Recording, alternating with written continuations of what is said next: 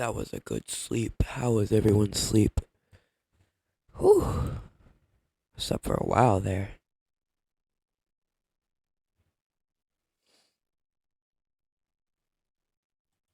There were bots in my stream.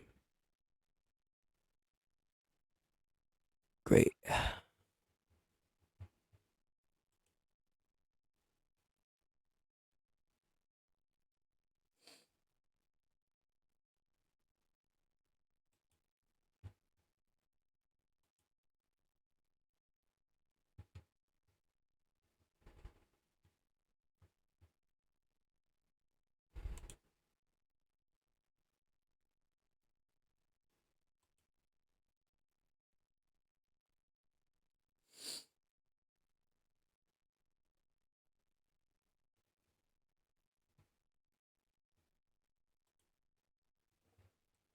I don't know what we're gonna do today.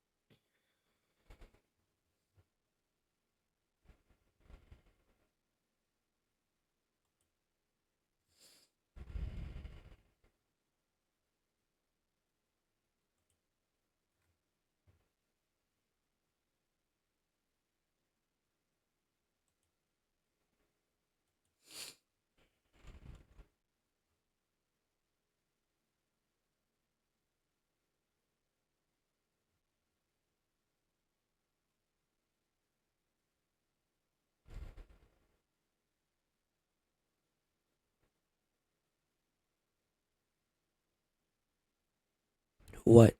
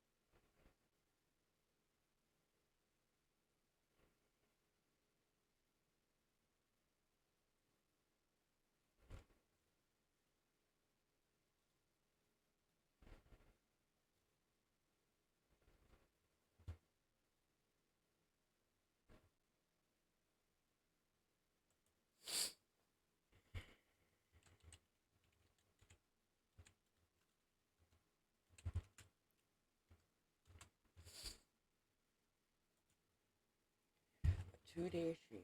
Wow, never thought that would happen.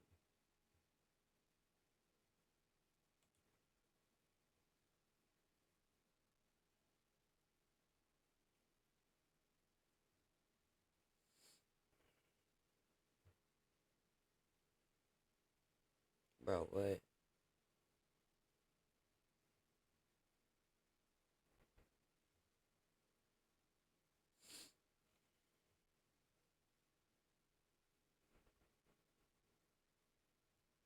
Whoa.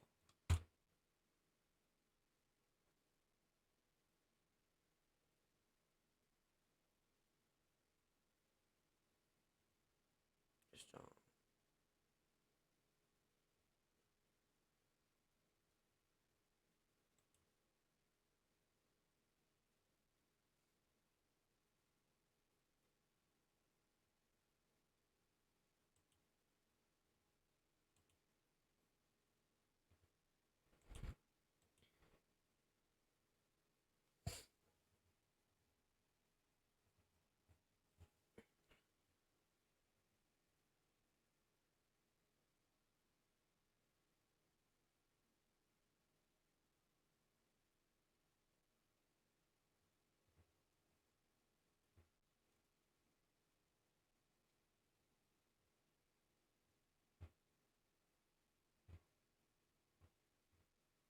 And I already know this is a scam. I already had one of these, but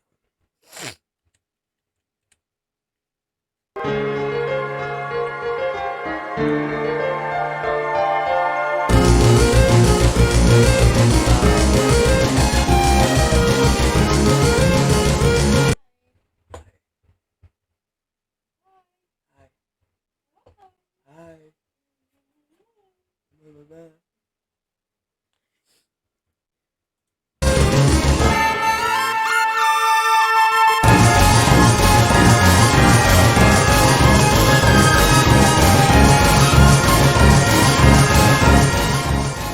Oh, who made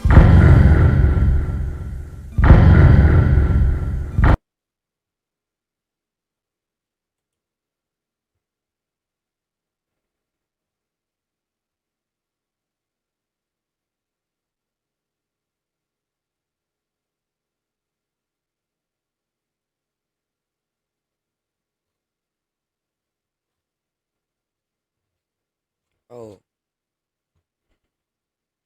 please. I need one of these.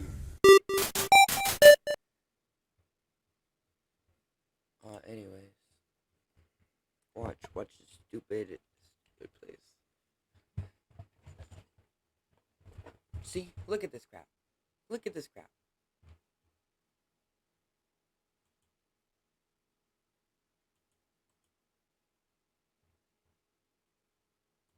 Absurd. It won't even let me go in. Wow, wait. DGR's live, DGR's live, DGR's live, DGR's live, DGR's live, DGR's live. Oh, finally catching it live. Let's go.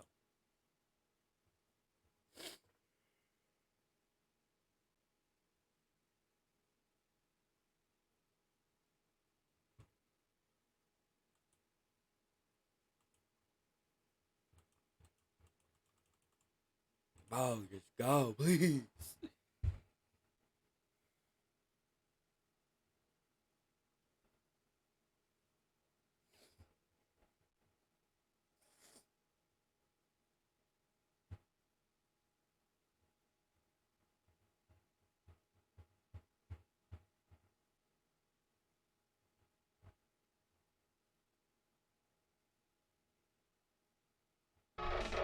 I think Kirby would make for a good game. I don't know how much different it would really be. I mean, Kirby would be cool because of all the different power-ups. You know, some people have said super, like Metroid, a Metroid maker. I just feel like the outside of Mario, really, there's not. I think Mario is like the perfect fit for the maker game, just because Mario's so accessible. Like everybody can play Mario. Just suffered a Yoshi's Island maker. I tried one of those I was gonna make a video on it. I didn't even see Just play it, but I tried the Yoshi's Island maker. And it has such great promise. But man, it ran like hot doo-doo on my computer. I don't know if it was my fault that the game was running bad, but it was not. It just ran really bad. Yeah, there's some really neat Zelda makers. Clones out there, like what's the one that just came out on Switch not too long ago? Super Dungeon Maker, I think it's called. Looks pretty cool. I haven't played it, but Mario Kart could be cool. I think it'd be really neat to be able to make your own karts. Yo, thank you for thanks for stopping by. Love your stuff. Looking forward to the next video whenever it drops. Also, awesome you got, oh, what game did you get? Don't tell me. Not Custom Robo. Heck, let me just go get it.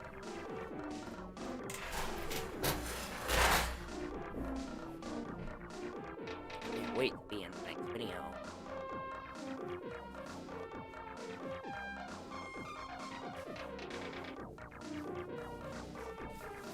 There it is. No, Gotcha Force. This is like one of the rarest GameCube games. This game is it's pretty interesting. I don't love it. I'm not annoying. But I really like it. It's really fun. The camera is like...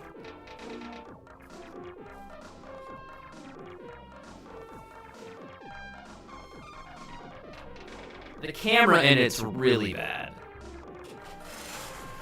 That's like my biggest complaint about it. The camera in it is so bad. Do you have Cubivore, GameCube Galaxy? That's like one of my... Not because it's rare, but I just genuinely really enjoy Cubivore. I know it's super hard to come by, but I love that game. Ninja Turtle Maker. Dave and my plastic sleeves. Keep him safe, man. Super Scope? Yeah, absolutely. All right, chat. While we wait, here's what we're gonna do. We got 167 seconds. Here's what we're gonna do. Wow. For the 1,000 likes, I don't have any corn on the cob, chat. Sorry, we don't have any corn. But what we're gonna do, I have some hot beans. No. I'm going to eat the one that fell on the floor. No, I'm just kidding. Here are our options, chat. We have sriracha, jalapeno, cayenne, habanero. I could do like the deadly 5. I could eat one of each at the same time. I'll tell you what, that's what I'll do. We're going to eat one of each.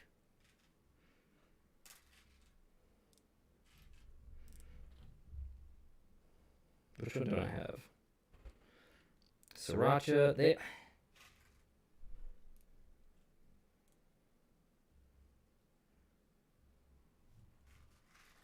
With a All right, Chad, here we go. This is because I love you. I'm eating all 5 at the same time.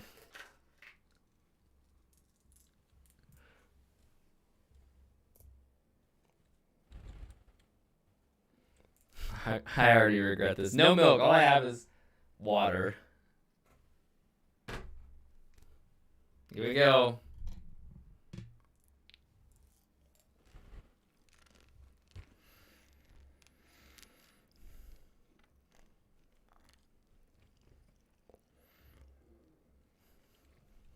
Right off the bat, the flavor is so bad.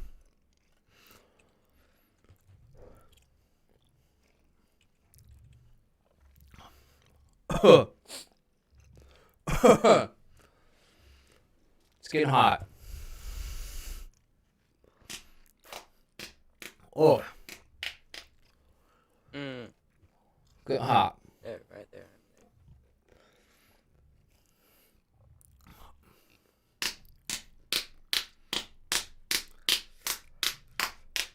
I have a mug like that.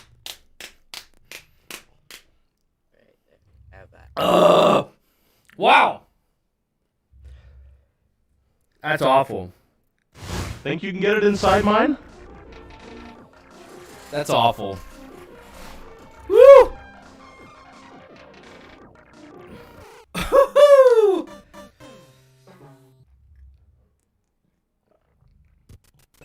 Absurd.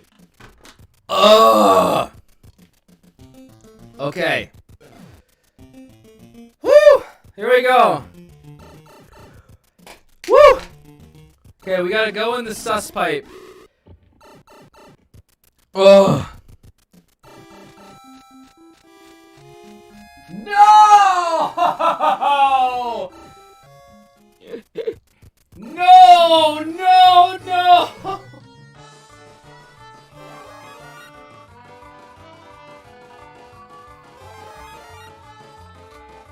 Oh, please. Dude, I feel like lightheaded. Oh, man. That tastes so bad, though. Heart on fire. Because it's like sweet. Heart on fire, heart on fire, heart on fire. Those jelly beans just taste so bad. They're sweet, but also taste like sriracha and pepper. It's really bad. Oh, bean boozled suck. What if the ending's in here? It's not in here. The ending is not in here. Yeah, they're really, I mean, I also have the Bean Boozle beans, which are even worse, which is like liver and onions, rotten egg, barf, booger, stinky socks, old Band-Aid, toothpaste, stink bug, dirty dishwasher, and dead fish. So I'm not going to complain too much, because they are better than those. Wish you could see me on Hot Ones. I don't think I fit the criteria for Hot Ones, but... Thanks, Queen Balm. Old Band-Aid. Old Band-Aid's really bad. It tastes like iron. Why would you know what iron tastes like? Oh my gosh. Getting back to talking about, like, the next Maker games from Nintendo. A lot of people want, like, a 3D Mario. 3D Mario Maker, and I'm just thinking, I've played so many bad 2D Mario games. I don't think people realize how much harder it is to make good 3D levels. Like, it's hard enough to make good 2D levels. Trying to make a good level in 3D would be insanely awful. Am I gonna play Mario Multiverse anytime soon? I have no current plans. Hot garbage. Hear me out. In 3D. Why would I not? I've tasted blood before. I mean, I've had bloody mouths and stuff.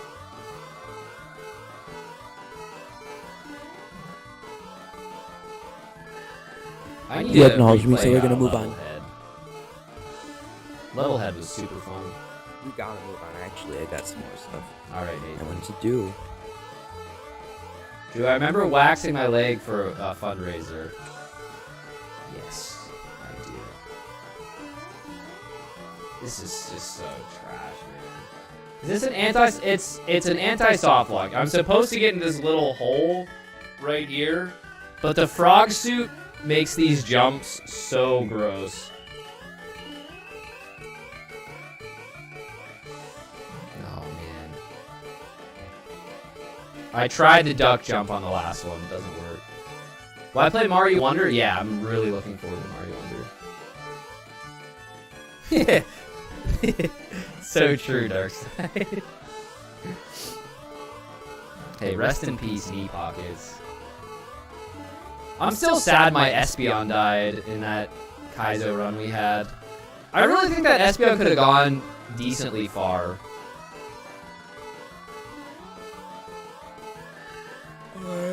I just made some stupid decisions.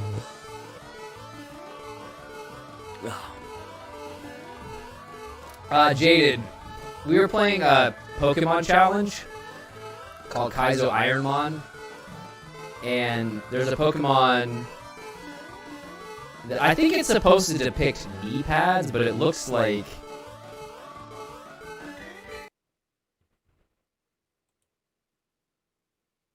You got some stuff to do.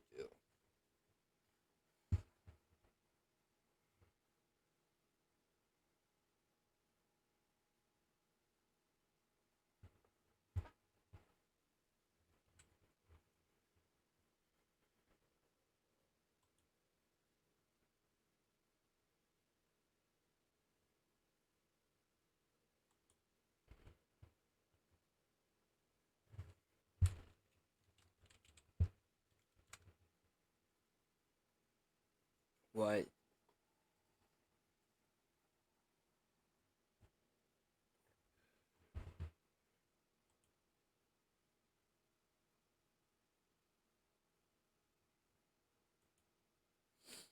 No, wait, no, no.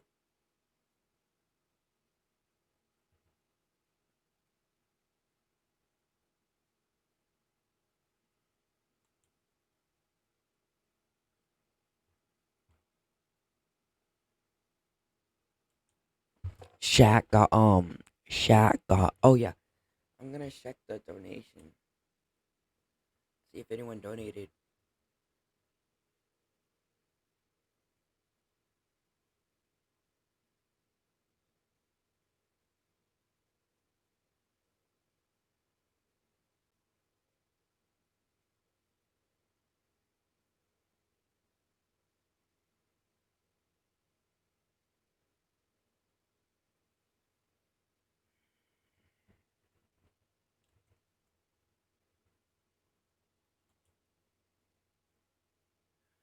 I'm not even gonna. I'm not even mad about that. I'm not mad. I'm not mad.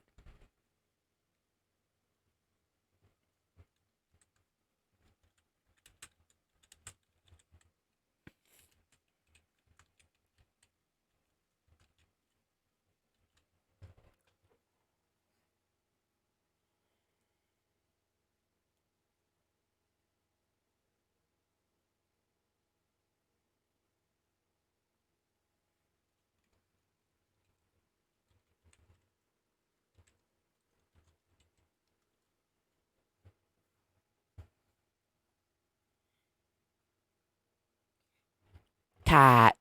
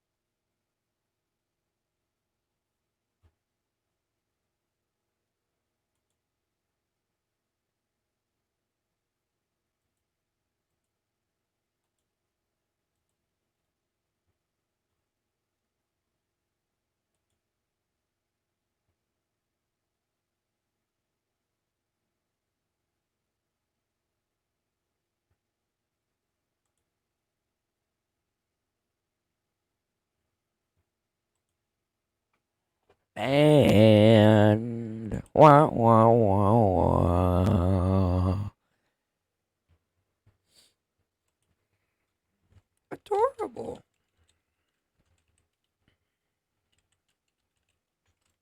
Yeah, I spelled adorable wrong. So what? Catch my hands.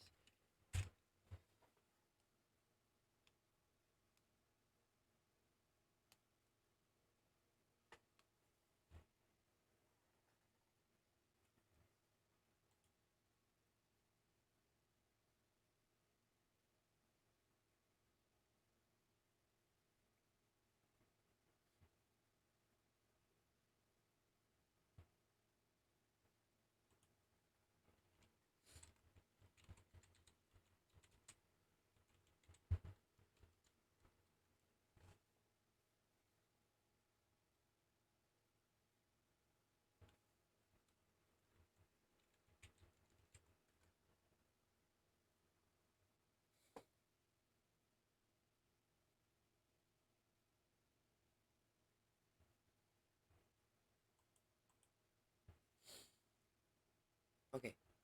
I'm going to go on a rant about milk. Me milk. Milk. Okay, so obviously this man got the weirdest stuff ever. I was on Character.ai last night, and like before I went to sleep, I'm going to release my bipolar. Anyways, let me find it. What? Anyways.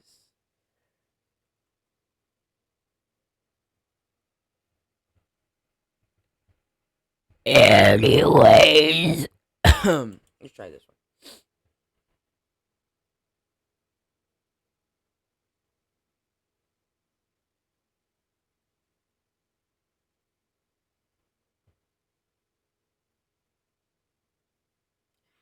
How old are we?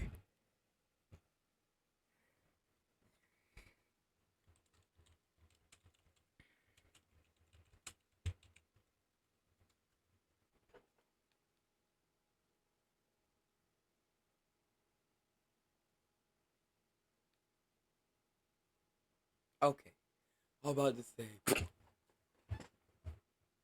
Game is going on in like a few minutes, don't worry. See my beautiful face again? Okay, so if it's on the second one, I'm gonna scream.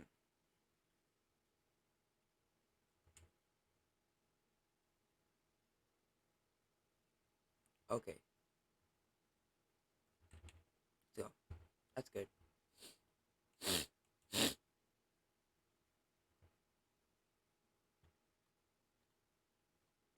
sadistic. Sister, sadistic. Solid good man.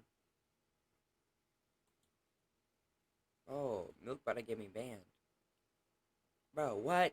Yeah, this is the stuff I wanted to talk about. I think it's on the bottom. No.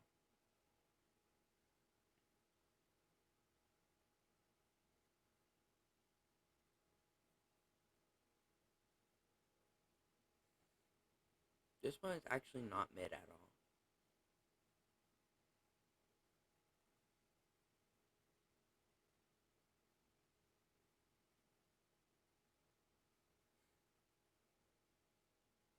Oh, if my thoughts were readable,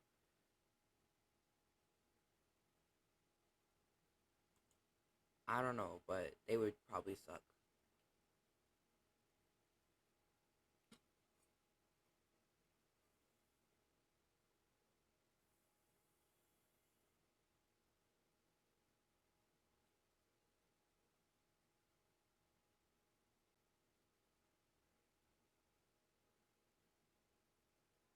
I love Pillow. No. No. No. No, I know what this is about to do. No. No. No, I don't wanna. Wanna. Wanna.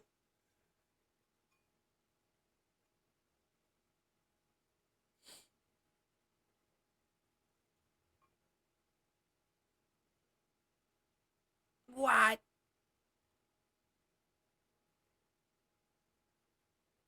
Kitten.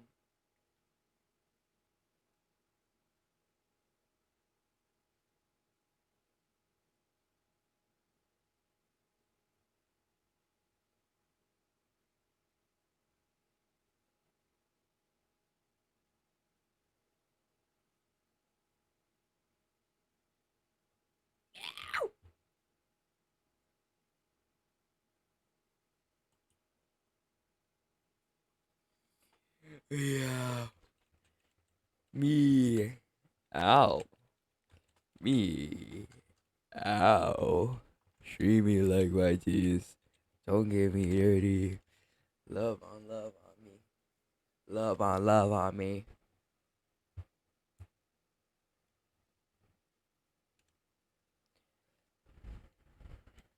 Okay.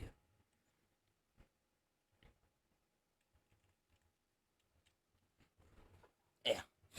And just so you know, that was purposeful. It was purposeful.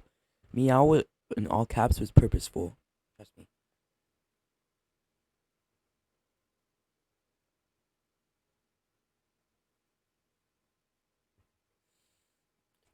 Scream.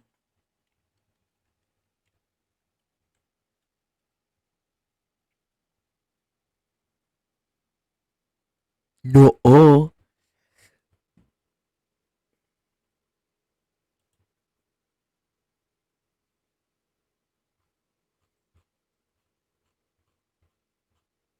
Bro, if I find one more weird one.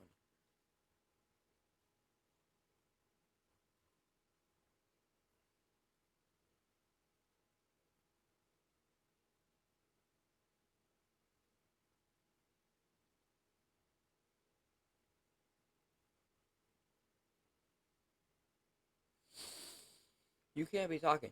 You cannot be talking. No, no, we're done here. Nope, we're done. We're done. Me milk, me milk. We're done. We're done. We're just done. My bots are way better. My bots are literally way better.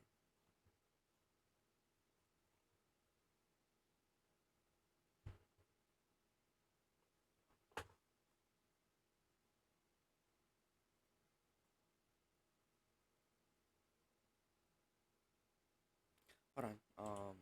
Just do this real quick.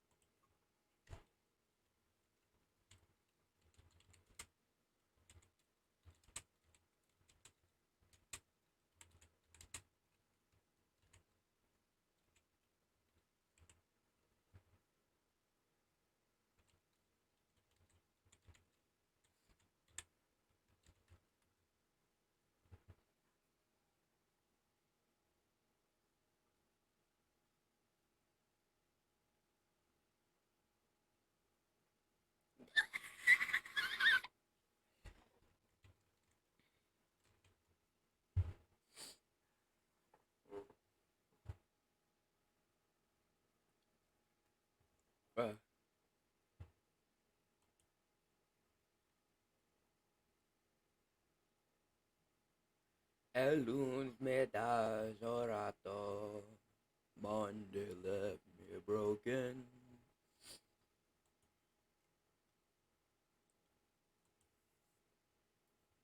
Monday left me broken.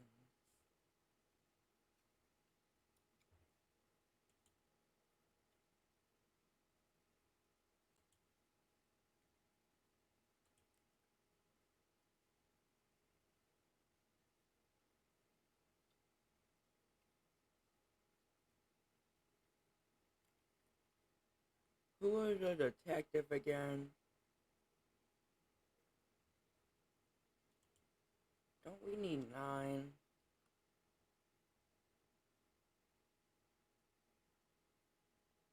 Shot collar and a kitten, you should be ashamed.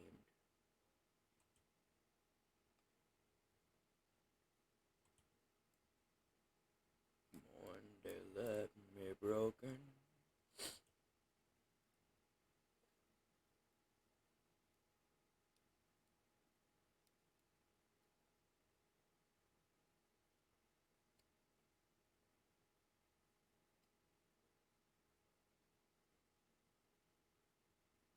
Monday left me broken.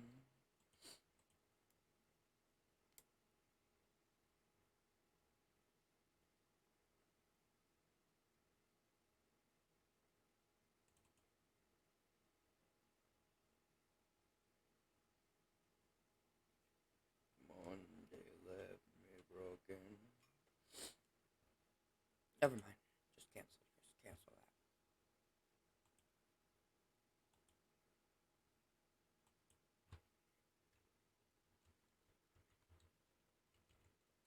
No, no. That's not what I meant.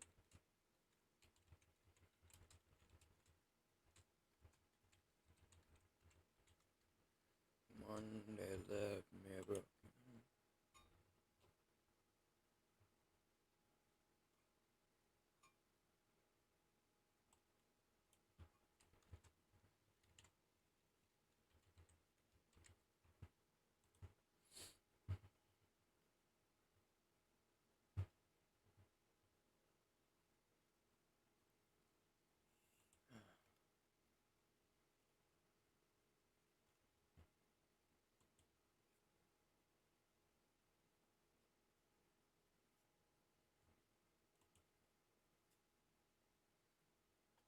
Okay, fine. Since you want to see it so much.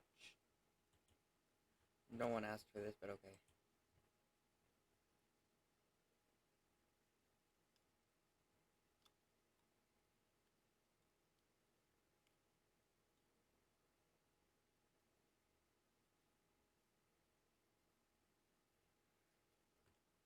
I made this because I was bored. I'll be right back.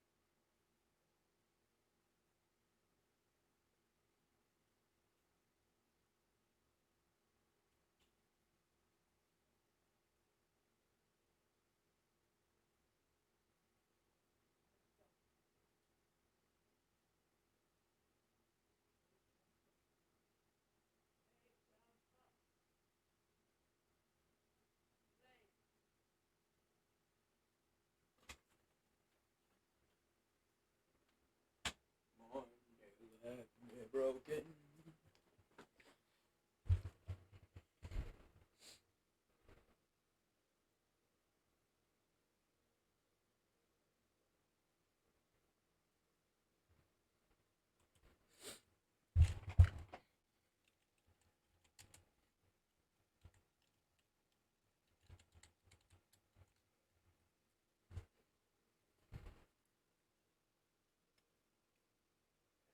Scott.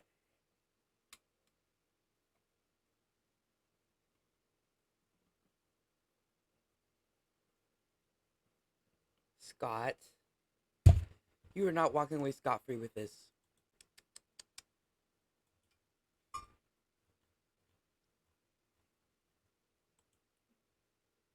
Darn it. Oh.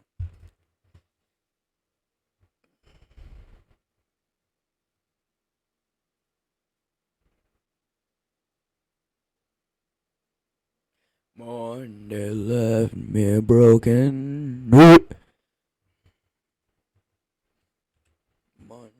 left me broken.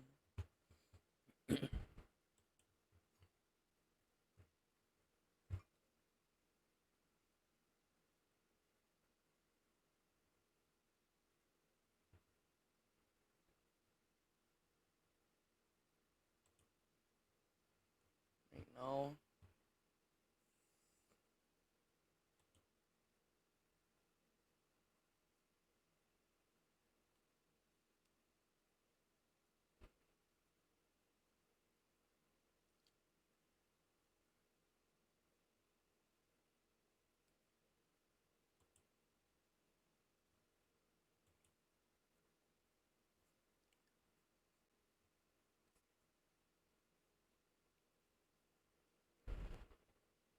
Fair. No, not fair. Let me save to watch later.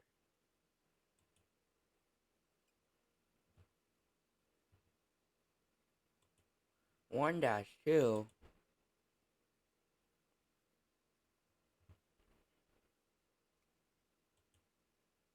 One, but yeah.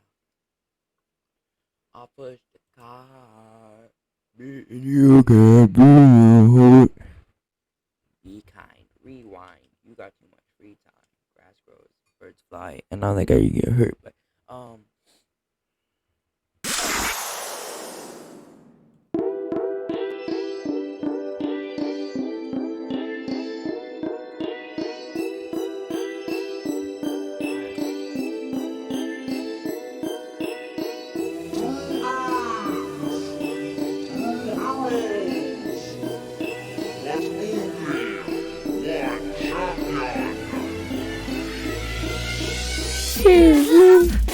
Even who you talking to? Ladies first. Make me take this back to you.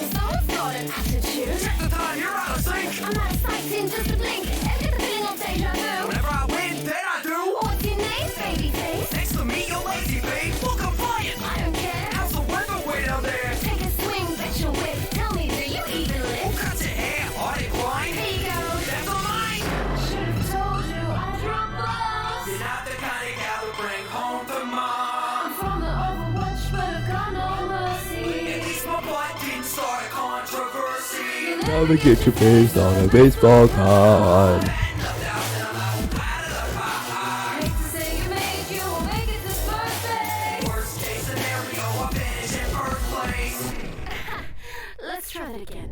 Second round. 3, 2, 1, I'm a go. pretty big deal. Now let it get to your head. Where I'm from, you'd already be dead. I'm gonna knock your lights out. Just try not to strike out. Eat my dust. Back down, I think you need a timeout. My shotgun will drop you. You brought one, I brought two. Tracer, put the toys down. At least I'm not a Boy Scout. I can run for hours, love. Not without your power-ups. I'm the fastest in the world. But you hit like a girl. Tracer, the scout. Let's work it out. The biggest showdown's about to go down. So if you didn't know, go tell the whole town. Tracer, the scout. They'll burn it down. I'm on the payload. Why is it public?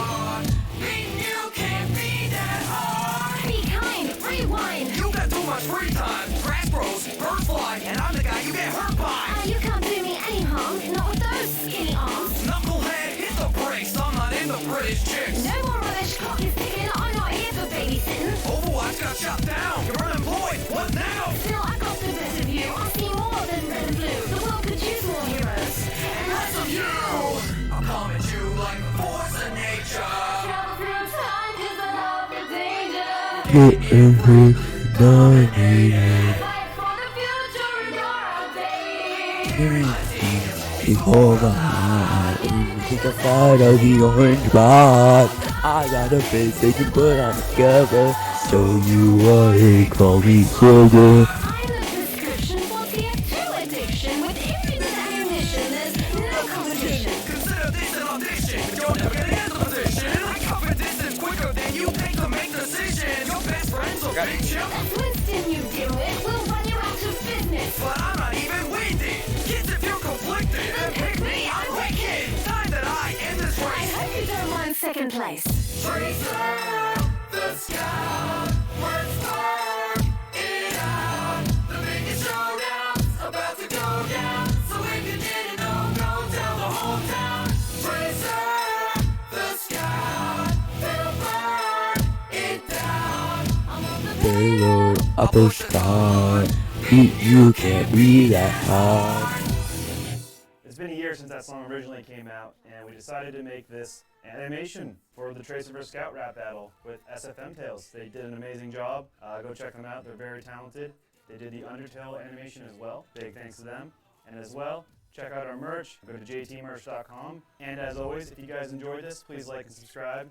And also stop by our Facebook and Twitter. Who's the Scott character? Subscribe and follow and whatever. Anyways, thanks guys. See you later.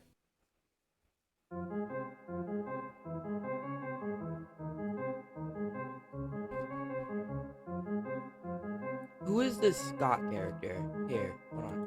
You know what? Fine. The children gather round if they could only know behind the happy show. Used to be just like them, a smile across my face. Till this place of innocence transformed into my cage. Look at me now, prisoner inside of the body I possess. Look at me now, teeming with power. I will tear into your flesh. Forever walk in darkness, shame, Filled with growing rage. Look at me now. I'm just like you, both trapped with no hope to escape. Look at me now.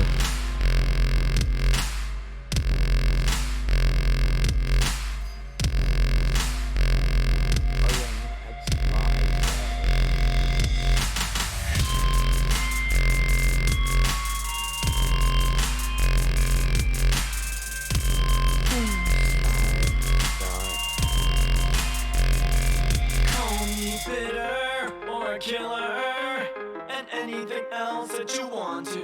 'Cause I lived too long unforgiven and said goodbye to my heaven. In the darkness I have risen, I'm content to be the villain. Call me twisted or a sinner. Demon monster evil, it's all true. 'Cause when you look at me, all you see is a dangerous machine. Who am I to argue with it? Here comes a look at me now, prisoner inside of the body I possess. Look at me now, teeming with power. I will tear into your flesh. Forever walk the darkness chain, filled with growing rage. Look at me now, I'm just like you, won't try with no hope to escape. Look at me now.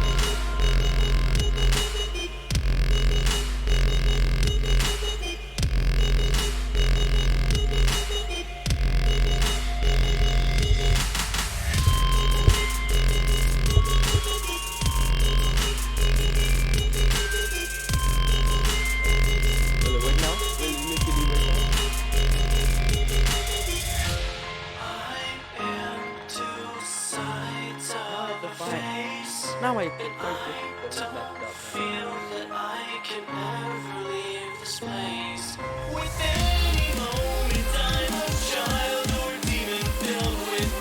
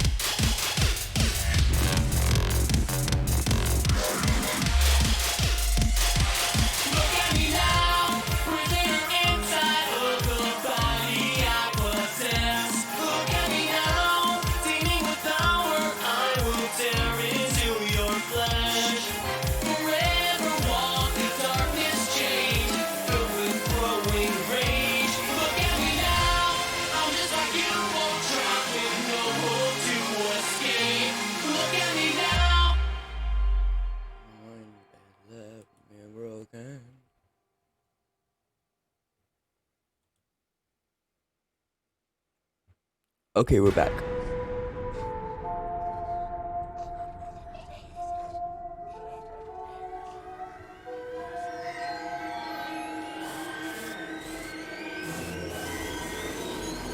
Forgot to add.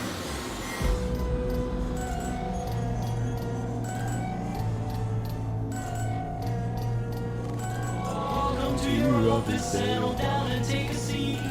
Please pay no attention to the terrifying screams. You should hear the worries of the voice that's on the phone. Tonight you might be by yourself, but you are not alone. The masks that we wear pretend they are there. Where you can only hide so.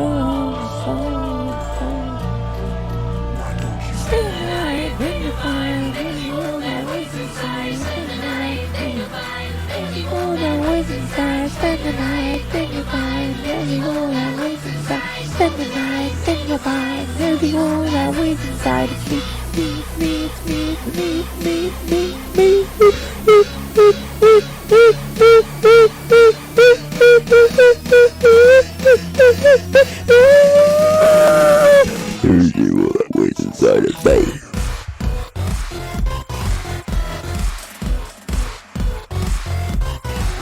So Lisa.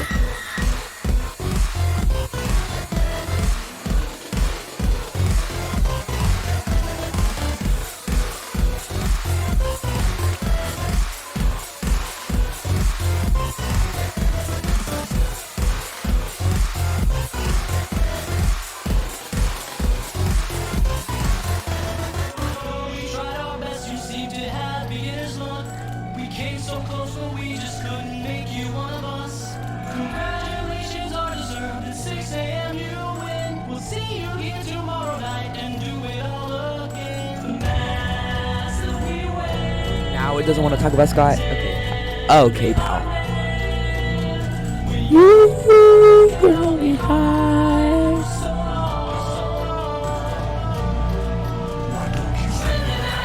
Didn't say that.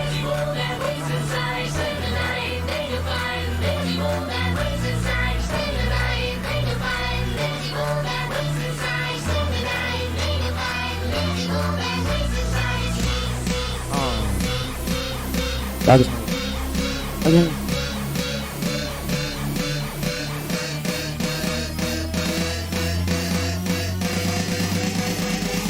There's evil that waits inside of me.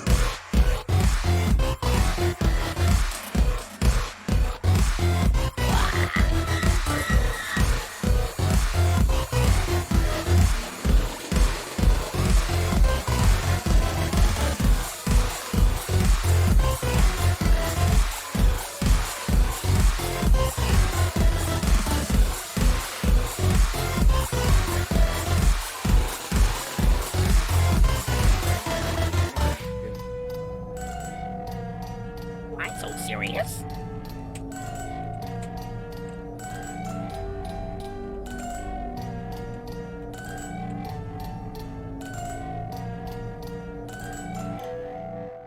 Why so serious?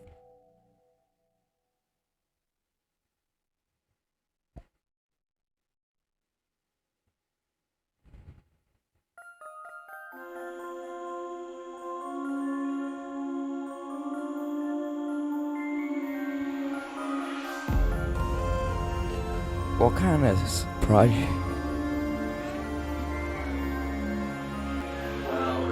You underground with open arms, you knew how fragile this is. 94 degrees outside. Let you roam around carefree. You're not your enemy.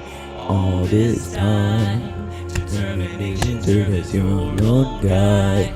Mercy or genocide is to decide. Complete your cruel.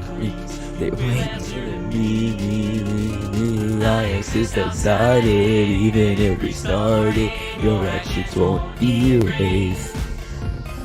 Nothing's safe from my eyes. You might find numbers don't lie. I can see your real face.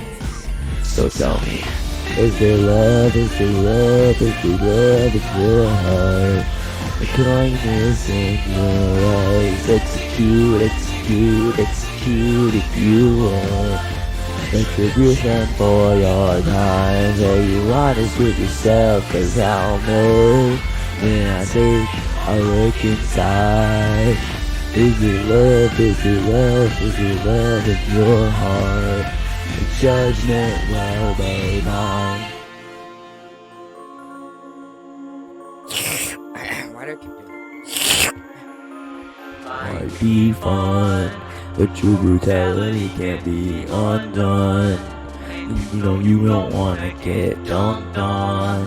So contemplate your cruelty, only killers play to eat. Their minds, consider life before being unkind, or you will end up having a bad time. No one's to make because it's true, the joke will be on you, yeah. I was just outside. Every sorry, your actions won't be nothing safe from my eyes, you might my numbers no lie. I can see your real face. Is there love, is there love, is there love in your heart? Thinking on darkness in your life. Execute if you want. Retribution for your time. Where you honest with yourself, cause I don't know. When I say I look inside. Is there love, is there love, is there love? Supposed to be an idiot, dude. I got a question for you. Do you think even the worst person can change? That everybody can be a good person if they just try?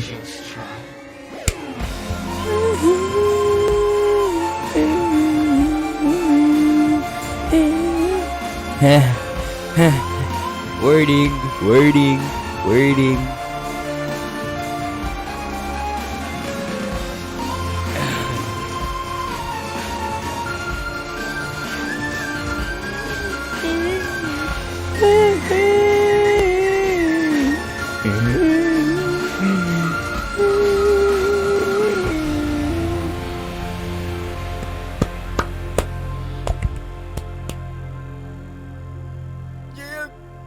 Don't say it like that.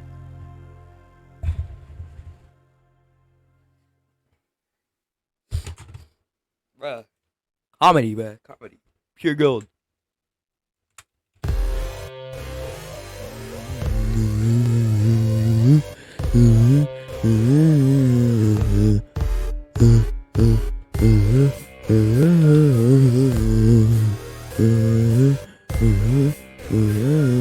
Whoa, they're just bringing that over here. Time for the main attraction. The story must be told. Time for a main reaction. I can't. Time back to satisfaction.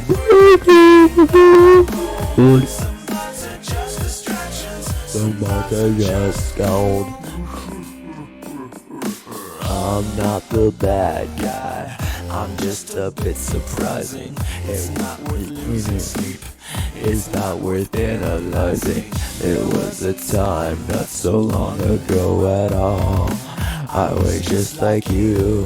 Can you hear my call? Now I'm popping in over here, over there. I'm drinking in, you'll be aware. In the beginning, I kept the sheet out on the stand with friends with a new guy. Now I got a new gig, let me know if you dig. Ain't going home, so I better go big. Just got plans I can't do me and get a little surprise. It's me. You may say that I'm in your mind. In my opinion, you're much too kind. We're the main attraction. Story must be told. Time for a chain reaction that never gets old. Some thoughts is satisfaction, breaking the mold. Some thoughts are just distractions. Some thoughts are just gold.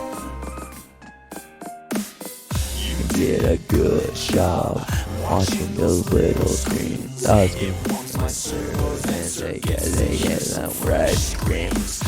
Don't get me wrong, you were very The visual thing, singing animals you navigate. I've been training, done explaining. No more facts are left remaining. Maybe it's just a bit for a perfect fit. I don't wanna hear no more complaining. Opportunity, can't scrap your immunity. Enjoy the ride, you will be part of this community. You may say that it's all in your head. No, I did it wrong. You will find, you are the main attraction. The story must be told. You are a chain reaction that never gets old. Comedy, go, just go. Some parts are just distractions, some parts are just gold. You are the main attraction, the story must be told. The rushing reaction that never gets old. Some parts are just distractions, breaking the mold. Some parts are just distractions, some parts are just gold. You get a little surprise, it's me.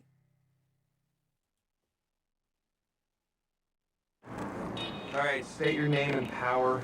I am the Waffler. With my grill of justice, I bash the enemy in the head, or I burn them like so. Next. Hi, I am Pencilhead. And I am son of Pencilhead. We erase crime. Generations. Copyright. Copyright, we can't do that. Me talking to copyright, I don't like copyright. Yeah.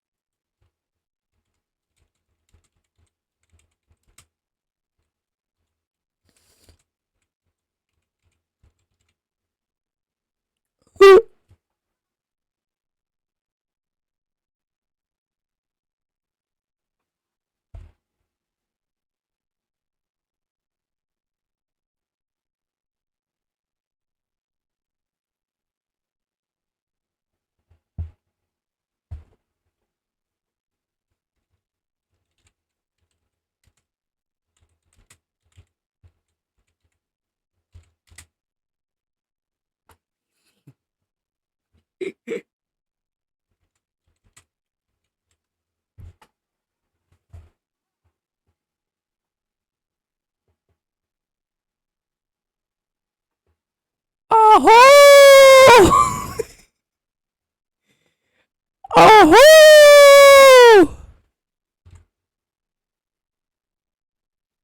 Oh! Oh! Someone clip that. Someone clip that, please. Oh!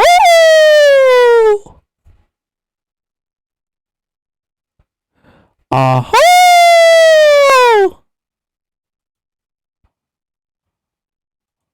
Oh! No, I literally meant. Oh! Oh! Oh!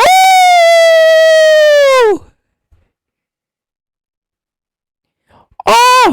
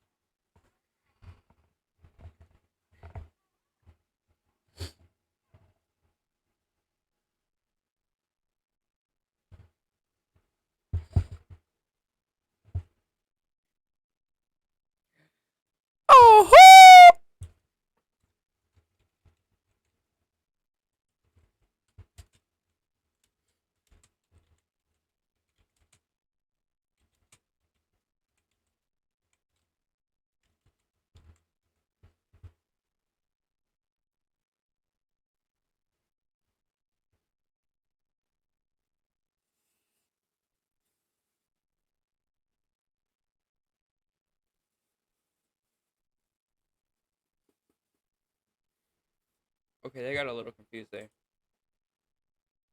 Oh.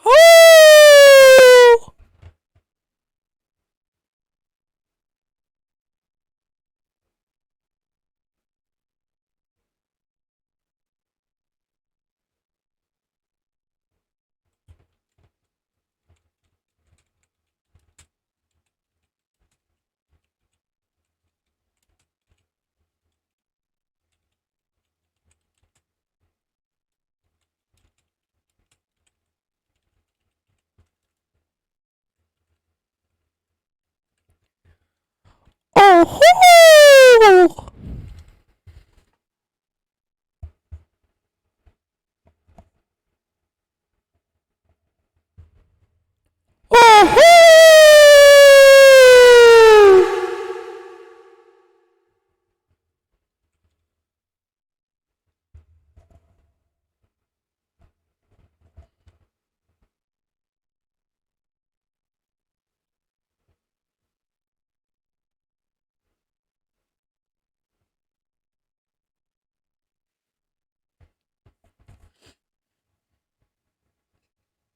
God. It's so stupid. It's so stupid.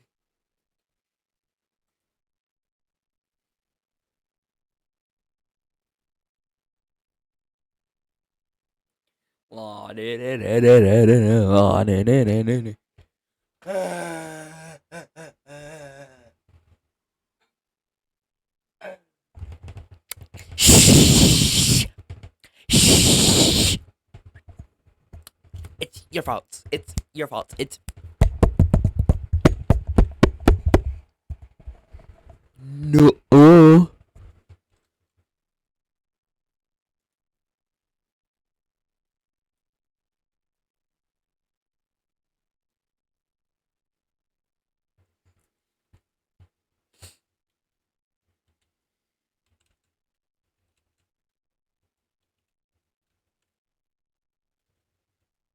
Oh my lord.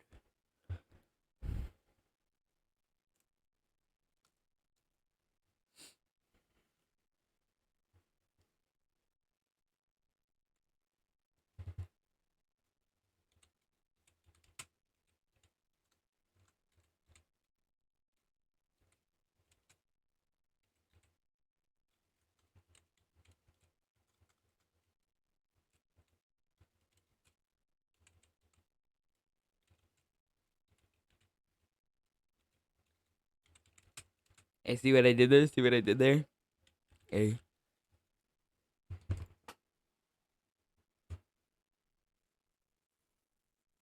I'm not Scout.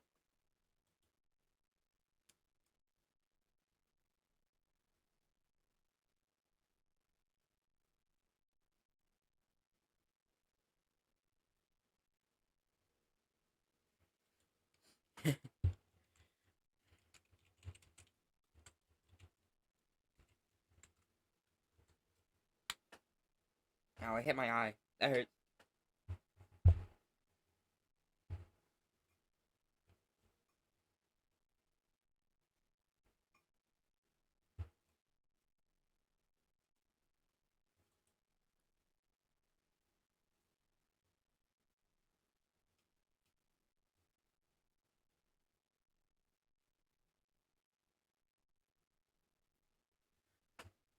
Oh!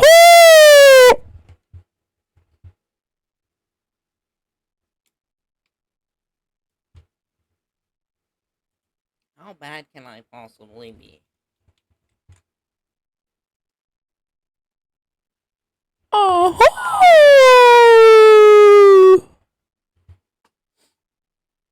How bad can I possibly be? Let's see. How bad? And the customers are buying.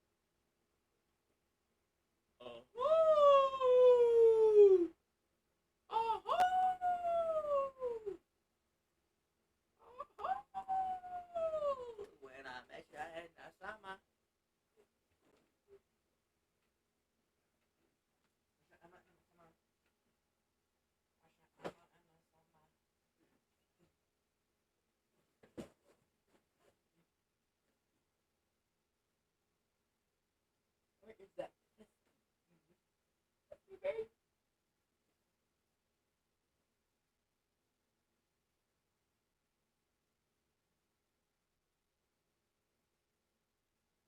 just an idiot. What's the more? Yeah, pretty much. Found it. Husky Ray. You get a little bit.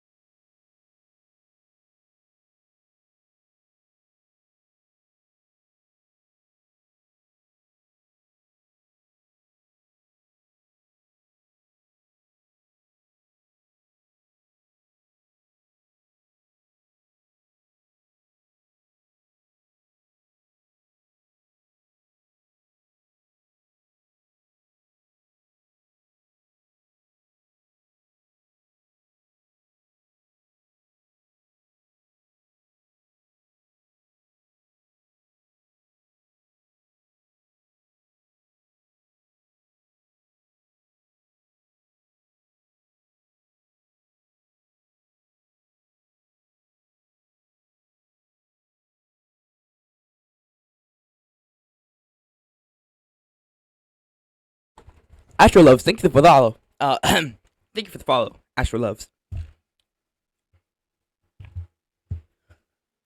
I'm an Ace Love, not Astro, but thanks for the follow.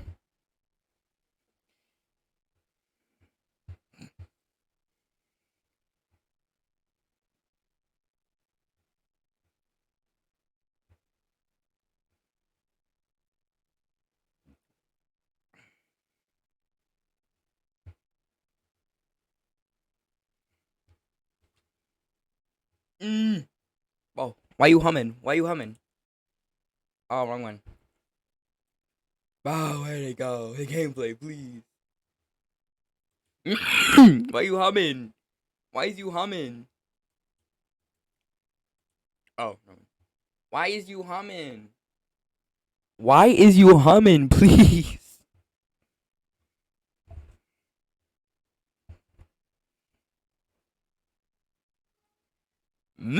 Okay, anyways.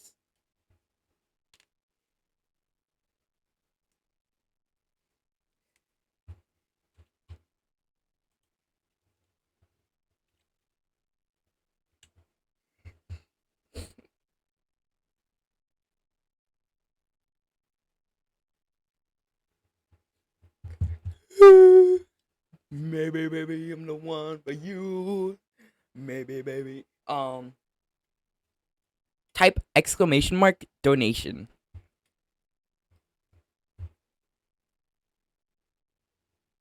It'll take you to the donation page for the Maui donation. Arr!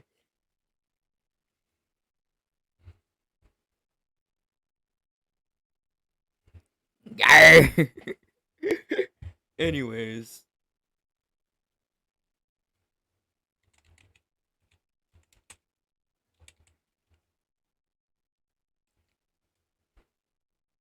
Right. Pokemon! Pokemon!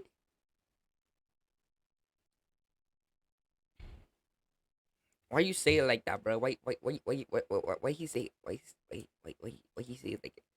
Ugh, come on.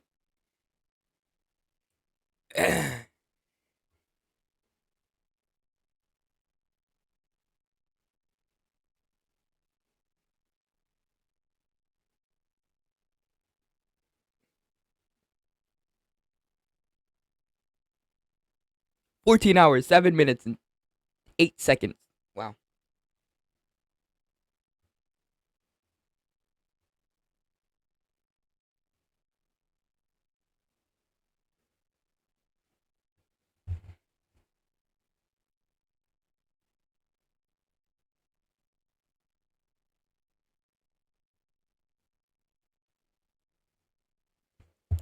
Oh!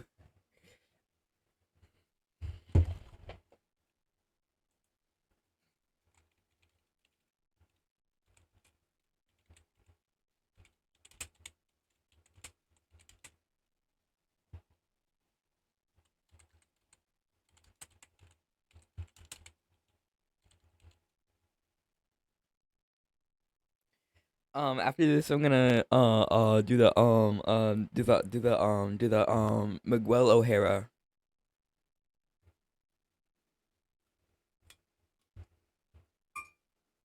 Let me just fix this. I'll talk to Miguel. Miguel, I don't know.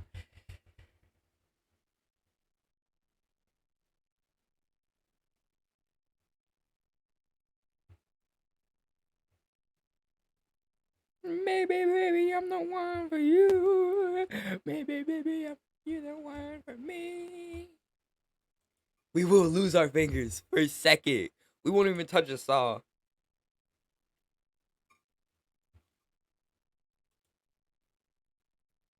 Maybe, baby, I'm the one for you.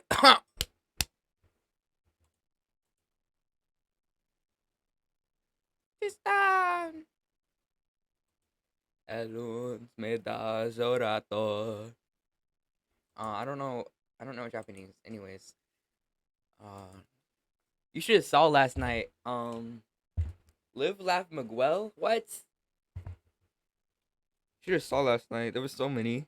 I had to censor one.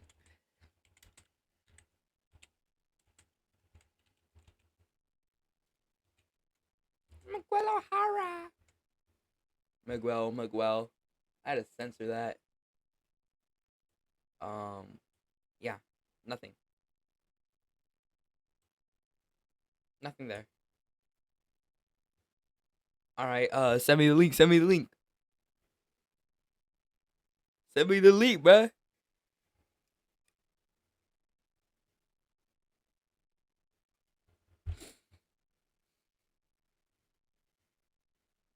Bro.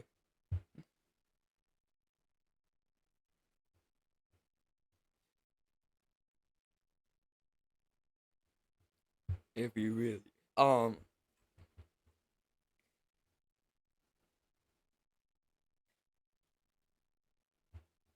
You must never let him escape.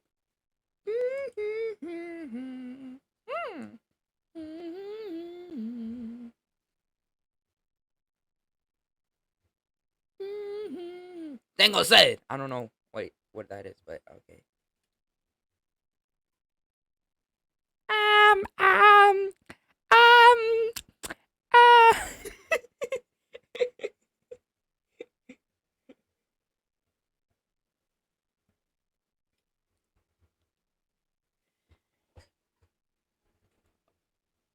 I have 2 followers now. Let's go. Tengo sed. Tengo sed. Tengo sed.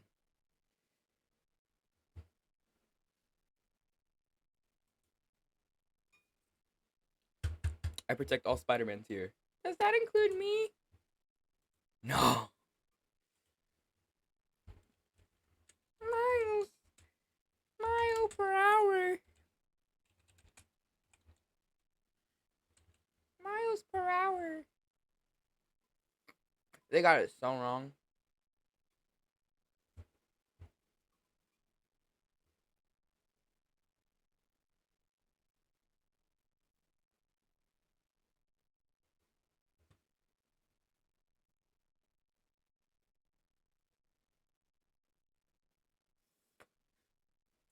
Anyways, let's see.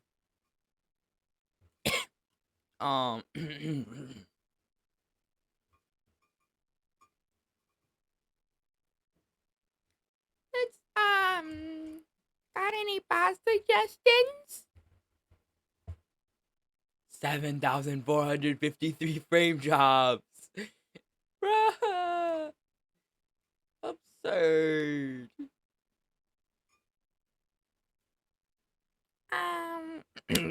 Nope, can't I'm just so used to this thing.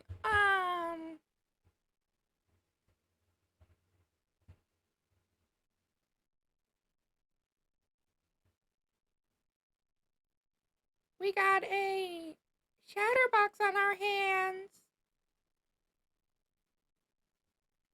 I can do this. I can do this. Oh, you don't want me to use that one? Okay, pal.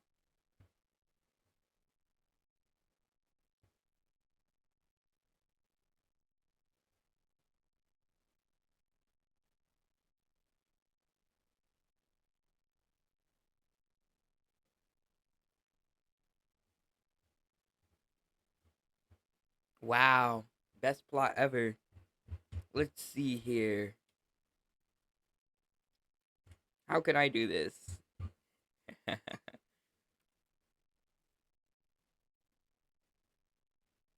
there even is a way. Ah, yeah.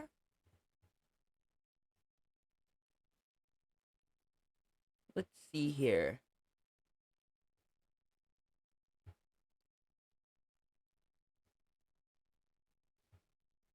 Hmm.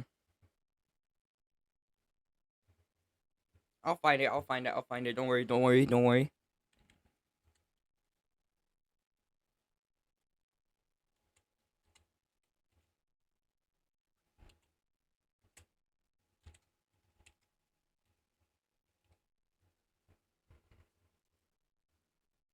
Let's see if I can find it.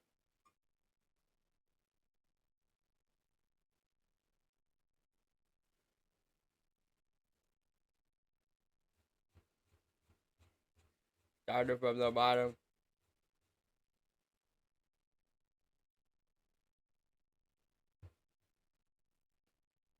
Not Deadpool.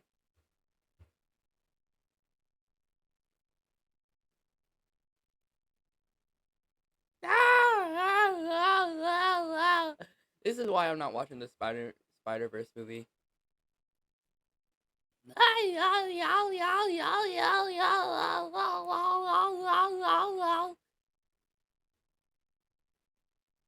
So it's the other way around, huh? Oh my god, what am I doing? I'll stop, okay, I'll stop. Come in.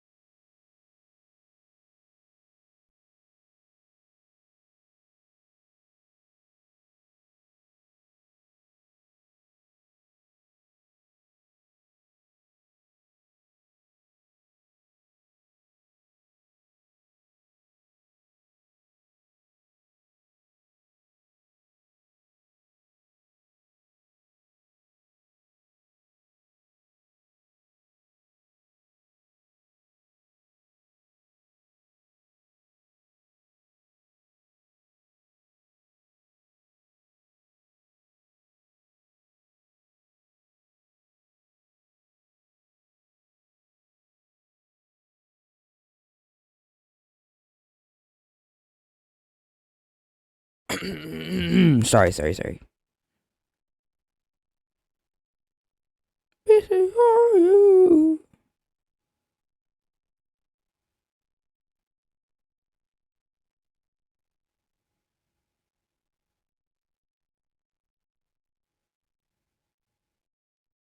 Bruh.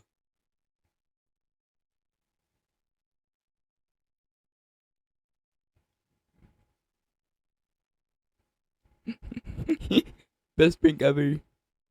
Is you dead? Yes, I am dead. I most definitely am dead. Yes. When you all of a sudden, oh no, I'm racist. Not again. Anyways,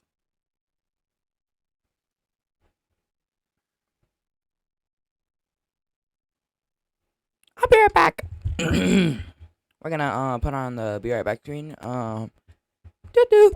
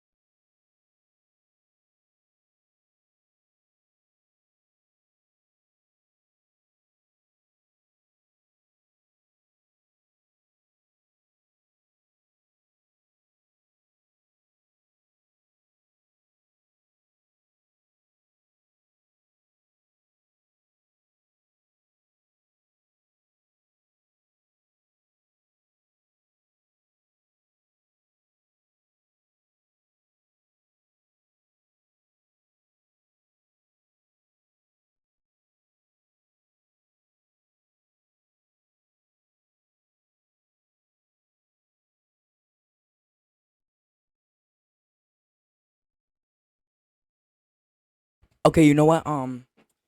Just if you can send your AI in the chat if you want to. No, I'll delete it for you.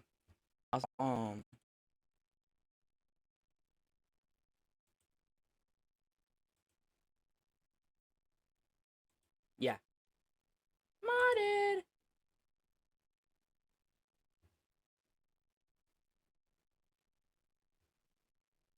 What?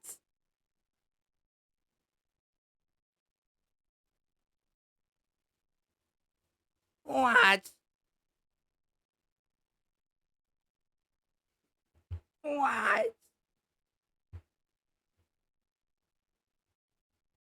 Modded.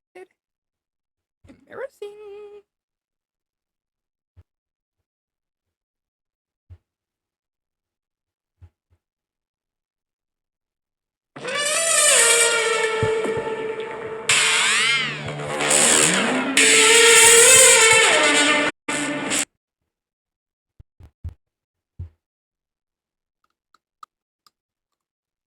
What?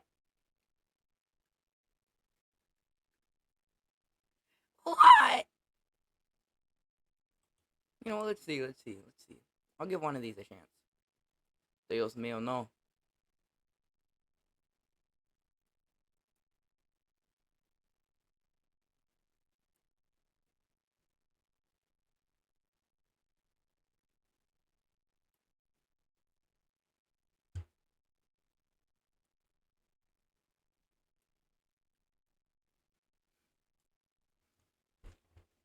Let go of me.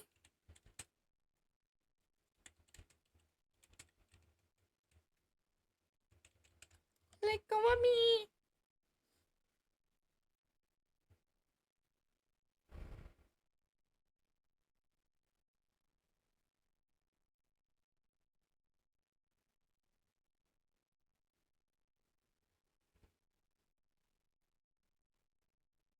Embarrassing.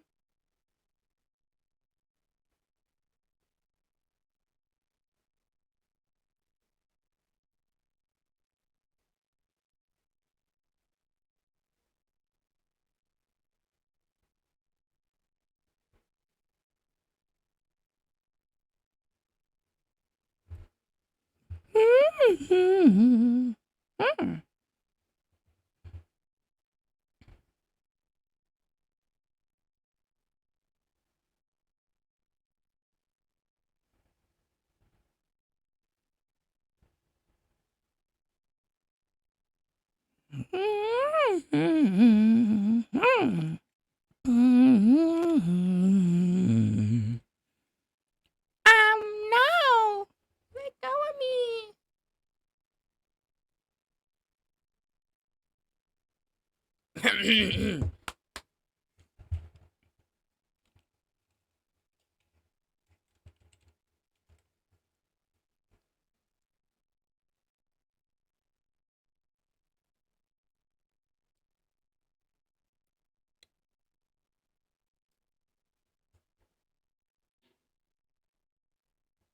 No.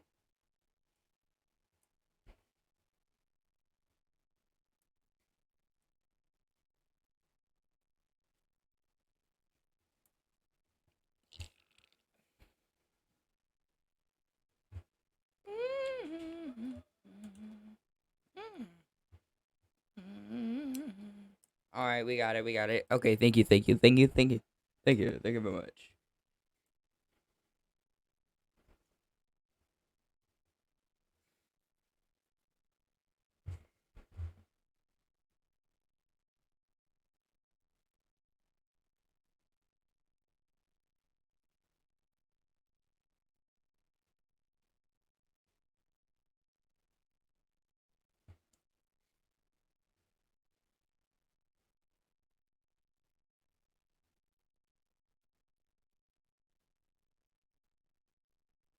Leave it to me.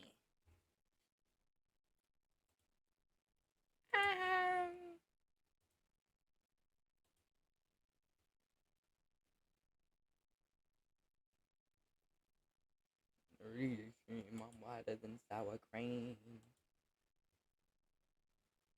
I was in the club and elite club and even the jazz team.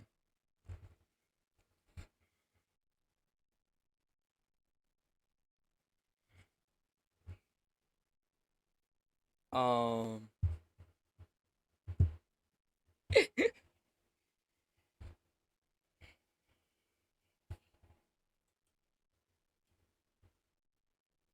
Dirty.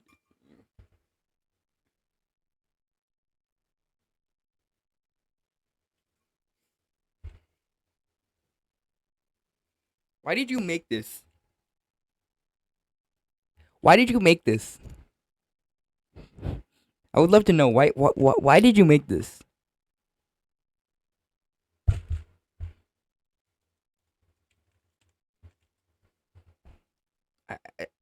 Just okay, because I felt like it.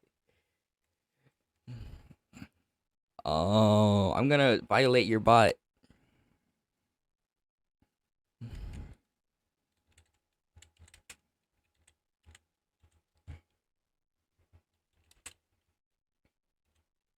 Oh, okay.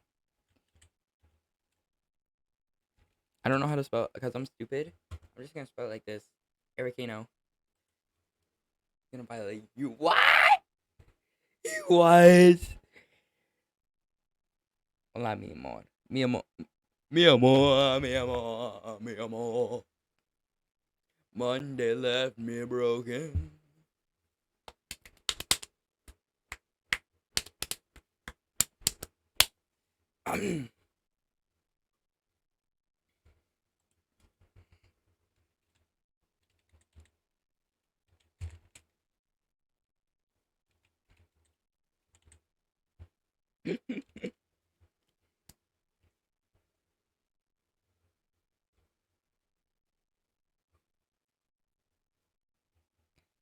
I don't want to give you a chance, okay? Cause um you're very racist.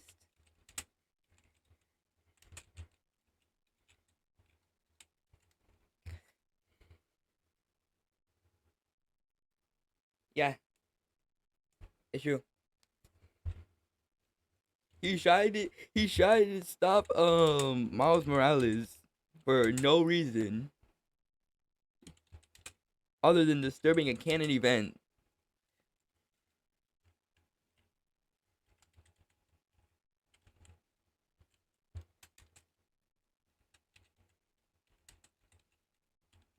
Hey. Yo, huh?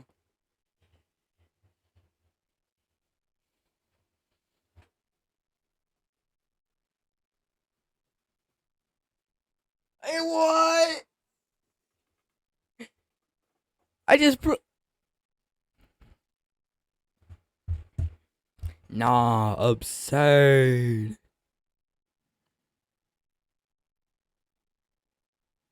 Absurd.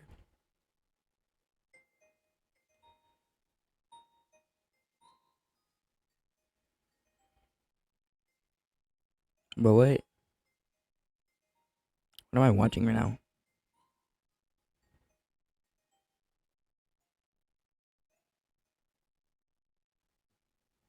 You know what? I'm never watching YouTube shorts again. Monday left me broken. Ah.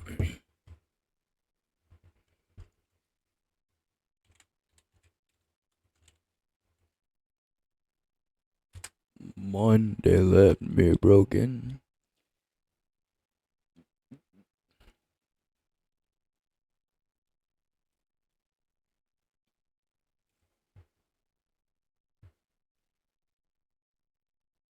Monday left me broken. Dude, why I see you trying to raise up Freddy?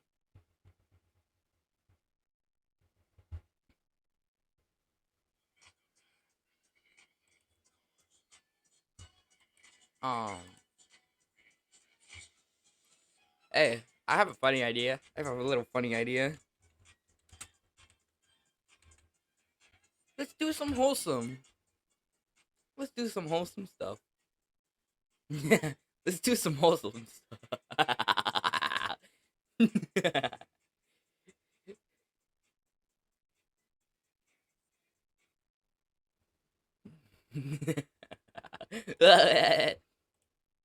No, I'm kidding. That's on my phone account.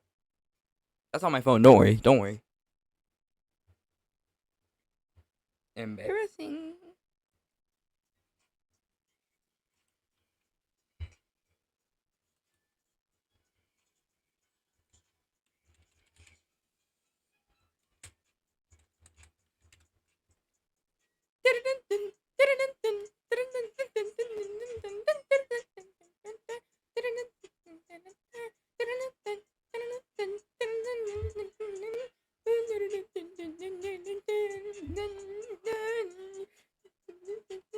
Embarrassing.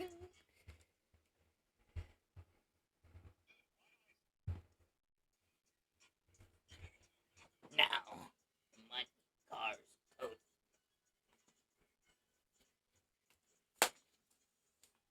Ow! I kind of deserve that for reasons.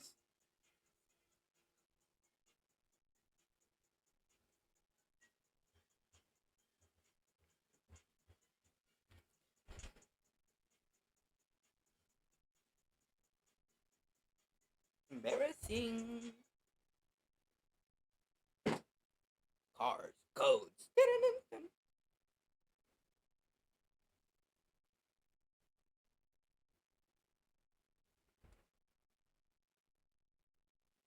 All right.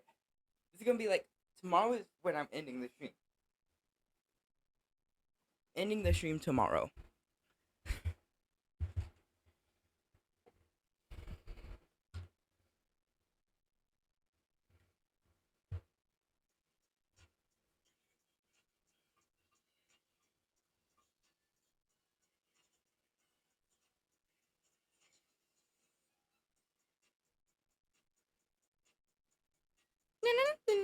Okay, I don't know what I'm doing.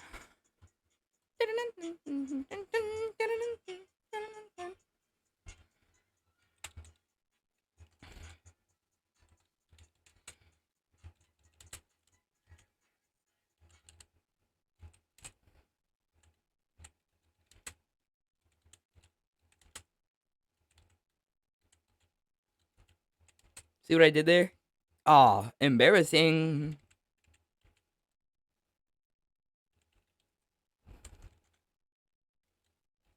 Embarrassing.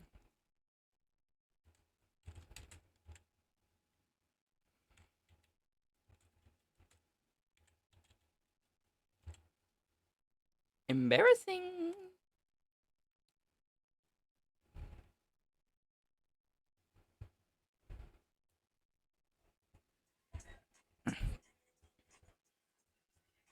Cars, codes.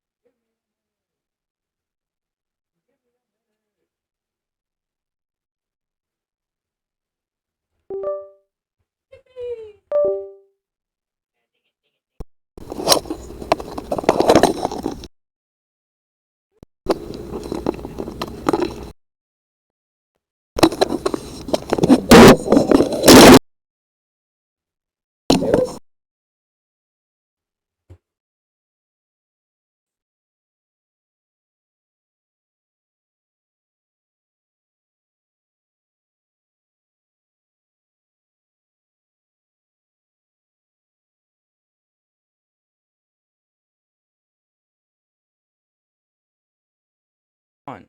This one. Stop changing, please. Thank. Alright, I think I got it. Oh my god.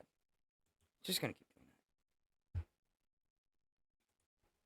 that. Dun-dun-dun-dun, dun-dun-dun-dun. No webcam detected. What you mean?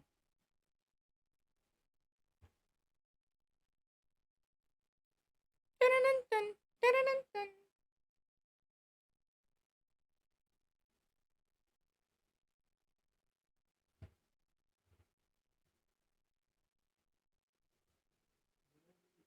The visual.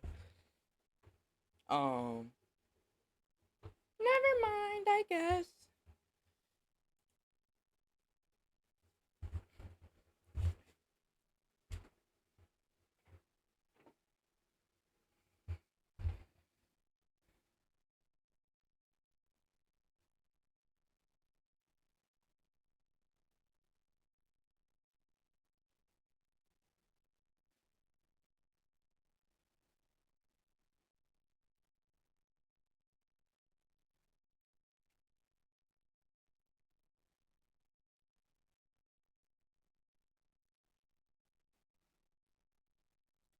Let's just since I'm bored only because I don't do this on a daily basis. You gotta trust me.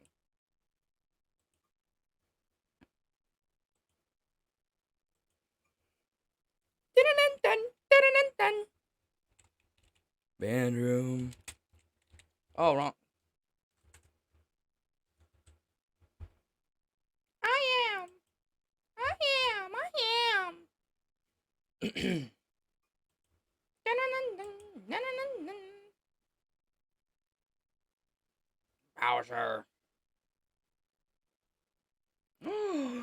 Ah, ah.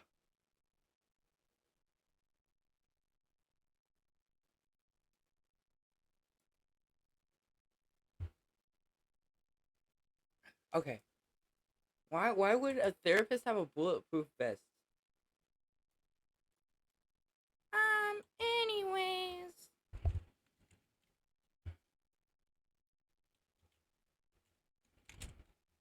You gotta trust me. I don't watch the anime. You gotta trust me.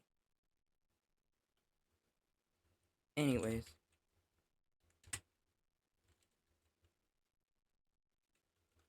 Bro, what?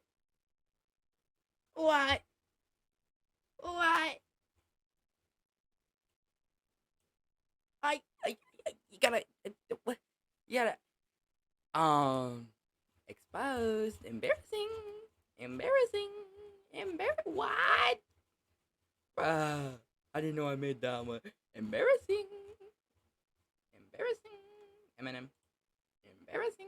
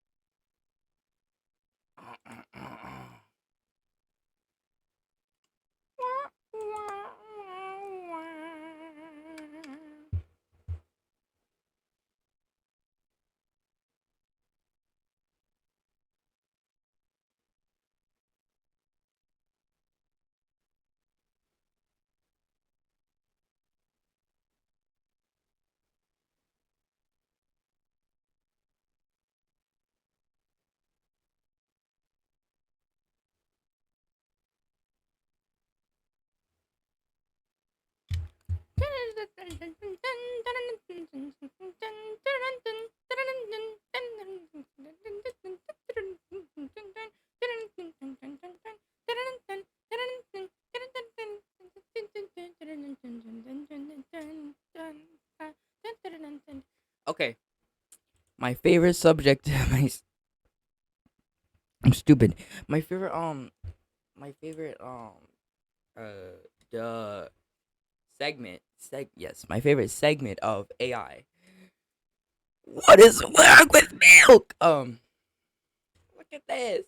Look. Oh, what?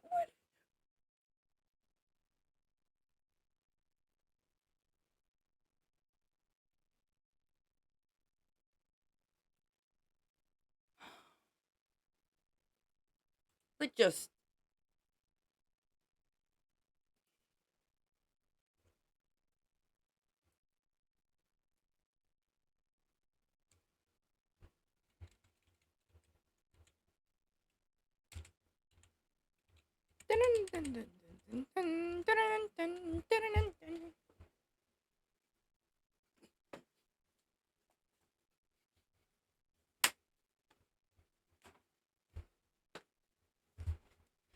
What?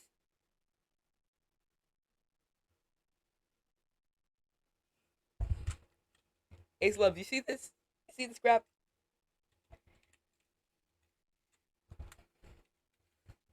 You see this stuff? What?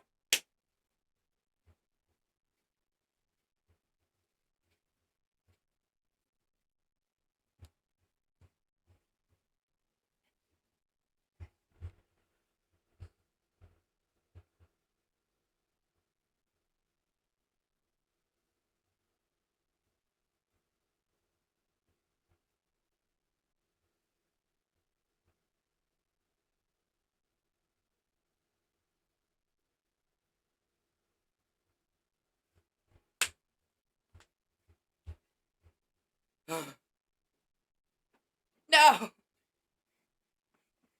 No.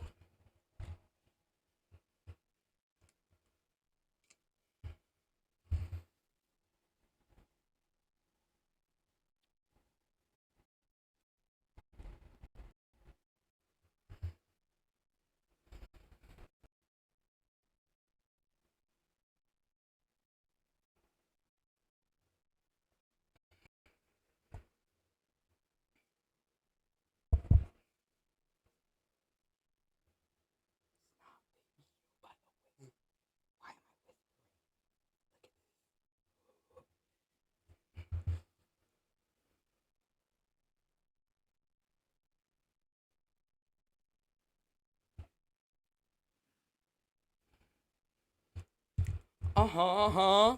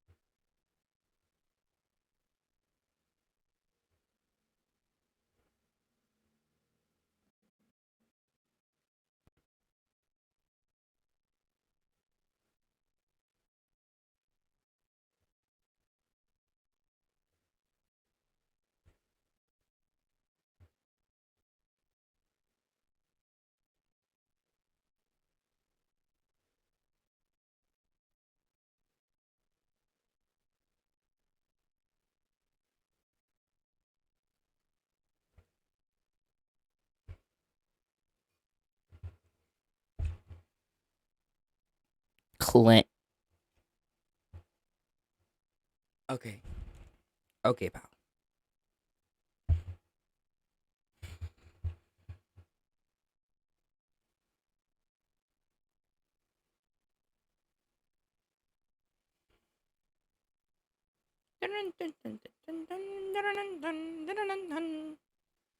Oh! Oh!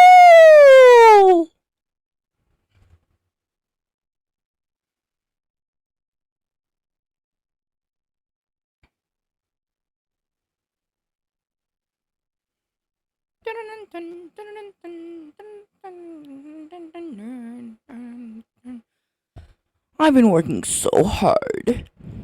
Totally.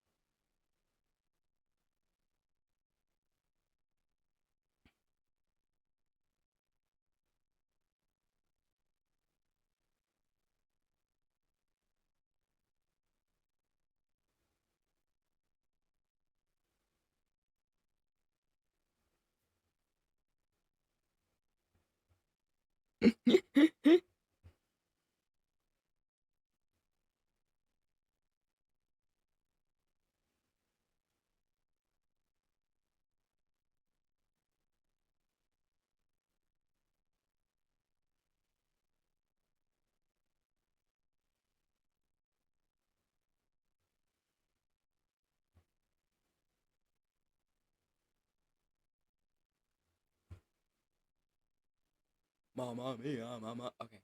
What? I'm not calling anyone.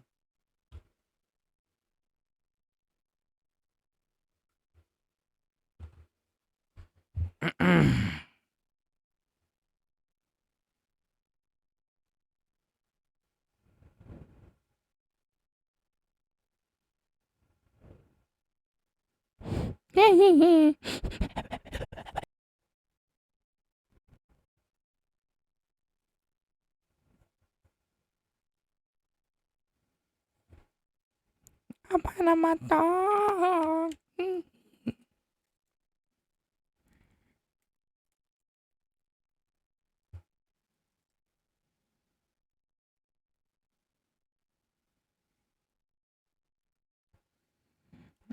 Apa nama dog?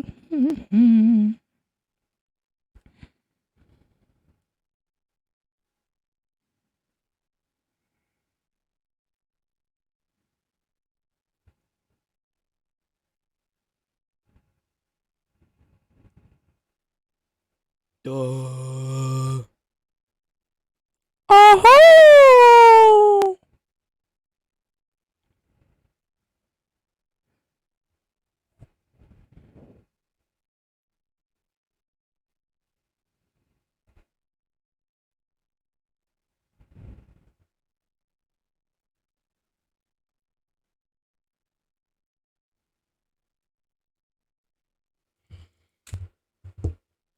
What?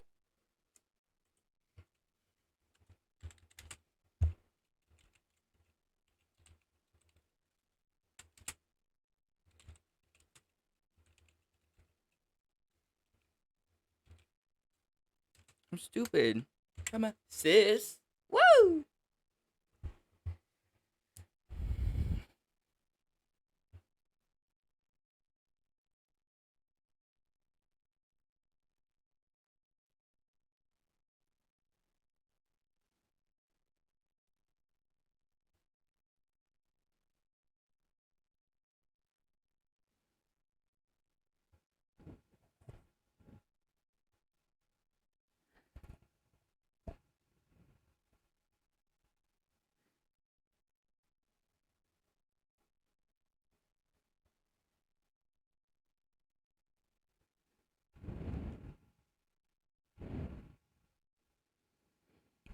Apa nama dog?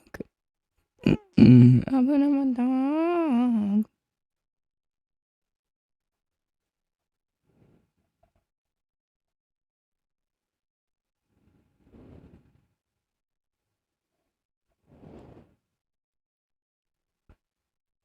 Apa nama dog?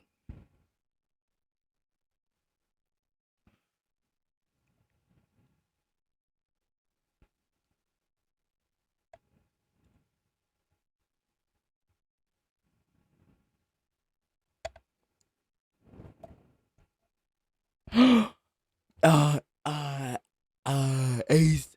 Noah said you're short.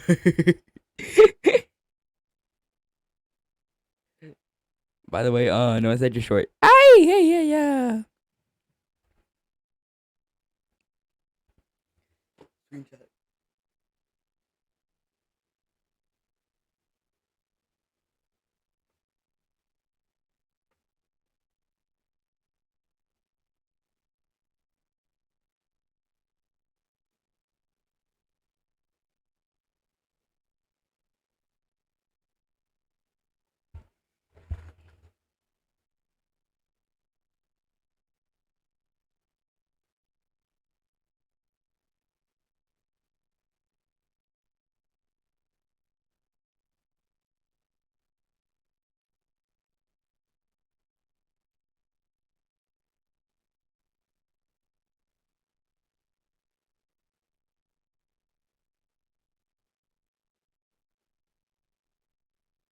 When can I see you again? Oh. I'm gonna evacuate the premises.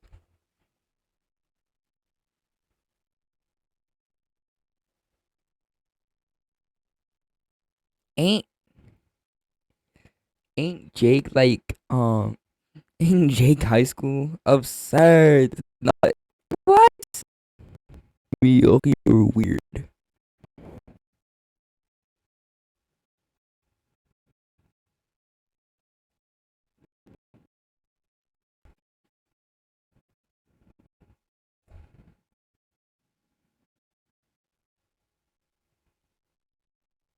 Mamma mia, mamma mia. Um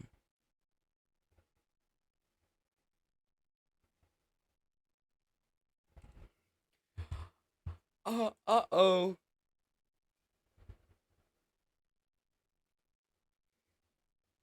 Screenshot. Clips. Clips. Absurd. Gosh darn it.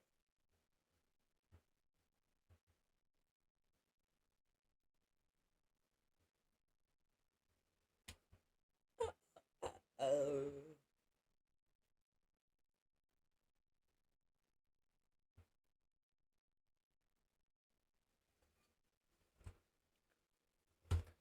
Oh my god.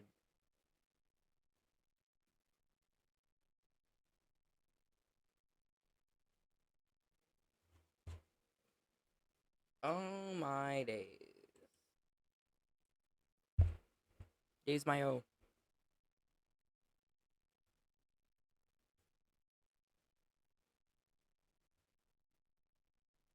Oh, good.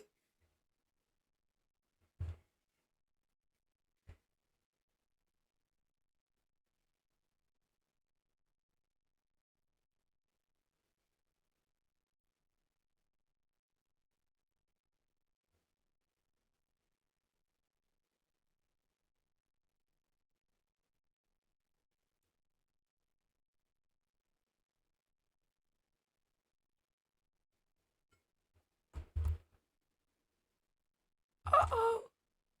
No.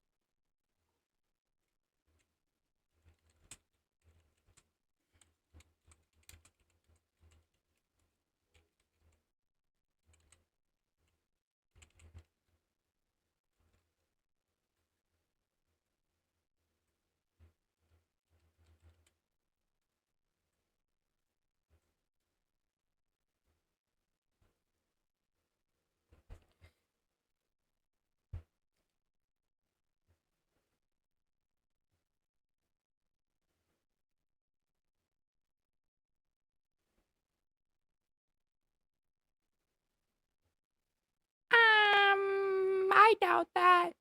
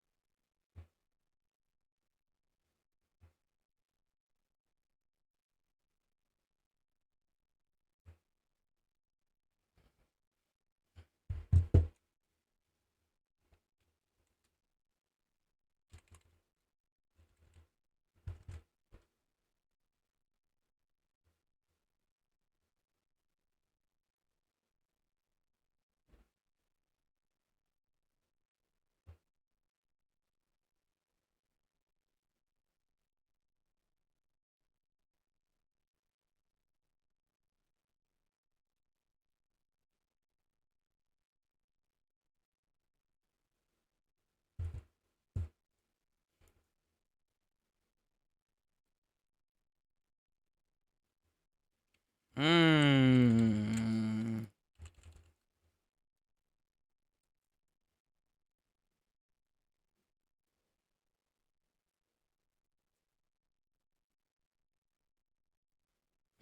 Nope,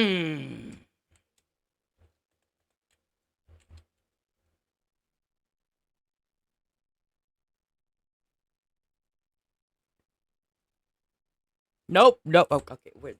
Milk, milk, milk. Gotta justify sometime, but not today.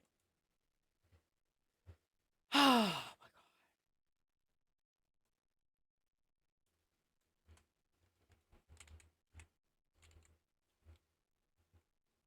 god. Cute, cute, cute. You want retribution for your crimes. Where you want it yourself, 'cause I don't know. When I take a look inside, is there love? Is there love? Is there love in your heart? Judgment will be mine. So I got a question for you. You think even the worst person can change? Do you think you think everybody could be a good person if they just tried? It's just a matter of time before we light up the sky.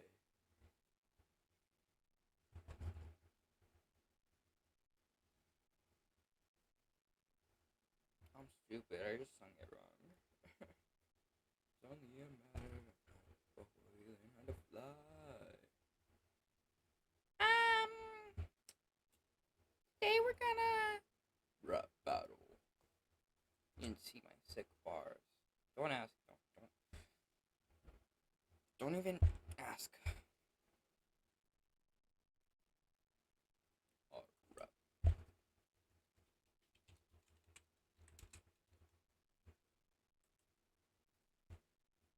Before we learn to fly.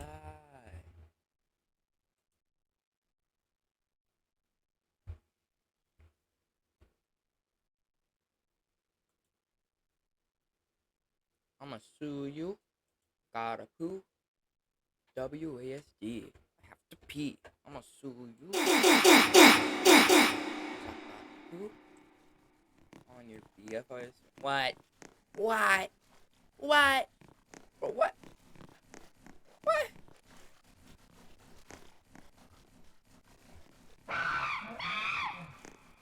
What? What? How is this possible?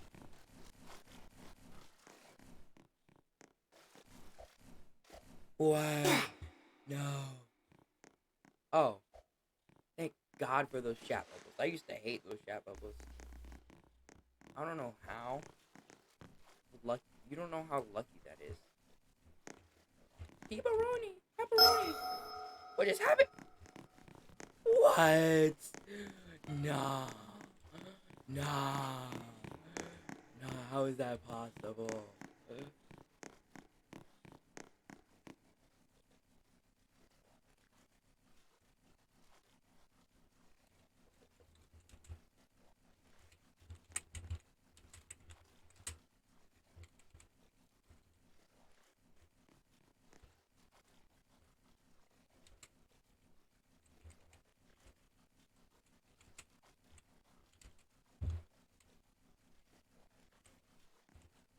Ah. On a little granny with a PS5. Art That right there. What? This is not fair. I just want a female.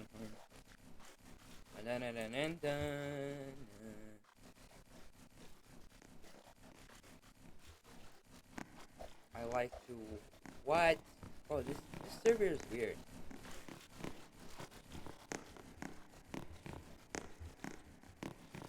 not saying that.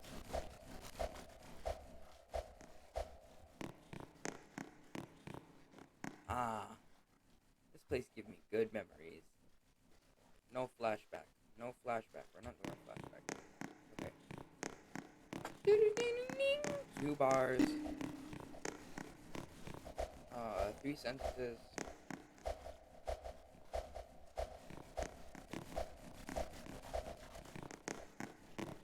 You don't have a fraction of wrist needed to start a woman.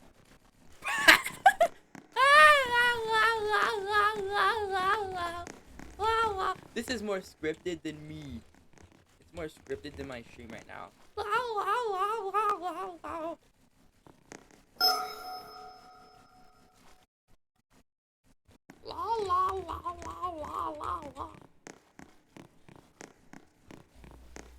The floor is like me.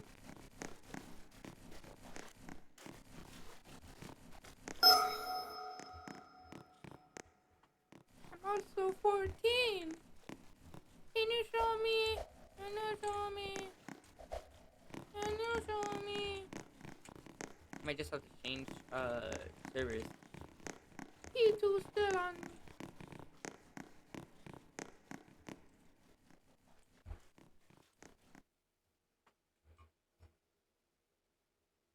Obviously, no Roblox.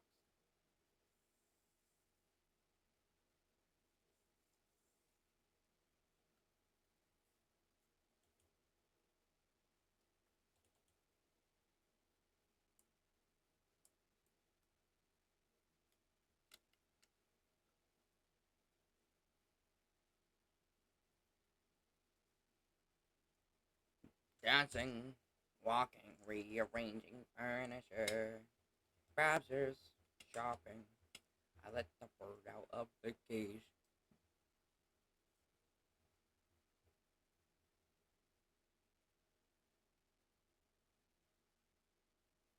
Dancing, walking, rearranging furniture, browsers, shopping. I let the bird out of the cage. Dancing, walking.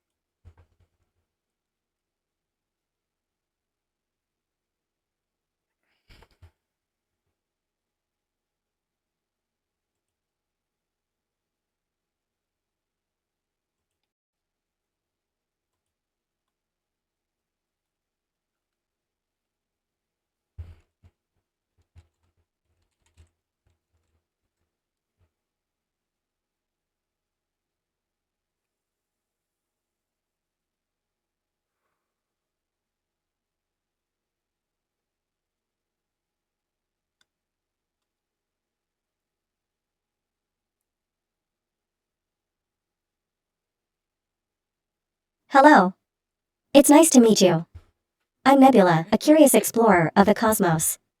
What brings you to chat with me today? I was a little loud.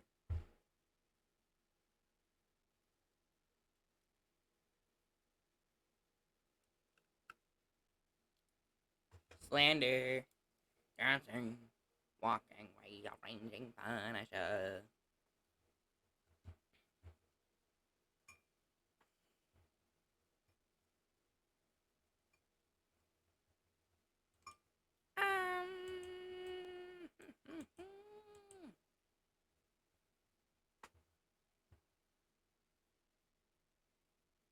Babs is shopping.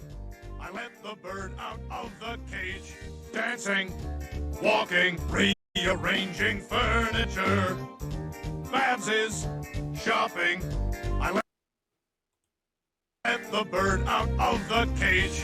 Dancing, walking, rearranging furniture. Babs is shopping. I let the bird out of the cage. Dancing, walking, rearranging furniture. Babs is shopping. I let the bird out of the cage. Dancing, walking, rearranging furniture. Babs is shopping. I let the bird out of the cage. Dancing, walking, rearranging furniture. Babs is shopping. I let the bird out of the cage. Hey there. Dancing. It looks like you're having a fun time dancing, walking around, and rearranging furniture based on what you just shared. Shopping. I'm always down for some physical activity and redecorating. What kind of changes are you making to your space? Rearranging furniture. Babs is shopping. I let the bird out of the cage. Dancing, walking, rearranging furniture. Babs is Life shopping. Roblox. I let the bird out of the cage. Dancing, walking, rearranging furniture. Babs is shopping. I let the bird out of the cage. Dancing, walking, rearranging furniture. Babs is shopping. I let the bird out of the cage.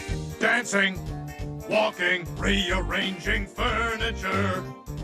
Babs is shopping. I let the bird out of the cage. Dancing, walking, rearranging furniture. Babs is shopping. I let the bird out of the cage. Dancing, walking, rearranging furniture. Babs is shopping. I let the bird out of the cage. Dancing, walking, rearranging furniture. Babs is shopping. I let the bird out of the cage. Dancing, walking, rearranging furniture. Babs is shopping. I let the bird out of the cage. Dancing, walking, rearranging furniture. Babs is shopping. I let the bird out of the cage. Dancing, walking, rearranging furniture. Babs is shopping. I let the bird out of the cage. Dancing, walking, rearranging furniture. Babs shopping. I let the bird out of the cage. Dancing, walking, rearranging furniture. Shopping. I let the bird out of the cage. Dancing, walking, rearranging furniture. Babs is shopping. I let the bird out of the cage. Dancing, walking, rearranging furniture. Babs is shopping. I let the bird out of the cage. Dancing, walking, rearranging furniture. Babs is shopping. I let the bird out of the cage. Dancing, walking, rearranging furniture. Babs is shopping. I let the bird out of the cage. Dancing, walking, rearranging furniture. Babs is shopping. I let the bird out of the cage. Dancing, walking, rearranging furniture. Babs is shopping. I let the bird out of the cage. Dancing, walking, rearranging furniture. Babs is shopping. I let the bird out of the cage. Dancing, walking, rearranging furniture. Babs is shopping. I let the bird out of the cage. Dancing, walking, rearranging furniture. Babs is shopping. I let the bird out of the cage. Dancing, walking, rearranging furniture. Babs is shopping. I let the bird out of the cage. Dancing, walking, rearranging furniture. Babs is shopping. I let the bird out of the cage. Dancing, walking, rearranging furniture. Babs is shopping. I let the bird out of the cage.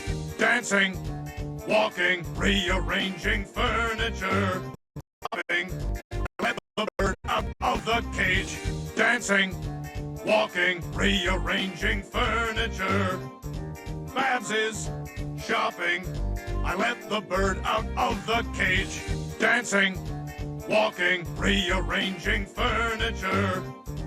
Babs is shopping. I let the bird out of.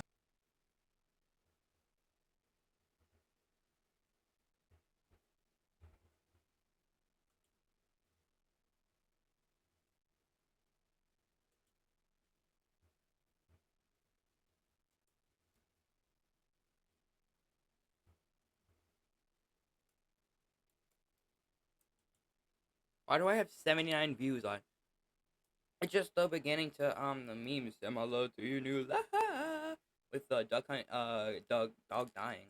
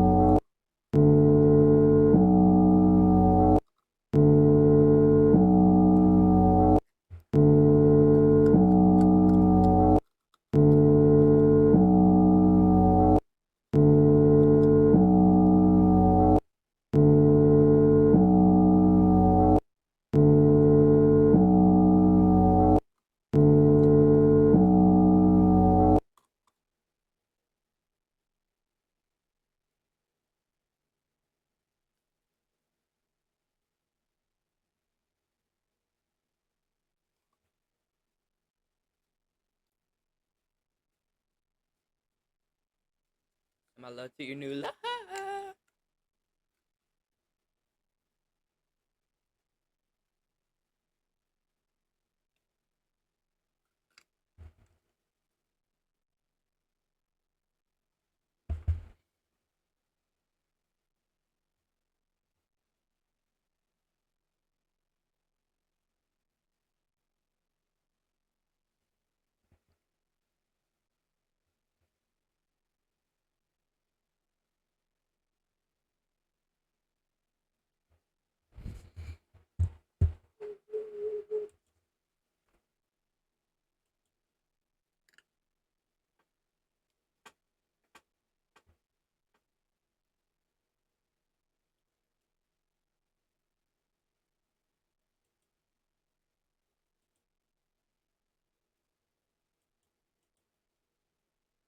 Wow.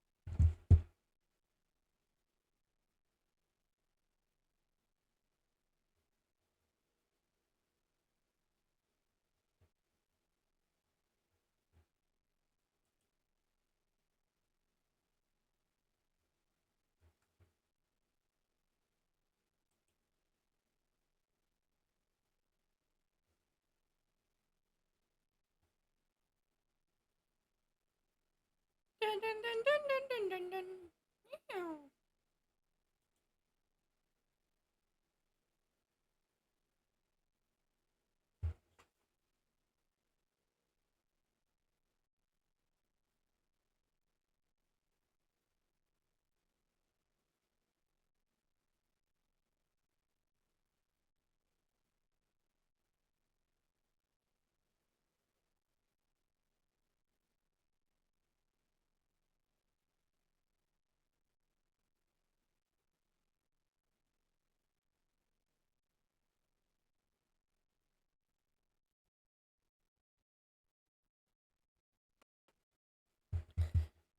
Oh my days.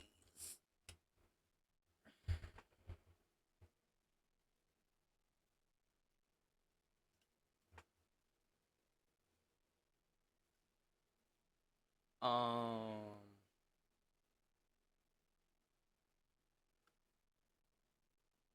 So many. So many.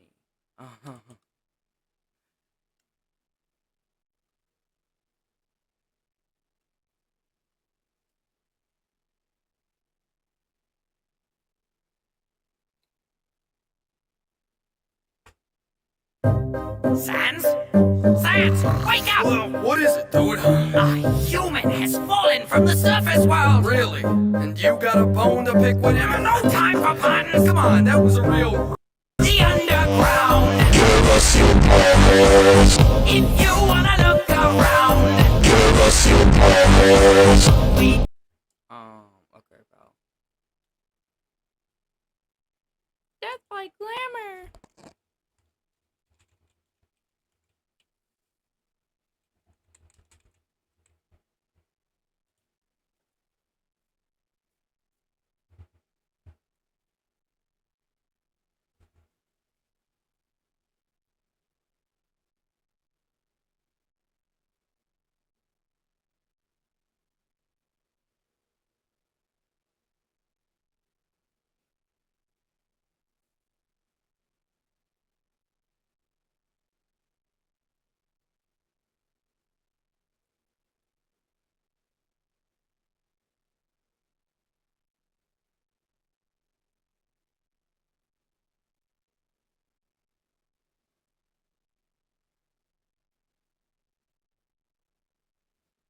Um.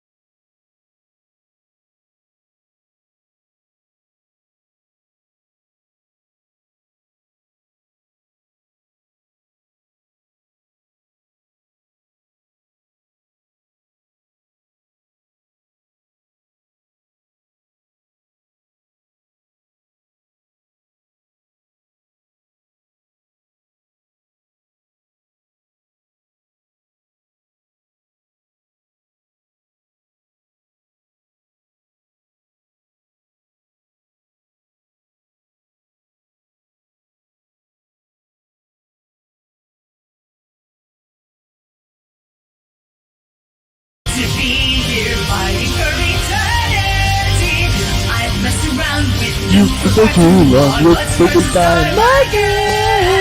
Come with me, Kara. Come with your best friend. That is not.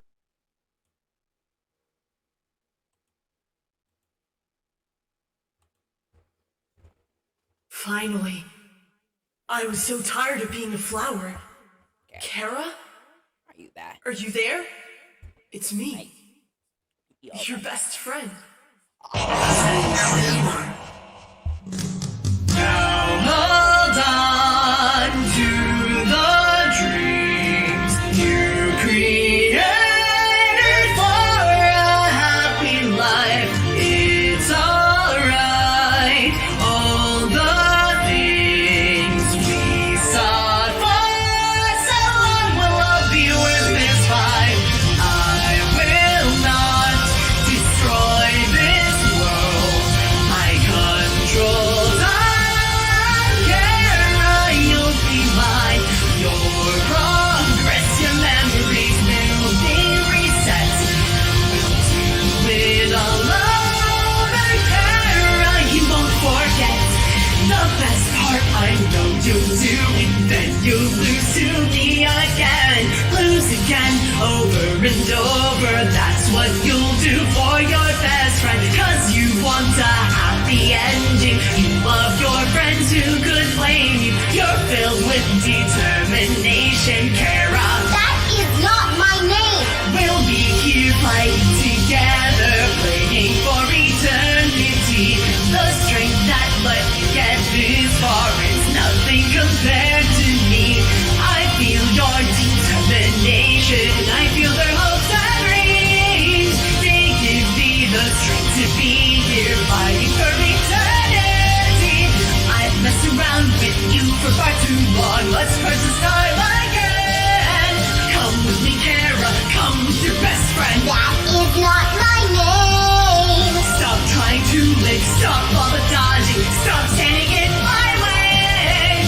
Please let me win for once in your life. Kara is not my name. You think you are something special. You're just a kid playing pretend. Don't get cocky, little Kara. Soon enough you'll meet your end. You think you are something special. You're just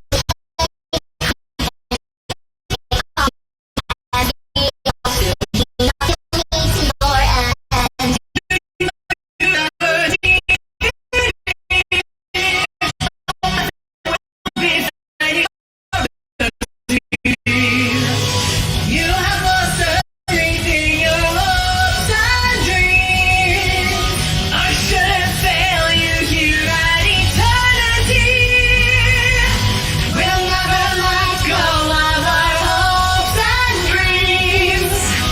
We will never give up for all eternity. But I've been holding back on you too long. Let's see if you can survive this time for me. Don't you understand, Kara? I am the god of hyperdeath. It's kill or be killed, and everyone will die at my hands. Why are you still standing? Why are you still trying to stop me, Kara? my name is Frisk. In my heart, there's something strong that will keep me moving on. In my hope, proof that my happy days will never be gone. Here we are, here we stand, fight together again. Our hopes and dreams will not fail. We will find our happy end. We can fly really high to reach what we idealize. It has been tough, but we won't give up. When a new day is on the rise. Please do not quail. You have walked a lonesome trail. Peace and love will sure prevail. Help me and this story tale. Deep inside, I feel a fire burns within me ever higher. Knowing I will soon prevail, knowing I can end this tale. In every dream there is a chance We crowned habit at our first glance. Like it's a song we make the chance. It's been like this forever. Following our hopes and dreams when nothing is quite what it seems. But life keeps flowing like a stream. So let us stay together. Time to open up our eyes. Time to see really, really high. I won't give up the chance to save you, and we know we can go far. I heard the tales they told to me. This happy ending cannot be. Let's go together. We shall be together for eternity.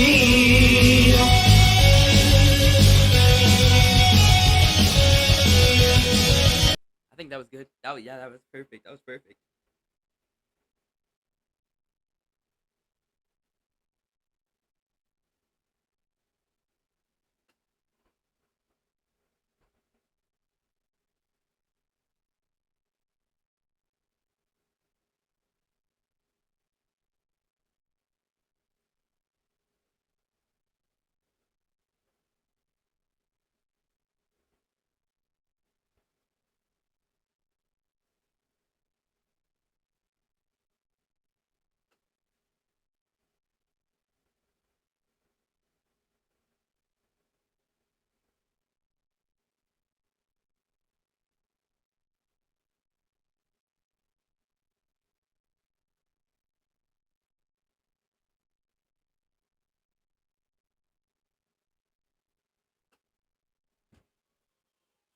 What do you want?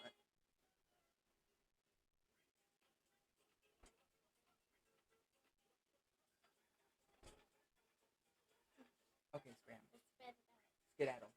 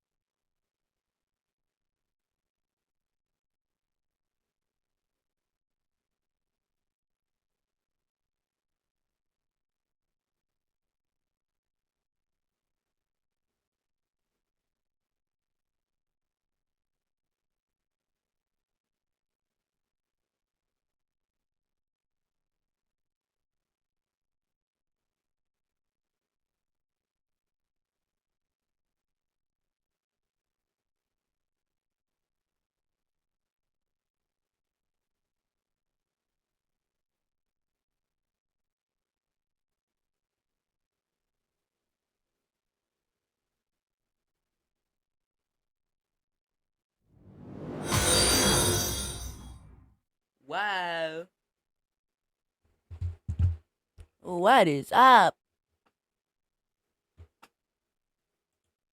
Thank you for the follow, man. Also, type exclamation mark charity for the donation link.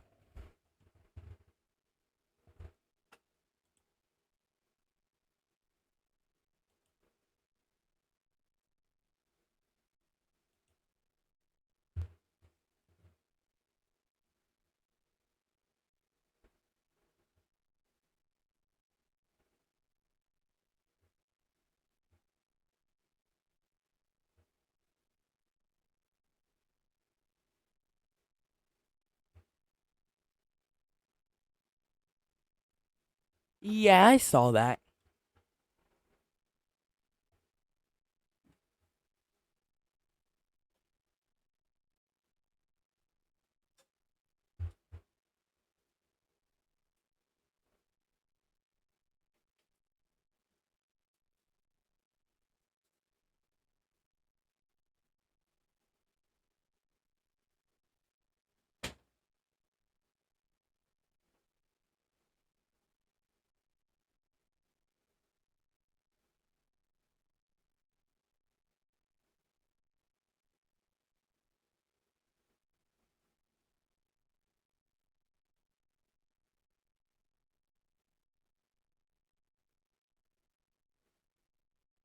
Huh.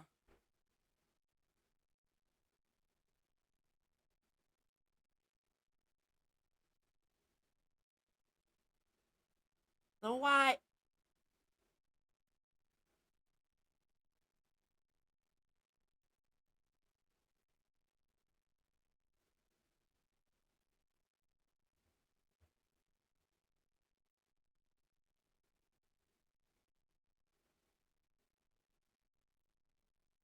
Oh, I'm not sure.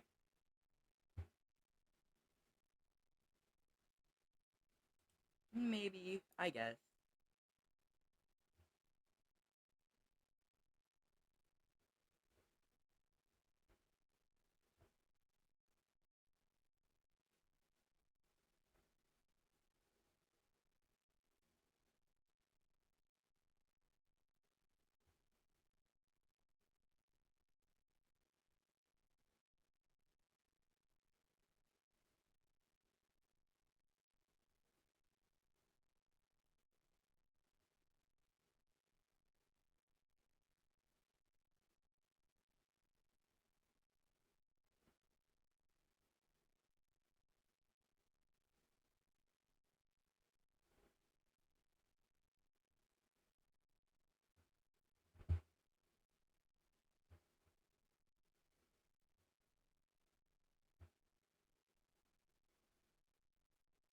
Honestly, analog horror isn't something I always find myself enjoying. I think it started as a super creative idea branching from projects like Local 58, but I felt people took a lot of the wrong inspirations from that. I recall perhaps a year ago it wasn't uncommon to be easily dunked on the genre by criticizing its excessive use of VHS filters, jump scares, poorly edited faces, and tendency to stick to emergency broadcasts. What started as a genre meant to take advantage of the poor picture and sound quality of analog media, i.e. VHS tapes, sort of turned into a crutch. Combined with a low skill floor to make analog horror, basically anyone can present cryptic nonsense obscured by ugly filters with some text saying, "You are not alone. I have the key." And some kind of JPEG monstrosity on screen. I mean, even I've done it before. I don't say this to mock anyone who likes the genre or go after anyone creating it, because I've seen series that can effectively use the aesthetic for what it's trying to convey. But I feel the need to justify why I don't personally enjoy the genre. Basically, anyone with a video editor can make a piece of analog horror, just wave warp the screen and steal a tape sound effect from the internet, and you're good to go. Horror genre already tends to receive a lot of lazy products shambling in its skin to begin with, so it's a shame you must sift through different video series to find any one of quality. And when you do, it's quite the feeding frenzy. The demand for well-produced video series is at an all-time high, so people are kind of desperate to submit anything.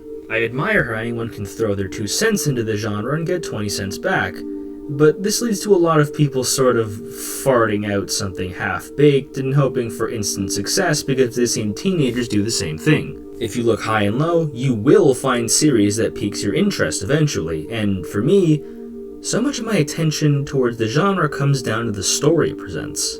Storytelling is something I am extremely passionate about, and the internet's shown me well enough you don't have to be limited to text to communicate it. There are several analog horror series that primarily focus on storytelling, but there's one I haven't seen covered much, which is shocking considering how well done it is. It's absolutely criminal how people haven't been singing its praises more. It's a series that mixes live action, multimedia, and a classic television series that's still ongoing today, South Park.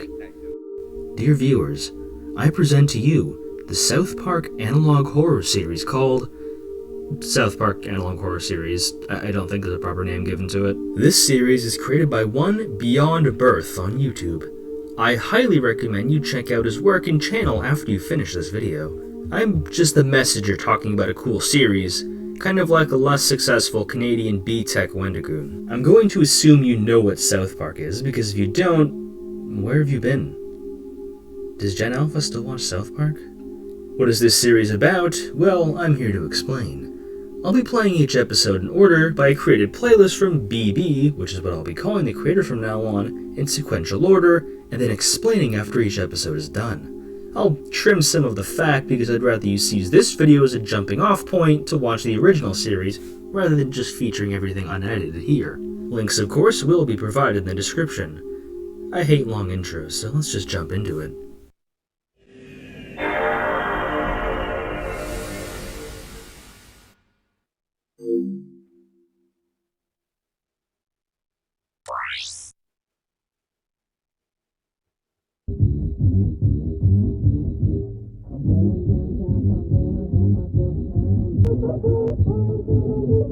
Come on down South Park and meet some friends, man.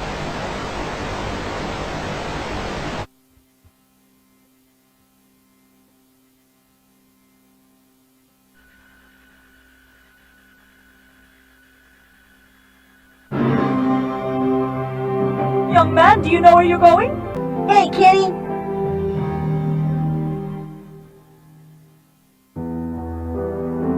Oh no. No. I didn't get to see him. God, I didn't get to say goodbye. Did he say anything before he went? He just said, "Where's Stan?"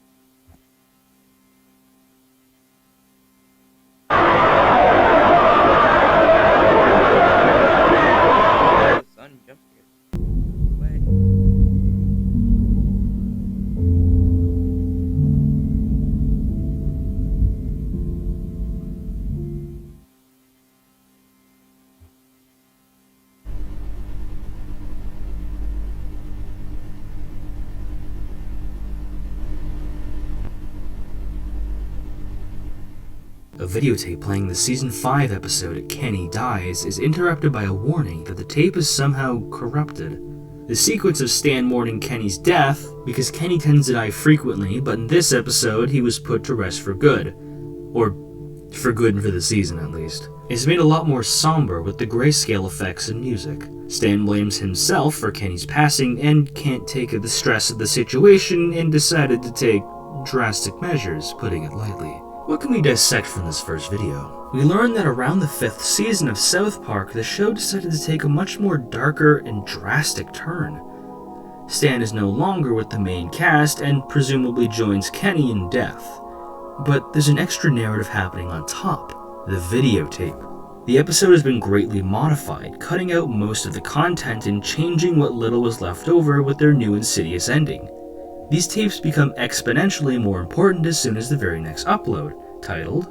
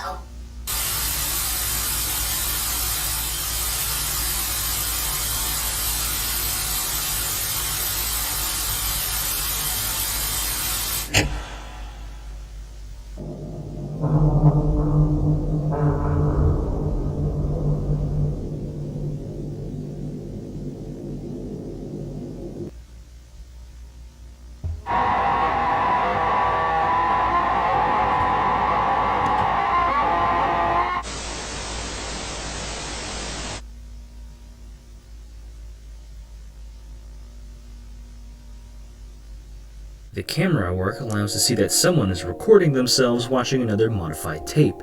Kyle, Cartman, and Butters are arguing who is braver by doming themselves in the head, as you do, and Butters calls Cartman's bluff. Cartman presumably follows through with the dare, and we get another shocking depiction of the aftermath.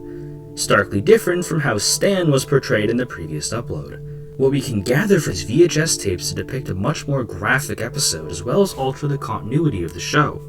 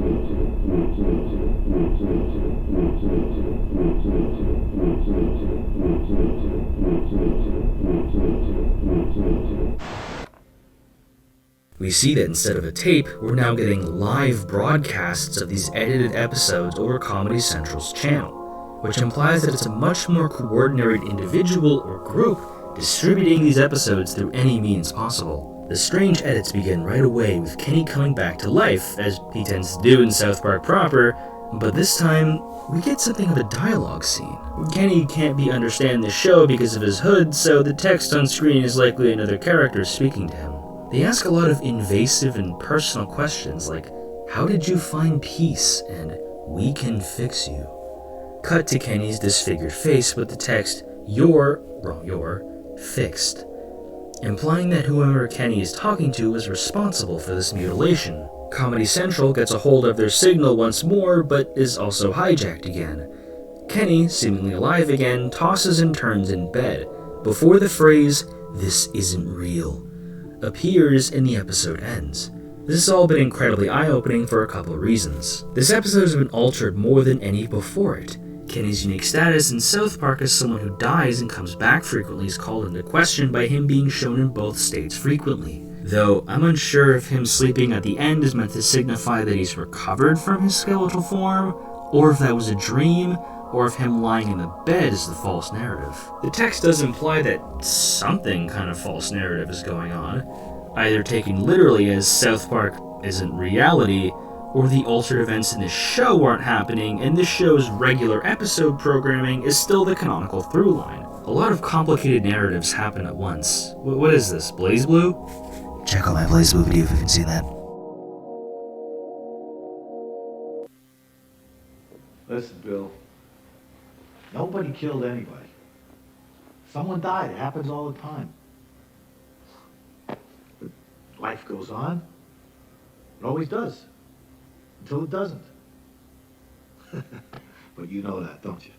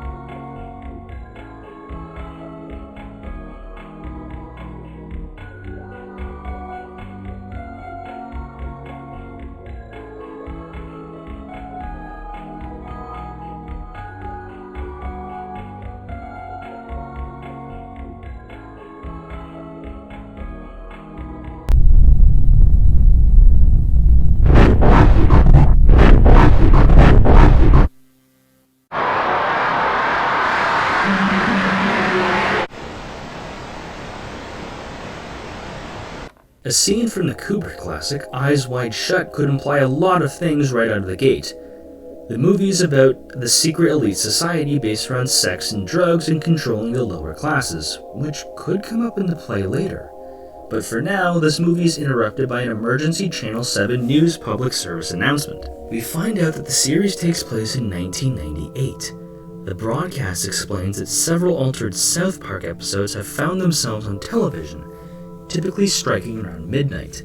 The signal seems to cut to another altered episode. Curiously, all four main boys seem to be alive again. Cartman is telling a tall tale about Scuzzlebutt.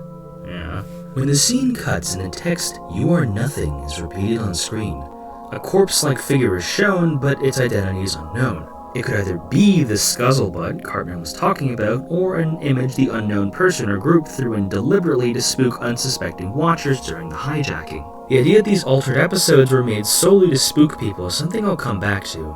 We have another upload to look at.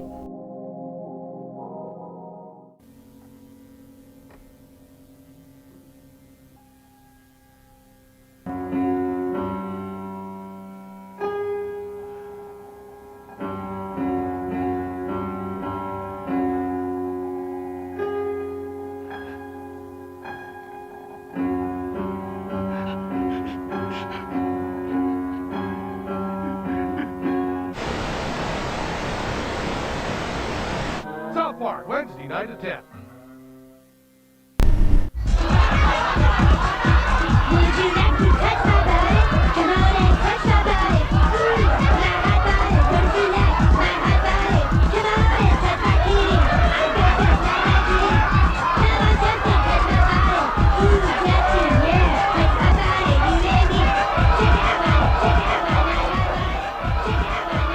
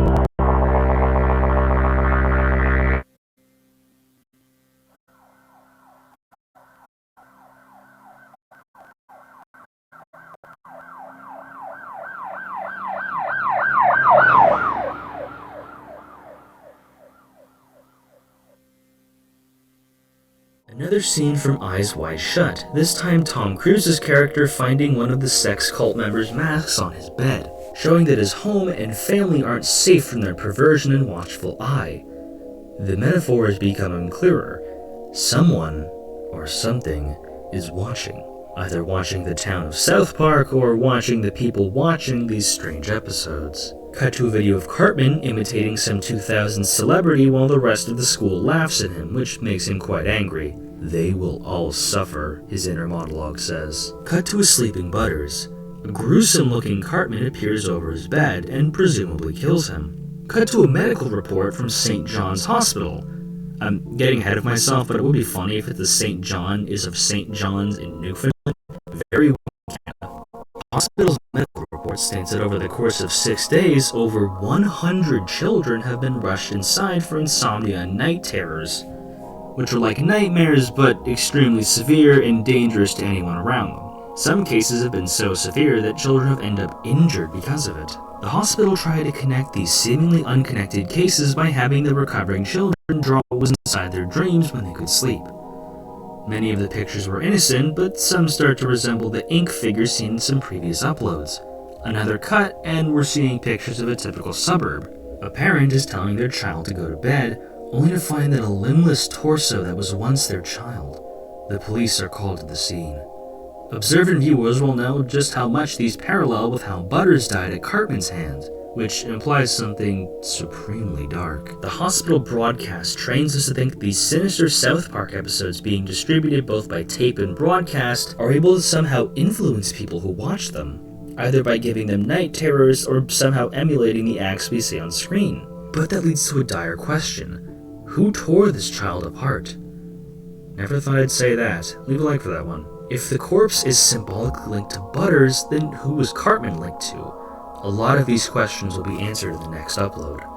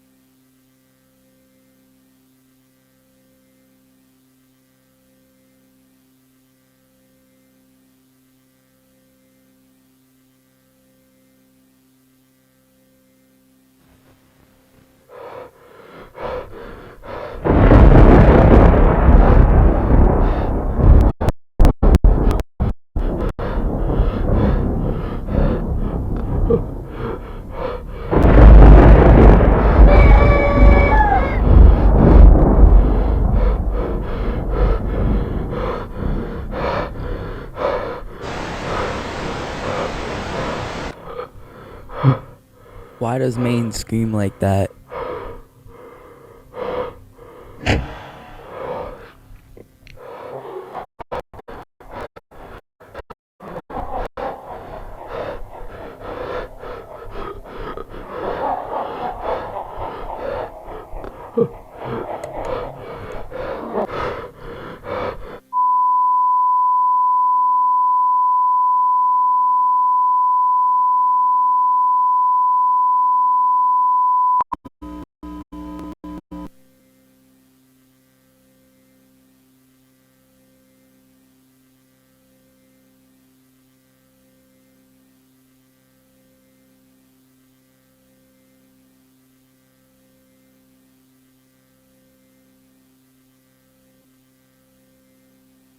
The tape seems to belong to the Department of Justice, given that their branding is all over it.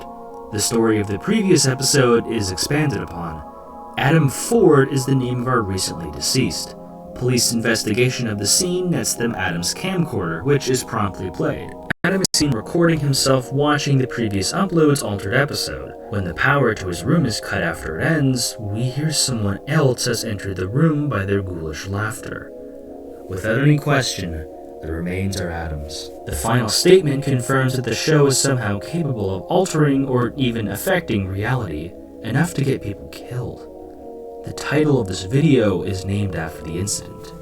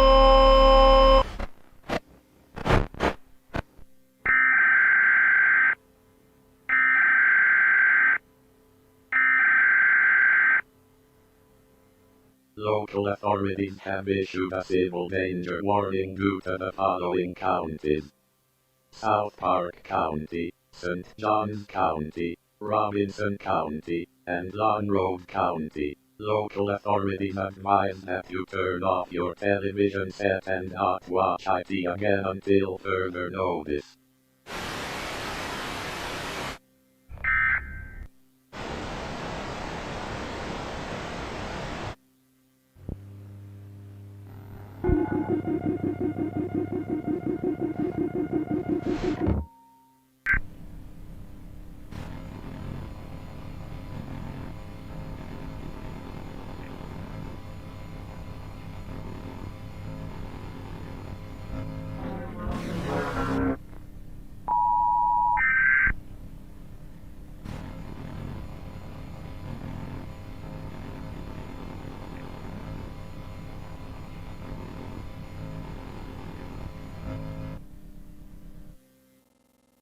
Kyle gets a flash of a nightmarish vision of himself before he awakes. He thinks about how the rest of his friends are dead, which adds some much-needed continuity to South Park. It also confirms that Kenny is dead for any doubters. Kyle says is next, and lo and behold, he is. A civil danger warning in the style of an emergency weather warning is making the rounds to several different counties, among them being St. John's and South Park County?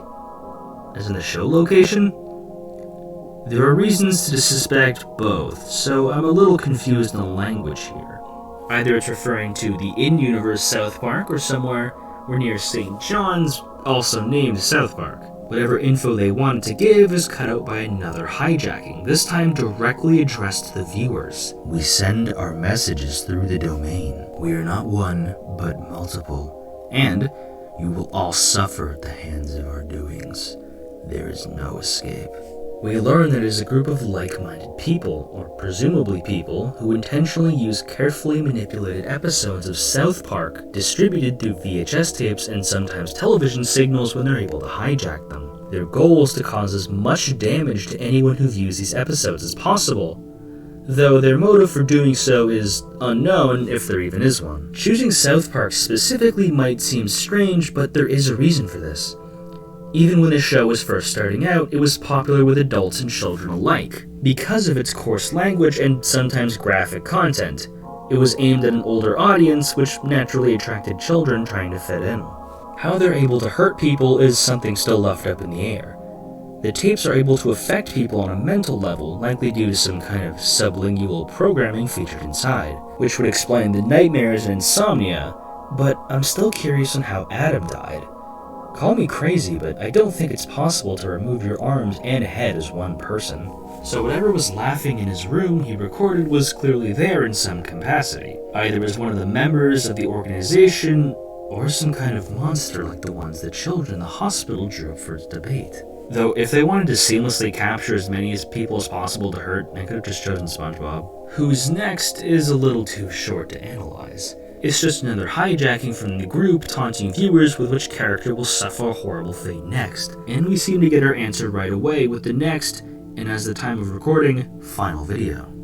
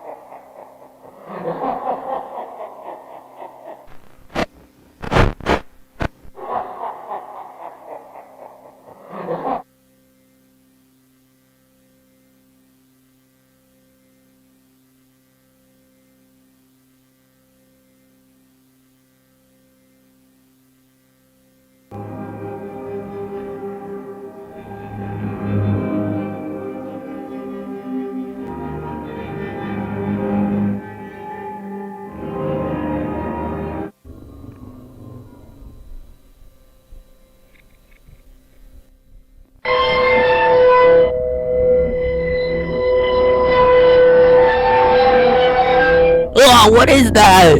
Oh.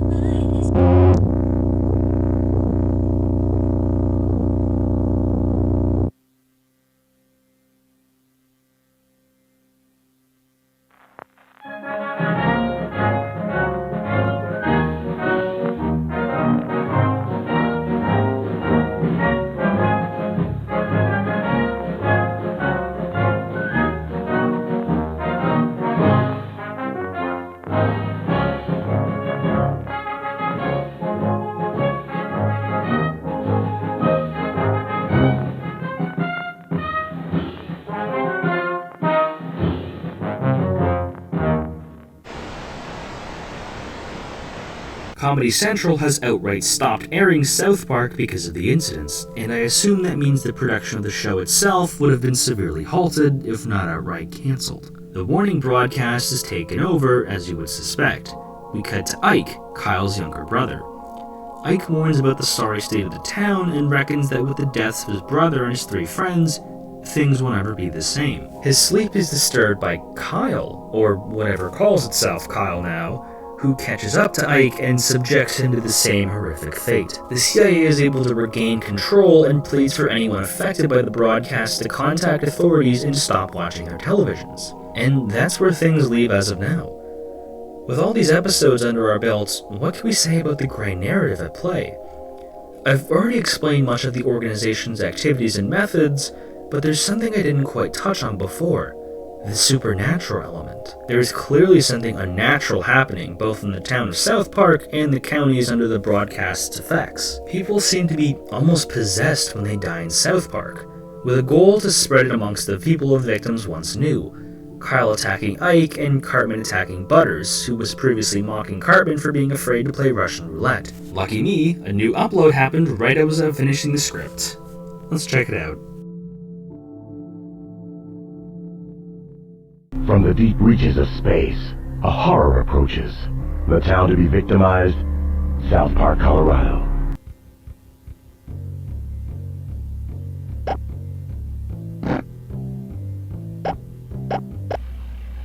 Hi, Jeff.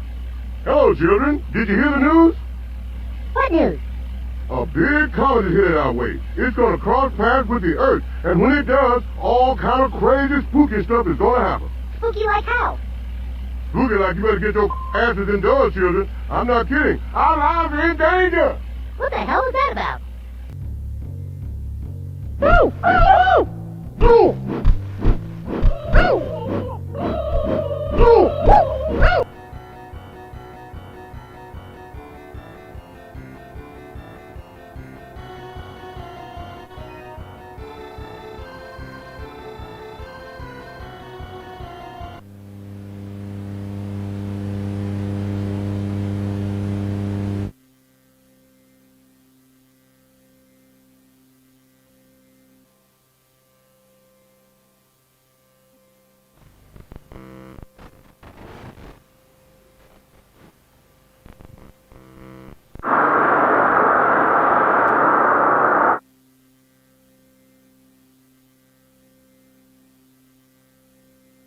Turns out video games aren't even safe.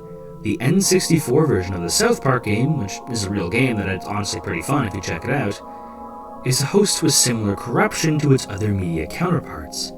People can encounter this either through the carts of the game being modified and given out, or extremely early Nintendo 64 emulation, which did start in 1998 through Project Unreality.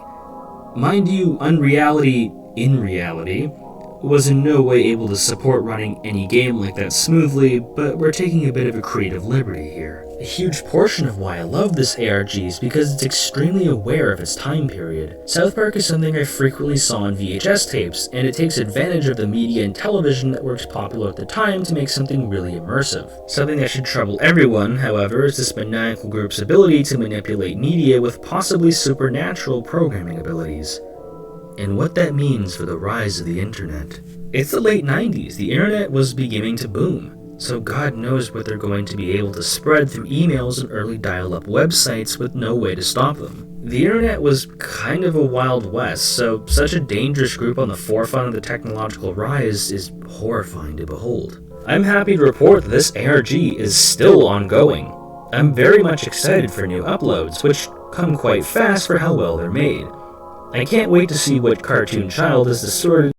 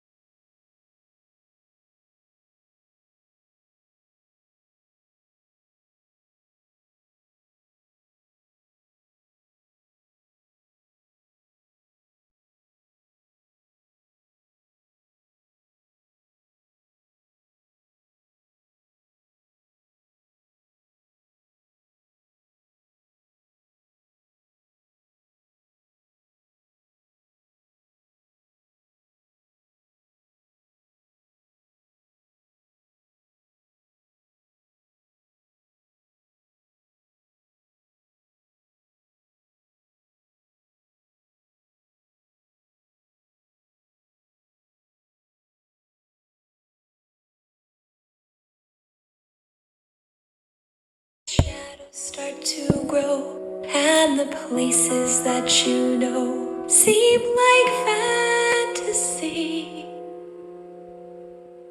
There's a light inside your soul that's still shining in the cold, with the truth, the promise in our hearts.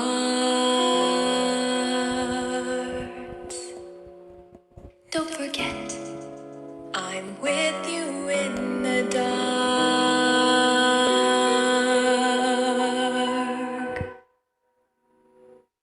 That was my voice, by the way. That was me.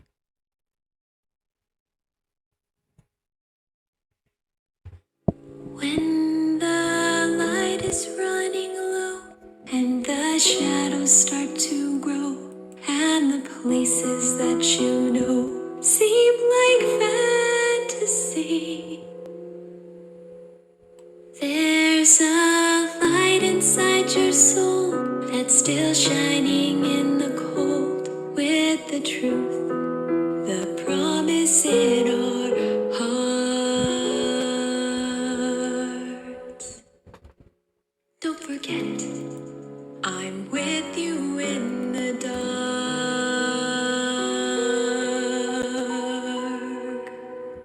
That's my voice, by the way.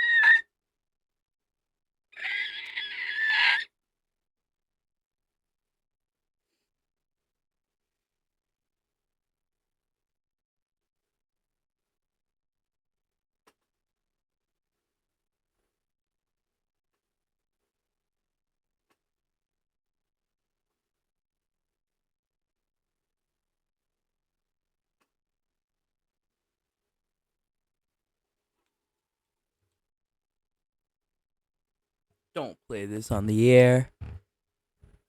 I don't know who will, but all of Ohio upstairs. Stop waiting in line at drive-thrus just to place an order. Use the Domino's app on Apple CarPlay instead. Okay, what should we get? Ooh, pineapple! Carry out any large one-topping pizzas for $7. Uh-oh.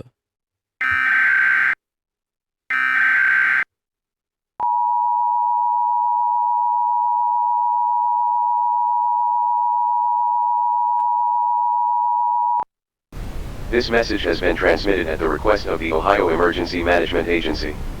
Multiple riots have been reported throughout Ohio, with protesters chanting the words, "The fog is coming," repeatedly. These riots have caused significant damage to public and private property, and have resulted in numerous injuries.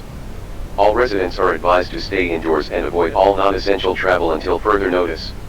If you must travel, please exercise extreme caution and avoid areas where the riots are occurring. Law enforcement officials are working to contain the situation, but the situation is volatile and may escalate quickly.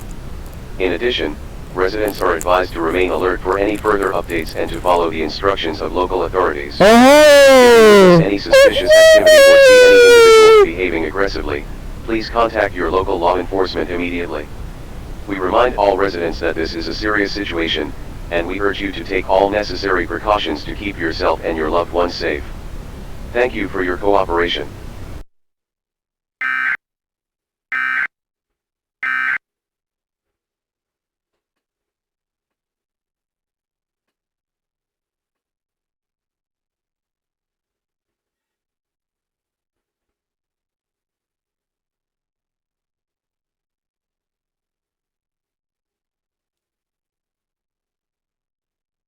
Yo, these are the bomb! And their Popcorn air pop is not that? fried.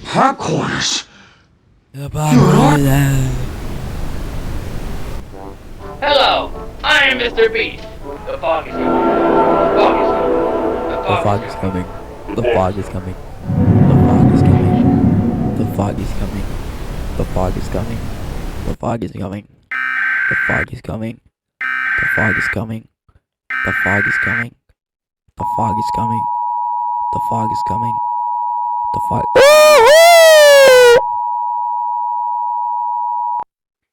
This message has been transmitted at the request of the Ohio Emergency Management Agency.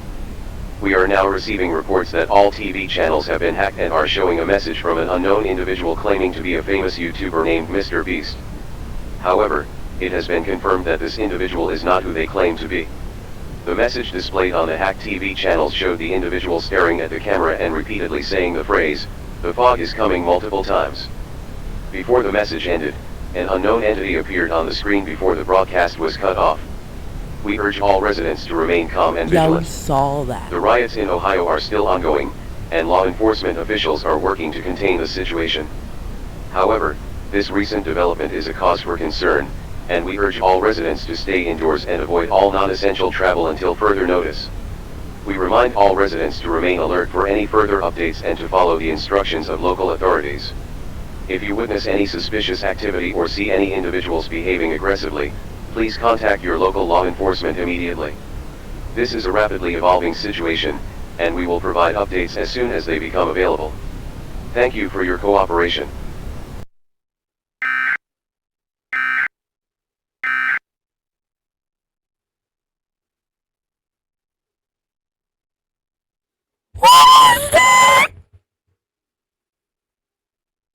You proceeded to watch the news until around 1 hour later. Welcome to the VMG News. Today's story is about the riots in the state of Ohio. Everyone is saying that a fog is coming and we don't know what they are talking about. All we know is that there are rumors about some kind of fog currently forming in Europe, and the countries in the continent are being awfully quiet about it. Please stay tuned about more about this situation.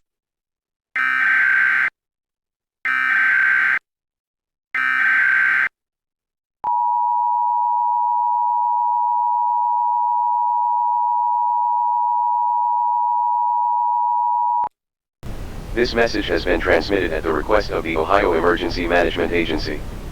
We have received reports that the riots in Ohio are starting to calm down, and law enforcement officials are beginning to gain control of the situation. However, we remain on high alert due to recent developments. There have been rumors circulating about a fog approaching the United States from another part of the world. While we cannot confirm the validity of these rumors, we are taking them very seriously. If this fog does exist and is heading towards the United States, it could pose a serious threat to public safety. We urge all residents to remain vigilant and to stay indoors as much as possible. If you must travel, please exercise extreme caution and avoid areas where the riots have occurred. Law enforcement officials will remain on high alert and will be patrolling the streets to ensure public safety. We will continue to monitor the situation closely and will provide updates as soon as they become available. In the meantime, we urge all residents to remain calm and to follow the instructions of local authorities. No, I'm about Thank to you say. for your cooperation.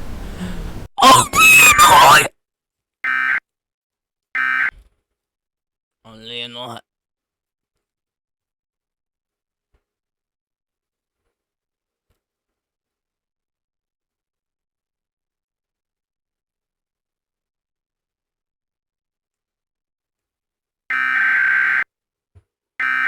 Any shelter in place warning, like alert warning or national emergency?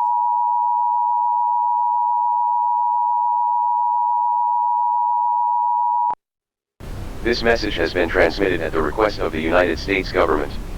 We have recently discovered that the message from the fake Mr. Beast was actually a warning of a mysterious fog that has been detected in Europe.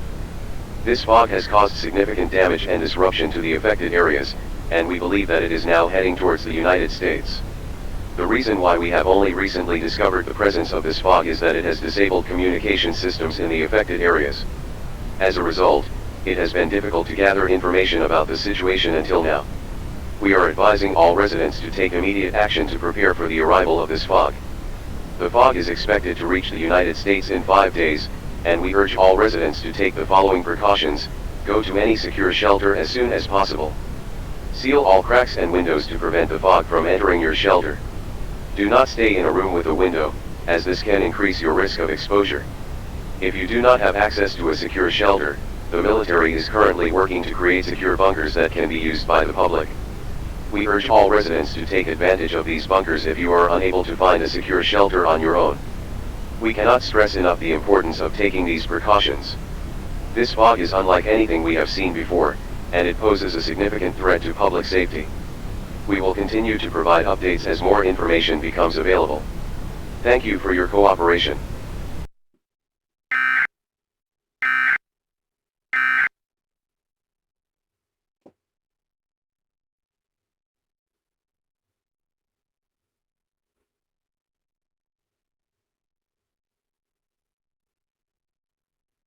All of USA. Reminder.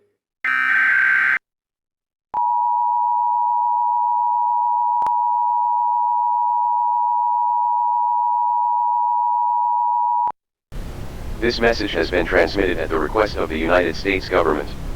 We want to remind all residents that there are only 3 days left until the arrival of the mysterious fog that has been detected in Europe. We urge all residents to take immediate action to prepare for the arrival of this fog. The fog is expected to reach the United States in 3 days, and we urge all residents to take the following precautions: go to any secure shelter as soon as possible. Seal all cracks and windows to prevent the fog from entering your shelter. Do not stay in a room with a window, as this can increase your risk of exposure. If you do not have access to a secure shelter, the military is currently working to create secure bunkers that can be used by the public. We urge all residents to take advantage of these bunkers if you are unable to find a secure shelter on your own. We cannot stress enough the importance of taking these precautions.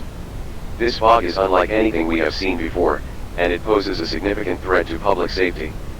We will continue to provide updates as more information becomes available. Please stay tuned to your local news channels and emergency alert systems for the latest information on this situation. Thank you for your cooperation.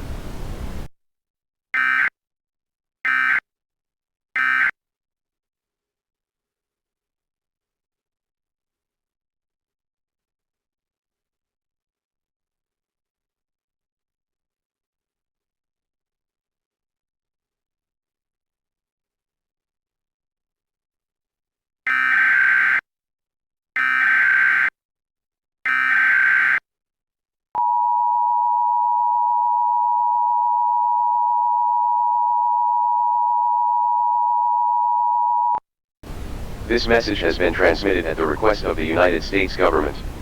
We want to remind all residents that there is only 1 day left until the arrival of the mysterious fog that has been detected in Europe. We urge all residents to take immediate action to prepare for the arrival of this fog. The fog is expected to reach the United States tomorrow, and we urge all residents to take the following precautions: go to any secure shelter as soon as possible. Seal all cracks and windows to prevent the fog from entering your shelter. Do not stay in a room with a window, as this can increase your risk of exposure. If you do not have access to a secure shelter, the military is currently working to create secure bunkers that can be used by the public. We urge all residents to take advantage of these bunkers if you are unable to find a secure shelter on your own. We cannot stress enough the importance of taking these precautions. This fog is unlike anything we have seen before, and it poses a significant threat to public safety. We want to remind all residents that the day of reckoning is approaching, and it is imperative that you take action now to protect yourself and your loved ones. Please stay tuned to your local news channels and emergency alert systems for the latest information on this situation. We will continue to provide updates as more information becomes available. Thank you for your cooperation, and please stay safe.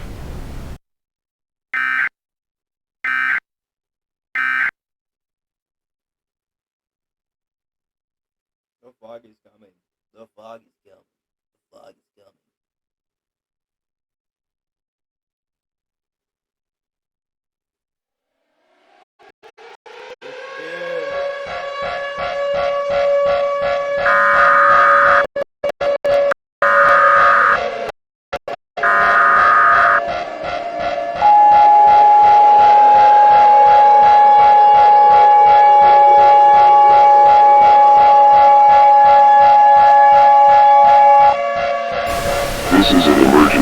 message from the United States government.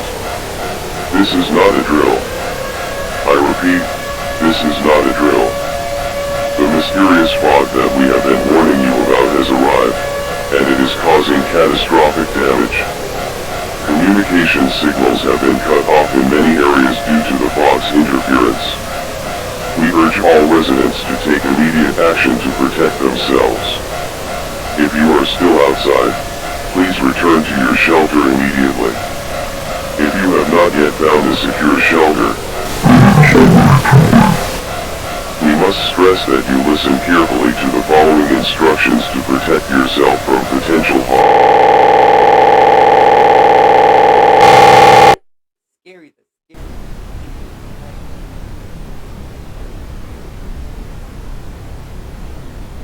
That was scary, man. That was scary.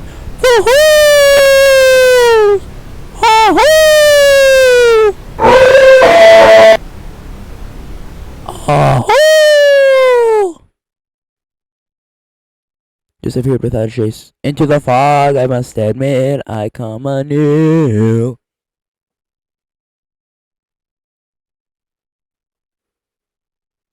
Phew, that was close. Uh-oh.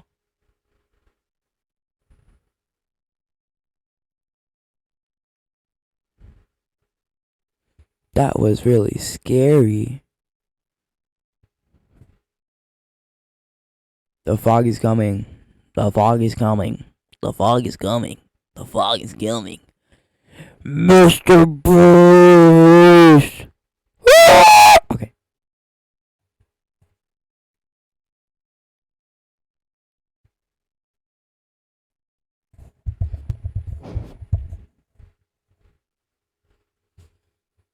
Why you acting so crazy?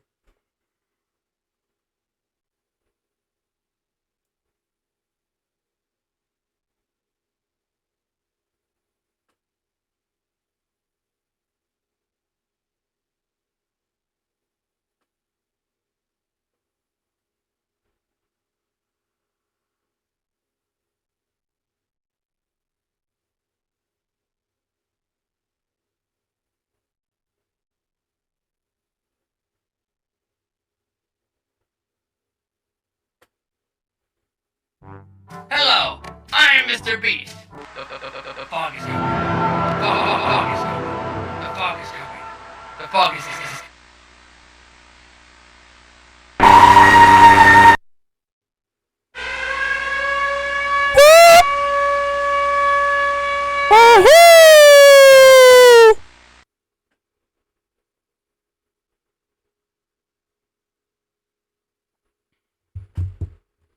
Eyeball.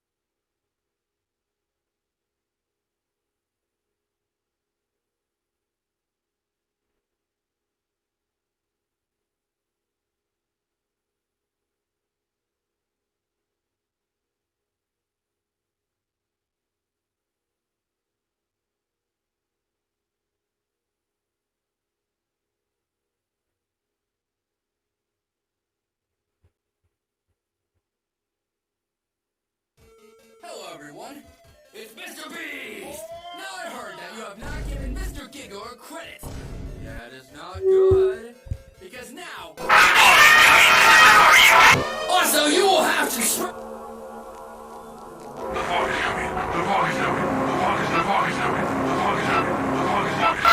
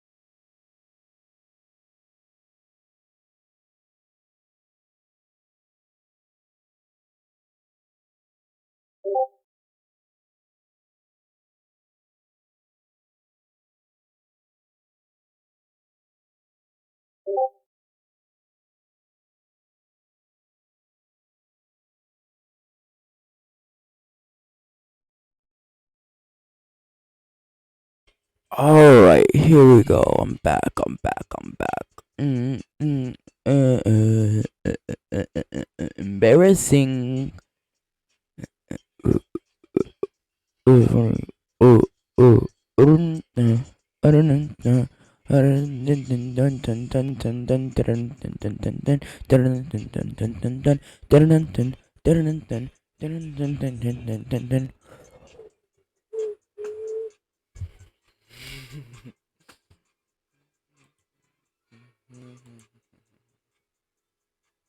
Alex Keister.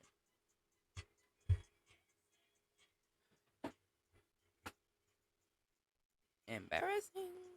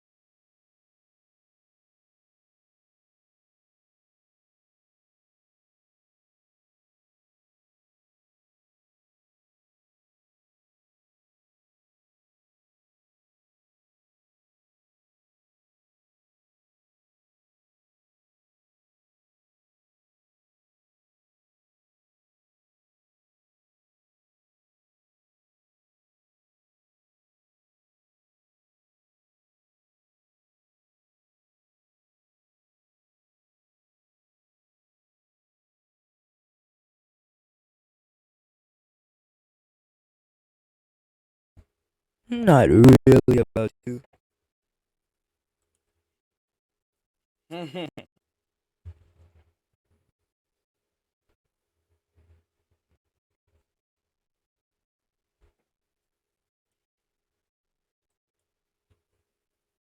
Have that on my other screen.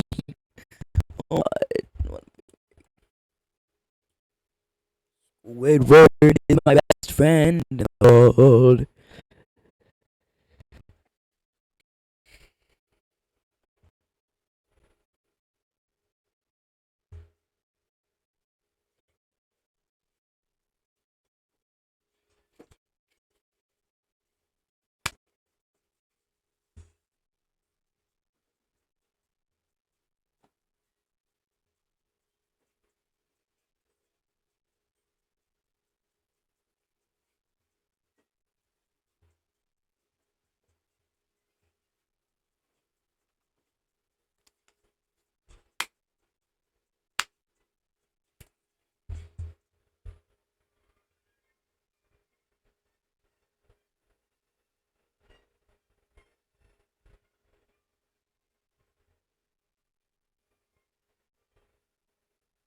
Hi guys! Have you ever searched up something on the internet and you're like, bro, why would I search that up?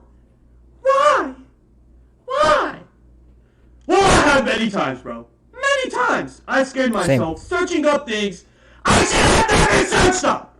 Same. Anyways, the reason why I asked that is because today we're reacting to a video called Things You Should Never Google. And obviously, if one of these things catches my eye, I got my handy dandy phone to Google it. I know someone is gonna do like an HD zoom to see my recent history, bro. You could do it. You could do it. I don't care. See my recent history, bro.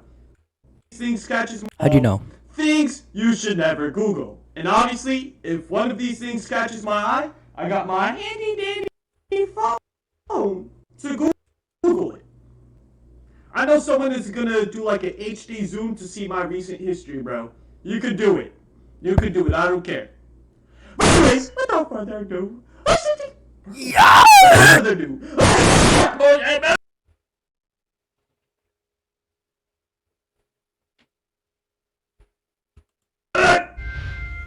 ballerina feet? Bro, what you mean? It's ballerina feet. That I gotta search up. Obviously, I'm doing this on my phone because I'm scared if something on this thing is a little bit too bad that YouTube just does not want it, and I don't want to get a community strike for it. Alright, let me search up ballerina feet.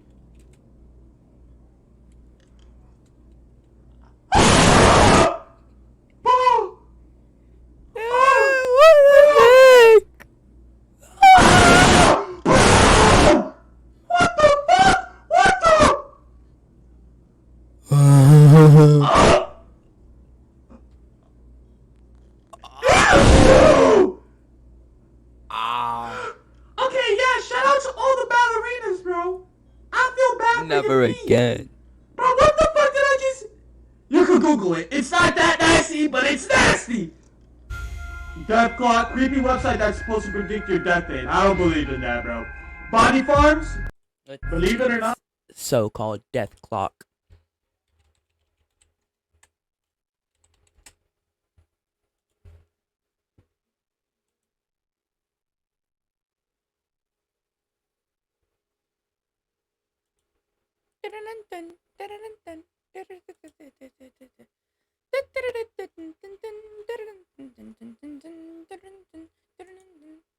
Okay, pal. It just calculates. I actually took a class. I forgot what a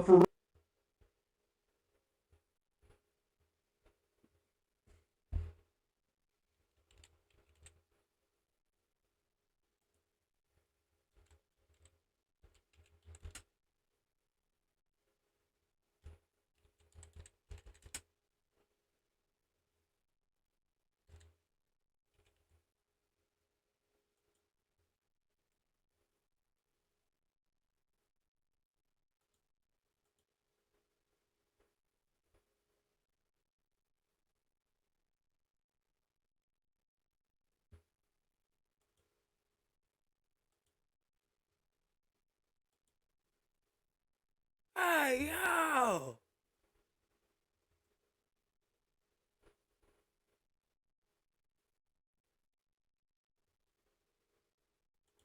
Whoa!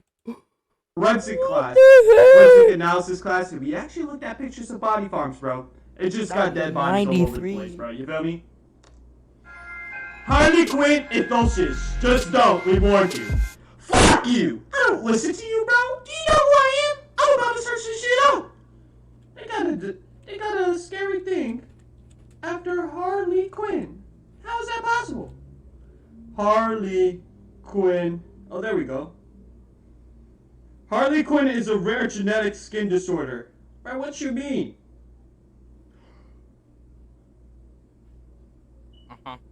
That's exactly what I said. Oh my gosh. These beheading videos, I ain't watching Oh the my best. god. I just see the images. Oh! How does that happen? What is the science behind? Oh, I feel bad. Damn. Oh, shut up. Hey, if you have this, man, you a strong one, bro. Because I don't even know if I can live with that on me, bro. You strong if you have this. If you living with this, you strong one. You a soldier. I salute you, bro. I salute you. Hey, if you get freaked, let me not say that because that's I kind am of mean. But so glad I wasn't born it's with that. kind of weird. Let me just say that you'll get freaked out if you're little and, bro. Let me shut up. Beheading it. Bro, what the fuck? Why would I even search up a beheading video? My IP already broke. Elephant side and swollen limbs might be. It doesn't sound creepy. Conspiracy theories. Bruh, I said so many conspiracy theories, bro. I didn't want. Brain peppers. Sex offender with a grim deformity became a meme. I'm only searching what this man Search this searches. dude up. No way this dude is that weird, bro. Brain. Bro, his name is Brian. I said brain. Bruh. Brian Peppers. Bro, this dude ain't no Musical artist. Musical artist. Oh, he's from Ohio. That's why. Let's see. Bro, what? Kinda does look like Shaq.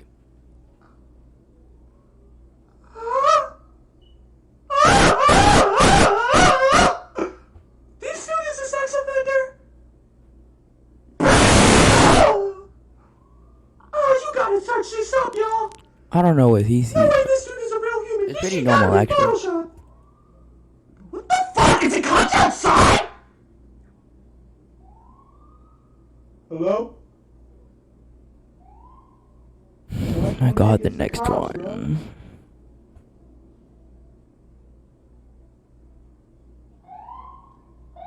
Oh, clearance for ambulance, bro. I got scared for a second. Boom! Oh, fuck this dude, bro. If this man is actually sex... Oh, no! But it ain't that serious. Oh,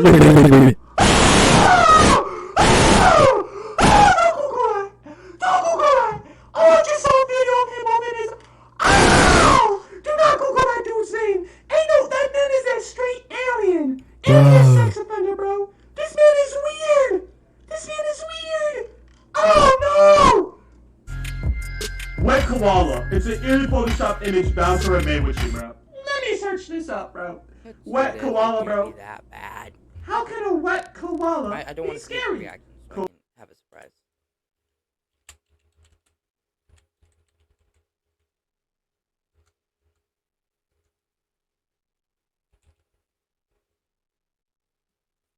Oh, it's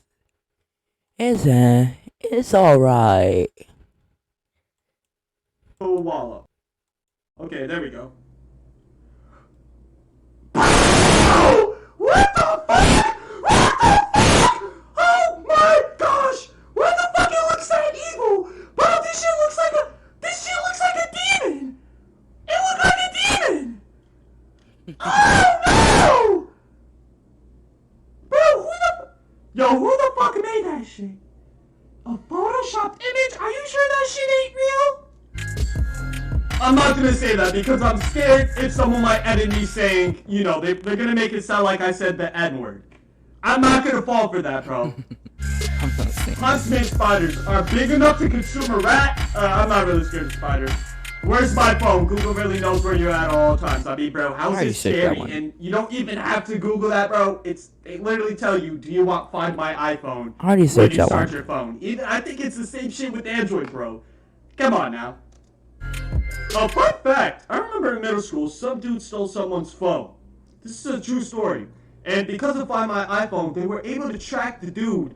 And he was just about to get on the bus, and the cops caught him. And yeah, I don't know what happened to the dude after since, but the woman did get her phone back. Or the girl, because at the time she was a girl in middle school. You feel me? So, if you want to learn a lesson, don't steal anybody's phones. Especially if you guys are the rest of societies that be stealing people's phones in gym class and then try to be helping them find the phone when you're the one who took the phone? Bro, I fucking hate you! Your deepest insecurities, bro. Bro, what you mean? Mr. Hands, love horses, don't look this up, bro. I'm gonna look it up, bro. You don't tell me what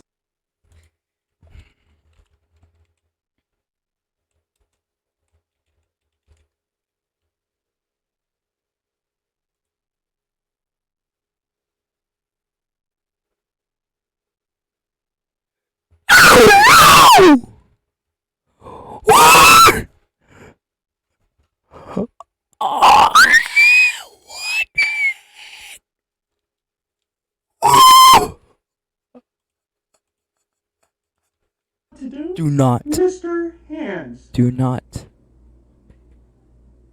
I've done this. Oh, that ain't that creepy, bro. That ain't that creepy, bro. What? You have a normal reaction from that. No sleep. Reddit horror story form. I don't care. Things found in fast food. Oh, believe it or not, you guys might think I'm joking. But one time I was drinking Arizona and I found little semen. Yeah. Is that even allowed to say on YouTube, bro? I found it in my drink. I'm not capping. I swear. I know someone's gonna say I'm joking. I'm not joking, bro. I'm not joking, bro. I regretted drinking that drink. Thankfully, I didn't drink it. Or maybe it was just spit or something. But I remember seeing something white in my drink, and my friend told me it's possibly that. And I'm like, bro, who the hell, in that drink? Bro! I never went to that deli ever again. If you don't know what a deli is, it's a bodega. I don't know if you guys call them deli in other states, bro. Megan Fox thumbs. I don't care about no one's thumbs. Mother Island of Thailand doesn't seem scary. Insert a training. You could be charged with fraud if you make a huge profit. Bro, I mean, this is what? How is this scary, bro? This is normal. Everybody knows this. Bot fly removal. Let me search this shit up. Got it.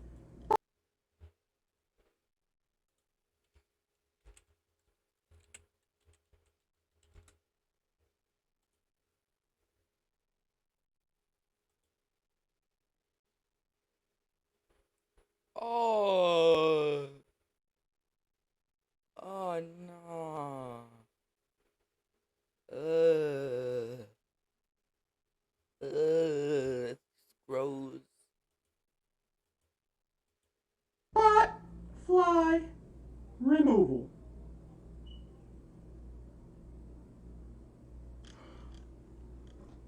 Oh! Oh no! Oh no! If you're eating right now, if you're eating while watching this video, do not search that shit up. Oh my gosh, I feel like I'm gonna. Oh no, I think I'm gonna throw up. Oh, get that shit off my phone! Oh no, what the fuck? What the fuck? What the fuck? What the fuck? Oh, that shit nasty.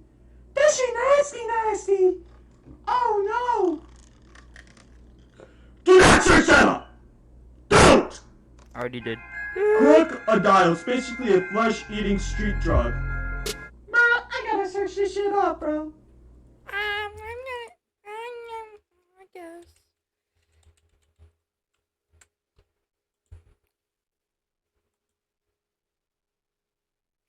Oh no.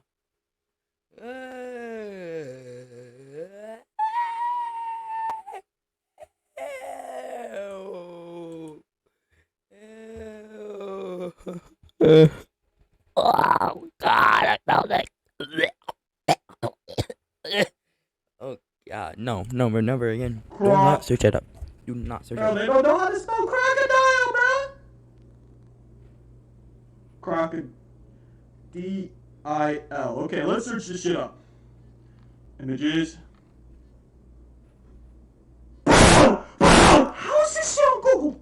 I swear that's the shit you be seeing in the dark web. No. You guys might think I'm joking, bro.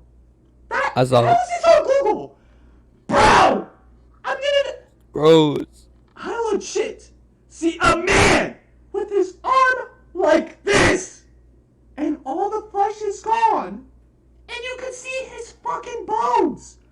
I see this man's bones.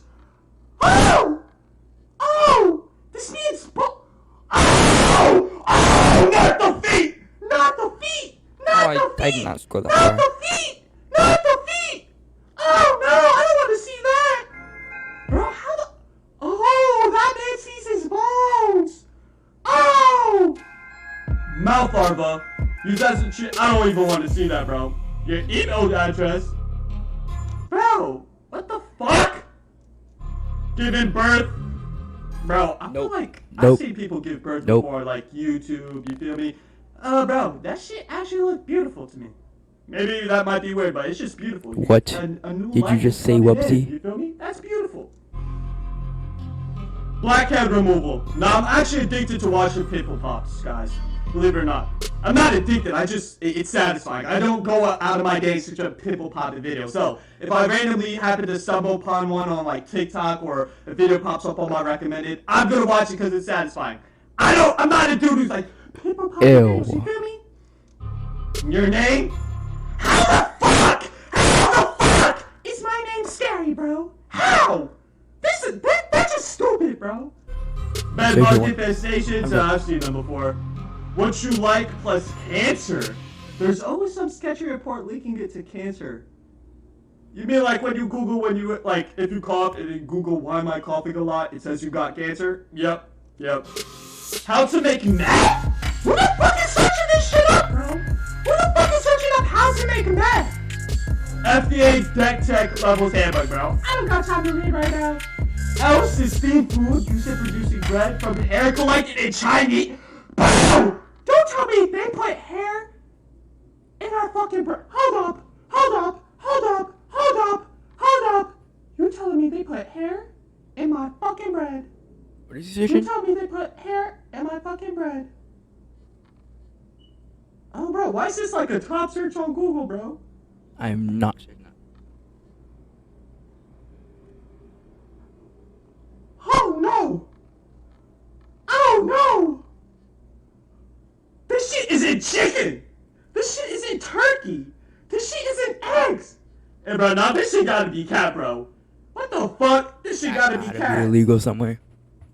How the fuck is this?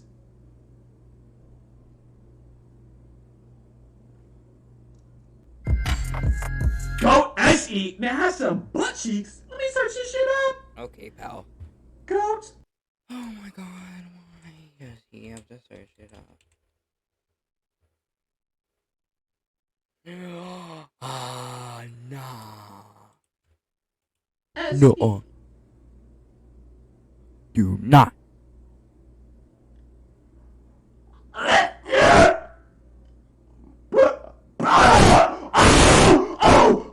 I just saw. No. If you don't search that up, bro. Especially do not search that up next to your parents, bro. Trust me, do not search it up. At first, I saw a picture of Mario with his out, and then I saw a real life picture of a person. Don't! No, I need to delete that off my history, bro. I can't, bro. Oh no, who the fuck does that? I didn't even know it could go that wide. Oh, exactly. This man stuffed the water bottle. Oh no, I didn't even know that. I don't want to know that. Deep gloving, an injury where skin is entirely turned off. Man, what the? White phosphorus burn. Smoker's lungs. I've seen smoker's lungs before, guys. Do not smoke and do not vape. Black. It's literally the same thing. Calgary spritz, trust us, it's not really a hard math problem. How to make a bomb? What the fuck? Lemon party. Man, what the fuck is lemon party? Oh, I gotta search this now.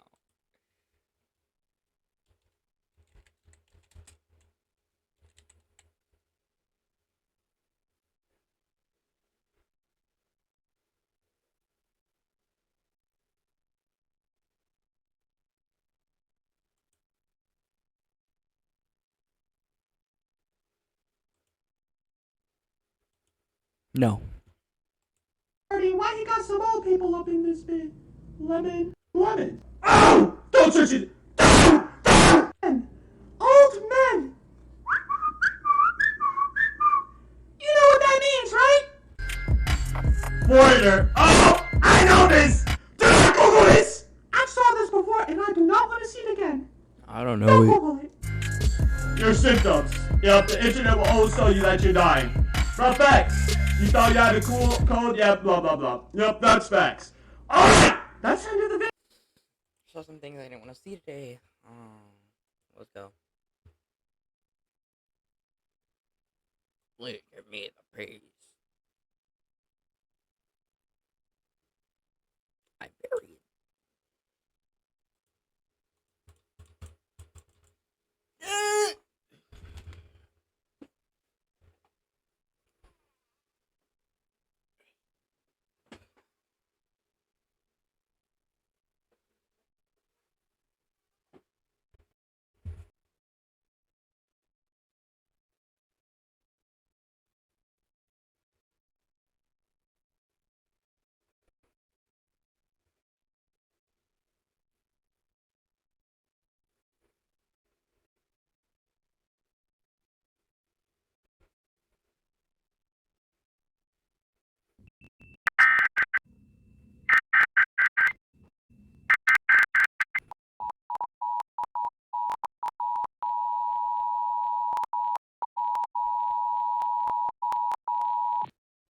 This message has been transmitted at the request of the California State Emergency Management Agency.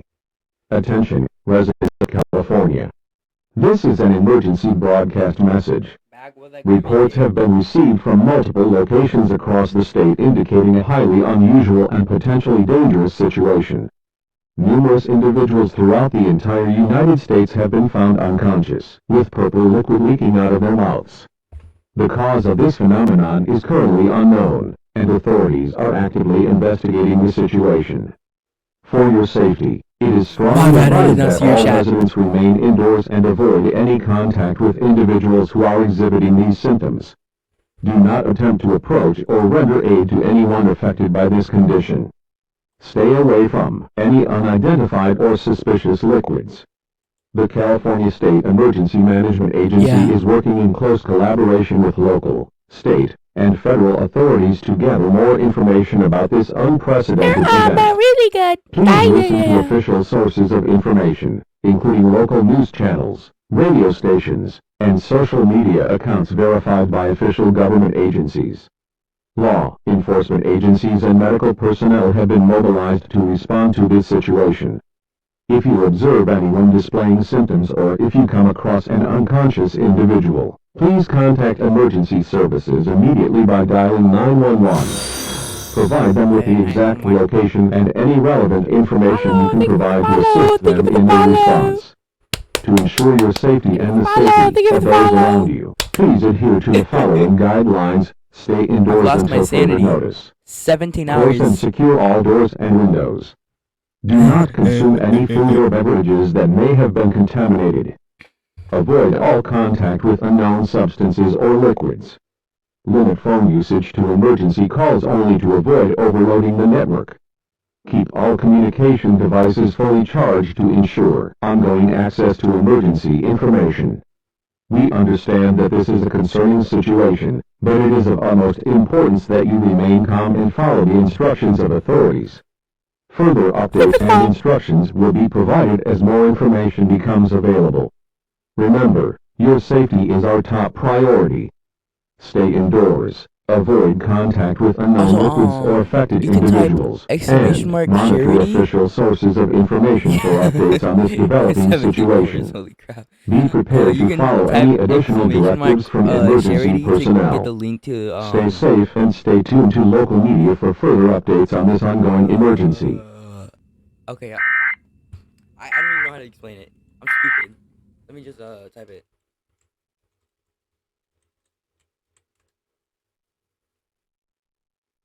This whole 17 hours have been a fundraiser. Said maybe streaming for an hour. I thought I was gonna stream for like 2 hours. 17 hours.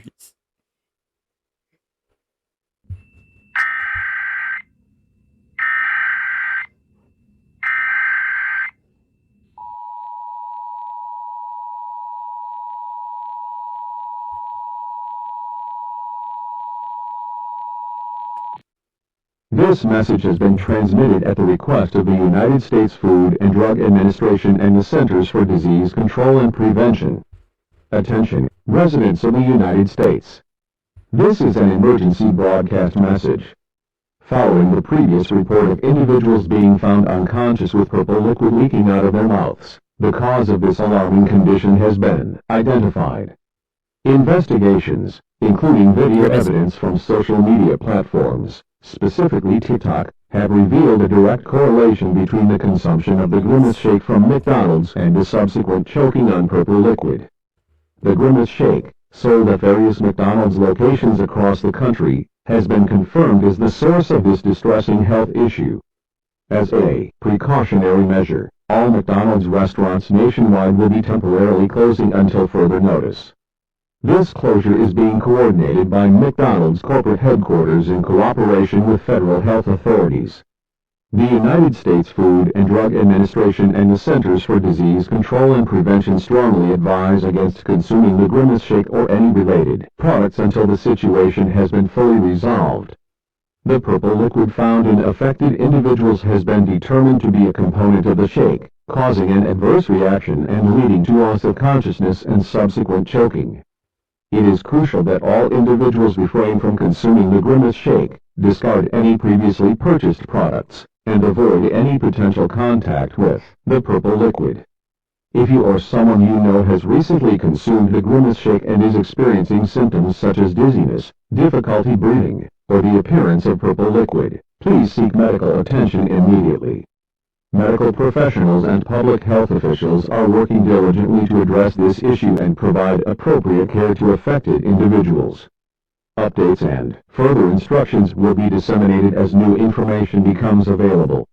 In the meantime, please continue to monitor official sources of information, including news outlets, government websites, and social media accounts verified by authorized agencies.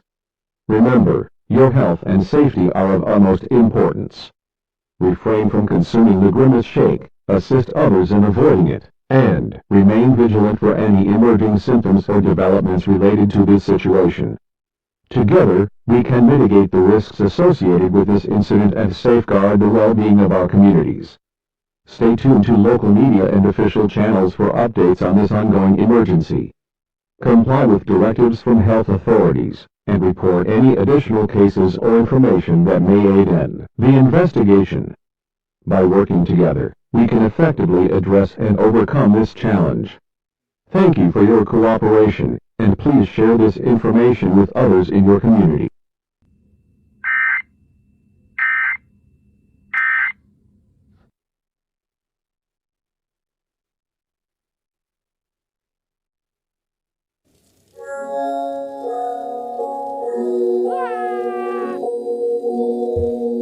No, that's okay. That's okay. You don't have to donate. I don't mind. What the heck? Ain't that the anime man? That's good. You don't gotta donate. You don't gotta. That's not like required. Or anything.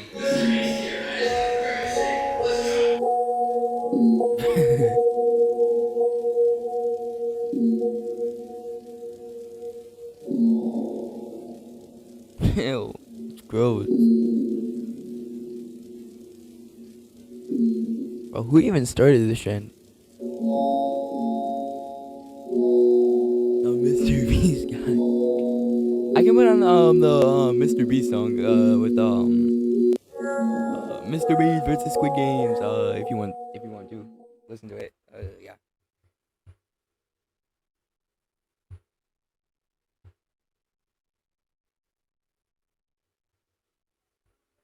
No, a Grimace discovery. It would have been the best joke ever.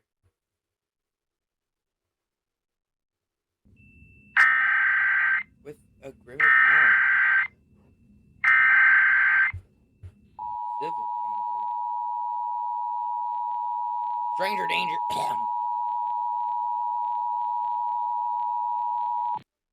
This message has been transmitted at the request of the Federal Bureau of Investigation. This is not a test. Repeat, this is not a test. Attention, residents of the United States. This is an emergency broadcast message. Following the previous reports regarding the Grimace Shake from McDonald's, new and deeply disturbing information has come to light. Contrary to previous beliefs, the Grimace Shake itself is not poisonous. Instead, a horrifying discovery has been made regarding the actions of Grimace, the iconic character associated with the McDonald's brand. It has been determined that Grimace himself has been hunting down victims and forcefully subjecting them to his own juices.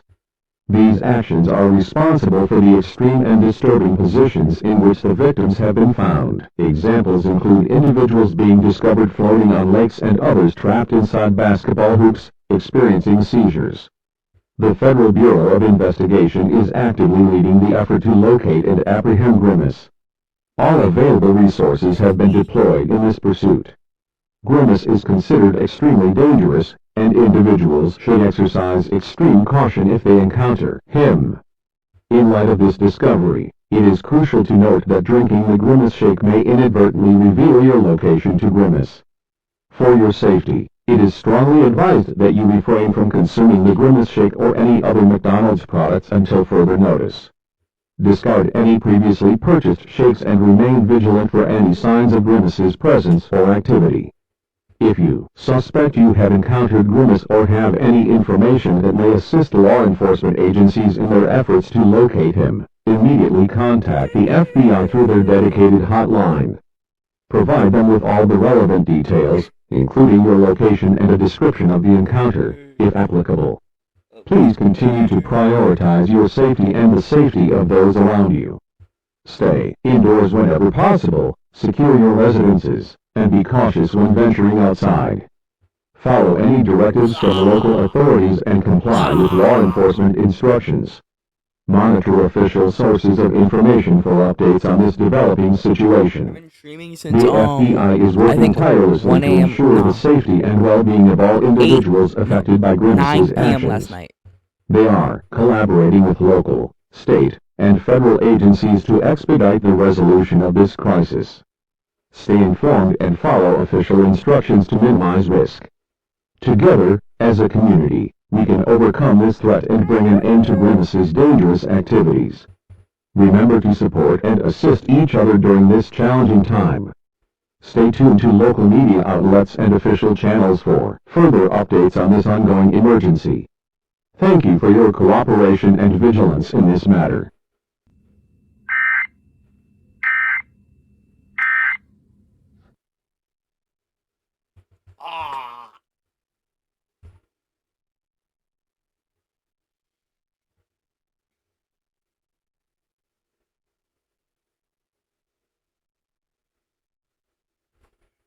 Let me hear you want to know.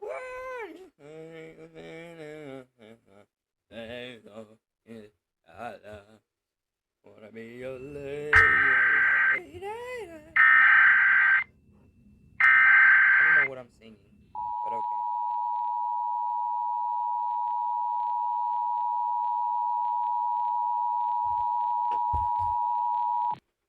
This message has been transmitted at the request of the Federal Bureau of Investigation and McDonald's Corporation. Attention, residents of the United States. This is an emergency broadcast message. Sorry. Significant developments have occurred regarding the ongoing Grimace Shake incident. The purple creature responsible for force-feeding victims the Grimace Shake has been positively identified as Grimace himself, a well-known McDonald's mascot. Efforts to capture Grimace were initiated, and there was a close encounter where authorities almost apprehended him. However, Grimace managed to escape and is currently at large. Law enforcement agencies, including the FBI, are working tirelessly to locate and apprehend Grimace to prevent further harm. In response to this alarming revelation, McDonald's Corporation has taken immediate action. All McDonald's locations nationwide have reopened, but the sale of the Grimace Shake has been permanently discontinued. The corporation deeply regrets any harm caused and is committed to supporting the ongoing investigation to determine the cause of the Grimace Shake incident.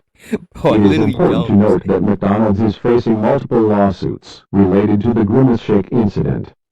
These legal actions are intended to determine the extent of McDonald's involvement and liability in this crisis. Individuals who have been affected or have relevant information are urged to contact the appropriate legal authorities. As we work together to navigate this challenging situation, your safety remains paramount.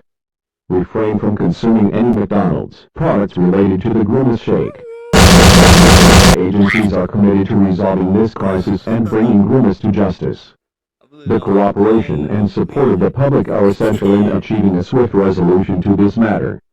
If you have any information regarding Grimace's whereabouts or activities, please contact law enforcement immediately. Provide them with a detailed description of the sighting, location, and any other pertinent information that may aid in Grimace's capture. We understand the concerns and uncertainties surrounding this incident, and we assure you that every effort is being made to protect the public and hold those responsible accountable. By staying vigilant, informed, and working together, we can overcome this crisis and ensure the safety of our communities. Continue to monitor local media outlets, official government channels, and verified social media accounts for updates on this ongoing emergency.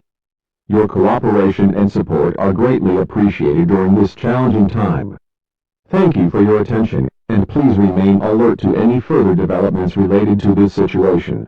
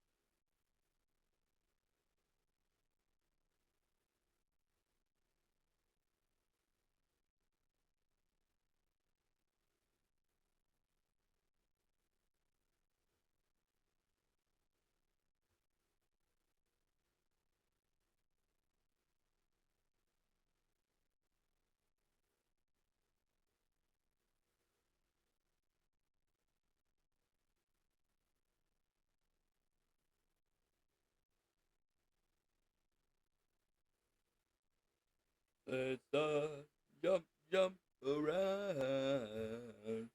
Jump, jump around. Jump, jump around. Jump on up and down.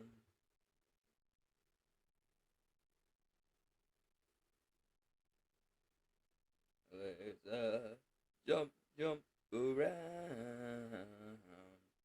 Jump, jump around. Jump, jump around. Jump on up. Please give me a whole tray of peas. Thank you. Enjoy those peas.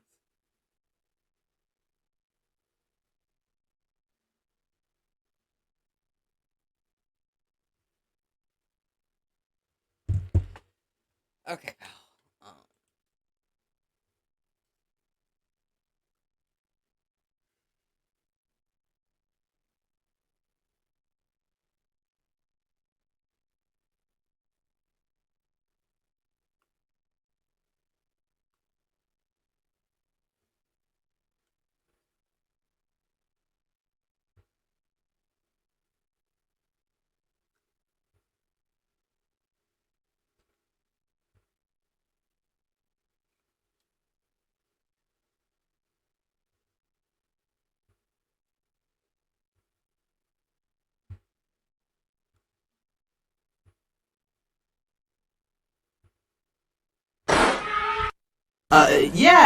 Yeah, I'm fine. Do you think the undead fight fair? Or the nether? Or the many other dangers out in the world? I made you something. It's not the most beautiful weapon in Sandaria, but want to try it out? Your arrival is most welcome, Kythalius, but unexpected all the same. Thank you. Hello, Timber. What did you bring us? Nothing. I was just passing by. I'm really going to travel with you? How far are we going? What should I bring? Do I need a sword? Wait, so we're traveling further? We must be at the end of the world by now. I recognize these trees. We're near Sandaria. Let go of me! Help. Somebody. My village was attacked. It's not far. We need to look for survivors. Did you just slap me with that arm? Yeah, sorry, it's just my, head kinda hurts. Hey, are you new? We got,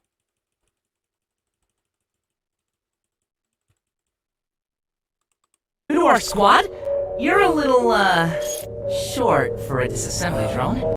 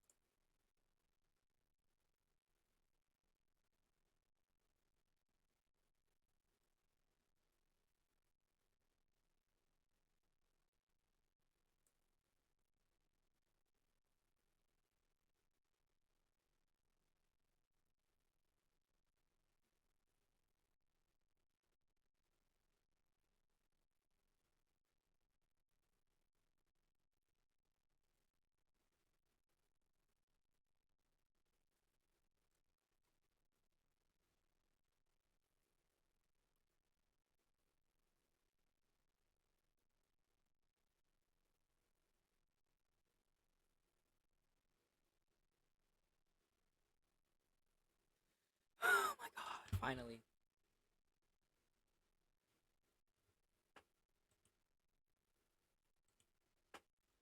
Whoa! Let's see this.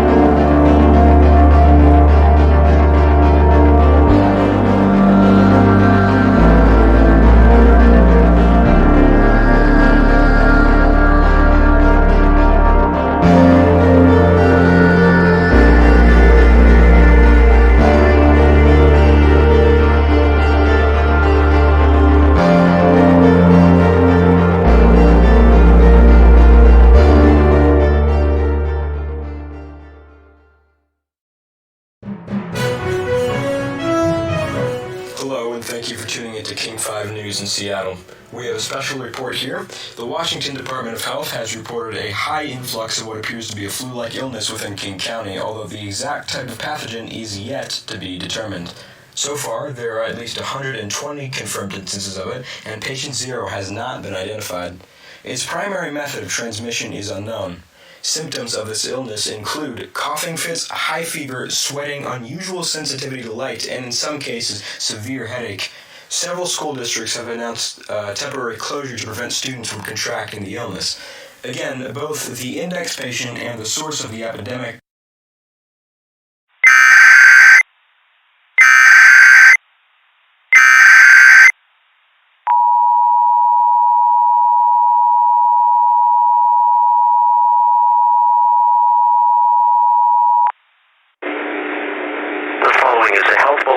Washington State Department of Health.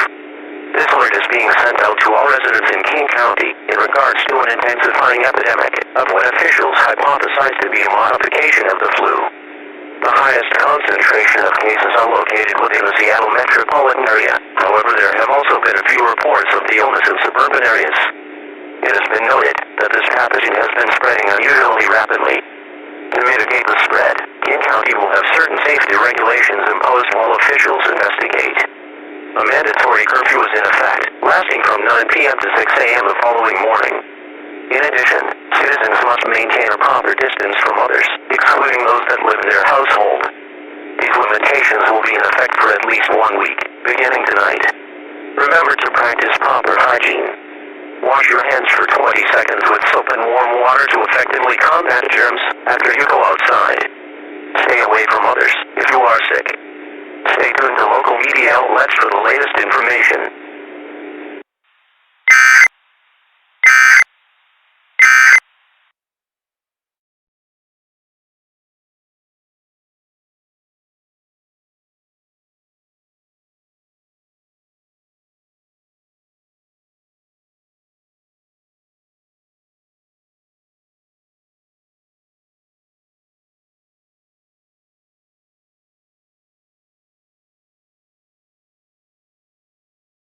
This is MSNBC with breaking news out of Seattle. Washington state health officials have noted that within the past few days, a flu-like illness has been spreading unusually fast in several different areas. King County has placed restrictions and health guidelines for the next week or two to try and prevent the pathogen from spreading farther. Health experts have sounded the alarm, noting that this has pandemic potential. If the spread is not mitigated, then it could possibly start popping up in other states and eventually other countries. Officials estimate that around 3,000 people have contracted this illness, a dramatic increase from 2 days ago, when that number was only around 100. A small number of deaths have also been reported. The Washington Department of Health and the CDC are both trying to collect samples of the pathogen to try and identify it.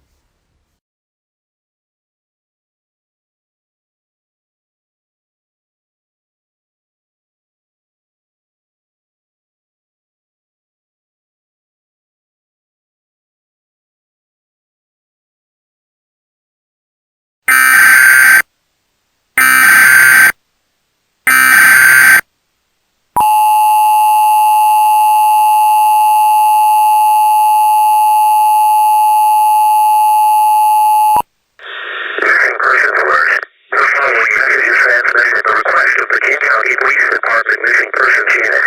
Within the past hour, 7 people that are not connected to each other in any way were reported missing. Their identities will not be revealed. However, they were reported to have been acting strange before they disappeared. They reportedly did not respond when people would try talking to them and looked like they had lost their sense of direction. The King County Police Department is concerned that these persons' behaviors may eventually become more hostile and pose a threat to civilian safety. If you observe anyone nearby you acting abnormally, do not approach the persons. Call 911 immediately and notify them of where you saw the person. Thank you for your cooperation.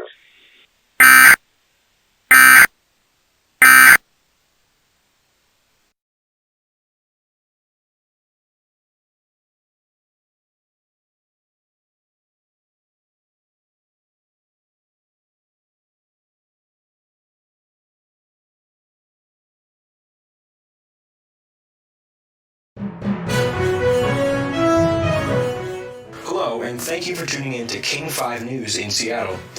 Conspiracy theories surrounding the new virus have started to circulate online, especially after several people were reported missing.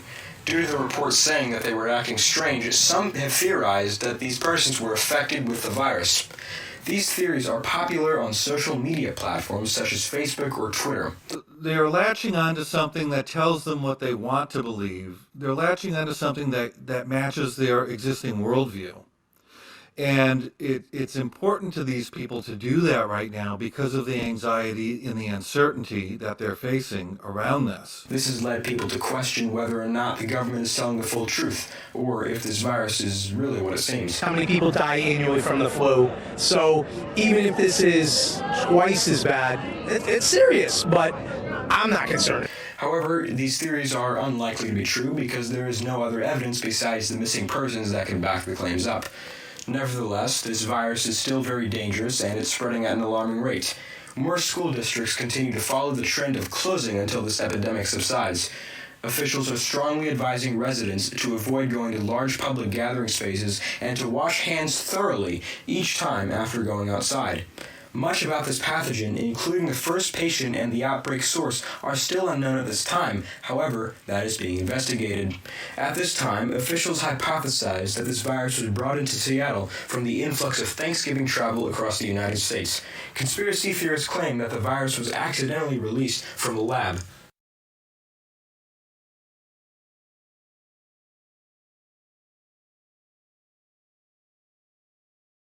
What is your emergency?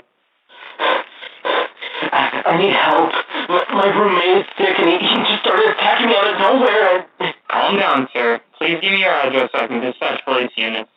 714 Scranton Street, Unit 2. And you said your roommate was sick? Was he sick with the new illness? Yeah, I think so. I've locked myself in the bathroom, but I think he knows I'm in here. Sir? Sir, are you there? Help! Just stay on the line with me. Please, send help!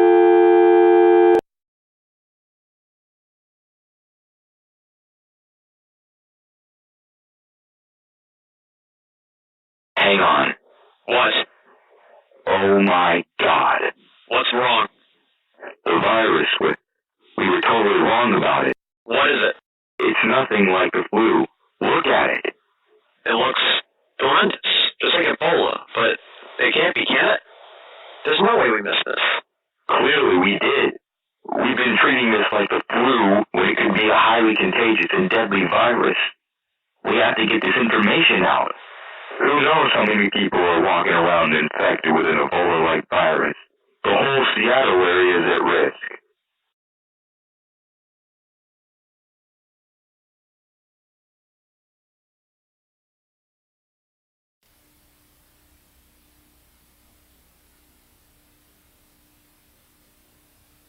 Thank you for joining this emergency conference. We have conducted research on this new virus and have some urgent information to share with you. The virus, which has begun to spread rapidly across Seattle, has been collected, and scientists working with us have conducted research into its properties. Initially, we believe this virus was a flu-like virus, posing a threat to the weak and vulnerable, but initial research has shown this virus bears more similarity to the Ebola virus. Ebola viruses belong to a family of viruses known as filoviridae, which involve viruses such as the Ebola virus and the Marburg virus. Based on our Ebola research in recent years, we can conclude that the new virus is not an Ebola virus, of which there are 6, but a more distant relative, and likely fit into the category of a filovirus. This virus has now been dubbed Plaxiovirus. The virus has a similar composition to Ebola, and as such the city of Seattle and its surrounding areas should be quarantined immediately. A full military blockade will be required to ensure the virus is contained as much as possible. Once we can confirm that a suitable perimeter has been established and will not be breached, medical and research teams will be deployed to help those who are infected and collect more samples to further understand this new virus. Members of Congress have been informed and will soon prepare to begin the necessary actions. The President is also being kept up to date.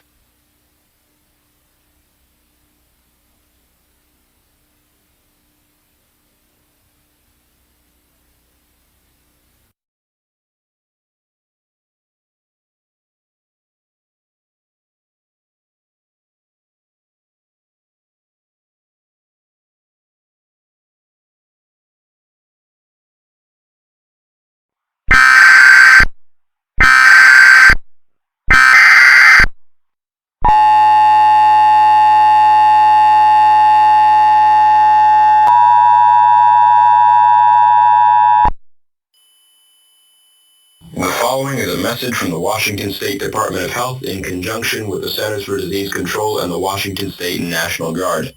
Due to recent developments with the virus spreading in Seattle, the governor of Washington has decided to instate a military blockade around King County. As of now, nobody will be able to enter or leave King County without proper authorization to stop the virus from spreading outside of the county. Anyone who attempts to breach the blockade may be met with lethal force. Life within the county will retain some degree of normality, however, there are limitations being enforced. Residents will be able to go outside and essential stores such as grocery stores or pharmacies will remain open. However, public gathering spaces such as parks or malls will be closed off to the public until further notice. This curfew is in effect indefinitely and will be lifted once it has been determined that the virus is no longer a threat to the general population. Stay tuned for further updates.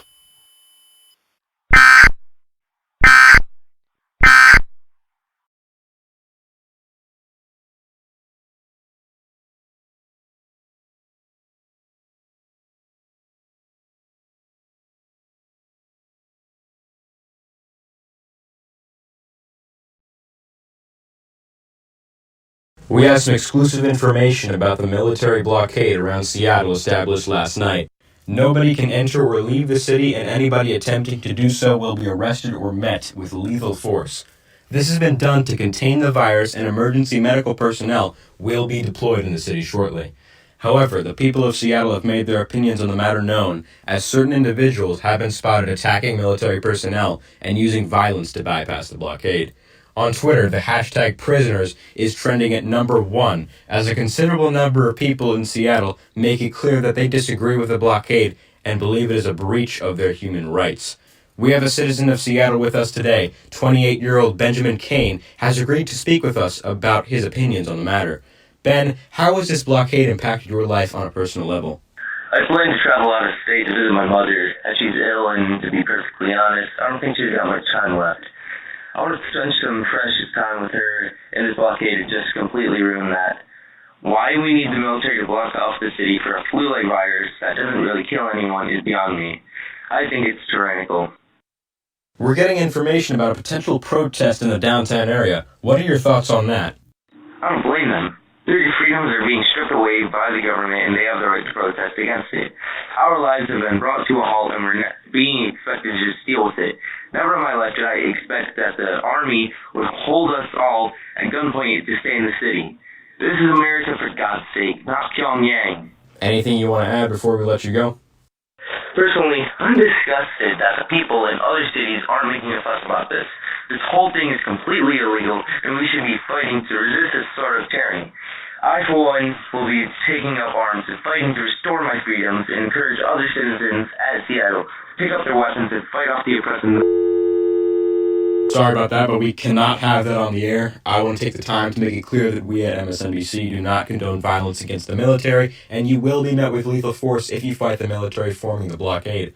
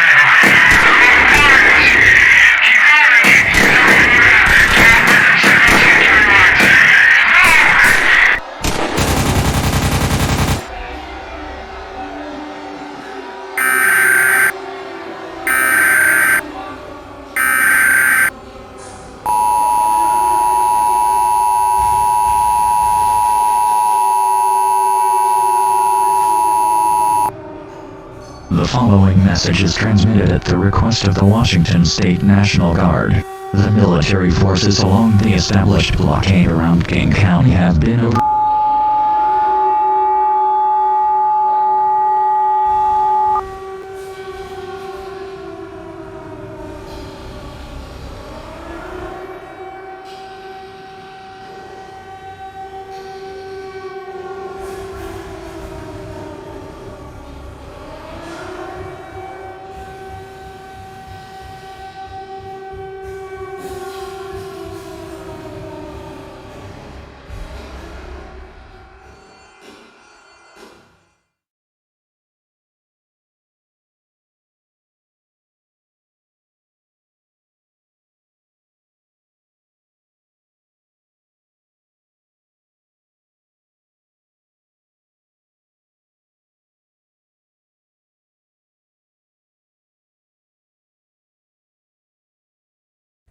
This was 2 years Hello? ago? This is Randy Gray from the U.S. government, and I'm legally obliged to keep track of the blockade and how it's going. Have you had any issues so far, as well as any breaching attempts? No, not at all. Everything is absolutely fine down here. No worries down here, sir. What was that? Nothing. Hey, are you sure everything's alright down there?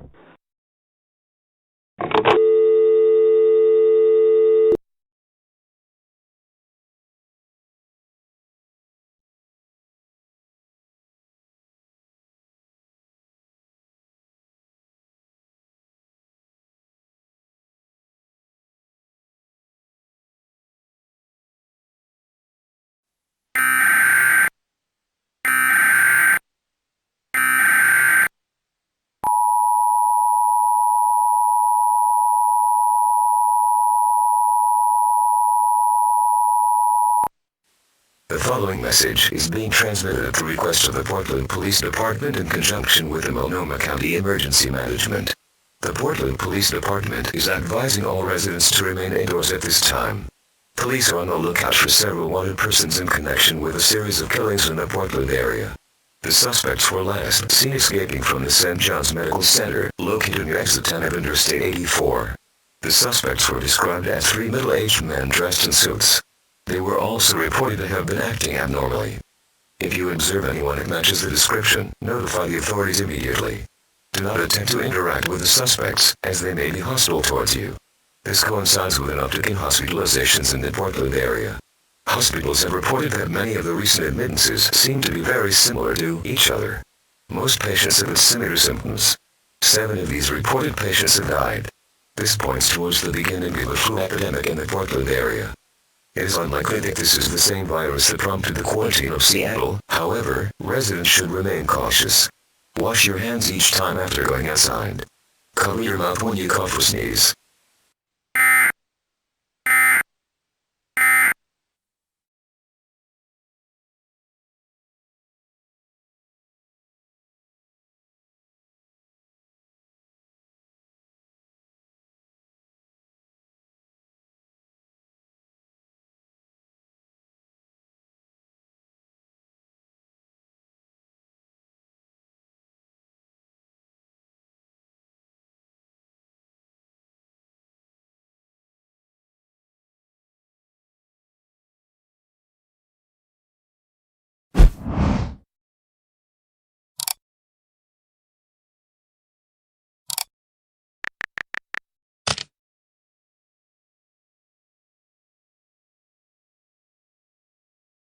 No, this is not real.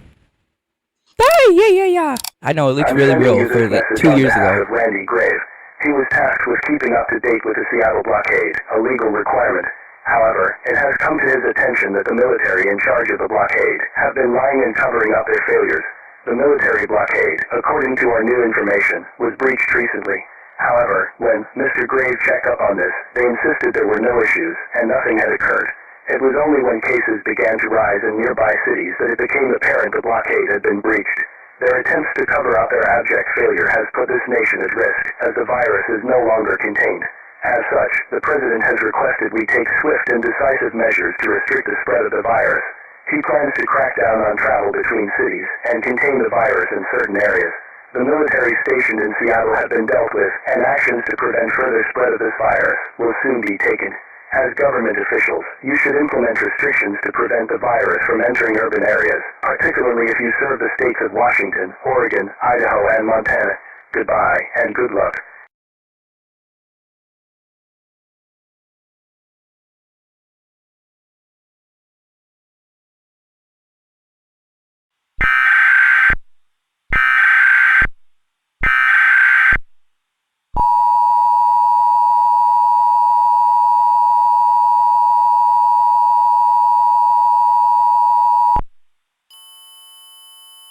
This is an urgent message from the Washington state government. Due to recent events in Seattle, government officials have been prompted to initiate health-related restrictions across the entire state. This is to prevent the highly contagious and extremely vulnerable virus originating in Seattle from spreading farther than it already has, as it has recently been confirmed that the military blockade surrounding King County was breached and thus allowed the virus to spread outside of the Seattle quarantine zone. Furthermore, recent studies by the CDC have confirmed that this virus is completely novel and far deadlier than any flu virus. Its composition is similar to that of the Ebola virus, predominant in Africa and notorious for having an extremely high mortality rate, and virologists heavily suspect that this new virus is a distant relative of the original Ebola virus. The virus type has been named Plaxiovirus, and the specific strain is being referred to as K17BXVI. Its origin and its index host are still unknown. This virus is especially dangerous due to its ability to destroy the mind of its hosts and drive them into a homicidal rage with a thirst for blood. Effective immediately, all possible methods of transportation outside of the state are now being shut down and enforced by a legion of National Guard troops. All highways that go out of state are being cut off. All flights in Washington state are now grounded until further notice. If you conspire with others and attempt to violate these laws by crossing the state border, you, along with any other accomplices, will be shot on sight. These emergency laws are meant to be taken extremely seriously. You will be considered an enemy of the state if you attempt to violate these guidelines. At this time, there is no clear time frame for when the restrictions will be lifted. Surface streets will remain open, however, all businesses or privately funded institutions will close down. All public facilities will also remain closed. You will have rations from the government delivered to your household every week, including 7 days' worth of non-perishable food, water, emergency medical supplies, and clothing. If you begin to experience symptoms of K17PXVI, call the authorities immediately, and you will be taken to a secure location, where you will be quarantined and monitored for at least 2 weeks. If your mind begins to become affected by the virus, you will be killed as a safety precaution. Failure to comply will result in dire consequences and severe legal punishment, or possibly even execution. This virus cannot be allowed to spread across the entire population. Your government thanks you for your cooperation.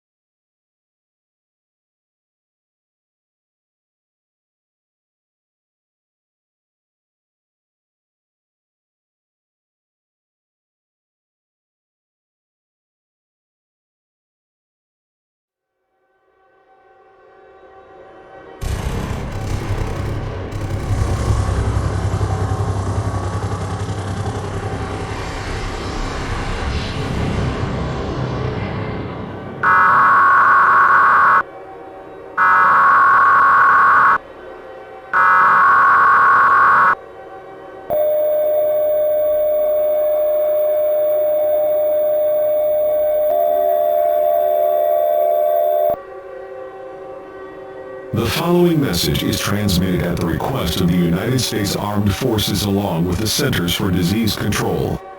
Within the past 2 weeks, all states along and near the American Pacific coastline have experienced a complete surge in cases of the K17PXVI virus originating from Seattle.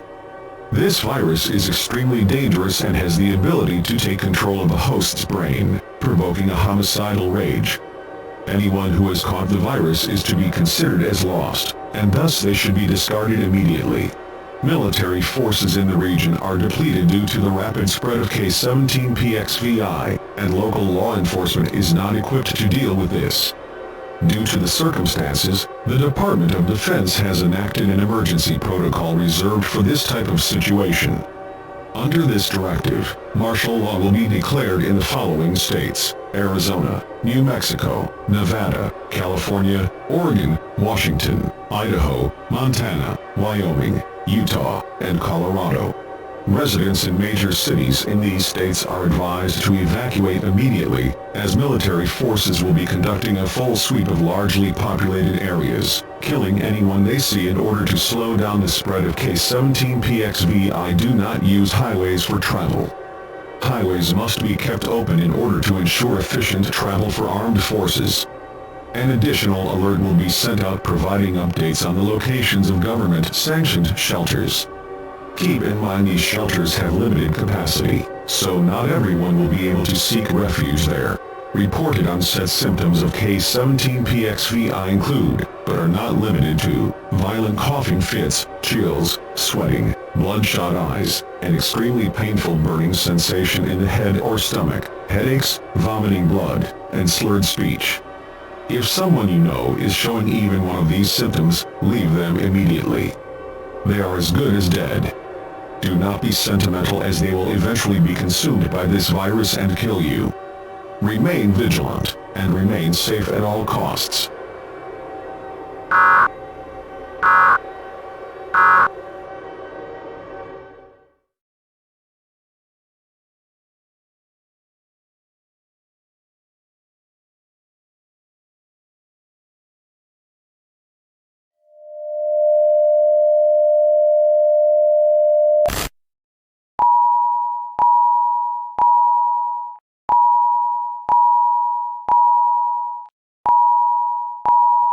I'm good. Within My the brother, past few I'm good, weeks, bro. a Let's new go. virus by the name of K17PXVI emerged from Seattle. The pathogen has completely puzzled scientists, especially with its apparent ability to infect a person's brain and provoke a homicidal range state. The method of transmission has not been confirmed, though it is likely that this virus is airborne because of its rapid spread across the entire western region. The pandemic has since caused mass devastation to the West Coast. Military forces are currently in retreat and cities are in complete disarray. It has become apparent to the Department of Defense and the CDC that this virus cannot be stopped from overtaking the entire western region, and data from health institutions projects that this virus will wipe out over 75% of the human population should it start spreading globally. Due to the circumstances, the president has approved drastic measures to stop the virus from entering other countries and the eastern United States. Effective immediately, the military will cease all operations in states west of the Mississippi River. The United States has forfeited its government jurisdiction in the West. This may seem like a harsh decision, but it was made to protect the rest of humanity from such a deadly disease. Refugees from the western states will not be accepted. Electricity and gas will be cut off I actually did go to indefinitely. sleep. God bless America. I actually did go to and sleep last remember, night. you I just are left all the stream dying for on. the greater good of the human race. I'm not really tired. Yeah. But I am actually really tired. I didn't sleep till like 5 a.m. last night.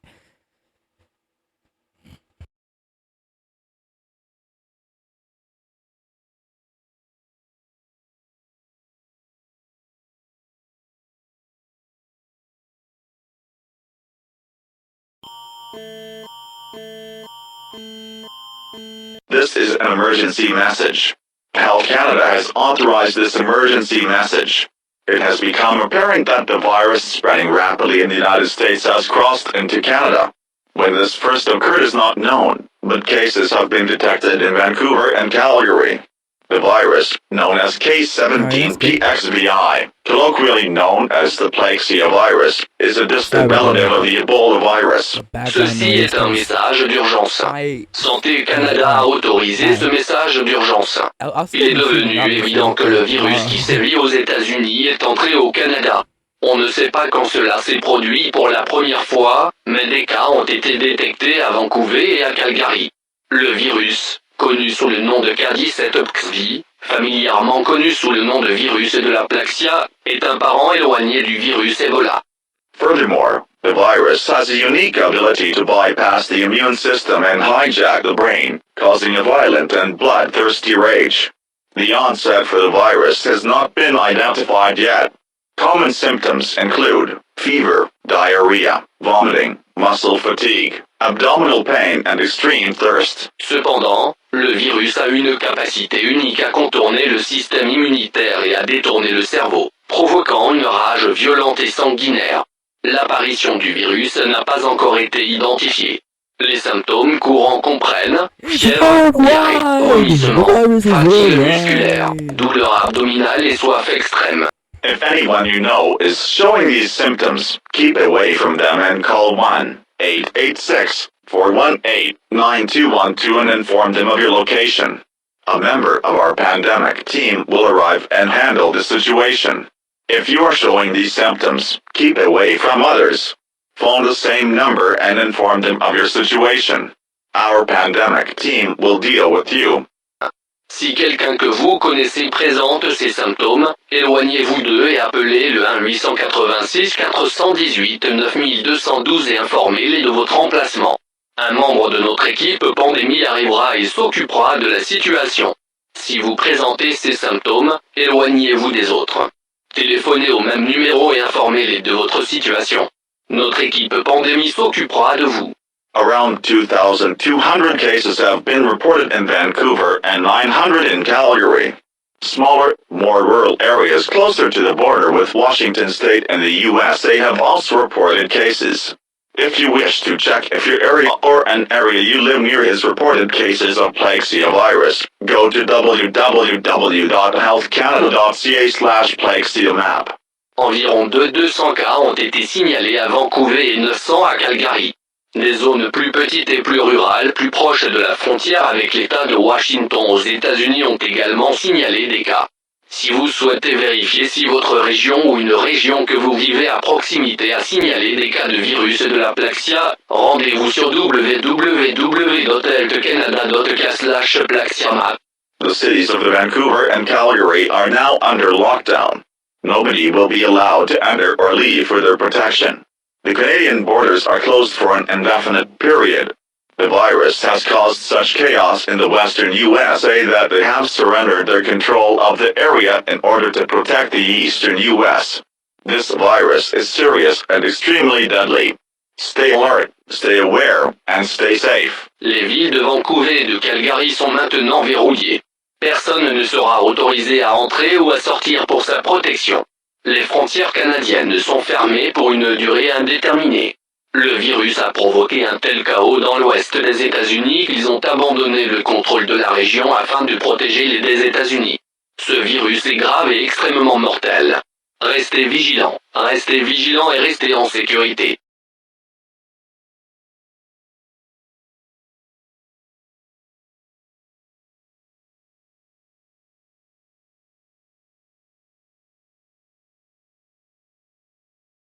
This emergency meeting was called due to a rapidly intensifying outbreak of a novel virus that has puzzled scientists in the western United States. This virus, officially called K17-PXVI, is a distant relative of the Ebola virus, and it can somehow suppress a person's immune system and take control of their brain, forcing them into an aggressive, homicidal state. The outbreak has raised concerns across the world as the United States Armed Forces, one of the largest militaries in the world, continues to deteriorate at an alarming rate. Several members of the Assembly have come forth with a proposal, cutting off all North American countries from the rest of the world to prevent a global outbreak of K17-PXVI. Several large countries have voiced their support and are willing to use their own militaries for this initiative. We will now vote on this proposal. Shall more than 2/3 of the Assembly vote in favor of this? It will be passed. "179 people have voted in favor of this, and 14 have voted against this. This motion passes."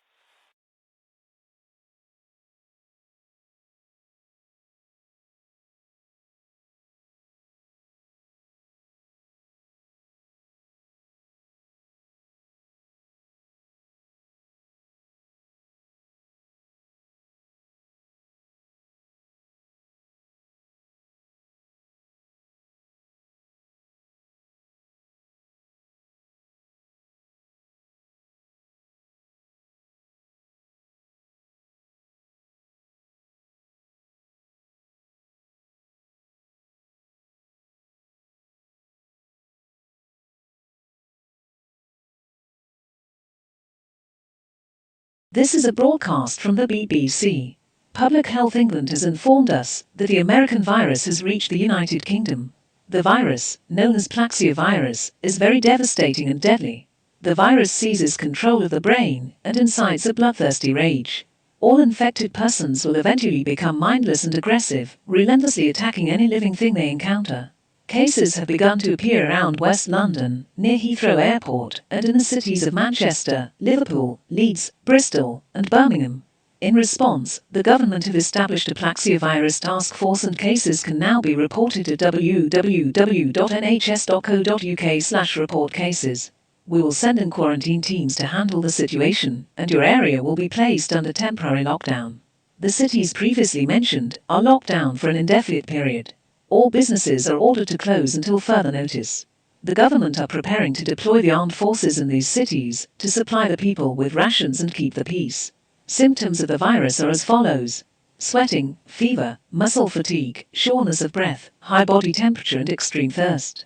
If you or someone you know are showing these symptoms, call 0118496045 and inform them of your location, your condition, and if you've been in contact with others.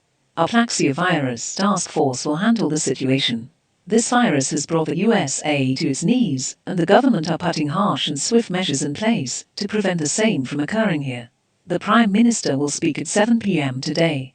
Please stay calm and remain vigilant.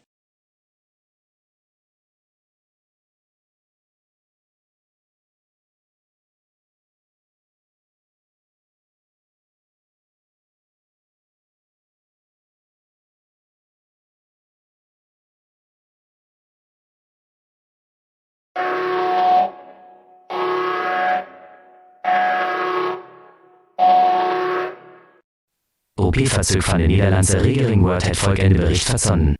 Het Amerikaanse Plaxia-Virus, officieel K17PXVI genoemd, begint zich over Europa en in Nederland te verspreiden. De IT-Virus is een verwant van het beruchte Ebola-Virus, en also het oploopt, is volledig functieverlies binnen 72 uur circa.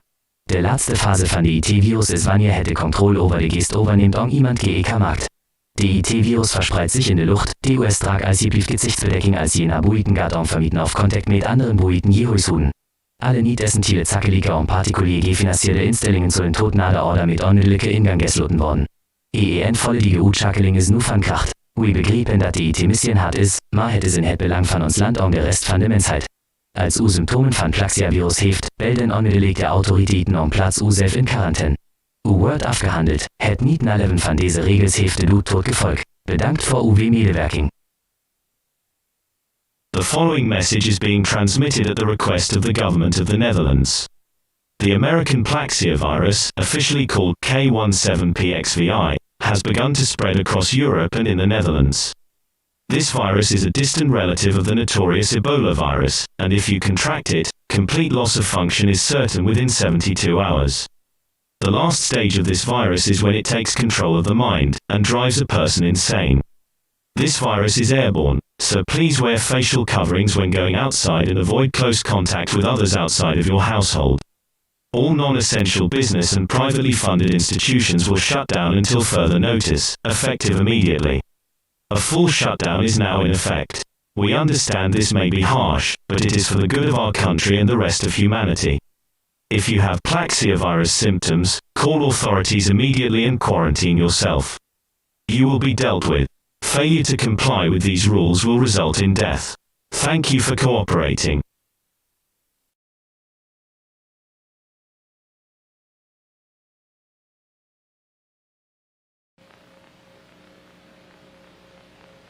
What TV?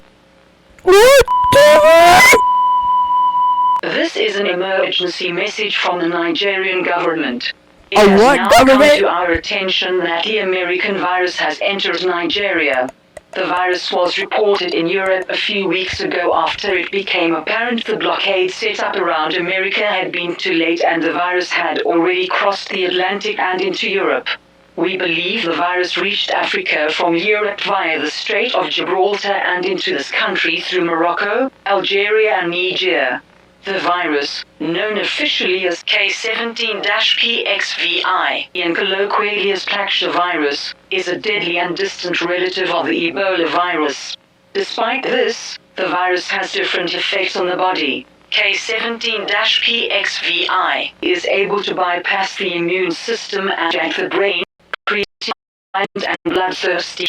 If infected, you lose all autonomy over any living thing. Cases were reported in the local government areas of Zango and Bor at 7 a.m. this morning. It locked down. However, due to these areas having a population of over 100,000 people, and the amount of time the virus has been in these areas for being unknown, it is likely people infected have left these areas and traveled elsewhere. You are advised to remain in your homes and avoid contact with other people. Infection with the Plaxia virus will result in infection and loss of all autonomy. Common symptoms of Plaxia virus are sweating, fever, muscle fatigue, shortness of breath, a body temperature of around 40 degrees Celsius and extreme thirst. If one of your family members are showing these symptoms, you must evacuate or execute them. Should they be infected, they will eventually become aggressive and viciously attack you and your family. You must execute them for the greater good of you and your loved ones. Fail to do so at your peril. The armed forces are now preparing to quarantine cities and prevent infected persons from traveling elsewhere. Be aware that this virus has brought the USA to a standstill, and should this virus begin to spread uncontrollably across Nigeria, it is likely this country will fall. Remember to stay vigilant, stay prepared, and good luck.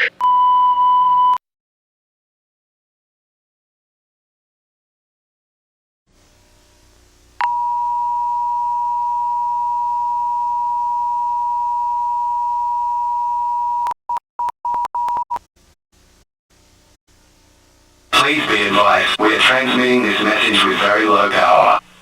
The following message is transmitted at the request of the Australian Defence Force. The American virus K17PXVI is spreading rapidly within Australia, with cases being reported in every state.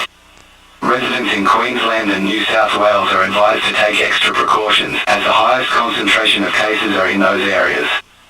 K17PXVI is highly volatile and contagious, and it has the ability to suppress a host's immune system and take control of their brain, forcing them into a homicidal state. If anyone around you is experiencing onset symptoms of K17PXVI, terminate them immediately. Their deaths will be inevitable, and prolonging that will only create a larger threat. The Australian military is severely depleted, and resources are beginning to run out. It is advised that you remain away from cities, specifically those located in New South Wales and Queensland. Help is on the way. There is light at the end of the tunnel. We will survive.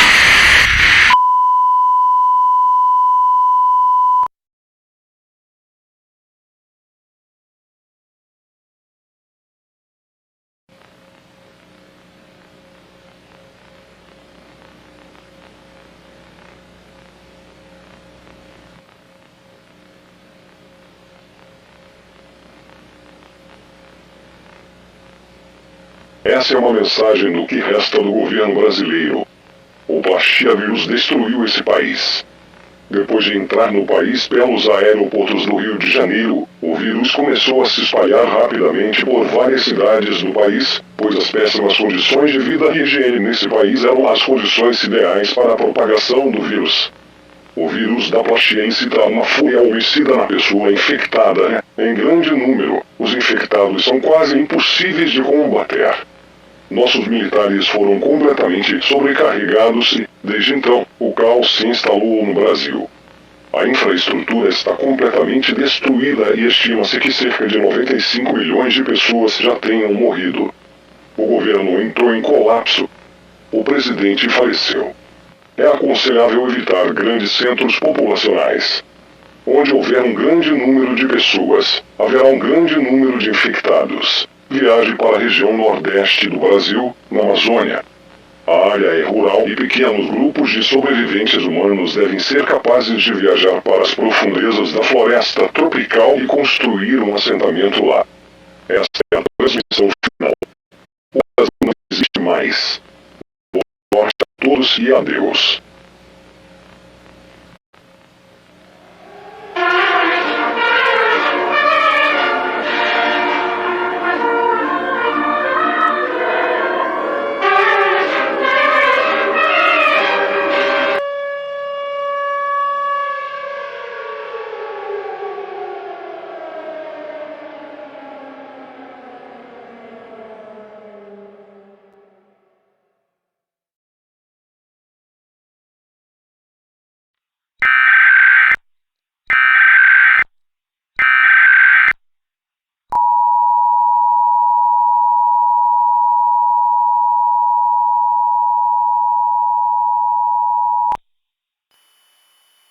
The following message is being transmitted at the request of the United States government. Emergency programming has been interrupted to bring you this message. K17PXVI has intensified. Cases are now being reported in every part of the world, and many countries have collapsed to extreme outbreaks. The United Nations blockade has completely fallen through. Out of the 300 million people that lived in the United States, only 29 million remain official citizens of this country. The rest have either succumbed to the Plaxia virus or they have been cut off for the good of our nation. Anyone who contracts the virus will almost certainly become animalistic and homicidal. All remaining residents of the United States are strongly advised to remain indoors at this time. Seal all entrances to the outside to minimize the chance of the Plaxiovirus particles getting inside of your house. The outside environment is extremely unsafe at the moment, and if you remain outside for more than 25 minutes without any sort of protection, you will contract the XVI. Make sure you have weapons on standby to protect yourself, such as knives, baseball bats, or guns. The CDC is still trying to figure out how this virus can circumvent the immune system and kill a person, and they are also trying to find a way to prevent that, though it is not guaranteed that a solution will be found. Do not call 911 unless you have a life-threatening medical emergency. Please keep in mind that emergency services are severely understaffed due to the pandemic, and you may not receive a response. Do not rely on law enforcement or military forces for protection. We are currently devoting aid to all citizens of the United States. Please remain tuned.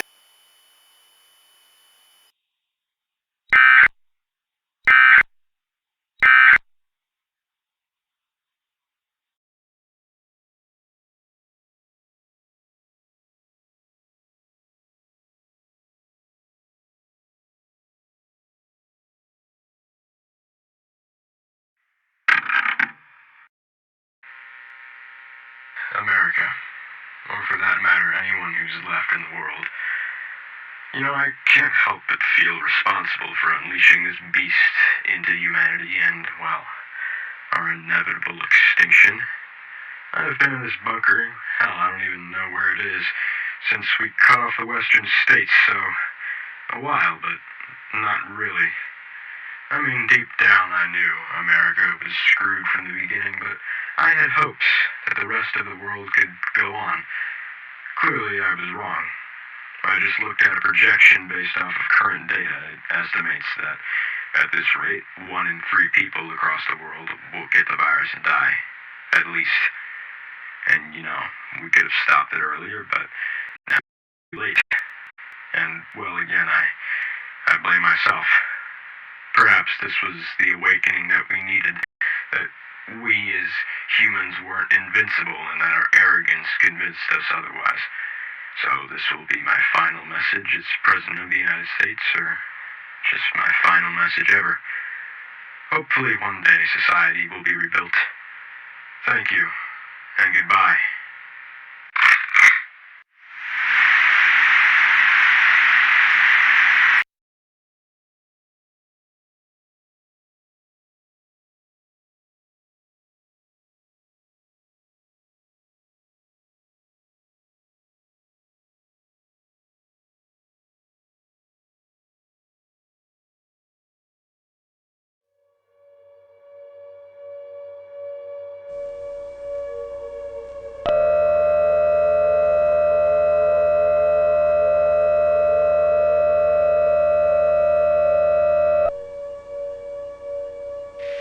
Ladies and gentlemen, the worst has unfortunately come to pass. It's officially fallen at the hands of K-17PXVI, as will the rest of the world.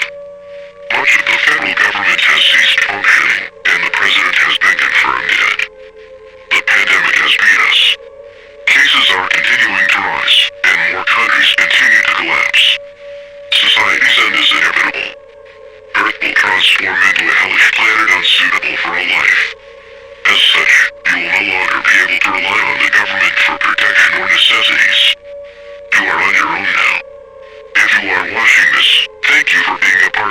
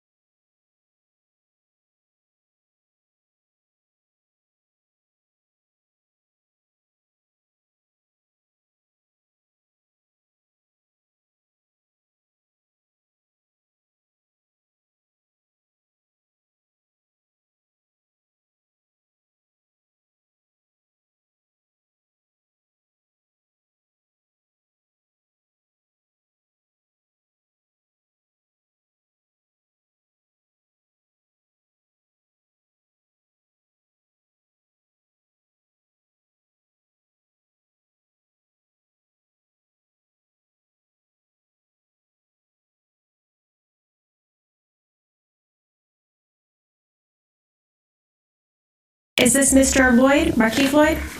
All right, thank you. Let's go ahead and begin these first appearances. Sir, you're here for the charge of murder of a... Ain't no Marquis Lloyd. Who are you? All right, you're here for murder of a law enforcement officer, attempted murder of a law enforcement officer, carjacking with a firearm, aggravated assault May I have your name, please? with...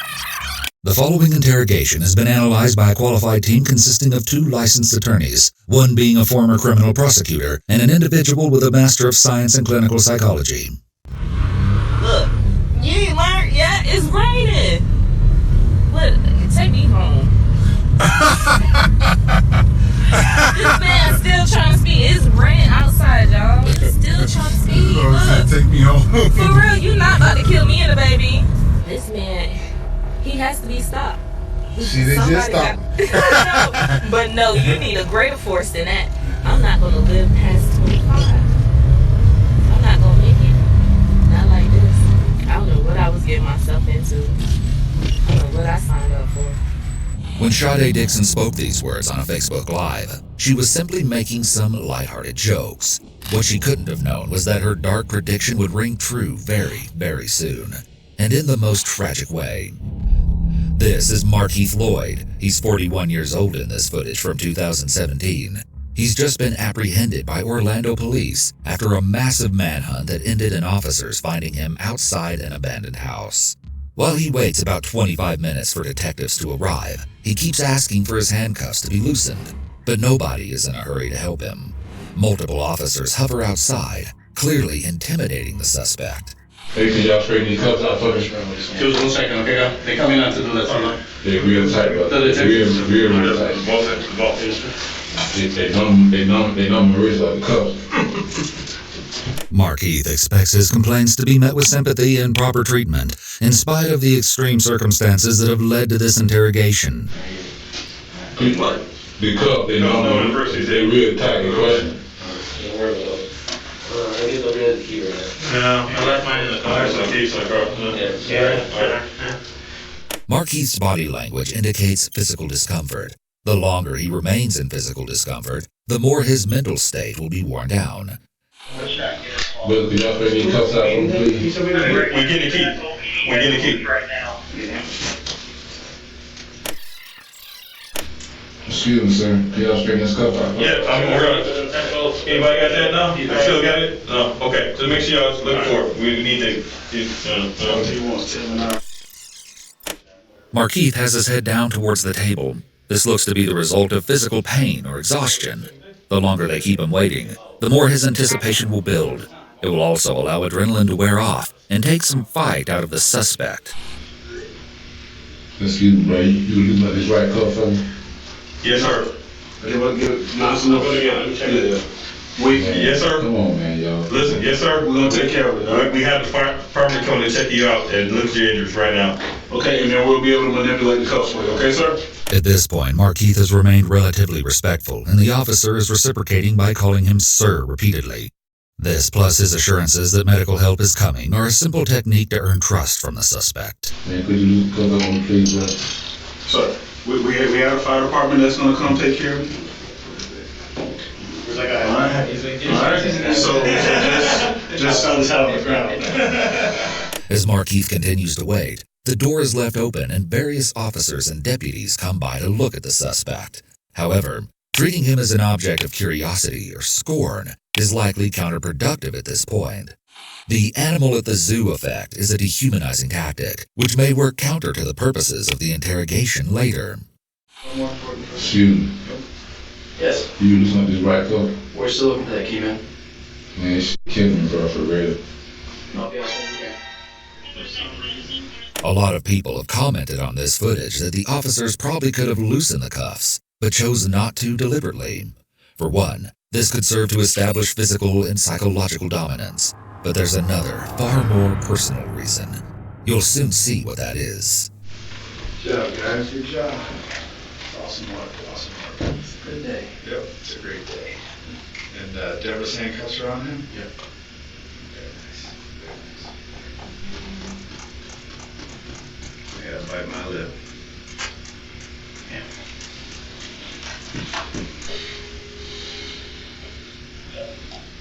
This is highly unusual behavior for officers to display before questioning a suspect. Generally, they try to build rapport and create a false sense of hopefulness to the suspect to get them to be more apt to cooperate. Here it appears they have no desire to do so with him and are intentionally trying to make this experience as unpleasant as possible for him. After a while, Markeith gets fed up with the handcuffs. I know y'all got a key to this shit, man. This shit killing me, bro. My hand's swelling up. Come on, man. Sit down. Sit y'all down. Y'all don't kill me. Y'all on some bullshit, bro. Sit down. Sit down. Right up. Sit down. Sit. Bro, this cuff up, bro. Sit down. And do not get back up. Can you do this cuff, bro? No. This right cuff? I ain't got no handcuffs. It's fine. Markeith is obviously agitated enough to act out defiantly, refusing to listen to orders. This return to a confrontational aspect is once again altering the state for the interrogation to come. This is a fascinating change in the dynamic between prisoner and keeper. The right cuff fucked up, the left cuff right. They're fine. Do you have gloves? Do you guys have a... It cut off the circulation. Bring us a cup, bring it locks. Yeah. Blood cut off my circulation. I feel my hands swelling up, my whole hand swelling up, bro. Tensions are high, and after waiting a few minutes in silence, Markeith starts asking who is in charge here, which is an attempt to regain control of the situation by going to the top. This method almost always fails in detention conditions such as this one. Soon, two men walk in the room. Markeith, I'm Detective Cadis with Orlando Police. We'll talk about that here in a second. Okay. Can you sit up and tell me your name? This is the start of the baseline process, wherein the interrogator starts to get an idea of the suspect's demeanor and reactions when answering simple questions. This will later be used to help discern untruthful answers. No, killing me, telling me because I'm a blood specialist. Okay. We can work on that. Let me see the handcuffs. The detectives finally address the suspect's handcuffs, as it seems obvious that his focus will remain on the pain he is in until it is dealt with, making the interrogation more difficult for them. They appear to loosen the handcuffs, but still don't remove them. I can see space in the handcuff. I can see space between the chain there. I'm gonna open up. Listen, I'm gonna open our jump just a little bit. Just a little bit. You understand me? Yes, sir. This time, when Markeith brings up the cuffs, one interrogator is attentive and helpful, sending the message that he cares about Markeith's well-being. This is magnified when the cuffs are finally loosened a bit. There are upwards of 4 officers in the interrogation room. The door is open and more officers are standing in view in the hallway, which is also unusual. Generally, only 1 to 2 officers are in the room for an interrogation. Leaving an interrogation door open is also rarely seen. You gotta get to it, man. You gotta get to it. Oh, You're a pretty bulky guy, so.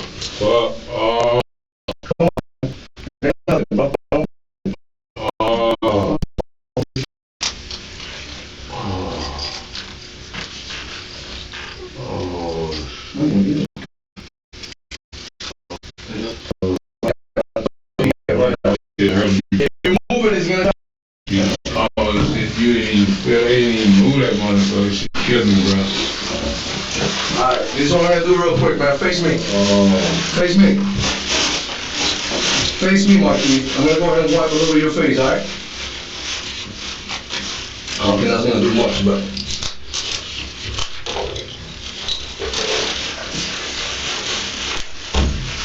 I'm only gonna do, look up a little bit.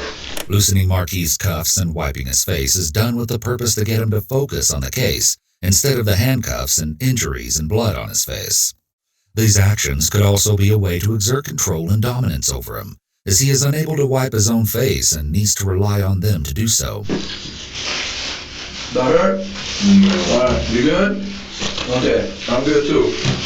I did a little bit, man. We'll get the rest in a little bit, okay? Markeith is in bad shape, with blood all over his face. He'll explain the reason for this shortly.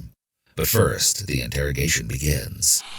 This is Detective Cadis 12277, reference case number 2017-11345. Date today is January 17th, 2017. Time is 19:54 hours. We're in CID interview room number 5. Markeith, give me your name and date of birth again. Lord, 10-875. Okay, Markeith, listen up real quick. Right now you're under arrest, okay? Markeith has read his Miranda rights, and the interrogators confirm that he understands them before proceeding. Anyone threaten you or promise you anything right now to get you to talk to us? Okay. Also in the room... The door is still open when the officers Mirandize him, with officers still standing watching from the hall. Generally, the door is closed to give the suspect a feeling of privacy, and so there are less distractions from the interrogation. This is Detective Danny Garcia speaking with the Orange County Sheriff's Office Homicide Unit. Okay. The technique that will primarily be used here is the Reed interrogation method, though there are some hints of the UK-originated peace method early on as well. Markeith, you know why you're here tonight, right? Yeah. Okay. Can you tell us why you think you're here tonight? Detectives begin with the Reed technique of positive confrontation by saying, "You know why you are here tonight." This statement isn't aggressively delivered, but is presented as an assumption of guilt toward the suspect.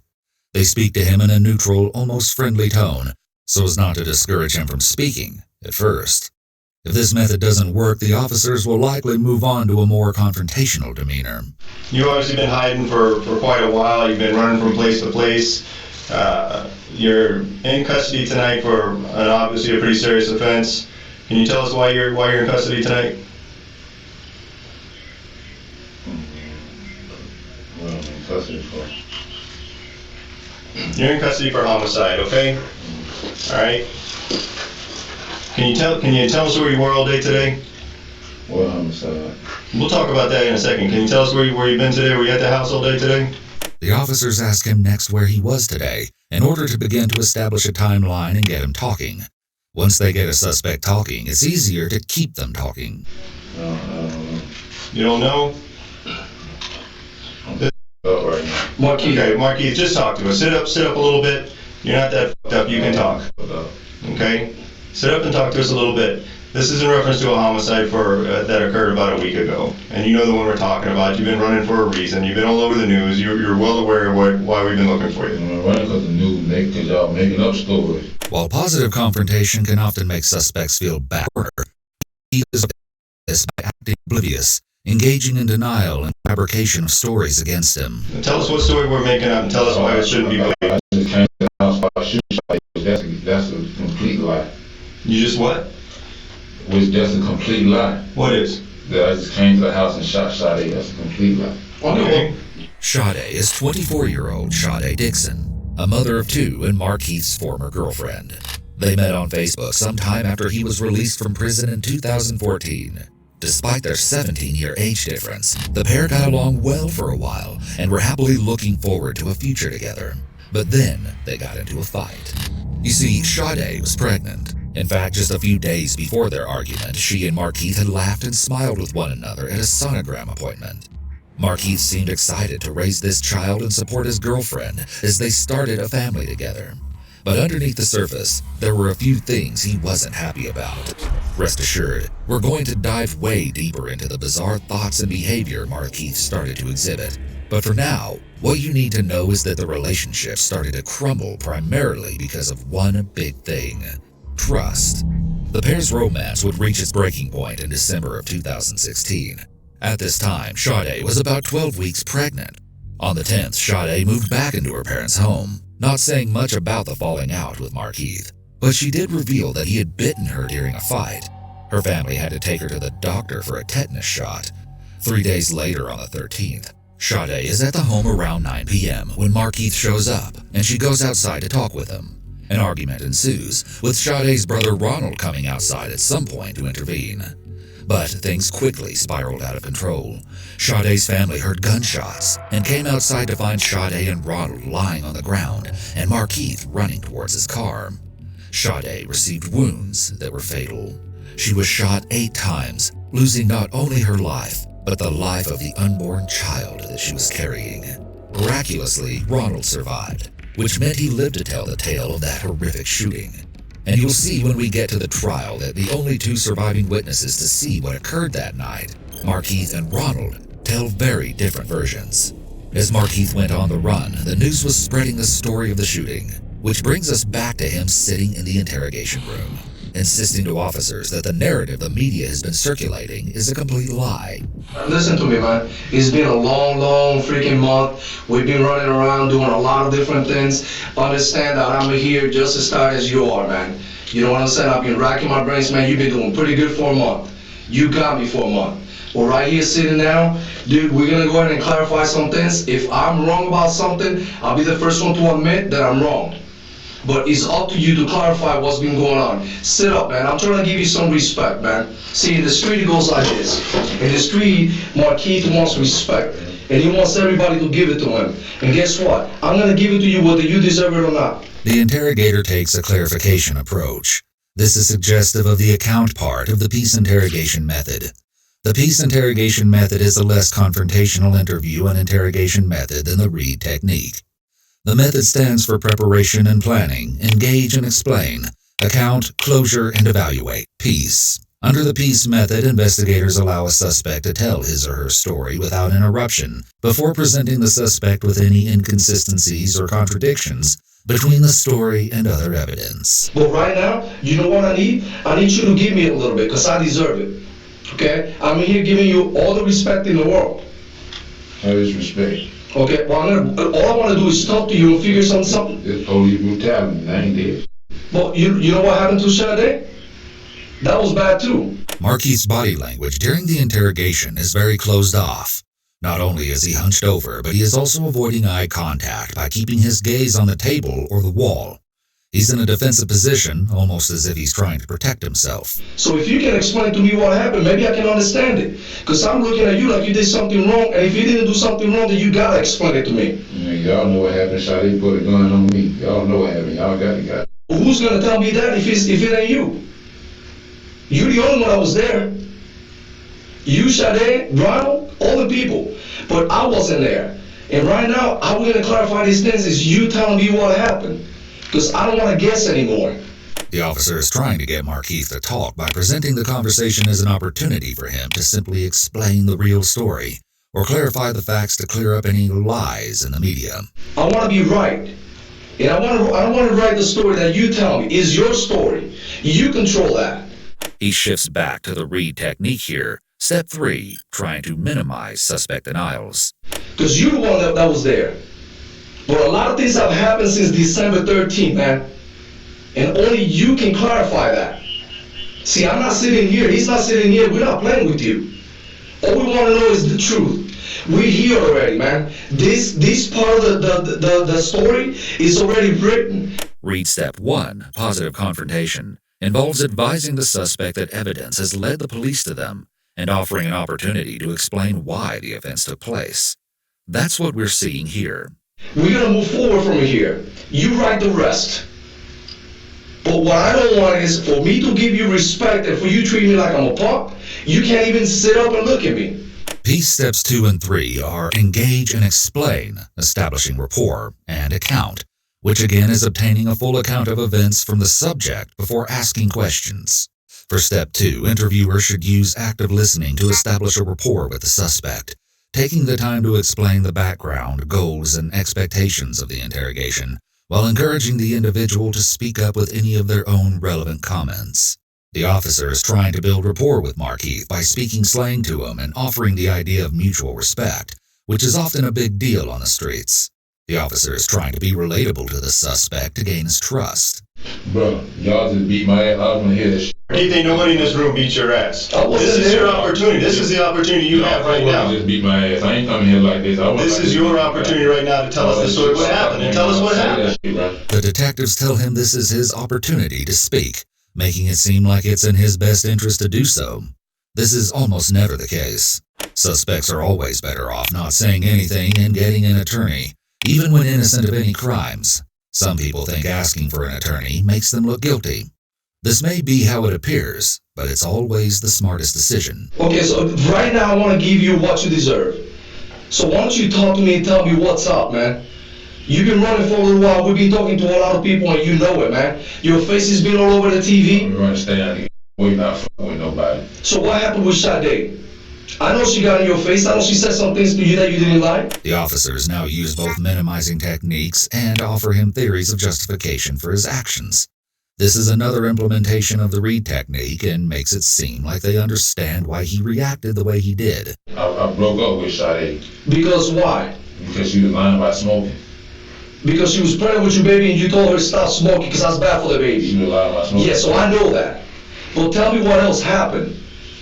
Why got to the point that you had to do what you had to do? If you had to defend yourself, then you need to tell me, man. The officer throws out the suggestion of self-defense to try to see if that will elicit a confession.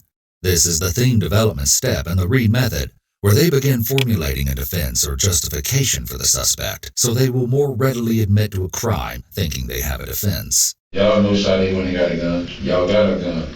What happened downstairs? She went and got a gun, her brother ended up coming out and he jumped on me. That's how happened. Which one, the older brother or the younger brother? Because she's got two brothers. The older brother and the younger brother got dropped out while man was outside talking so all that about me just coming there and shooting up the place. That's a lie. That's not what's been written. That's what been I'm telling you, I wrote it. I seen it on news myself. Marquis, forget the news. The news put in there whatever they want to put in there. I'm telling you, I'm the one who wrote it. That's what they did. That's what they said. No, that's what the news are saying. They're gonna fill in the blanks. I just came to the door, started shooting, Sade. That's a lie. That's not what was written. Okay, I'm telling you, I wrote it, and that's not what was written. That's what the news said. I don't care about the news. I don't work for the news. What I said was this. I said that you went there. The news prosecute me. No, forget then tell the truth about what happened, and we can clear some of that stuff. If it didn't happen how they're saying it, then let's clear it. It's you. Me and this detective right here, we cannot write the story for you. You can do that yourself. The interrogator goes towards Reed step 4, trying to get the suspect to acknowledge the crime. So this is to that. I can sit here and ask you 1,000 questions and know the answer to them, but exactly how you felt that day that you had to pull the trigger at Sade's house. Notice how the officer says, had to pull the trigger, as if Markeith had no choice. That day that you had to pull the trigger at Sade's house. Again, going on the theme of self-defense or justification. You did what you did. If you had to defend yourself, that's what it was. But you man up now and clarify for me. My challenge to you is be a man. You were a man that day to do what you had to do. Again, the officer said, had to do. You were a man that day to do what you had to do. Continuing this theme of self-defense and implying his actions were justifiable. I'm challenging you right now, be a man, okay? Be a man and tell me what happened. Because that's the only way we can clear this shit. You'll see shortly that the authorities have already done their research on Markeith's personality, as displayed through his social media. One thing they know is that his identity and reputation is a source of pride for him, so they are now going to suggest that not cooperating undermines his manhood. Forget the news. The news is not here. It's you, I, and him. That's who's here. You can see the close proximity the officers are sitting to the suspect, and how they have him essentially cornered in the room by the way they're seated surrounding him. So you're gonna do that? You're gonna man up or what? Yeah, I said no. I ain't. Listen, bro. Who pulled the gun on you? Sade or her brother? We're reverting back to piece step 3, reaffirming the details of the account of the criminal behavior. Sade pulled the gun on me. When? What you mean when? When the brother came out? When? Before the brother even came out. You guys were talking outside? Yeah, we were talking outside. When younger brother got dropped off, all that. And he went inside? Come up shooting, that's a fucking lie. That's not how I wrote it. Yeah, no, and I broke up with her. If you check the text message. I did. I want to off. She was tripping, and I lied her. I was like, you lying. So other than that, I wasn't tripping about shit. That wasn't me. Right. So she pulled the gun on you. You had to do. What did you do? I disowned her. You took it from her? Yeah. And what did you do with her gun? I put it in my back pocket. When her brother jumped me, I guess it had to fall out. It fall out. And when did you take your gun out? While me and him was cussing. The older brother, Ronald, right? Yeah. You know him as Ronald? The older brother, yeah. Okay. Who did you shoot first, him or her? This is a very loaded question. It presumes that Markeith shot both Sade and her brother, and so he needs to be very careful answering it, as it would be easy to get trapped into affirming he committed the crime. Markeith seems to catch on to this, though. Man. Him? Because he was on you? They know what's going on. I talked to my lawyer because y'all just beat me up, but you want me to talk to you though. The suspect has invoked his right to an attorney, and at this point the interview should have stopped until his lawyer arrived. Any statements he made after stating he wants an attorney would potentially be inadmissible. If he voluntarily begins speaking again, the best approach is to re-Mirandize him to clarify he is again waiving his rights after invoking them. I'm Keith, I wasn't there. I'm here. I asked for somebody to find you. They ain't helping. I ain't got no problem talking. I ain't trying to hide shit I'm on. And I'm not disrespecting you either. I'm treating you with respect. It was events that went along before that. I ain't just do no shit like that. Okay, so fast forward, man. Fast forward. We go through all this stuff. You do what you do. Whatever happened. I'm over here. What you mean fast forward? No, I'm fast forwarding to last week, 10 days ago. Marquise, we gotta know what happened, okay? We got a grieving family here for a police officer. They wanna know what happened. They deserve to know what happened. The interrogator refers to the grieving family in an attempt to play the morality and conscience cards on the suspect. The police officer that the detective mentioned is Lieutenant Deborah Clayton, 42. This brings us to the second half of Markeith's interrogation. If you were wondering why the tensions between Markeith and law enforcement have been especially high, well, it's all about to become crystal clear. After Markeith fled the scene of Sade and Ronald's shooting, police were working anxiously to track him down, but for a long time, they had no luck. Markeith had somehow managed to slip out of their grasp, and for all they knew, he could be anywhere at this point. Christmas comes and goes, the holiday only a reminder to Sade's loved ones of the happy times they were excited to spend with her, but now will never have the chance to. And then, on January 9th, 2017, at around 6:45 a.m., Markeith walks into a local Walmart. While inside, he approaches a plainclothes loss prevention officer and asks if the store has a restroom other than the one at the front of the store. This was a red flag for the officer, as he suspected Markeith might be trying to conceal something in the bathroom. More than that, he observed that Markeith seemed to be tiptoeing and acting secretive. For someone on the run from the law like Markeith, it seems pretty risky to show your face in such a public and busy store, but maybe he was just desperate and running out of supplies. Maybe he figured that such an early morning visit would be safe, that he could get in and get out without any trouble. What he didn't bet on, however, was Orlando Police Lieutenant Deborah Clayton entering the store just 15 minutes after he did. As both parties did their shopping, they actually crossed paths a few times. And then at 7:11 a.m., the fugitive and the law woman were actually in the same checkout line, separated only by 2 customers, before Markeith chose to leave this line and go to another to complete his transaction. Up to this point, nobody seemed to have any idea of Markeith's identity, although I'm sure he must have been nervous to be so close to an officer. Clayton finished paying for her groceries and walked to the door, and I can imagine Markeith breathed a sigh of relief that she hadn't recognized him. But this was just the calm before the storm. Another woman in the store had noticed that there was no cashier working one of the lines, and so she went to customer service to get an employee. As the two return, she notices that a man has since started waiting in that very line, and so she walks up to politely explain that she had been there first. But as soon as she lays eyes on Markeith's face, her pulse begins to race. She recognizes his true identity. Coincidentally, her cousin had apparently been married to Markeith, and although she herself hadn't spoken to the man before, she knows exactly who he is. Not only did she have that personal connection with Markeith, having seen him through Facebook pictures and videos, but by this point he had also been publicly named as a suspect in Sade's murder, and a news release had listed him as armed and dangerous. Sade's parents had even hosted a press conference outside their home to beg the community for help in finding their daughter's killer. As the harrowing realization dawns upon the woman, she snaps her head back down, saying to herself, "Oh that's him." The lady tried to keep calm while exiting the store, but as soon as she was out the door, she spotted Lieutenant Clayton and ran towards her where she was still putting her groceries into her car.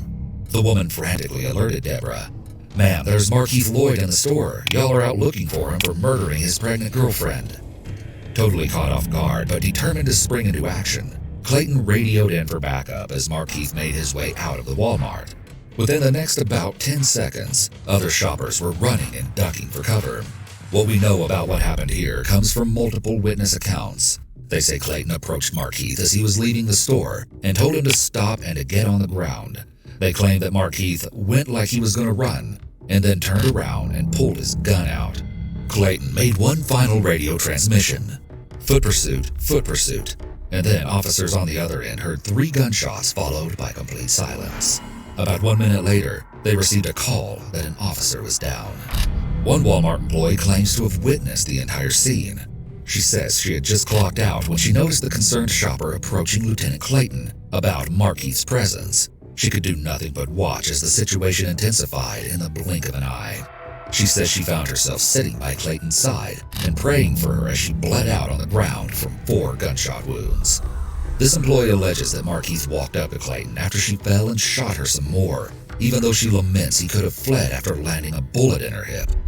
This witness later lamented, "He wanted to finish her off. He just has hatred in his heart. I'm sorry." According to this woman, Markeith calmly turned around, walked to his car, started it up, and took off as Clayton lay taking her final breaths. Additional officers arrived within 28 seconds, but it was too late. Clayton was down, and Markeith was gone. You know Sergeant Clayton was good people, okay? I don't know her. You know what she is. Once it's revealed that Markeith shot and killed a fellow officer, the earlier behavior of the officers makes sense. Police form a brotherhood or sisterhood with each other, and when one of them is shot, the case is personal to them. Conversely, cop killers are often looked up to on the streets and in prison. You guys went to the same school, you guys came from the same neighborhood. You know she was good people. Tell us what happened with her. Did she draw down on you first? What happened? Yeah, I know she drew down on me first. The interrogator returns to trying to get Markeith's account of events as per Peace Step 3. No, we don't. You're the only one there. Tell us what happened. Man, y'all know she draw down, and did she fire the first shot at you? The officers propose that the sergeant drew down on him first to get him to discuss the shooting and give him a false sense of justification for his actions. Yeah, I know she draw down on me first. Why is she shooting at you? In front of everybody.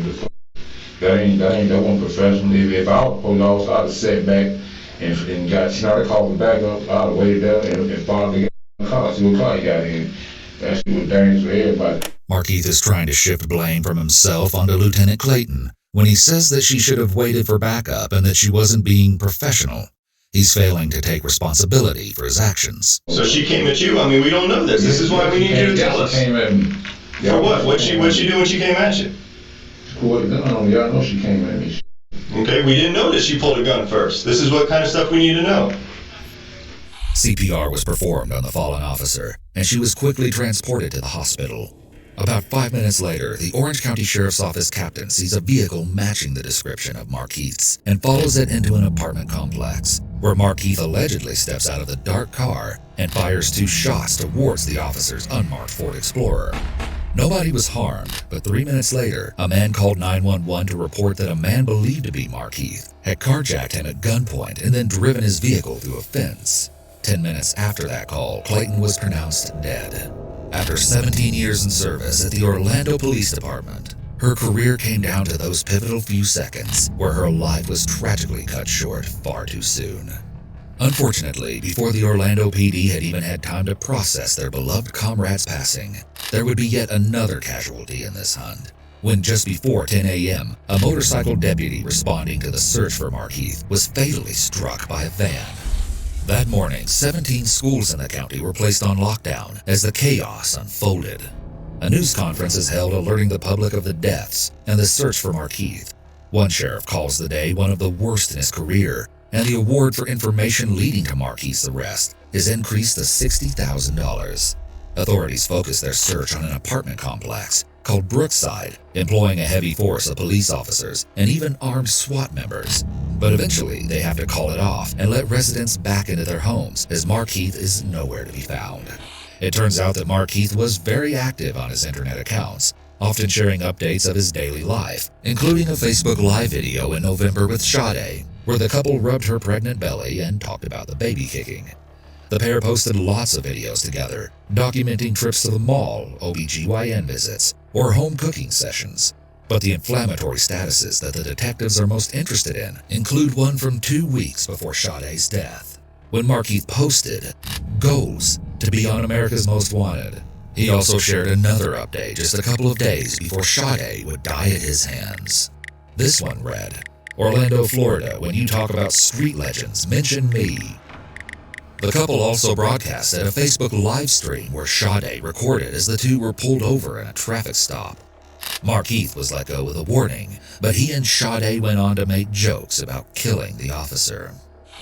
Just an interesting side note, Markeith's then 19-year-old son was actually behind bars at this time, and during a visit with his mother, he found out about his dad's situation.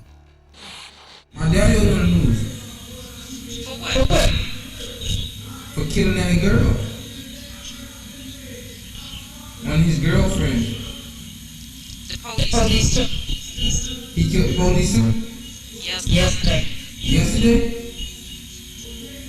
I knew he was gonna start doing that. Where? Walmart. He got away? Yes. Figured that too. He just can't kill people in Walmart. He gotta do it smarter than that. Smart push. Smart way to get through. Love your enemies, all types of stuff. And you have great actors. So you started doing it for that. I got kicked out of school when he got out of jail and everything. I ain't gonna blame him for that. It's sad to see that the boy was already going down a similarly bad path in life. Meanwhile, after another fruitless search and the FBI Most Wanted Twitter account posting Markeith's photo for the world to see, the reward in this case was raised to $100,000, which is the biggest reward Crime Line has ever received. 3 people are arrested in connection with the search, believed to be accomplices who helped Markeith in some way or know information about his whereabouts. Police scour more than 100 locations and expand the search to a neighboring county where Markeith has family. They start receiving tips that he may have shaved his head, and so they release a digitally altered picture of him to cover all their bases. On January 17th, Markeith is added to the U.S. Marshals' 15 Most Wanted list. Everyone can feel that this hunt is reaching a climax, and it is later that very same evening they find him. It wasn't a tip that led investigators to Markeith, though. It was his phone. They were able to trace him through pings when he texted people. He's all alone at an abandoned house in Carter Shores. Police aren't sure how long he was hiding out there. When they first arrive, Markeith tries to sneak out through a sliding glass door, but is met with Orlando police officers. He was observed dropping 2 handguns from the window as commanded by law enforcement. He then complied with further instructions and crawled on his stomach from the entry door to awaiting officers, where he was placed under arrest. Lloyd was wearing an American Body Armor Level 3A bullet-resistant vest at the time of his arrest, rated to stop all handgun ammunition commonly used by law enforcement. A helicopter captured this harrowing footage of those tense moments. Even though officers had a million things on their mind at this point, there was one specific thing they made sure to do during this long-awaited arrest. Remember when the man in the interrogation footage asked if Deborah's cuffs were on Markeith? They indeed were. Orlando Police Chief John Mina explained that this is a tradition in law enforcement that goes back many years, and putting the handcuffs of a fallen officer on the criminal they were killed trying to catch is significant to the family as well as the colleagues of the deceased officer. Many people have inferred that this is one of the reasons why the officers around Markeith before and during his interrogation seemed so reluctant to loosen his cuffs, and it's not hard to see why that would be exactly the case. However, did law enforcement let their anger over Deborah's death go too far? What we'll discuss next has become one of the most controversial points of this case. Markeith claims that the officers beat him up during the arrest. In the helicopter video, we can see what appears to be an officer kicking Markeith in the head while he's on the ground before the video rapidly pans away. The way that Markeith may have been treated by police when he was arrested could have contributed to his unwillingness to cooperate with the detectives when he is being questioned. We can also observe in the interrogation footage how incredibly roughed up Markeith is, and he repeatedly brings up the fact that he doesn't want to cooperate with the police after they allegedly beat him up. She pulled a gun on you, then what? Man, I need to realize I need to be better, man. This is your opportunity. Markeith, this is your opportunity. Everyone's been saying all these things about you. This is your opportunity to set the story straight. I just talk to y'all because I ain't tripping. Well, okay, well, if you ain't tripping, man, it's like this, man. No, because y'all don't fuck me up. Y'all ain't Markeith, we are not the ones that messed you up, okay? We're the ones giving you the opportunity to tell the truth about what happened between you and Sergeant Clayton. No, Markeith, let me ask you this. Trying to talk on call Okay, about it. hey, Markeith. We shot it down and let her turn me in. Markeith, check me out. No, Markeith, check me out. You worry about how you feeling right now, okay? Well, tell me something, man. What goes through your mind when you think about your baby in that belly and not living anymore? That baby died because of the actions that happened that day. They're playing the guilty conscience / morality card again. The death of the unborn child. He is trying to evoke remorse for Markeith in order to get a clear admission of guilt. So you worry about you, that's gonna heal. That you might get a scar. You know what? In 3 days you'll be eating fine. That baby is dead. If Sade deserved it, then you tell me she deserved it. I got a hole for being in my mouth. But you cannot tell me that Sergeant Clayton deserved what happened to her. You're tired, I know that. You've been running for a long time. You're not eating right, you're not sleeping right. Yeah, they locked my family up. People kind of want to help me. Nothing about trying to buy my own food out of Walmart. Well, that's what they said. Let's listen, Markeith, this is about getting the truth out right now as to what happened between you and Sergeant Clayton, okay? We need to know if Sergeant Clayton pulled that gun on you first. We need to know if you felt threatened, if you did what you had to do. Tell us what happened. Yeah, she pulled the gun on. The officer again says, "We need to know if you did what you had to do," in reference to shooting the sergeant. He's trying to once again get Markeith to talk by making it seem like he had justification. In reality, even if the sergeant pulled a gun on him first or threatened him, she had cause to do so, and him shooting her in this instance has no legal defense. Florida Statute Section 776.051 provides the law relating to use of force in resisting an arrest. A person is not justified in the use or threatened use of force to resist an arrest by a law enforcement officer or to resist a law enforcement officer who is engaged in the execution of a legal duty, if the law enforcement officer was acting in good faith, and he or she is known or reasonably appears to be a law enforcement officer. Did she threaten you? Yeah, she pulled the gun on me. I know she pulled it on me. I got the tape. And is that why you did what you had to do? Yeah. So tell us what happened. If you're threatened, tell us what happened. The interrogator shifts back to read step 2 here, shifting the blame away from the suspect directly in the hopes that this will encourage him to talk. Man, I ain't got to talk, man. I'll talk to my lawyer and let him talk to y'all. Again, Markeith invokes his right to an attorney. The police continue to question him despite his unequivocal invocation. The statements he makes are at risk of being inadmissible. When exactly were you being threatened? This is your opportunity, Markeith. This ain't my opportunity. You don't see me. You don't see my blood over here. That blood will heal. Those wounds are going to heal. Okay? Ain't no nigga, I can't even open my eye. That will heal. All of that is going to heal. What happened with Sergeant Clayton, that's a whole different story. Okay? Did she come at you and threaten you? Did you have to do what you had to do? Tell us why you did what you did. Was she threatening you when she was on the ground?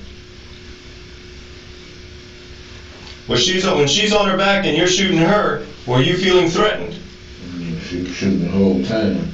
She's shooting at you while she's on her back? How can she shoot at you from her back?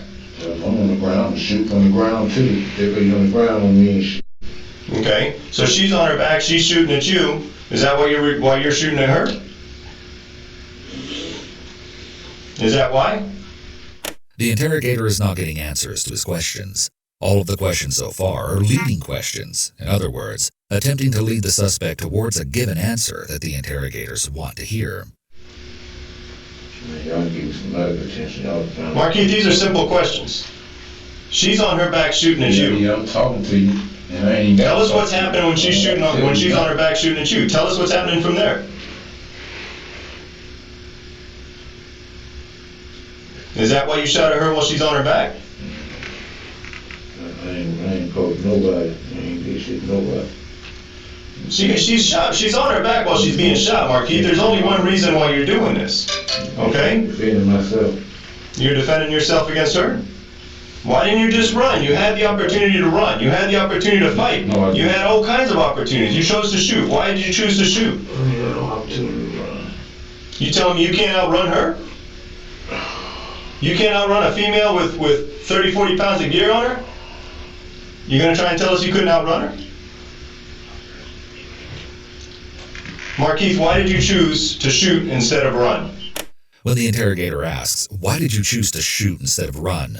This is a great question because it goes to intent to commit the crime and would play a meaningful role in whether the crime is viewed as premeditated as opposed to something lesser, like manslaughter. Markeith, why did you choose to shoot instead of run? I ain't shooting none.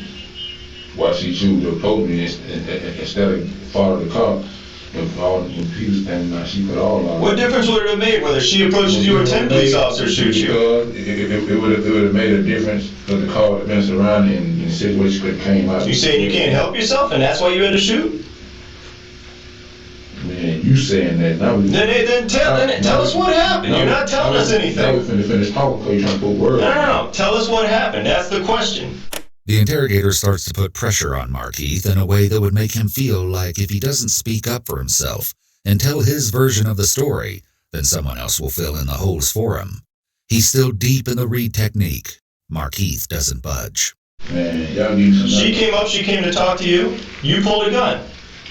You had the opportunity. Then tell us. We don't know. That's damn right. Then tell us what happened. I gotta tell you shit because you're not trying to put words in my goddamn. I'm trying to ask you to put your own words out there. I ain't trying to put words in my mouth. Just like you chose to shoot, just instead of run, just like you chose to shoot instead of fight. You obviously can't run, you can't shoot, you can't fight. Alright, what was you talking for then? Then tell us what happened, Markeith. You say the insult, brother. All right, Markeith, let me ask you this, man. If you start, look, okay, we're gonna get you medical attention. Coming, get medical attention, okay? It doesn't appear that the interrogator is actually motioning to any real people back there. Likely, he is just faking it to appease Markeith. All right. Start me from the morning. What happened from the morning? As soon as you went in there, hear me out. As soon as you went in there to buy your food, what happened? Tell me your story in your own words, from the beginning to the end. And then we don't have to put any words in your mouth. The officer tries once again to establish trust and a timeline here, and gives the suspect a chance to start from the beginning, to tell them what happened in his own words.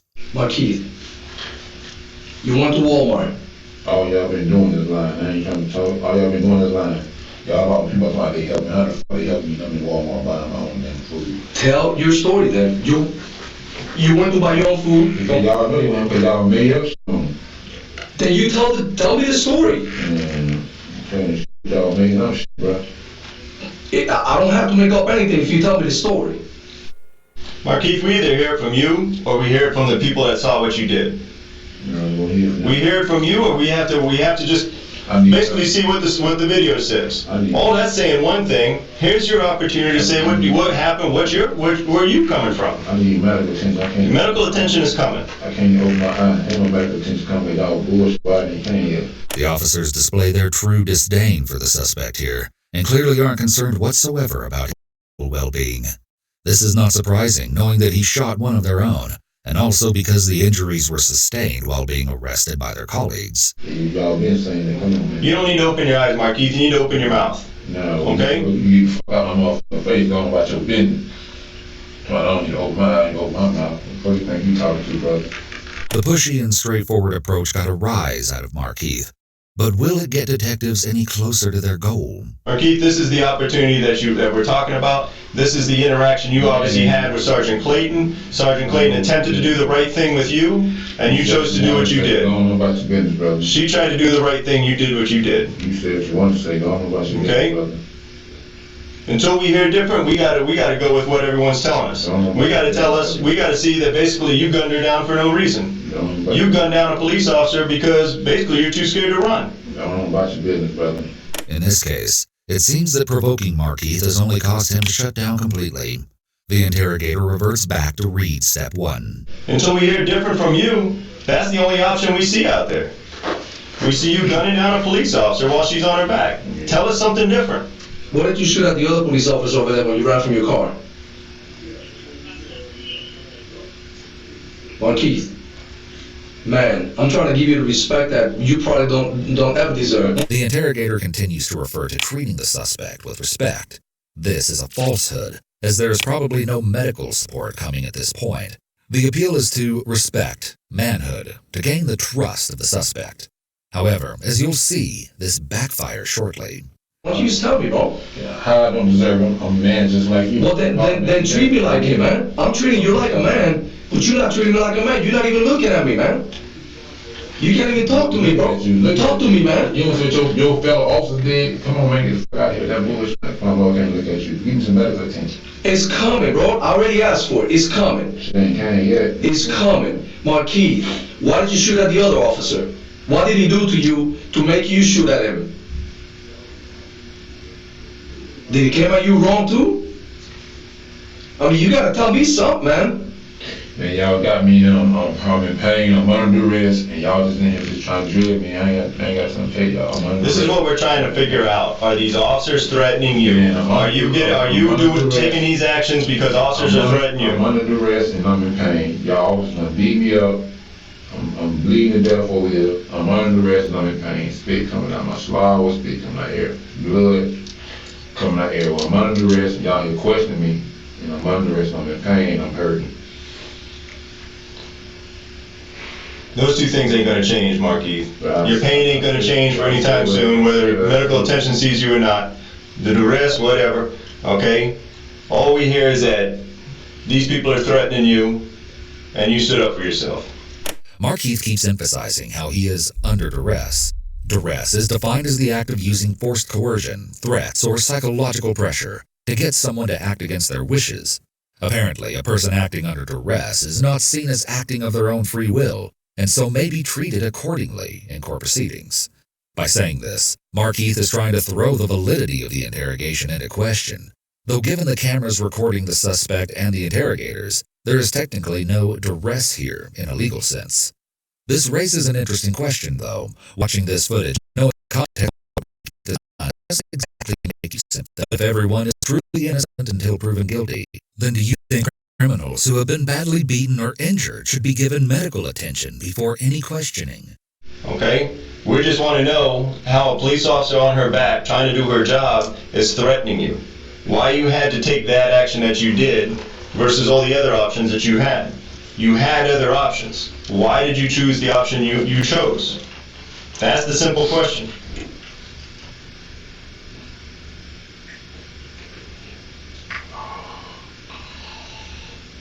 Can you tell us if the deputy was threatening you at the Highland Oaks? Can you tell us why you had to shoot at him?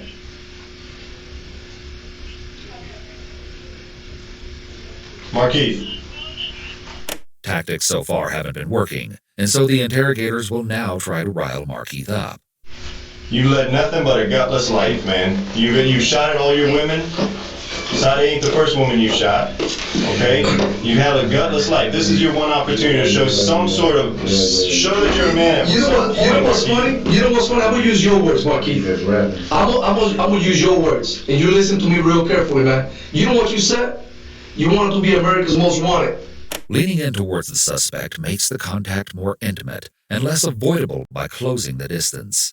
You were legendary. Yeah. No, I'm talking to you man to man right now. You know what a legendary motherfucker does? He freaking steps on his 2 feet and he freaking stands up and says, "This is what I did."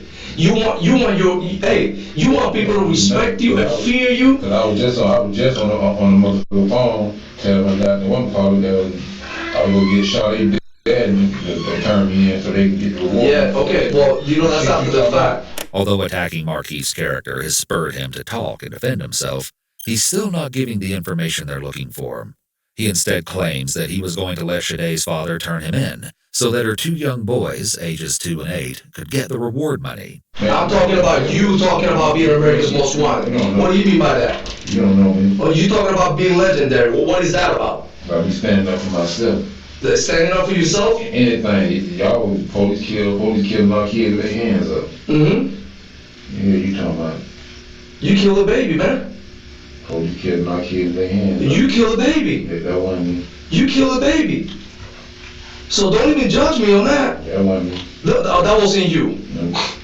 Oh, that's legendary. That's a real man. That wasn't even meant to happen. That was meant to happen, but it happened. No, that wasn't meant to happen. But it happened. Yeah, but I ain't jumping on nobody. Huh? I ain't jumping on nobody. Somebody jumped on me. Somebody jumped on you. You're a grown-ass man. We're talking about a baby, 3-month-old baby, in the belly. I'm talking about no baby, because there wasn't no baby that jumped on me. So what you talking about? I'm talking about the baby you killed, man. All right, brother. You see what I'm saying? Say it's okay for you to talk tough, but when I talk tough to you, you want to backpedal, man. Man, you ain't talking tough. You just trying to talk to get me to talk, but I ain't. I ain't trying to get you to talk, man. You either tell the truth or you don't, man. Because your words are bond. Markeith clearly has experience with law enforcement and, on some level, understands the tactics the officers are using. He appears to know that talking to them is not in his best interest. Neither party has respect for the other, nor does either want to help the other in any way. You either act like grown-ass men right now, or you put your head between your knees, man. You got two options, bro. You got two options. Because I'm not the one sending you a coward for killing a woman with a baby in her belly. I'm not the one saying that. Your people are saying that. The interrogator is slipping into read step 5. This step comes into play when a suspect becomes distracted or withdrawn, often by ruminating on their potential punishment, and starts to tune out instead of focusing their attention on the interrogator's desired topic. He's trying to keep Markeith receptive to the conversation. Markeith then gets quiet, but offers no emotional reaction of note. Interestingly, the interrogator does not really pose the alternative use in read step 7. This would entail presenting two choices for why the crime was committed, both assuming his guilt, but one being more justifiable and understandable. Many suspects believe that latching on to the more morally acceptable answer will result in a less harsh punishment. But the truth is that both options are incriminating. You ran for 30 days plus, but we found you. So at the end, you weren't that smart after all. But you know what, Markeith? You done your time, man. You done a long, long time. You know the system in and out. And you get to live for as long as you want to live. When God says this is your last day, that's your last day. But Sergeant Clayton didn't have that opportunity. Because you made that choice for her. Sade and her baby, they didn't have that opportunity because you made that choice for them. Luckily, her brother lived. I ain't made. Bro, your actions, man. I'm talking about your actions. And then you wrong because you don't want to think. No more. I ain't made shit. I ain't jumping on nobody. I ain't made shit. So you can kill that. Some researchers have posited that the moment an interrogation turns into an argument, it fails. After being granted access to over 1,000 hours of interrogation tapes, one team asserted, "You need to remember what your purpose in that room is. You're seeking information. You're not there to speak on behalf of the victims or the police. You might feel better for getting angry, but down the road is retribution. If you find yourself having a go at someone, ask yourself, what am I achieving by this? Because they will stop talking to you." This is an interesting perspective to keep in mind as Mark keeps on. Tell me the reason why. You killed that baby. Tell me the reason why. You shot Ronald right straight in the chest. You tell me the reason why. As the interrogation goes on, Markeith starts rocking back and forth slightly. This is a self-soothing behavior that sometimes comes out during extremely stressful situations. You defending yourself? Then tell me the whole story and I'll listen. You shot Sergeant Clayton because she threatened you. She's giving you commands to stop and you kill her because she pulls a gun on you. That's her job. That's your option. That's your choice. So you a badass, man. When you do your thing, but you can't even face me and talk to me about it. Because there's no way in hell that you can believe your own words, man. Markeith putting his face down on the table shows that he is further disengaging from the questioning. What about that other cop? Because he got behind you, you got the option of shooting at him? Luckily he didn't die. You know what we told you, Mom? That we didn't want to hurt you, man. We didn't want to kill you. We wanted you to face justice, and here you are alive. I've been trying to kill, man. That's what you talking about, y'all. You are here alive, man. And y'all done framed murder on me already and everything. And y'all don't want to kill this motherfucker city. They trying to kill me. So, did we frame Sade's murder too? Shit, y'all done framed murder on me before. Did we frame Sade's murder on you? No, but y'all let the motherfucker. Did we frame the baby murder on you too? Y'all was with that. Huh? Did we frame Sergeant Clayton's murder on you? Y'all was with that. You can't say that though, right? Y'all let new people lie. So you're the victim here now. Like I just came out there and just went to You're the victim here now. That's a cold. Tell me that. That's a cold brother lie. You fucking around with the victim to y'all lies. Tell me you're a victim and I'll give you a freaking hug. Cause that's what you sound like right now. See, a real man will tell the truth. A real man will tell the truth. And I thought, you know what I thought today? That I was gonna come sit down in here and talk to a real man. By questioning his character and his manhood, the officer thinks he can get him to talk to defend his manhood. However, it doesn't seem to work on this suspect. They call him a punk and a bitch. They likely chose those words deliberately. Calling someone a punk or a bitch in prison is seen as a huge insult and a sign of disrespect. They're trying to push him into defending his manliness. This is another Reed technique called behavior-provoking questioning. They're trying to get a response by challenging him and angering him. But even then, you can't even say that. You want to be legendary with lies. See, that's a punk move. Everybody tells me, man, that guy's for real, man. Right now, I don't see that. Anger will often get suspects to blurt out an admission of key facts. The interrogators aren't getting the response they want out of Markeith, so they continue to badger and insult him. Markeith, you every time you have an opportunity to show that you're the man you talk about, that you're this friggin' badass you talk all that shit about how you ain't going down without a fight, and as soon as the officers confront you in the yard, you bow down like a bitch in body armor. The other interrogator jumps back in with the same goal, trying to evoke a reaction, and he almost succeeds at this point, but Markeith quickly stifles it. So what are you now? I ain't about being no badass. You talking all this shit about how badass you are, but when the officers confront you at the house on Lescott, what'd you do? Alright, man, well, alright, bye. You bitched out. So you get confronted by a female at the front door with your unborn child in her. What do? You light her up. Sergeant Clayton's trying to do her job and tell you what to do. What do? You hide behind a pillar and you light her up. Because you're a bitch in body armor. Yeah. Come out and say what happened. Yeah. You running around talking shit on social media, saying this and jibber jabber and that. Here's your opportunity to talk about yourself. Say what happened. Like bitches and all that shit that I ain't never disrespected. I ain't let you disrespect. What do you want us to do? You sitting there looking down, bleeding. You sitting down there. We're giving you ample opportunity to say what you need to say to speak the truth. And what do? What opportunity do you take? Bro, what are you talking about? I'm treating you with respect. You ain't telling me nothing either. So it's not about getting respect or not getting respect, because you ain't saying shit. You've been treated right your whole life. You've had people treat you right your whole life, and what do? You put bullets in them. Because you're a punk. Because you put bullets in people that treat you right. What did Sade ever do to you? What did that unborn child do to you? Nothing. You're a little bitch that puts bullets in people when they do you right. Markeith, tell me something, man. Alright, check these out. What do I tell Sade's mom? Hey, last thing I'm gonna ask you, man. Hey, I'm gonna ask you this. What do I tell Sade's mom? Do I tell her that you're sorry, that you said you don't care, that it's her fault that she's dead? What do you want me to tell her? Huh? You were gonna call her parents to call so they can turn you in and get money, whatever. No, I was gonna call her father. Her father, alright, so you're gonna call her father, but call her stepdad. Is that gonna be your I'm sorry? Here's some money, that's all she was worth? $100,000?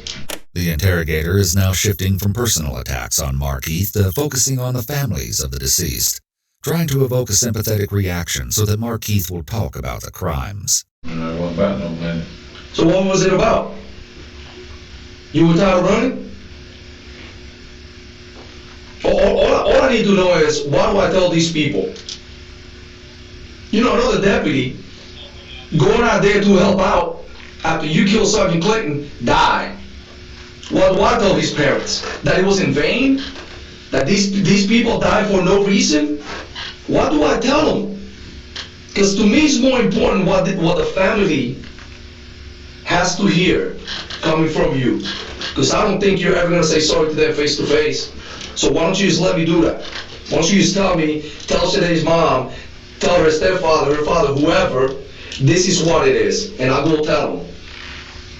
And you tell me, and we'll go tell Sergeant Clinton's family, this is what it is. I mean, if you're sorry about it. That's a simple question, Marquis. Are you sorry about it? Are you sorry it went down like it did? Is that what you wanted all along? Is that what did you walk into the Walmart that day to say, I'm going to kill the first police officer that says shit to me? Is that what you walked in there thinking? You obviously didn't want to die. That's why you wear body armor, right? So it was all about you. That's a little selfish to me. You should have stood there and said, hey man, come get me. This is where I'm at. If that's what you wanted, if you wanted to fight. See, you're not the type of man to hide. I know that. But you know what? The last 30 days, you proved me wrong. You proved me wrong. Because your whole life, you do what you want to do. Yeah, you spent some time in prison. That was a small price to pay for all the shit you done in your life, and you know it. And you stupid motherfucker, I ain't did shit in my life, so you can shut your damn mouth. I ain't never did shit. I ain't never had a felony tie with a prayer to the fuck you talking about. Now you just rapping. It's unclear which insult specifically triggered Markeith to become confrontational here, but the interrogator will latch onto this opportunity and start plugging into it to evoke more from Markeith, if possible. I'm just rapping? Yeah, I ain't never get in trouble. You just rapping. I'm just rapping? Yeah, you just rapping. So one day you decided to go on freaking shoot Sade. Oh, I'm sorry, hold on, let me see. Oh, she came at you with a gun. But you don't want to tell me the whole story. Oh, wait a minute. Sergeant Clayton, the same thing. She came at you with a fucking gun, right? Oh, you're a fucking victim every time. But every time you decide to pull up a gun, no. I'm giving you respect, man. I'm giving you respect. It's not about rap. It's not about rap. See, you don't want to hear it. That's why you're telling me to be quiet. Because for the first time in your life, a man just like you stands right in front of your face and tells you the truth. Because in the street, you say what you want, and motherfuckers don't do shit because they scare you. I'm not scared of you. I'm telling you the truth, and you can't handle that. You cannot handle it. Because a grown-ass man like you, me, is telling you the truth to your face, and you can't even talk. You want a little freaking band-aid on your face. That's a bitch-ass move, and you know it. Man, you worry about the little blood coming from your face. You forget that I was there, and I looked at Sade. You forget that I was there, that I went over there when they split her wide open, and I saw what you did to that baby in the belly. See, I was there. Brother. But to you, you're a victim. You're a victim. You want some victim compensation? You want us to wear a pink ribbon for you? He is still making efforts to garner some reaction out of Markeith, who has proven a tough nut to crack so far. Meanwhile, the other interrogator is going to jump back in, this time with a less intense demeanor. This isn't quite a good cop, bad cop scenario, but he's trying a very slightly softer approach, and yet this evokes a brief anger response. Markeith, you want us to say anything to the families of these people? We're going to go talk to Sergeant Clayton's people. We're going to talk to Sade's people. Okay? We're going to talk to the deputy who was killed chasing you's people. You want to say anything to them? At all to that woman who's probably one of the truly nicest, biggest heart police officers I've ever met in my life. A woman who truly gave a shit about this community. Who truly got into this line of work to make the community a better place. And you shot her down like a f***ing dog because you're a little okay? You want anything to say to that family? Your mama. Huh? Your mama. Whatever, dude. You're a little bitch and you know it. You want to say anything to that family?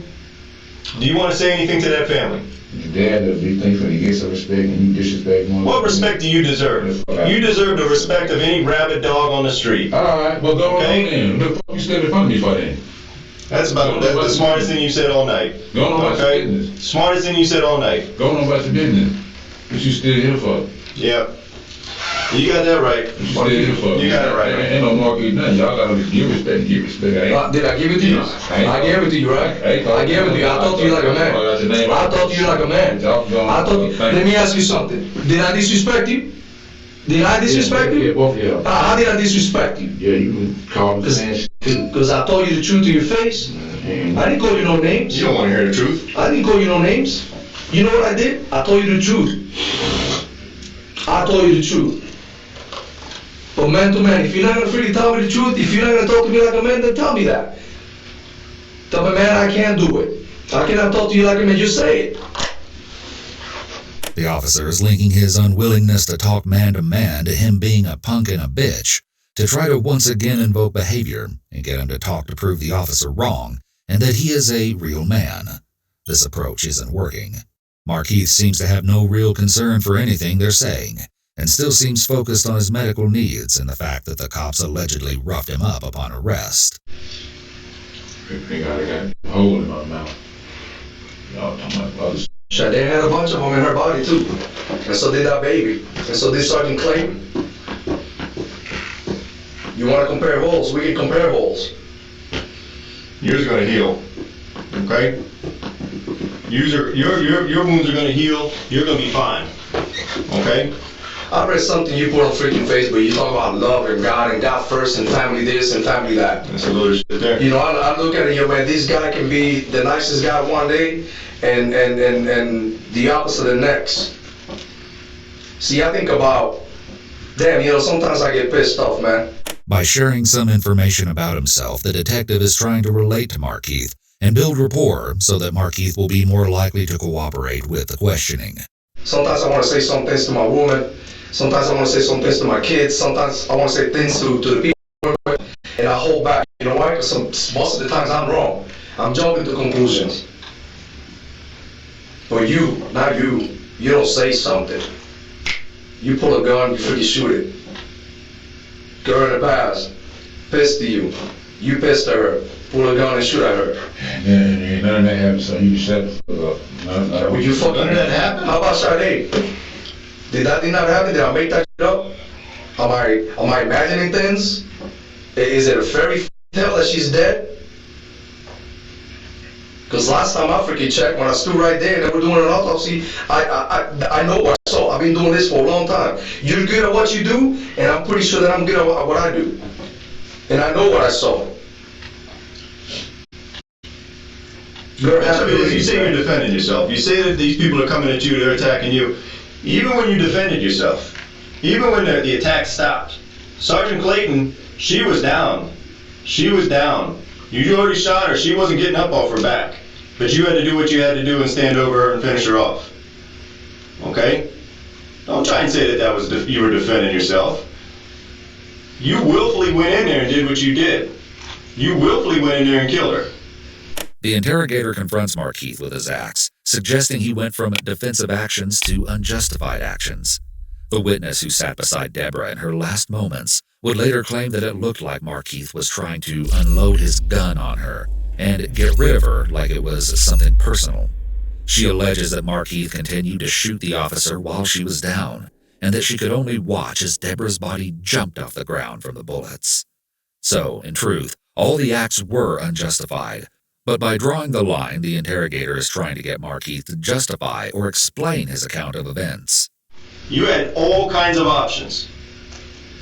Starting with the second she walked out the door trying to do her job, you had all kinds of options that did not involve doing what you did. And the best option was for her to fall back and watch the curve. All that. At some point, the police gotta come at you. So she falls back and she watches you, and other police officers come. You're wearing body armor and you got a 40 cal on you. And they already coming. And then what are you gonna do? You're gonna shoot more officers? So they could have wrote my. How many officers would have been the appropriate number before you would have given up? They could have wrote me off anyway. And then what? They could have wrote me off anyway. How many officers would it have taken to stop you? Since one is not enough. They chased you. You had that opportunity. You shot at the deputy. Okay? You took that opportunity. Every time someone fronts you, you go to gun. And then y'all already made up stories and shit. Well, you had. What story is made up? Yeah, I just went there and shot you up. You've had 30-something days to come and tell your side of the story, but you chose not to. So don't talk to me about stories. No, you should have. My niece told y'all, and y'all not responsible with the news people play. Man, y'all get the fuck out of here. No, your niece told me 2 stories. That's why she ended up over there handcuffed and in jail. She told 2 different stories. So don't be confused. I clarify all your freaking doubts. I sat down and I talked to her. But you've had 30-something days to come and tell your story. You've had 30-something days to... talk to her and say what? You could have prevented... talk to her and say what? You could have prevented your niece from going to jail by coming in here the very next day and say, hey, this is what happened. Here the interrogators turn Marquis' frustration at his niece being jailed and harassed back on himself, telling him that his own actions led to her being detained and questioned. They're trying to change the theme of the interrogation. You didn't do that. Cause she ain't did shit. How the fuck motherfucker doing? They too. Yes, she did. And I'm at Walmart trying to motherfucker. She did. She went and got money for you. And she got that money my motherfucker door. That's my motherfucking check that I worked for all week. And brought it to you. And I told him to give it to my motherfucking child. That was my motherfucking daughter. Y'all tell me, y'all know what the fuck y'all talking about. Well, that's what she said. She got the money for you. She ain't told you shit. I know damn well she ain't told you because she ain't brought me shit. That was my motherfucking child and my motherfucking grandbaby. So y'all can kiss my ass with that bullshit. Anybody gave me shit. I gave away every motherfucking thing. Anybody gave me shit. And nobody gave you free food? The interrogator uses the opportunity of Marquis' angry outburst to confront him with other sources of evidence, such as phone records. Nobody gave me shit. And nobody gave you free food? Nobody gave me shit. I bought my own, got my own shit. Well, you don't think that we're capable of, looking at your phone records, talking to people? You don't think that we went and talked to these people and they said, yeah, we talked to them, he asked for money, he asked for food, this is what... I ain't asked nobody for no motherfucker, that's the motherfucker lie. So they lied on you. The interrogator knows Marquis cares about the people close to him and tries to provoke him by suggesting that if Marquis disagrees with what they're saying, then he is essentially calling those people liars. The motherfucker told me what really going on, all the other shit. So tell us about, all right. It's just the people you're calling. We see, obviously, we're following your phones. This is why you're here. You're calling these people. We're following those phones. What's the conversation about? You leave Walmart. You just kill Sergeant Clayton. You leave Walmart. The first person you call. You're obviously looking for help. That person give you help? Why are you calling them? I don't need no help. Tell people what are you calling them? What are you telling them? When you call them, tell us about the phone conversation you had with them. I don't need no help. You damn sure needed help, and you damn sure reached out, and you damn sure called some people. How I need help? Because you just killed a police officer, and you're trying to get out of the area. I ain't need no help. You did that all by yourself? I ain't need no help. Did you do it by yourself? You seen it, there ain't nobody with me. Nobody around me. All right, now how did you get from point A to point B? Somebody have to give you a card? Establishing location and opportunity isn't the most important goal at this stage, but it will let the DA paint a better picture of the course of events for trial. Did you steal a car to get from point A to point B? You bail from the VW. Where do you go from there? Up in the reserves. Where do you go from there? Medical attention, brother. Where do you go in the reserves? Where do you go once you bail from the VW? I need medical attention. I need medical attention. Where do you go when you leave the VW, Marquis? I can't open my eyes. I don't know what my shit. Do you stay in the apartments? My shit be f***ing up right now. Y'all just got me sick. Did you stay in the apartments or did you go somewhere else? Put my damn pants.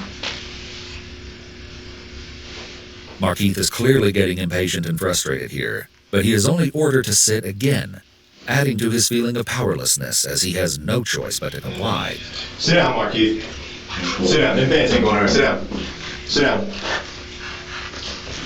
Where'd you go in the reserves? Oh man, we ain't talking to most people. You checked that? Why didn't you shoot that man? Was your gun out of ammunition? What happened? You killed that. When you take that VW in the Highland Oaks, why didn't you shoot him?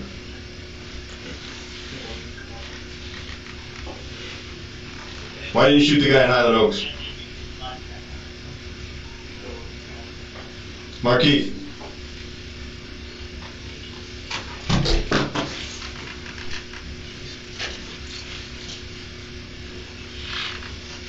You done talking? The interrogator gives his partner a look and a shrug. Hard to read this, but it could suggest that they feel they are making no progress. We'll watch for a change in tactics. You done talking? You want your band-aid now? All right, Marquis. Yes, sir. I'll tell you what, man. I thought you were a badass. I was gonna give you a little bit of respect, even though I don't Usually give bad people respect. I was gonna give you a little respect because you beat me for 30-something days and I couldn't find you. I'm not a bad guy. Okay, yeah, I couldn't find you. But you know what I think from our talk today? I feel sorry for you, man. The interrogator starts to berate and lecture Markeith. I don't think there's a tactic at work here. I think the earlier look they exchanged was an expression of frustration, which is now being verbalized in one last effort to get the suspect to talk. I kind of feel sorry for you. Not in the sense that I'm gonna cry and I'm gonna go to church and pray for you, because I ain't gonna pray for you, man. I'm not. I haven't been to church in a long time, but from time to time I pray for people. I'm not gonna pray for you, man. You know what I'm gonna do, man? I'm gonna feel sorry for your motherfucking ass, because you killed Sade, that baby. You killed Sergeant Clan, and you ain't man enough to take responsibility for it. So the only thing that I can tell you today, right now, before I walk out, is that I thought I was gonna give you a little bit of respect. Man, you lost the very little I have for you, man. And I know you don't give a fuck. Because you much rather people fear you than respect you. Guess what? You're a rap. You're a rap. You nothing. In the street, you're nothing anymore. You're nothing but a sorry-ass story.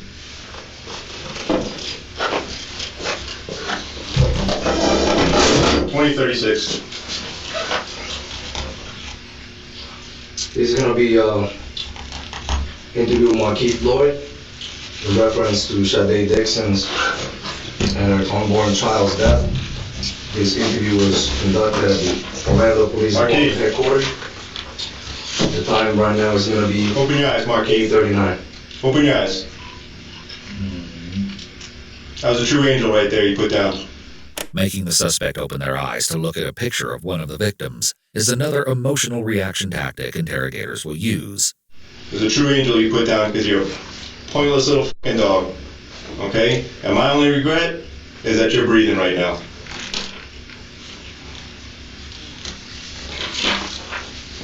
You get what you got coming. I know you're ready to put up a fight. I don't fear nothing. You don't fear nothing. You know what? Beat this case, put me in the street. Beat the case. That's what you gotta do. Beat the case. Beat the case. Because there will be another day. And you know what next time is gonna happen? He's not gonna be Sergeant Clayton. It's gonna be somebody like me. The officers end the interview in frustration when all the different tactics they tried get them nowhere with Markeith. This is not a case that a confession is necessary evidence. They have eyewitness accounts of both shootings. You just rapping. Yeah, I'm just rapping. You're a f***ing rap. You had the opportunity. You had opportunities to do all that you talked about. You had all kinds of opportunities to talk about. And what did you do? You crawled out on your hands and knees. You know what you are. You'll get your bologna sandwich later.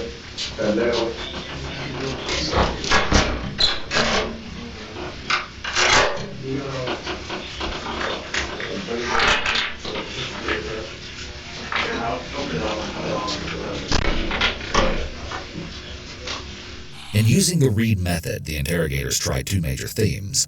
First was appealing to his manhood and his desire to be legendary. This had relatively little impact, though surrounding appeals to his credibility did evoke some reactions. The other theme attempted was to play on his concept of remorse. However, there was even less success here. More officials come in to take photos of Markeith, cutting his shirt off and documenting his injuries. After a little while, medical assistance arrives for Markeith as well. Markeith was treated at a medical center for about 20 hours before being taken to Orange County Jail. And then, on January 19th, bright and early, he had his first court appearance. On charges related to Sade's death, that is. As far as legal trouble goes, this was far from Markeith's first rodeo.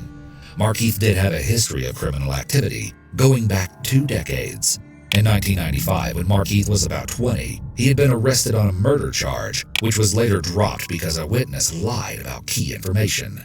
Then in 1998, he was accused of battery on a law enforcement officer and spent 4 years in jail. Markeith attacked at least one guard while doing time for dealing drugs, and in 2010, he was caught with homemade weapons while in federal prison, which he said were 2 shanks for protection hidden in his hair. While behind bars, he pleaded guilty to cocaine possession from a prior case. Markeith got out of jail in 2014, and in 2015 he got married, but within 6 months of the wedding he faced domestic violence charges against his wife, although they were dismissed. All in all, records show that Markeith has been arrested 20 times since 1994. But despite all the experience Markeith had being in the courtroom, he was quick to make a bad impression on officials during the first appearance for Sade's case. Markeith started out by declaring that he will be defending himself in court. Choosing to represent himself was a bold choice. Markeith may have had some grandiose traits, believing that he was so superior that he could do better than a lawyer. He may have enjoyed the feeling of power as well as the attention. On the other hand, it's also possible that Markeith had such a mistrust in authority that he felt he couldn't rely on a lawyer to be on his side. It's clear that nobody really thinks this is a good idea. But as the conversation goes on, Markeith gets fed up and starts interrupting, cursing at the judge repeatedly, as you can see in this clip. Okay, so here's what I'm going to go ahead and do. Well, first of all, I got a question to ask. You're here for first appearances on a warrant, sir. Y'all making up like I just went in there and shot this girl, endangering my family. Okay, a judge is what if other people want to do something back? Y'all portray this to the news people. Like I just went in there and shot this girl when there was other guns found on the scene. And all kinds of guns pulled on me first, but y'all acting like I just went in there and shot her. Her little brother got dropped off while me and her was standing there talking. So there's all kind of other shit that happened before we all just put on the news. Oh, I just went there and shot this girl, got my family in danger. So no, I wouldn't have come in right Thanks for there. requesting, Mr. Markeith goes on an angry rant about the fact that others were arrested in connection to his search, which he feels was unfair because he says he was doing everything himself. I'm not finished talking because y'all been making up shit the whole time. And then y'all make up stuff on my family, lock them up. It appears that it's important to Markeith to make it clear that no one helped him while he was on the run. This may have been an egotistical motivation as he wanted to take all the credit, that he did everything by himself. Alternatively, he may have wanted to protect his family or friends from getting in further trouble.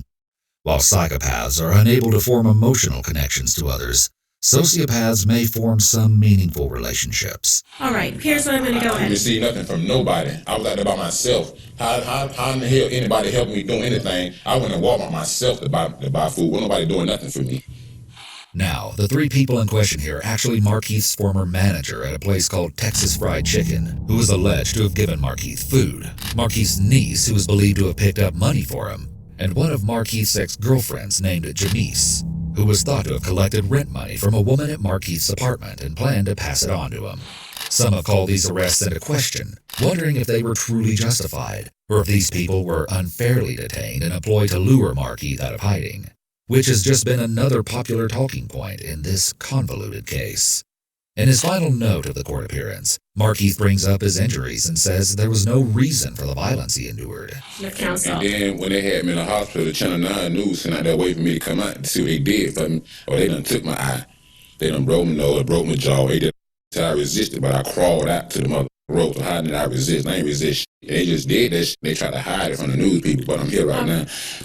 Corrections, I think we've established everything we need to do in a first appearance hearing. He can be taken after he signs.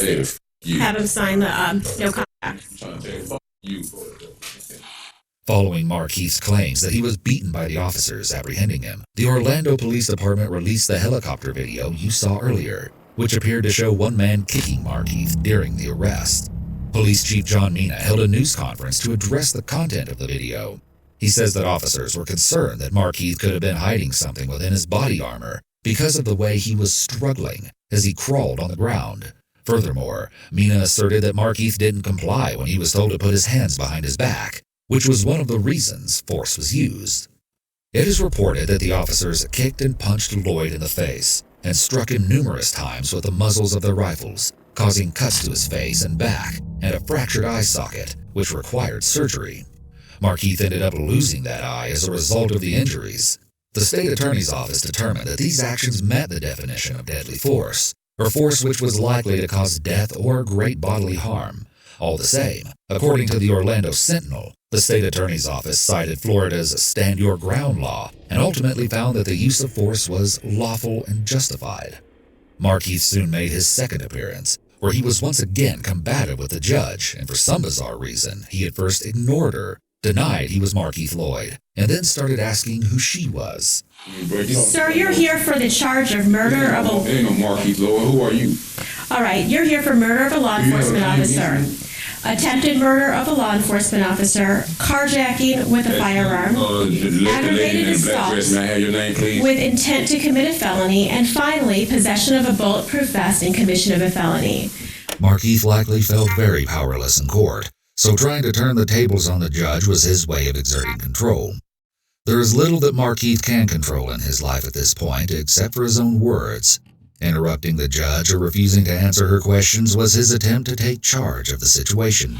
Mr. Lloyd, do you want the services of the public defender? I'll ask you again. Mr. Lloyd, would you like a public defender appointed to represent you? You have a claim against him. May I ask who your name is, ma'am?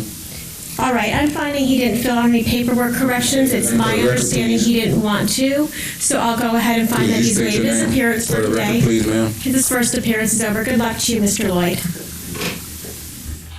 That conversation was certainly less than friendly, and unsurprisingly, a third court appearance didn't go much smoother.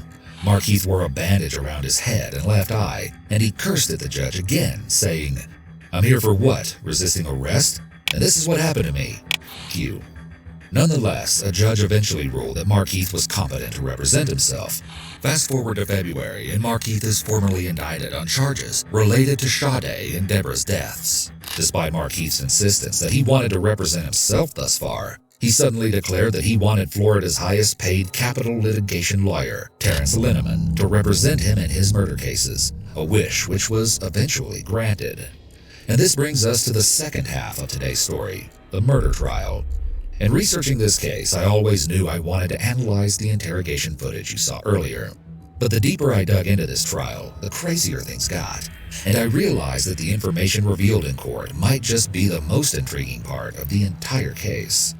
First of all, reports say that in the months leading up to the trial, Markeith went on a rampage in the Orange County Jail, violently ripping phones off the wall, breaking glass, and destroying a TV and iPad.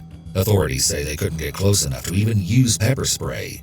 He apparently shouted about how he was the Son of God, while causing thousands of dollars in damage to the facility. What's more, in videos of jail visits between Markeith and his family, Markeith appears to make light of his dire situation.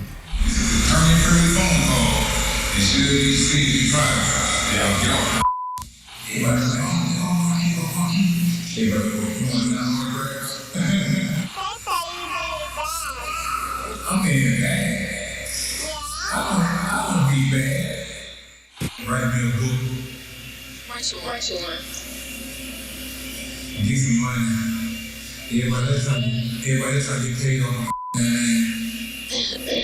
And you my own name. Nationwide. Everybody know you. Worldwide. Everybody know you. I'm worldwide. I've been nationwide. Ask you to hear me.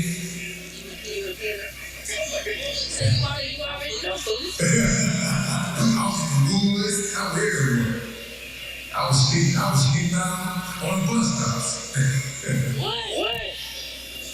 Yeah.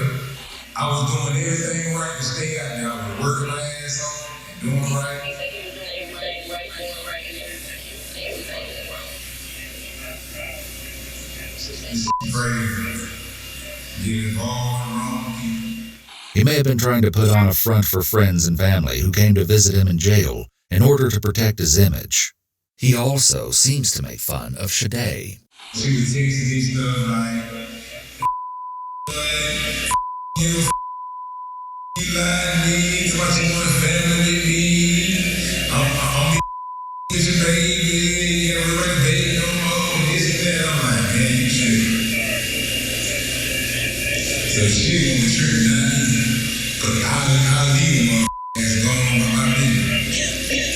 Finally, in late 2019, the trial concerning the Sade Dixon case began. During his testimony, Markeith revealed details about his short-lived but turbulent relationship with a young woman, and his words are extremely telling. After getting out of prison, Markeith was working 4 jobs, and he went from being homeless to being able to rent a place of his own.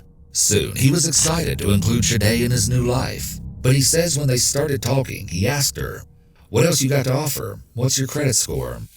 You see, Markeith had some very strict guidelines of what he wanted his partner to be like. The first time he picked Sade up to hang out in person after chatting online, He had some distinct opinions on her clothing choice. When I first picked up, she came out and she had on some shorts, booty shorts. So I was gonna say something, but I didn't say anything. A queen don't dress like that. You're exposing yourself to the world. We can see already that Markeith has a tendency to think he knows what's best for his romantic partners. Nonetheless, the relationship was budding, and Markeith says when they were about to have intercourse, she told him not to use protection. From that point, their relationship progressed quickly, and they started to move in together. Markeith goes on to say that Shade wanted to study to become a real estate agent, and then later on an OBGYN. He started taking her to school during the days and working his delivery job at nights. But he claimed Shade started to think he was messing around with other women while she was in class. Therefore, Markeith started sleeping in the car in the parking lot when Shade was in class. Just from these anecdotes alone, it is clear to see that their relationship was toxic and built on a very shaky foundation from the very start. Markeith says they soon found out that Shade was pregnant, and they even went live on Facebook to show friends their sonogram appointment. But then Markeith calls attention to something really interesting. A lot of people didn't pick up on it, but she live. She got the phone now. She's live. We get in the car, and she's like, I need to check. I need to check when I conceive. What did that mean to you? I feel like she was pregnant before I got with her. Okay. And how'd you feel about that? I didn't care. I wanted the baby. Yeah. Markeith explains that since he's a convicted felon, he can't adopt a child, and he really wanted a baby to raise, even if it potentially wasn't his. His fixation on controlling her behavior only grew stronger. Now, one of his requests was understandable. He didn't want her to smoke weed while pregnant. Markeith spoke about why he started feeling especially adverse to drug use. I was in the car, I smoked with her, and it had my whole body hurting. So I'm like, oh my God, my whole body was hurting. I'm like, Shade, you got this. I thought it was a sign from God, because if we just doing this to a grown person, what you think is doing to a fetus that's trying to develop a brain? Markeith began to suspect more and more that Shade was smoking marijuana during her pregnancy, which became one of his biggest concerns. But Markeith's worries about Shade's lifestyle didn't stop at drugs. He also started instructing Shade not to eat meat. He supposedly hadn't consumed any himself in 10 years, saying that he doesn't believe in killing God's creations. I don't eat meat. I don't believe in death, so I don't believe in killing God's creation. So I feel like God made animals just like he make us. We all the same flesh and blood, so I don't eat flesh and blood. Markeith even says he received signs from God that he shouldn't eat meat. And this next clip shows the unorthodox way this happened. I was in prison in Colorado. I was inside a mountain. And so I came out one day. I looked. I just see so much life. I see so much green, the trees, the earth. And then it hit me. I'm like, damn. So I felt like God was sending me the sign, like, this what it is. It's unclear if Markeith is describing a hallucination in which he was inside a mountain, or whether he is attempting to describe a real situation he experienced. Hallucinations can be caused by a mental health disorder, but they can also occur as a result of drug use. So it hit me. When nature is alive, it's green. The grass in the trees. When nature is dead, it's brown. And they say you are what you eat, so you really are what you eat. So if you take in death, death will follow. When you start eating how God created you to eat, your feces is going to come out green. Markeith says he feels like he gets signs from God all the time. Markeith's unique moral system also presented itself in more questionable ways. Once, when Shade misled Markeith, he grabbed her by the neck and pushed her down in anger. Later on, though, he felt like what he did was wrong. He cut his long dreadlocks as a show of self-punishment. Things continued to go downhill, and eventually the relationship soured to the point where Markeith decided he wasn't too sure if things were going to work out with Shade. However, he didn't want to leave right away, because he claims her family wanted her to get an abortion, and as he didn't agree with that, he had a plan. He would wait until she was 6 months pregnant to leave her, so that she wouldn't be able to terminate the pregnancy. Interestingly, Shade's mother denied the claim that she had suggested an abortion to her daughter, and Markeith even admitted on cross-examination that he had only heard this secondhand from Shade. Markeith really kept harping on how much he had wanted this child. In fact, Markeith didn't just have a rough idea of what he was going to do to keep the baby. He had a whole plan laid out. Markeith explained that he cheated on Shade with one of his ex-girlfriends once. And, long story short, Markeith planned to raise Shade's child with this ex-girlfriend as a plan B. One day, she went somewhere. By this time, she just lied. She was lied about so much stuff, so I didn't trust her. So she went somewhere, so I called Janice. So she was like, where your girl at? I said, I don't know. She probably with somebody. I don't know. Me and Janice went and had sex. And so that's when I told her, I'm like, man, well, me and you go get that together. I'm like, I'm gonna give her 6 months to get her stuff together. I said, she got her stuff together, I'm gonna stay with her. I said, if she don't, me and you go get that together. Because at 6 months, she ain't gonna be able to get her abortion. So then she was like, all right, bet. So I had to make the future plans for Janice to be the mother. It seems that Markeith had 1 foot in and 1 foot out of the relationship with Shade. And this infidelity would end up being one of the last straws in the crumbling relationship. But one of the most heartbreaking parts of this footage is when Markeith talks about Shade's children. He describes a trip they all took together to a lake shortly before Shade's death. But Markeith's anger grew because he felt like Shade was distracted from outing with her kids, and he claims it was because she wanted to go smoke pot with friends. I said, why you just sit there lying in my face like I'm some fool, like I don't know you high. I said, you see it started, you started this trash while these kids around here. I'm like, man, all you doing, I don't trust you. I don't want to be with you no more. This started an angry back and forth of texts about the lack of trust in the relationship. Shade ended things on an amicable note, though. After Markeith dropped her off, Shade wasn't responding to him for a while, and so he sent her some long-winded texts telling her she could do whatever she wanted with her life, but he wanted her to keep the health of the baby in mind. And then, on December 13th, about an hour before the shooting happened, Shade responded to Markeith's messages saying, "Don't expect no baby." He interpreted this to mean she was getting an abortion. Shade texted Markeith screenshots of his Facebook conversation with another girl and called out that he went on live from a strip club with other girls within the 2 days after they broke up.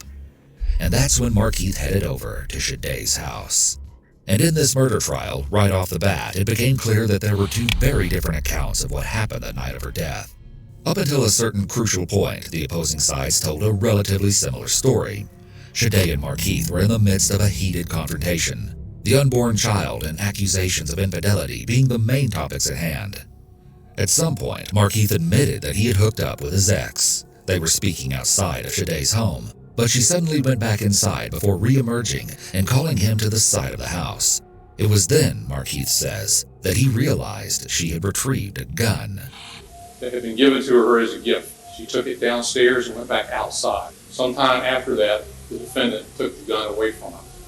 Taken aback, he pulled out 2 guns of his own, which he says he always carried after being robbed, and prompted the girl to hand over her weapon. According to Markeith, Shade did what he said and dropped it. But instead of dropping it carefully off to the side as he claims he instructed, he alleges she didn't listen and instead extended her arm out front to drop the gun, which caused him to panic, and he squeezed his trigger. The whole world screeched to a halt as both parties processed what he'd just done. However, the weapon luckily didn't fire. Markeith quickly retrieved Shade's gun and put it into his pants pocket, which would seem like hopefully the end of an explosive situation. But then Shade's brother, Ronald Stewart, came outside to see what was going on. He had heard the commotion and wanted to defuse the dramatic and increasingly dangerous confrontation. Markeith says he tried to explain that Shade had started the altercation and that they were fine on their own and didn't need help. However, here's where the 2 versions of the story diverge.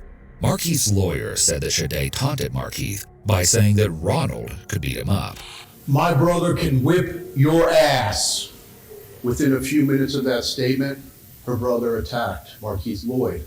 Markeith claims he turned his body to show Ronald that he had taken Shade's gun and tucked it in his back pocket. But he alleges that Ronald took the opportunity to attack, and a scuffle ensued, as demonstrated in this clip. Okay, you got the gun cuffed, okay? And where is this hand? I'm turning like this. Oh, you're turning like this? You can see her gun. And then show me what he does. Where? Not me, I'm touching. Markeith says at some point Shade's gun fell out of his pants where he had stashed it, and that he was scared for his life and afraid that Shade had picked it up and rearmed herself while he fought Ronald. And so Markeith went into what he calls warrior mode and just started shooting over and over again, hitting Ronald in the chest and both thighs in the process. The prosecution, however, instead asserts that when Ronald came outside, he simply told the fighting pair to break it up and talk another day before he and Shade turned to go back inside and walked onto the porch. However, they say the door was locked and allege that Markeith did the following. The defendant, who had moved to the end of the driveway, then came up and stood just off of the concrete walkway in the yard. He reached into his hand-warmer part of his jacket, pulled out a Smith & Wesson .40 caliber semi-automatic pistol that he had brought with him. He said, "Nah, she ain't going away. She's not going with you." She cocked the gun, he pointed it, and he fired. The prosecution says the first round hit Ronald in the abdomen, causing him to fall down onto the porch. They say Markeith approached the porch, firing, hitting Shade several times before she fell as well. Ronald Stewart was laying on his back. He walked over, stood over Ronald, shot him a couple more times, left, and just walked out to his car. Ronald himself testified in court that Markeith was standing a little ways away from him and pulled out the gun unprovoked while Shade was banging on the door trying to get inside. He did his motion to, I guess, put the bullet in the chamber. Before he did that, I was like, it's not that serious, bro. And I had my hands up like this. I heard a bang, and next thing I know, I didn't have control over my body. He then says Markeith stepped over him and kept shooting Shade before turning his attention back to Ronald and shooting some more. In a crucial query, Assistant State Attorney Rick Ridgway asked Markeith how a bullet fragment struck the concrete under Stewart if he wasn't standing over him and shooting downward. Markeith couldn't explain this. Markeith then started towards his car, but when Shade's mother and other brother opened the door to see what was going on, he fired additional shots towards them. The prosecution highlighted this moment as follows in their opening statement. When they opened the door, there was the defendant running away toward his car. He turned, raised the gun, and pointed it at the door. Dominique grabbed his mother's arm, yanked her back inside, slammed the door, heard a couple more shots, then heard the car drive off. Markeith's side argued that he only took those shots out of fear because he thought Shade's family was a gun family. I never meant for this to happen. I wanted my child. I'm not going to kill my sister. I'm not going to kill my queen. I wanted my child. I didn't want that. All I ever did all my life, and provide and protect. Now, Markeith also testified about his time on the run, and whether he's being completely honest or not about his intentions, his words still give us an interesting idea of his headspace. Authorities uncovered text messages sent for Markeith moments after the shooting. He texted Shade, Don't know if you'll make it. I hope you don't. I told you don't play with me, and you went and got a gun on me instead of talking to me. Okay. And is there anything incorrect about that? Yes. What is it? I didn't put don't. I thought I put do. The text message that Markeith sent to Shade shortly after the shooting indicates that he was already trying to put the blame anywhere but on himself. He's trying to justify his actions. He claims that there was a crucial typo in his text, alleging he meant to say, "Hope you do make it," instead of "Hope you don't." Hours later, he texted Shade, "You caused this."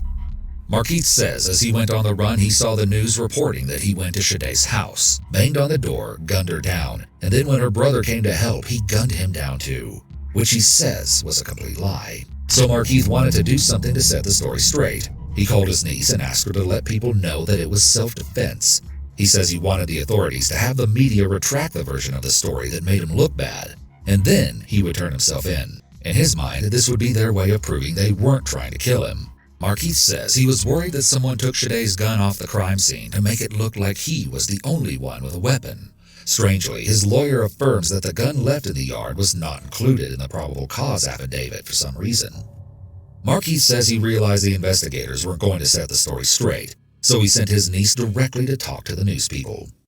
So now I tell my niece, I'm like, you know what, bump the investigators, go to the news. Now I send her straight to the news. She goes to the news, she get an interview, and then I call her. I'm like, Keisha, what's up? What happened? She was crying. She was hysterical. She's like, Uncle Keith, they played what they wanted to play. They played what they wanted to play. They played what they wanted to play. So I'm like, all right, man. I'm like, man, They trying to kill me. I'm like, all right, come to find out, we trying to get the original interview. They done destroyed that. We try to get that for the news people. They done destroyed that. Because they know they part of it too. In cross-examination, Markeith continued to assert that he was the victim in this whole situation. So Ron attacked you, and then you thought Sade had a gun, and that's why all the shooting took place. Yes. So it really wasn't your fault. No. My question to you is, none of this is your fault. No. In fact, you're really the victim here today, right? Of course I am. I have no more questions. And so, after hearing all sides of what happened in the murder trial of Shade Dixon and her unborn child, a jury found Markeith guilty of first-degree murder, killing of an unborn child, attempted first-degree murder, 2 counts of attempted felony murder, and possession of a firearm by a convicted felon. Markeith had virtually no reaction, which was quite the change of pace from his early explosive behavior in court. Perhaps Markeith now knew that he needed to make the best impression on jurors, as his life was now in their hands. Now, the defense had one last shot to convince at least one juror from everything that has happened in Markeith's life that he should not get the death penalty. Markeith's mother testified on his behalf, affirming that she would continue to love him no matter what. She spoke a little on Markeith's childhood. At a young age, Markeith witnessed a friend and a cousin being murdered. His attorney explained that in the area Markeith grew up in, Pine Hills and Carver Shores, there are unfortunately 2 routes that a lot of people take, robbing or dealing drugs. He says Markeith chose the latter. Markeith's mother detailed the turbulent home life that Markeith was born into. She said Markeith's father died when the boy was 3 or 4 of a drug overdose. Markeith's mother is asked where Markeith would hang out from the ages of 10 to 13. She responded that he spent his time in the streets and would take care of her other children while she was partying. The violence he witnessed and the trauma he experienced as a child likely had a huge impact on his development. He may have felt like he didn't have much control over his environment when he was young, which led him to have significant issues with control as he got older. Here are some relationship red flags that may signal possible danger to come. History of violence. If someone has a history of any kind of violence, it's a warning sign that more violence could occur in the future. The level of violence often escalates over time. Impulsive. People who are impulsive often act in the heat of the moment, based on high emotions rather than logical thought. If someone is both impulsive and has access to a weapon, especially a gun, this is a dicey combination, engages in dangerous behaviors. If someone is frequently involved in reckless behavior, steer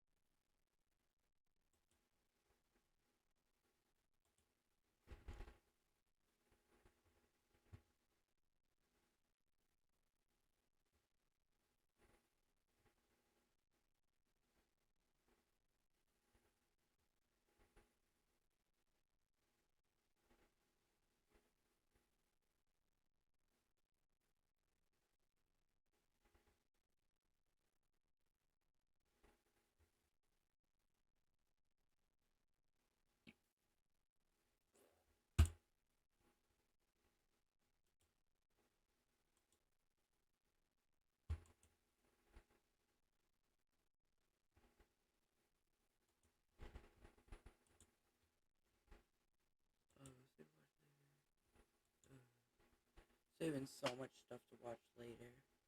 When I watch later, it's gonna be filled.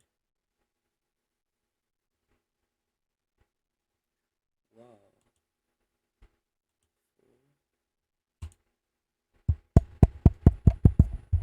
I want my mommy. I want my mommy. I want my mommy. I want my mommy. I want my mommy. I want my mommy. I want my mommy. I want my mommy. I want my mommy.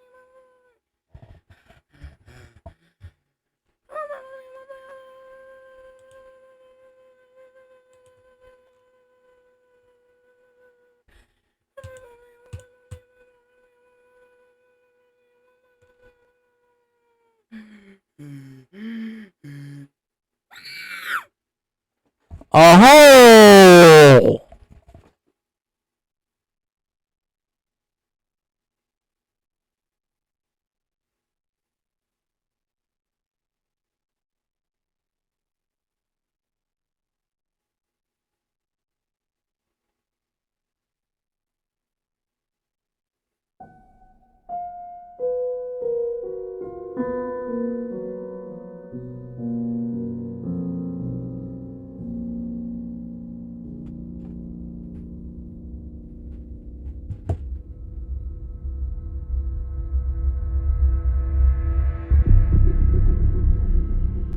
Well, Lazy Legion, it's Halloween again, and this year I think you all deserve a little treat. A treat that comes in the form of a list of tricks. Usually we try to stick to true crime and real scary stories on this channel, but today we're turning our attention towards hoaxes. What? Specifically, this Hoaxes Iceberg, created by Reddit user Silent Chatter. Word. This chart's filled to the brim with all manner of deceptions that have taken place over the years. Some of them harmless fun, others far more sinister, with real-world consequences. As we make our way down from the clear skies into the murky waters, things will get progressively more obscure, and, for the most part, dark. It's a pretty big iceberg, so I'll be skipping the entries that don't fit with the Halloweeny vibe we're going for. I'll also be throwing a couple of my own choices into the mix too. So make sure you have that bell icon turned on, cue that iceberg tier list music, and join me as we make our way down into the abyss. No.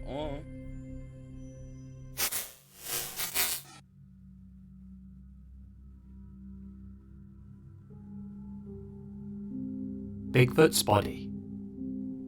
In 2008, two Bigfoot hunting hobbyists named Matthew Whitten and Rick Dyer contacted the media with a bold claim. According to them, they had just made the discovery of the century. While exploring a remote wooded area in North Georgia, they accidentally stumbled upon a Sasquatch den, home to a small community of primitive ape men and ape women. On the outskirts of the den, they found a dead male Bigfoot, which they said was 7 feet 7 inches tall and weighed more than 500 pounds. They managed to drag the carcass away from the den without being detected, and put his body on ice. I forgot. They then immediately called up news outlets to report their discovery, and sent them this photo to prove they really had found a dead Sasquatch. They were going to release video footage that they had taken of the other living specimens, along with indisputable DNA evidence that this really was the missing link. Big publications like CNN and the New York Times began reporting on the alleged discovery, and Sasquatch enthusiasts around the world started getting excited that this was really it. This was the eureka moment. Bigfoots were real. Bigfoots? Big feet? I'm not sure how you pluralize it, to be honest. But one thing we can all be sure of is that this was all a hoax. No evidence was ever presented by the two men, which proved they'd really found a genuine Sasquatch carcass, and the photo was denounced as a fake. Turns out that one of the men, Rick Dyer, ran a Bigfoot tours company, and this whole thing was just a publicity stunt to help him drum up business, and also for him to get his 15 minutes of fame. Hey, we're talking about him now, so I guess it worked. As for his accomplice, Matthew Whitten, he was fired from his job as a police officer for his role in this hoax. Fake celebrity deaths. If there's one thing that the internet's filled with, it's reports on fake celebrity deaths. Or at least it used to be. I remember seeing loads of these growing up. Rowan Atkinson was a common one that popped into my feed from time to time. Eddie Murphy apparently died in a snowboarding accident. To be honest, pretty much every major celebrity fell victim to this hoax at one stage or another. There you'd be, happily scrolling down your newsfeed on Facebook, and then, bam! R.I.P. Will and Jaden Smith. You will be missed. So why were these hoaxes so common back in the day? Well, for starters, they're easy to make up, and if you create a fake post about a well-known person's passing, a lot of gullible people will probably take it at face value and share it around without Google checking first. This turned out to be a much bigger problem than people realized. Hackers quickly became aware of how easily these rumors spread, and began disseminating their own fake celebrity death articles online. People would stumble upon a picture of their favorite famous face, see the breaking news headline and that big old RIP, hit the share button without thinking, and then click on the article. The link would take them to a site designed to infect their computer with malware. These posts became more than just hoaxes. They'd become scams, set up with the intent purpose of obtaining your name, address, and bank details, and millions of social media users inadvertently helped spread them. These types of scam articles are nowhere near as common as they were back in the early 2010s, but they do still crop up today, so stay vigilant. Paul is dead, and the Avril Lavigne replacement theory. So we've just covered fake celebrity death reports. Easy to disprove with a simple Google search. But then there's the other type of celebrity death hoax, the replacement theories. The two most famous ones have to be Paul is dead and the Avril Lavigne replacement hypothesis. According to these theories, both Paul McCartney and Avril Lavigne died early on in their respective careers, but were replaced by body doubles so that their labels could continue to sell records. One viewer. Those who take these theories seriously like to point to changes in both of their appearances over time. Changes that supposedly occurred after their original versions died. Embarrassing. Subliminal clues are apparently scattered throughout both of their discographies too. Embarrassing. For example, at the end of the Beatles song, Strawberry Fields Forever, you can supposedly hear John Lennon sing the line, I buried Paul. Number one.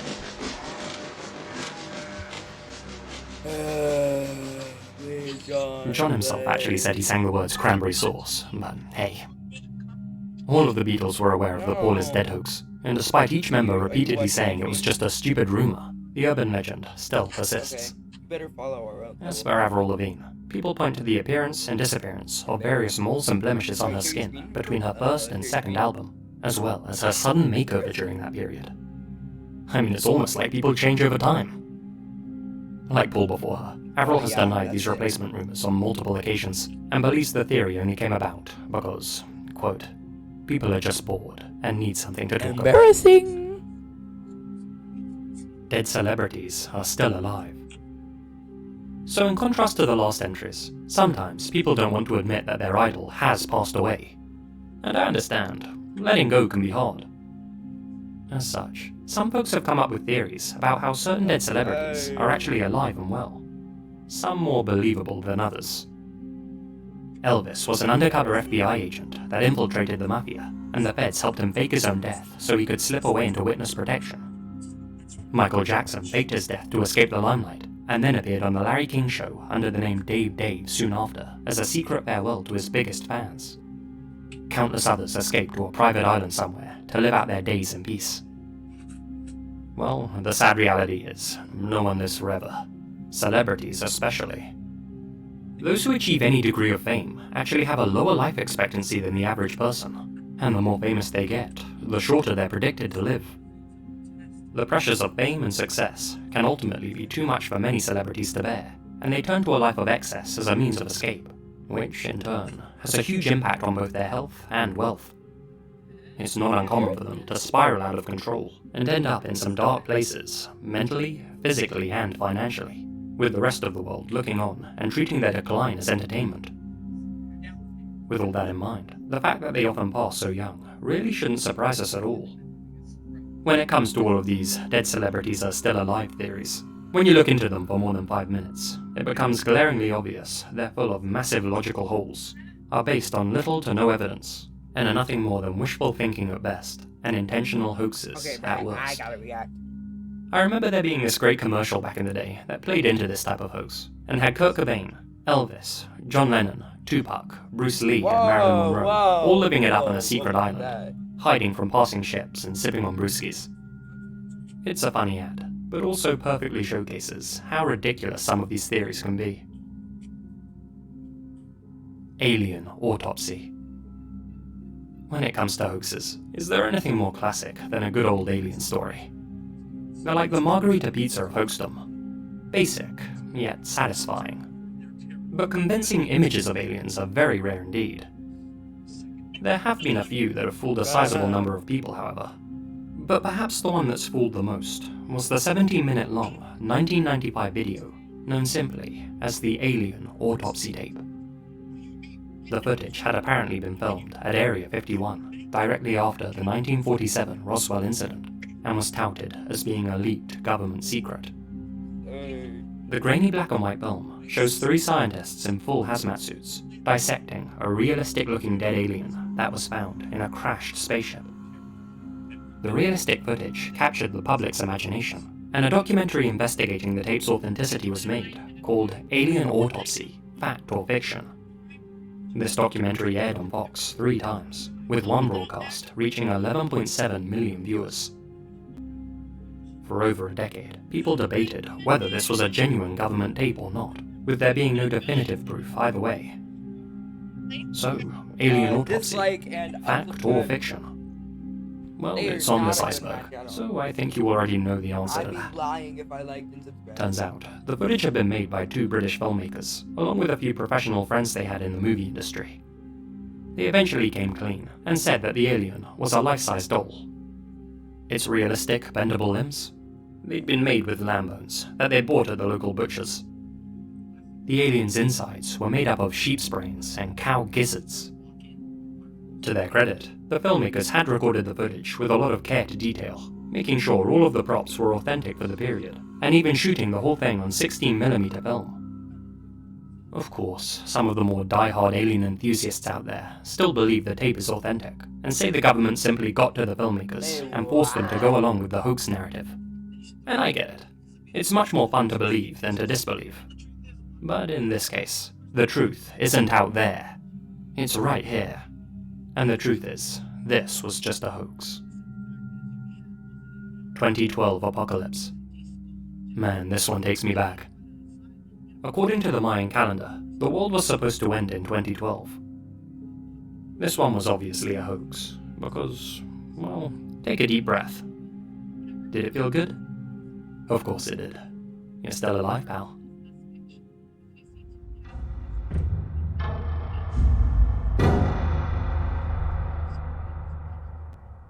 This man. Have you seen this man? Every night, all over the world, hundreds of people see this face in their dreams. If this man appears in your dreams too, or if you have any information that can help us identify him, please contact us. So says the famous flyer that originated on thisman.org. This has to be one of the most popular scary tales to circulate around the internet. As the story goes, the sketch of this man was created by a well-known psychiatrist in New York, who was recreating the character that kept appearing in one of his patients' dreams. Soon, the psychiatrist's other patients saw this uncanny image and noted that they too had seen this man in their dreams, despite having never met him in their waking life. The psychiatrist passed the picture on to some of his colleagues, and soon, more than 2,000 of their patients had claimed to have dreamt about this man on a regular basis. As the legend of this man grew in popularity, he started seeping from the internet into other media. There was a reference to this man in the X-Files, and here in Japan, a manga series was released about him. Posters and flyers started popping up in major cities, spreading the story of this man to the offline world, and asking people who had dreamt about him to come forward. But although many people have claimed to have seen this man in their dreams, they're either just suggestible or actively playing into the hoax for fun. The website and the story were both the creation of Andrea Natella, an Italian marketer. Natella admitted that this man and thisman.org were simply a marketing ploy, though he never actually said what he was marketing. So in one sense, the campaign was massively successful, because who here hasn't heard about this man before? On the other hand, it was a complete flop, because what the hell was he advertising? Given the large number of people from all over the world that either helped to spread this hoax or actively bought into it, it's safe to say Natella was tapping into something with his mysterious campaign. There's clearly something about us all collectively dreaming about the same man that really draws us in and captures our imaginations. Fiji Mermaid. This creepy object is known as the Fiji Mermaid. But before I explain what it is, let me ask you something. Have you ever seen The Greatest Showman? You know, the feel-good story of P.T. Barnum. Well, I hate to break it to you, but P.T. Barnum wasn't a nice guy. In the movie, he empowered people, but in real life, he was much more interested in exploiting them. For instance, he sometimes exhibited African Americans with birth defects, saying that it demonstrated their so-called inferiority.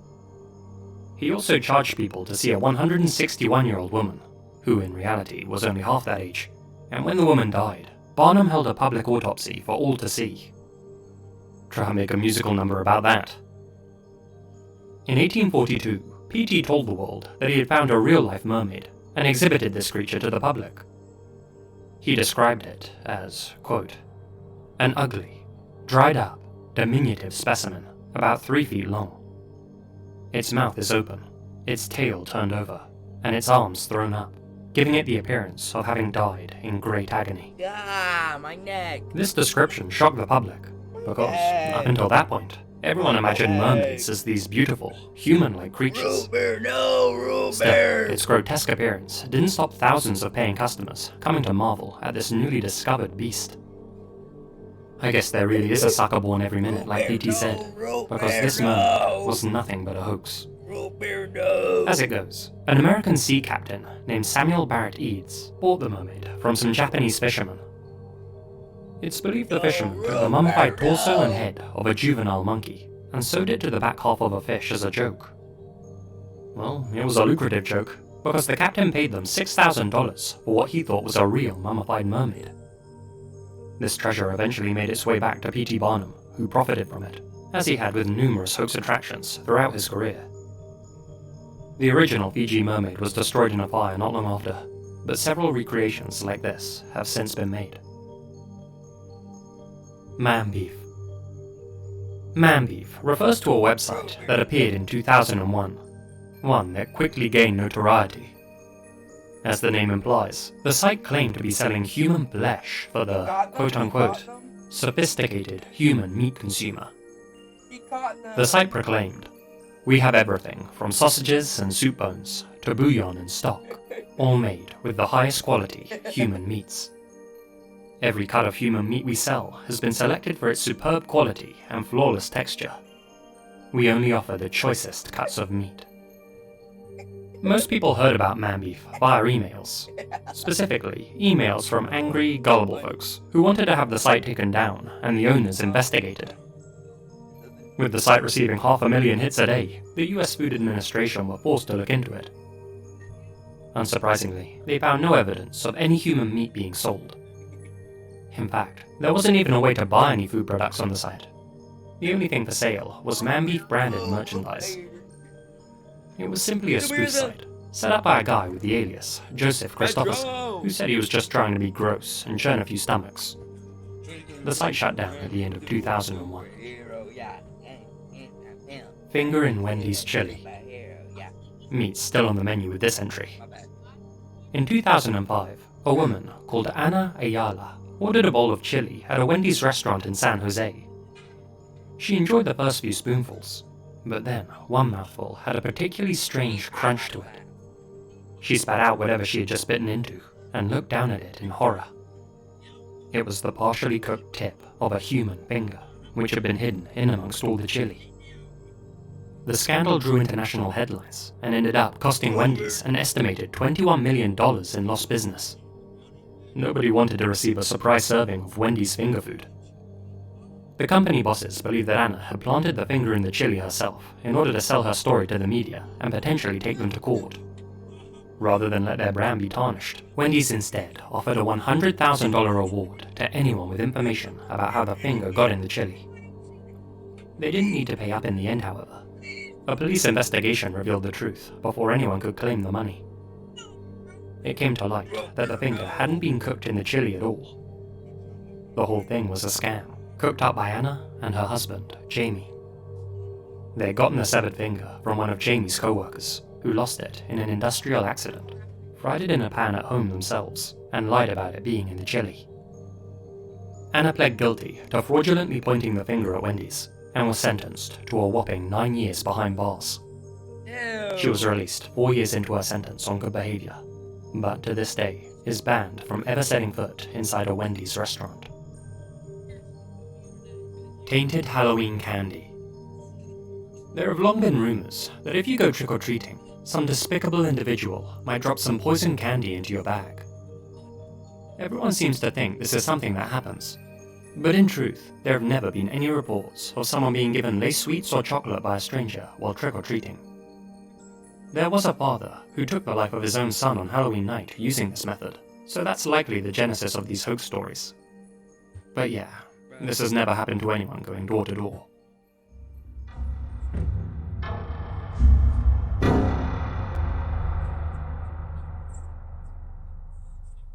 Montana Zombie EAS.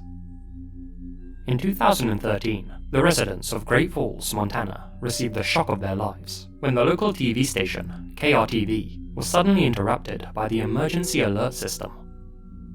No images flashed on screen, but that bone-chilling warning tone sounded off at an ear-piercing volume before an authoritative male voice made a chilling announcement.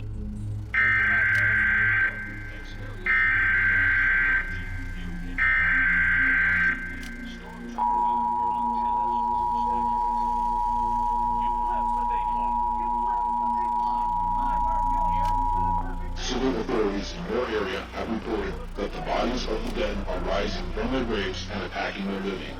Follow the messages on screen that will be updated as information becomes available. Do not attempt to approach or apprehend these bodies as they are considered extremely dangerous. This warning applies to all areas receiving this broadcast. Tune in to 9:20 a.m. to get updated information in the event that you are separated from your television or if electrical service is interrupted. This station will now cease transmission, so please use your battery-powered radio tuned in to 9:20 a.m. for information.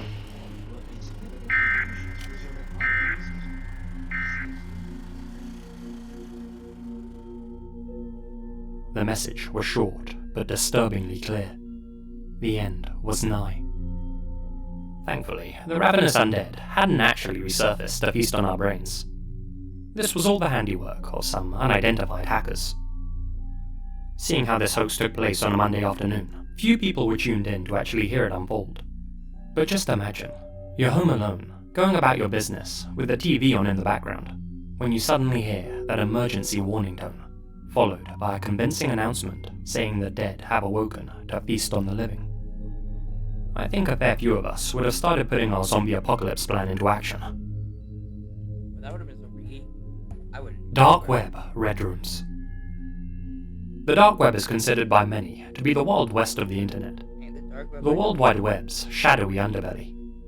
A lawless place where anything and everything goes. There are countless stories from people who claim to have stumbled upon all manner of illegal activities going on there, right under society's nose. Perhaps most infamous are the stories about red rooms. Red rooms are said to be sites on the dark web where viewers can pay to watch live streams of people being killed. The things that happen to these poor souls are determined by the viewers, who contribute to the live chat and leave donations with their requests. Whatever these viewers want, they get, and the highest bidder gets to decide the way the victim is ultimately dispatched of. Just gaining access to these streams is said to cost thousands of dollars, perhaps even tens of thousands. Which begs the question, how do so many people have stories about these red rooms in the first place? Also, how are these red rooms operating? All of the secretive browsers like Tor would struggle to support livestream video, since they all run their web traffic through multiple servers. People have sold terrible things through the dark web in the past, but it just seems infeasible that they could sell tickets to a live event that would struggle to even run. At the end of the day, it's incredibly hard to prove something doesn't exist, but when the only evidence we have is anecdotes from anonymous users on the internet, I think it's safe to assume that red rooms are simply the subject of creepypastas, and nothing more. The Cooper family falling body photo. I'm sure you've all come across this image before. The Cooper family photo, otherwise known as the creepiest photobomb of all time. In the 1950s, the Cooper family bought an old house out in Texas. On their first night, the father of the household took this photo of his wife, mother-in-law, and 2 young sons. It wasn't until after the image had developed that they realized an uninvited guest had joined them at the dinner table that night. A falling or dangling body that hadn't been there when the father snapped the picture. They were gobsmacked, but more than that, they were terrified. Clearly, they were now sharing a home with a spirit. There was no other explanation. It's a chilling photo for sure, but fortunately, or unfortunately some might say, there's no truth behind it. If the strangely convenient composition of the photo didn't give it away, or, you know, the fact that it's clearly too good to be true, this image is a fake. The vignetting around the picture is far too symmetrical to be authentic, and the photo has all the hallmarks of having been digitally tampered with, either in Photoshop or some other software. According to hoaxes.org, the story surrounding the image seems to have originated online around 2013. Though we don't know who created the picture, they likely inserted the fallen ghost into an actual old image that they had found somewhere in order to make an art piece. Someone then came upon it online, created the fake story about the Cooper family, and because it's a genuinely creepy photo, it naturally spread around the internet. Even though the image has been thoroughly debunked, a lot of people still like to say that it's real. I'm not falling for it though. Drop bears. If you've ever been to Australia, a local might have warned you to watch out for drop bears, a breed of koala. But where most koalas are docile and herbivorous, drop bears are predatory and carnivorous, and much larger than their gentle cousins. You're bound to hear stories about unsuspecting travellers taking in Australia's natural beauty, only for one of these drop bears to jump out from a tree and begin ferociously biting and clawing at them. Very dangerous creatures, those drop bears. They always go for the throat. That this morning. In reality, this is just an in-joke that Aussies like to tell tourists in order to freak them out a little bit, and plays into that whole everything on Australia wants to kill you meme. Slightly cruel, mostly funny, 100% a hoax.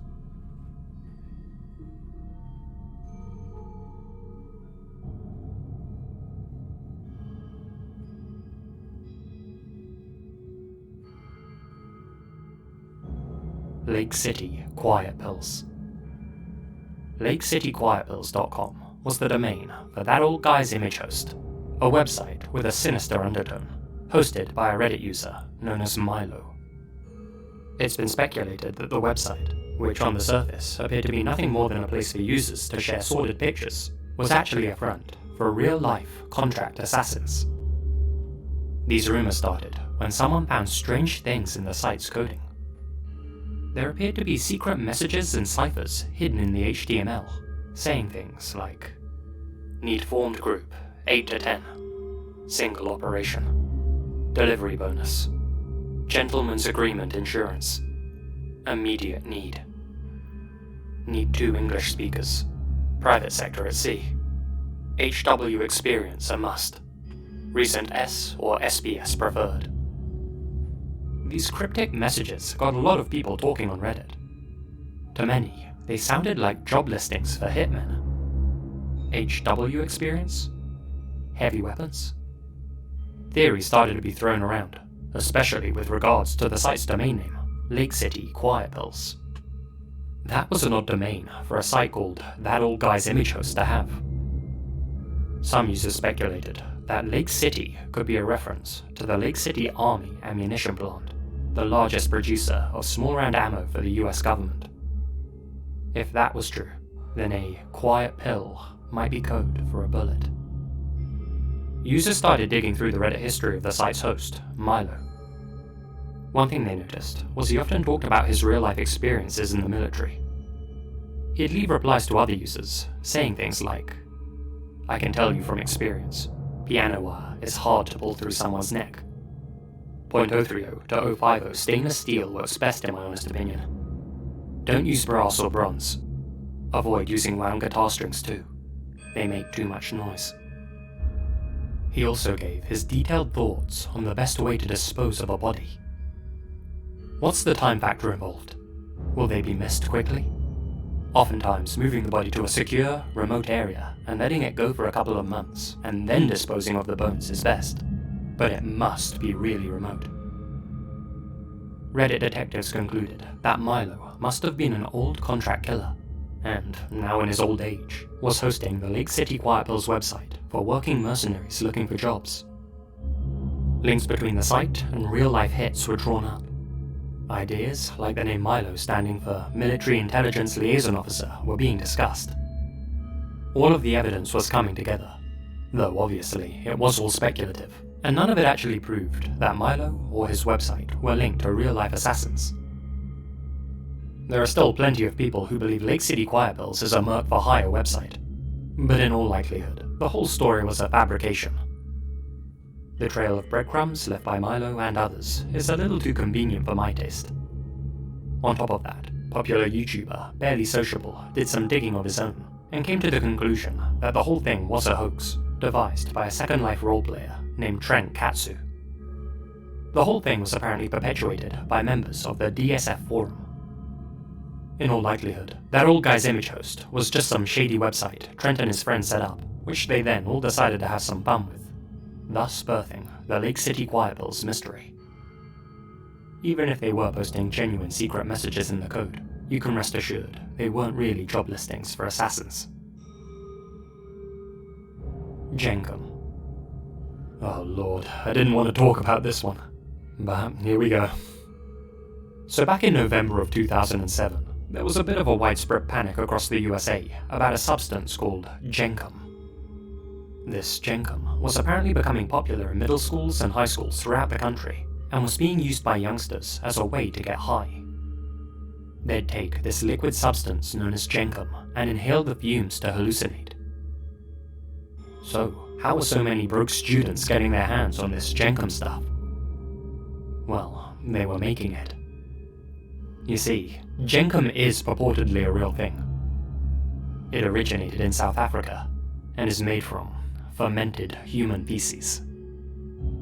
Writer Emma Guest described the making of Jenkum as fermented human sewage, scraped from pipes and stored in plastic bags or bottles for a week or so, until it gives off numbing, intoxicating fumes. These bags and bottles are sealed tightly so that the precious fumes don't escape. After the waste has festered, those fumes are then inhaled and are said to give the user intense visions and feelings of euphoria and serenity. Hydrogen sulfide, aka sewer gas, has been tested on mice in the past. And yes, it does indeed cause hypoxia, which can result in feelings of euphoria. So, Jenkum itself is likely not a hoax, and really is still used in parts of Africa to this day, particularly in Zambia. What was a hoax was that students in the USA were using it en masse in 2007.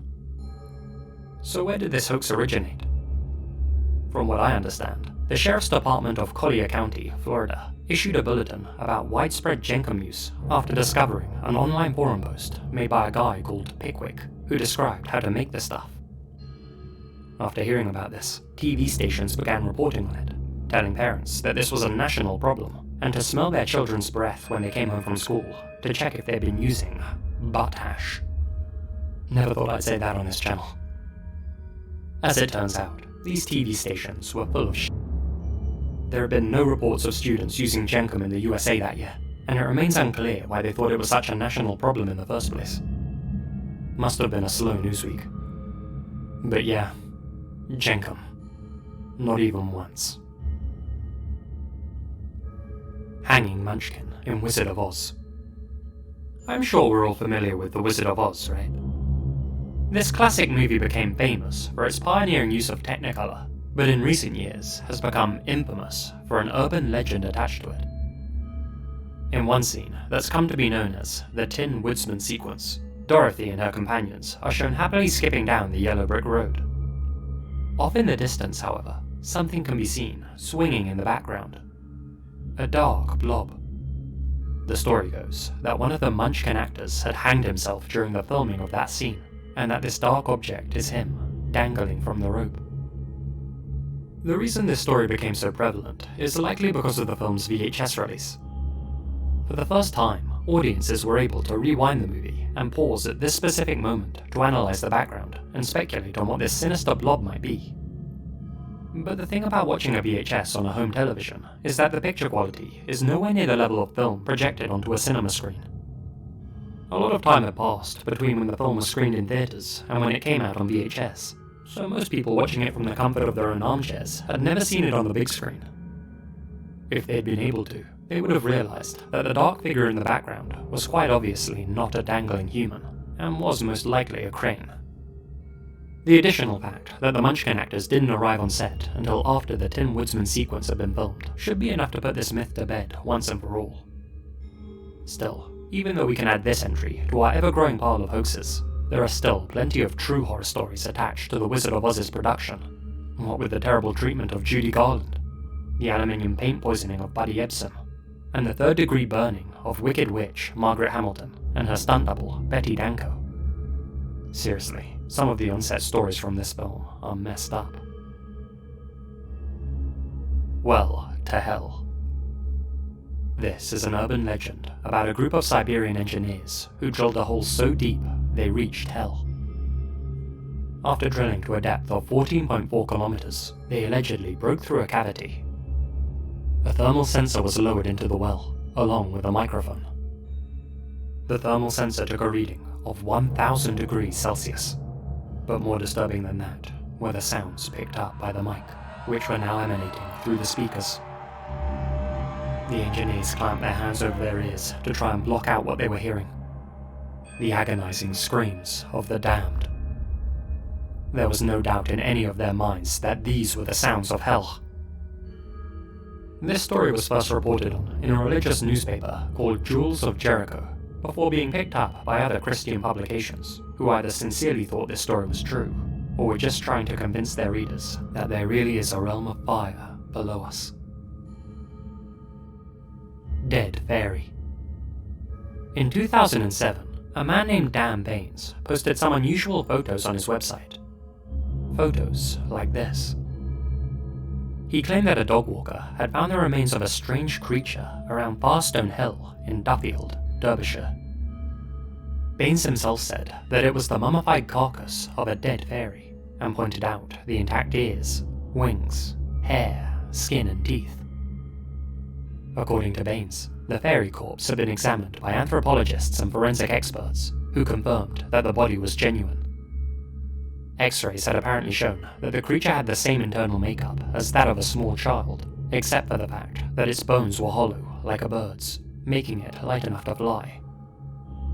Word about this discovery spread, and Baines' website started receiving 20,000 hits a day, with hundreds of fairy believers sending him emails about how they had found something similar too. Here's the thing though. Dan Baines himself was a sculptor and an illusion designer in London. He'd uploaded the images a few days before April Fool's Day, and intended the whole thing to be a prank. He had no idea so many people would genuinely believe his sculpture was an authentic fairy body. On April 1st, he left a comment on his website, declaring the whole thing had been a joke. He wrote, "Even if you believe in fairies, as I personally do, there will always be an element of doubt in your mind that would suggest the remains are a hoax. However, the magic created by the possibility of the fairy being real is something you'll remember for the rest of your life." Some believers refused to accept that fairies weren't real, and said that Baines was just trying to cover up the truth about their existence by releasing false information, thus harming the credibility of fairyists. Baines continued to receive a large volume of emails in the weeks and months following his confession, and said it took him up to 4 hours a day to reply to all of them. In the end, he listed his fairy sculpture on eBay. It sold for £280.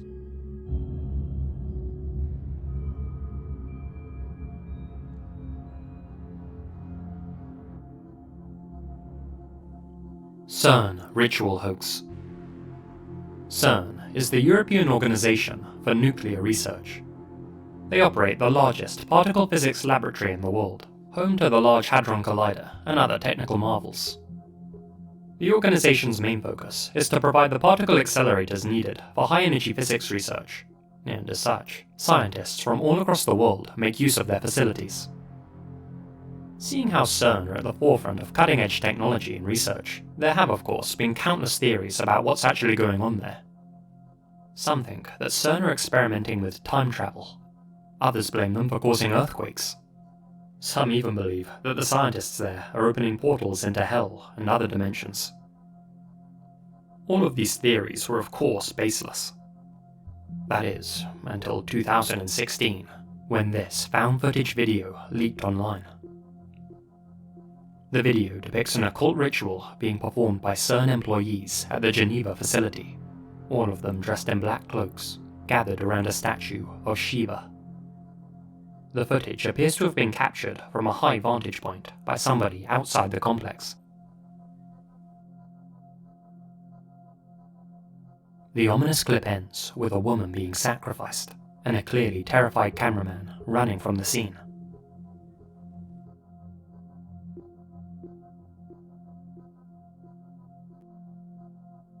Theorists had a field day with this one. Rumours already existed about strange activities going on at CERN, and this clip seemed to prove it. So, were the world's greatest minds using the Hadron Collider to summon the Antichrist, or to open up a gateway into another realm? Well, something weird was definitely going on there, because, believe it or not, this video genuinely had been filmed at the CERN facility in Geneva, in the site's main square in fact, where a statue of Shiva stands as a permanent display. Whoever the people involved were, they must have had access passes. This gave more weight to the clip's authenticity. But even though the footage had been recorded at CERN by people who must have worked there, the organization itself said that the video was pure fiction, made by prankster scientists. A CERN spokeswoman came forward and announced that, quote, "These scenes were filmed on our premises, but without official permission or knowledge. CERN does not condone this type of spoof, which can give rise to misunderstandings about the scientific nature of our work. Every year, CERN welcomes thousands of scientific users from all over the world, and sometimes some of them let their humor go too far. This is what happened on this occasion." She concluded by saying an internal investigation was taking place to figure out which individuals were behind the fake footage. Despite the video being a hoax, a fairly large number of people still believe something sinister is going on at CERN, and that it somehow involves the occult. Just type in CERN ritual onto YouTube, and take a look at the comment section of any video. You're bound to find some interesting comments. "Hi Walter, I got a new GF today." Now we're getting to the dark stuff. "Hi Walter, I got a new girlfriend today," is referring to a video on YouTube, originally uploaded in 2009 by 2150 Studios. The re-upload is currently sitting at 1.5 million views. The video starts out normal enough, with a young man sitting alone in a room, talking to the camera. But he's not addressing his entire audience. He's specifically talking to someone called Walter, as if this video was uploaded just for him. The man explains how he had just met the most amazing girl at the mall that day, and describes how he went shopping with her at JCPenney's and a jewelry shop. With a voice that's struggling to hold back excitement, the man says that he brought this girl back to his place. I know she hates cameras, Walter, but I'm gonna show you her anyways. You ready? The video suddenly cuts to a different area of the house. We're now in some dingy basement. The man opens a door to reveal a tied-up woman cowering in the corner of a small bathroom, crying and desperately begging for help. The man enters the room and slams the door behind him. The woman screams, and the video ends abruptly. This upload got a lot of people talking. A young woman named Kayla Berg had gone missing at the time the video went live, and some viewers noticed that the girl in the bathroom looked a lot like her. Fearing that this was more than just a joke, several viewers actually contacted the police about the video, and the owners of the YouTube channel were investigated. Kayla's own mother even watched the video, and said, quote, "It sounded like her, looked like her. It gave me chills." It appeared as if there had just been a massive development in the case. The video started being reported on by the media, and the comment section of the video was now filled with outrage. This prompted the owners of the channel to leave this comment on one of their other videos. "We apologize for any emotional harm caused by Hi Walter, I Got a New Girlfriend Today, produced back in 2009. There was no intention of it resembling any real person or event. The actors involved wish to extend their sympathies to the mother of Kayla Berg, and sincere apologies for the emotional turmoil it caused." So as it turns out, this whole video was just an art piece designed to drum up interest in their YouTube channel. It had nothing to do with Kayla Berg, and it was just a coincidence that the actress resembled her. But imagine seeing this before it was confirmed to be a hoax. I mean, the guy's actually a pretty good actor. He sells the part, and makes you believe that he really is some unhinged, nerdy guy who just snapped one day.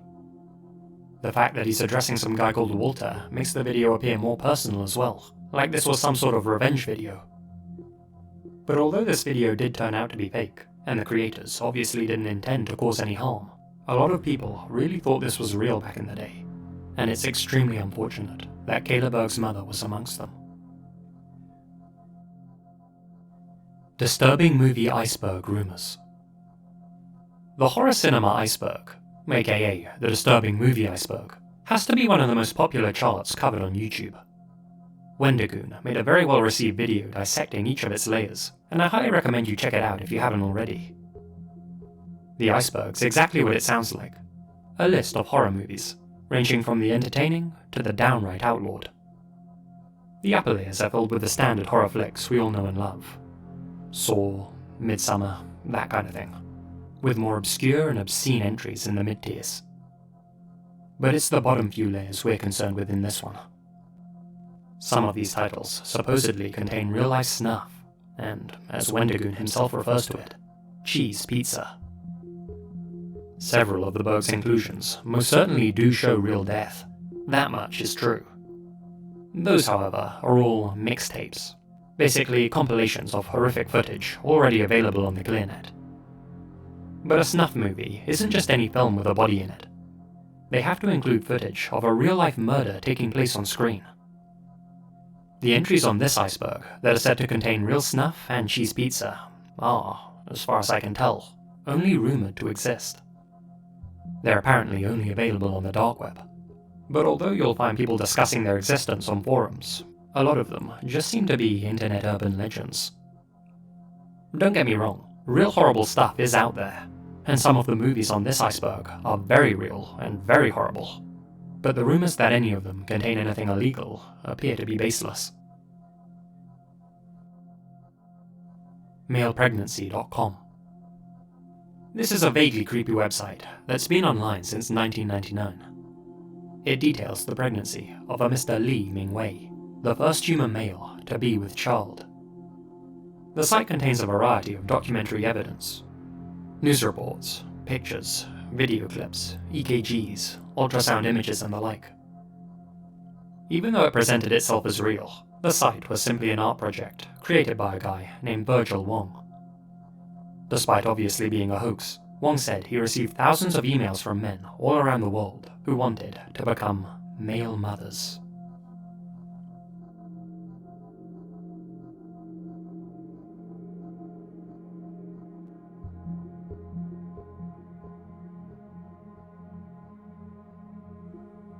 Chinese baby-eating hoax. Last year, a number of photos began making the rounds on social media sites. Photos like these. They were attached to news articles that claimed, in China, people eat fetuses to improve their health and boost their performance in the bedroom. The photos depicted a man seated at a restaurant table, eating human baby soup, a rare delicacy that apparently costs $4,000 US. In one of the images, he's taking a big bite straight out of the torso. These images sparked outrage online. Chinese users stepped forward to say that the photos were fake, only for them to be lambasted by other users who took the images at face value. In reality, the claim that people in China eat herbal baby soup is nothing but codswallop. And as for the photos, they were actually taken from a performance art exhibition in Shanghai that took place in the year 2000.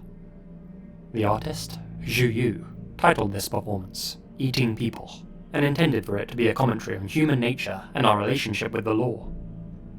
The supposed baby was nothing more than a prop, and the rumors about there being rampant and socially acceptable cannibalism going on in China were of course nonsense.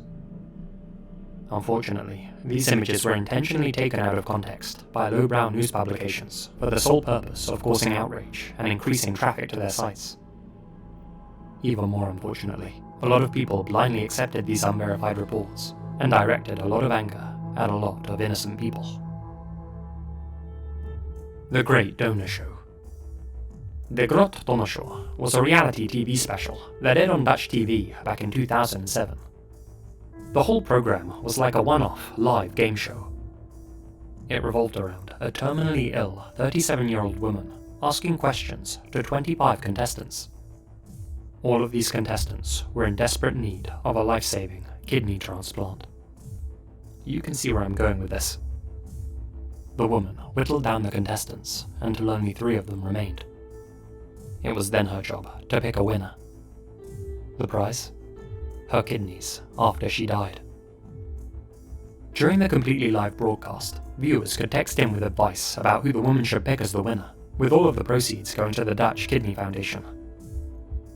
As you can imagine, there was outrage before the show even aired, and the network received a plethora of complaints during its live broadcast.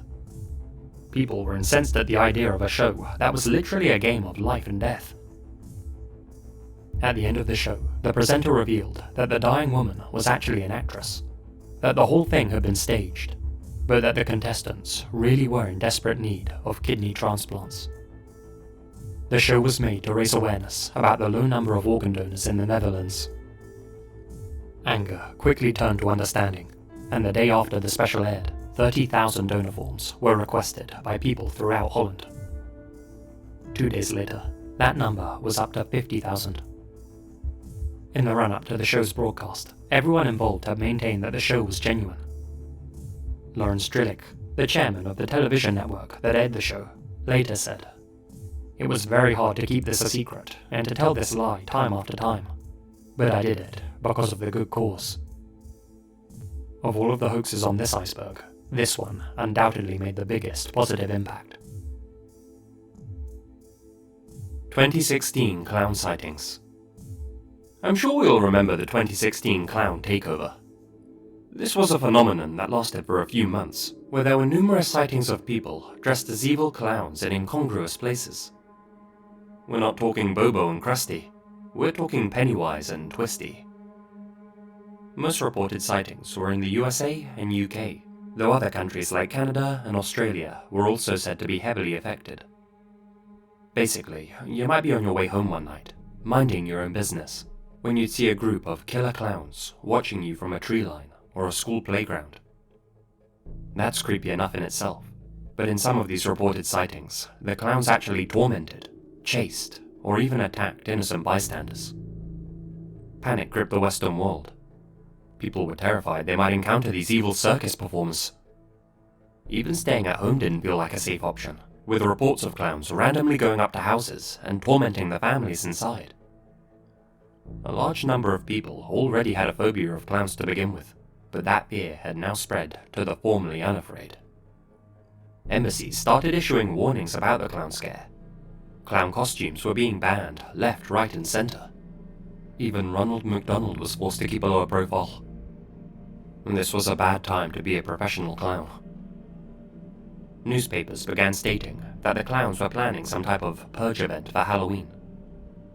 No such purge actually occurred on the 31st, but a family in Florida were attacked by a group of 20 men wearing clown masks. After months of mass clown sightings, the general public had had enough. They took to the streets with baseball bats and other implements and began actively hunting the clowns down. Not long after that, things seemed to quieten down, and as quickly as the phenomenon started, it had now disappeared. Thus ended the Great Clown Panic of 2016.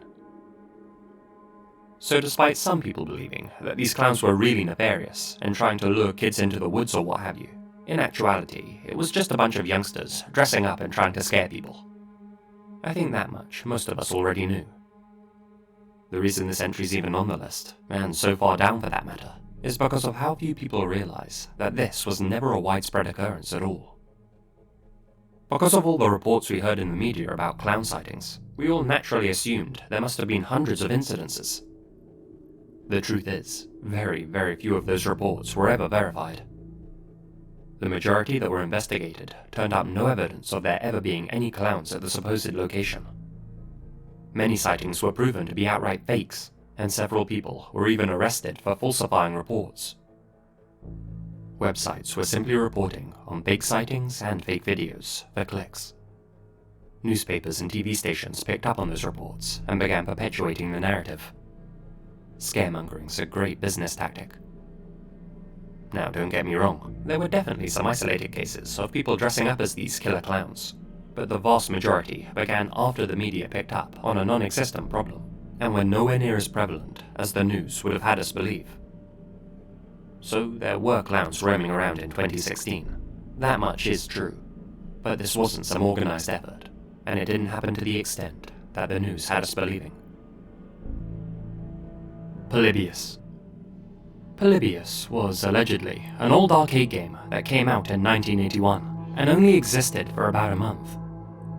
It appeared in several arcades, exclusively across Portland, Oregon. But despite the title never receiving any marketing, it proved to be an instant hit with the local gamers. Those who played it seemed to immediately become addicted. Lines formed around the other machines, with people getting into fights about whose turn was next. But those who reached the front of the queue unscathed and actually got to play Polybius experienced some unexpected side effects. Seizures, fits of amnesia, insomnia, night terrors and hallucinations, just to name a few.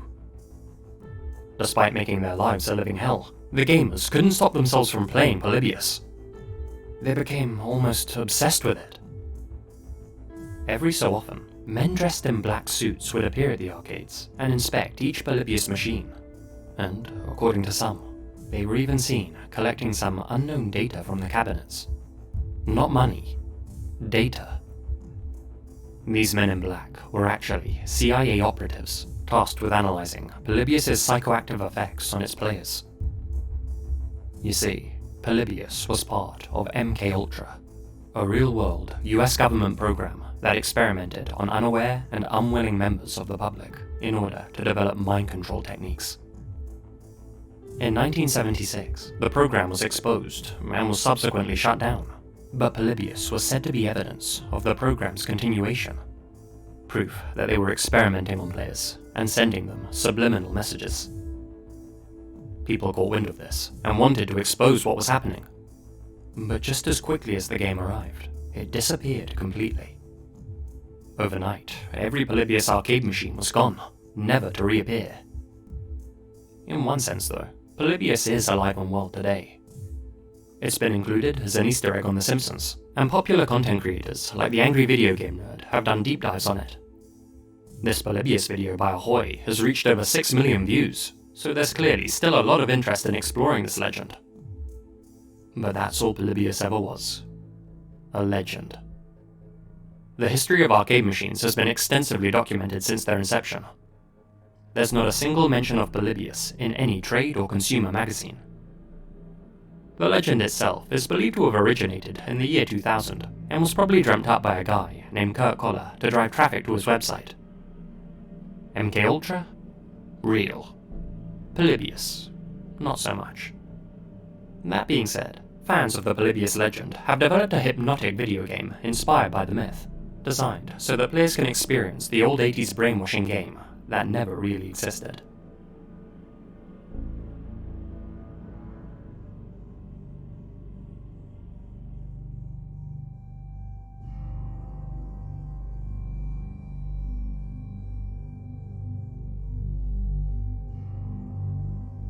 Apollo 20. Apollo 20 refers to a set of internet videos that supposedly show a hibernating female extraterrestrial.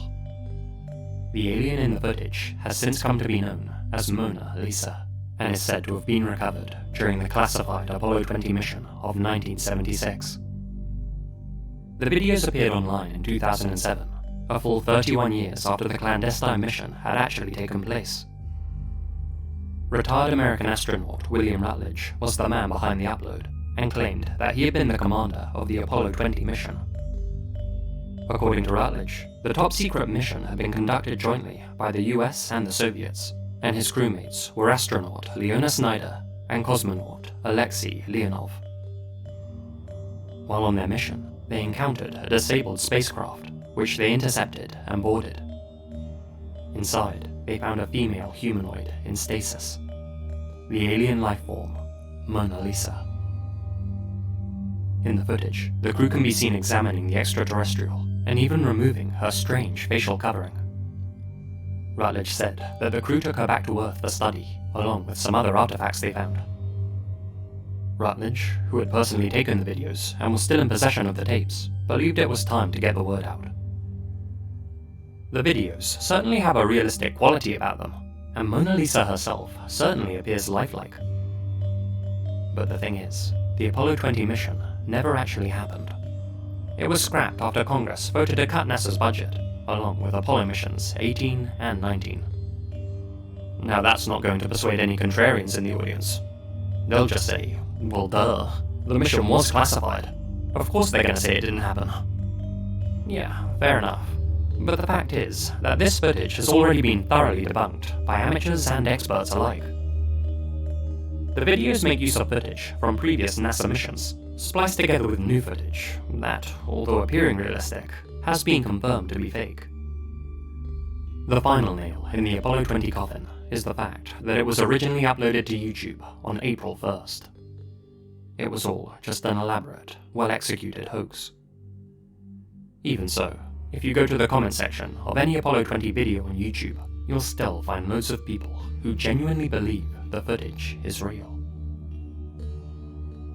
SpongeBob Brazilian defecation broadcast. So this strange entry purports that there was a lost episode of SpongeBob SquarePants that only ever aired once on TV. That one screening was in Brazil in 2016, just before the Olympics in Rio. What was strange about this episode was that during one scene, Squidward was playing his clarinet when he accidentally hits the brown note. For those who don't know, the brown note is an infrasonic frequency that, when heard, causes the listener to take a trip to Browntown.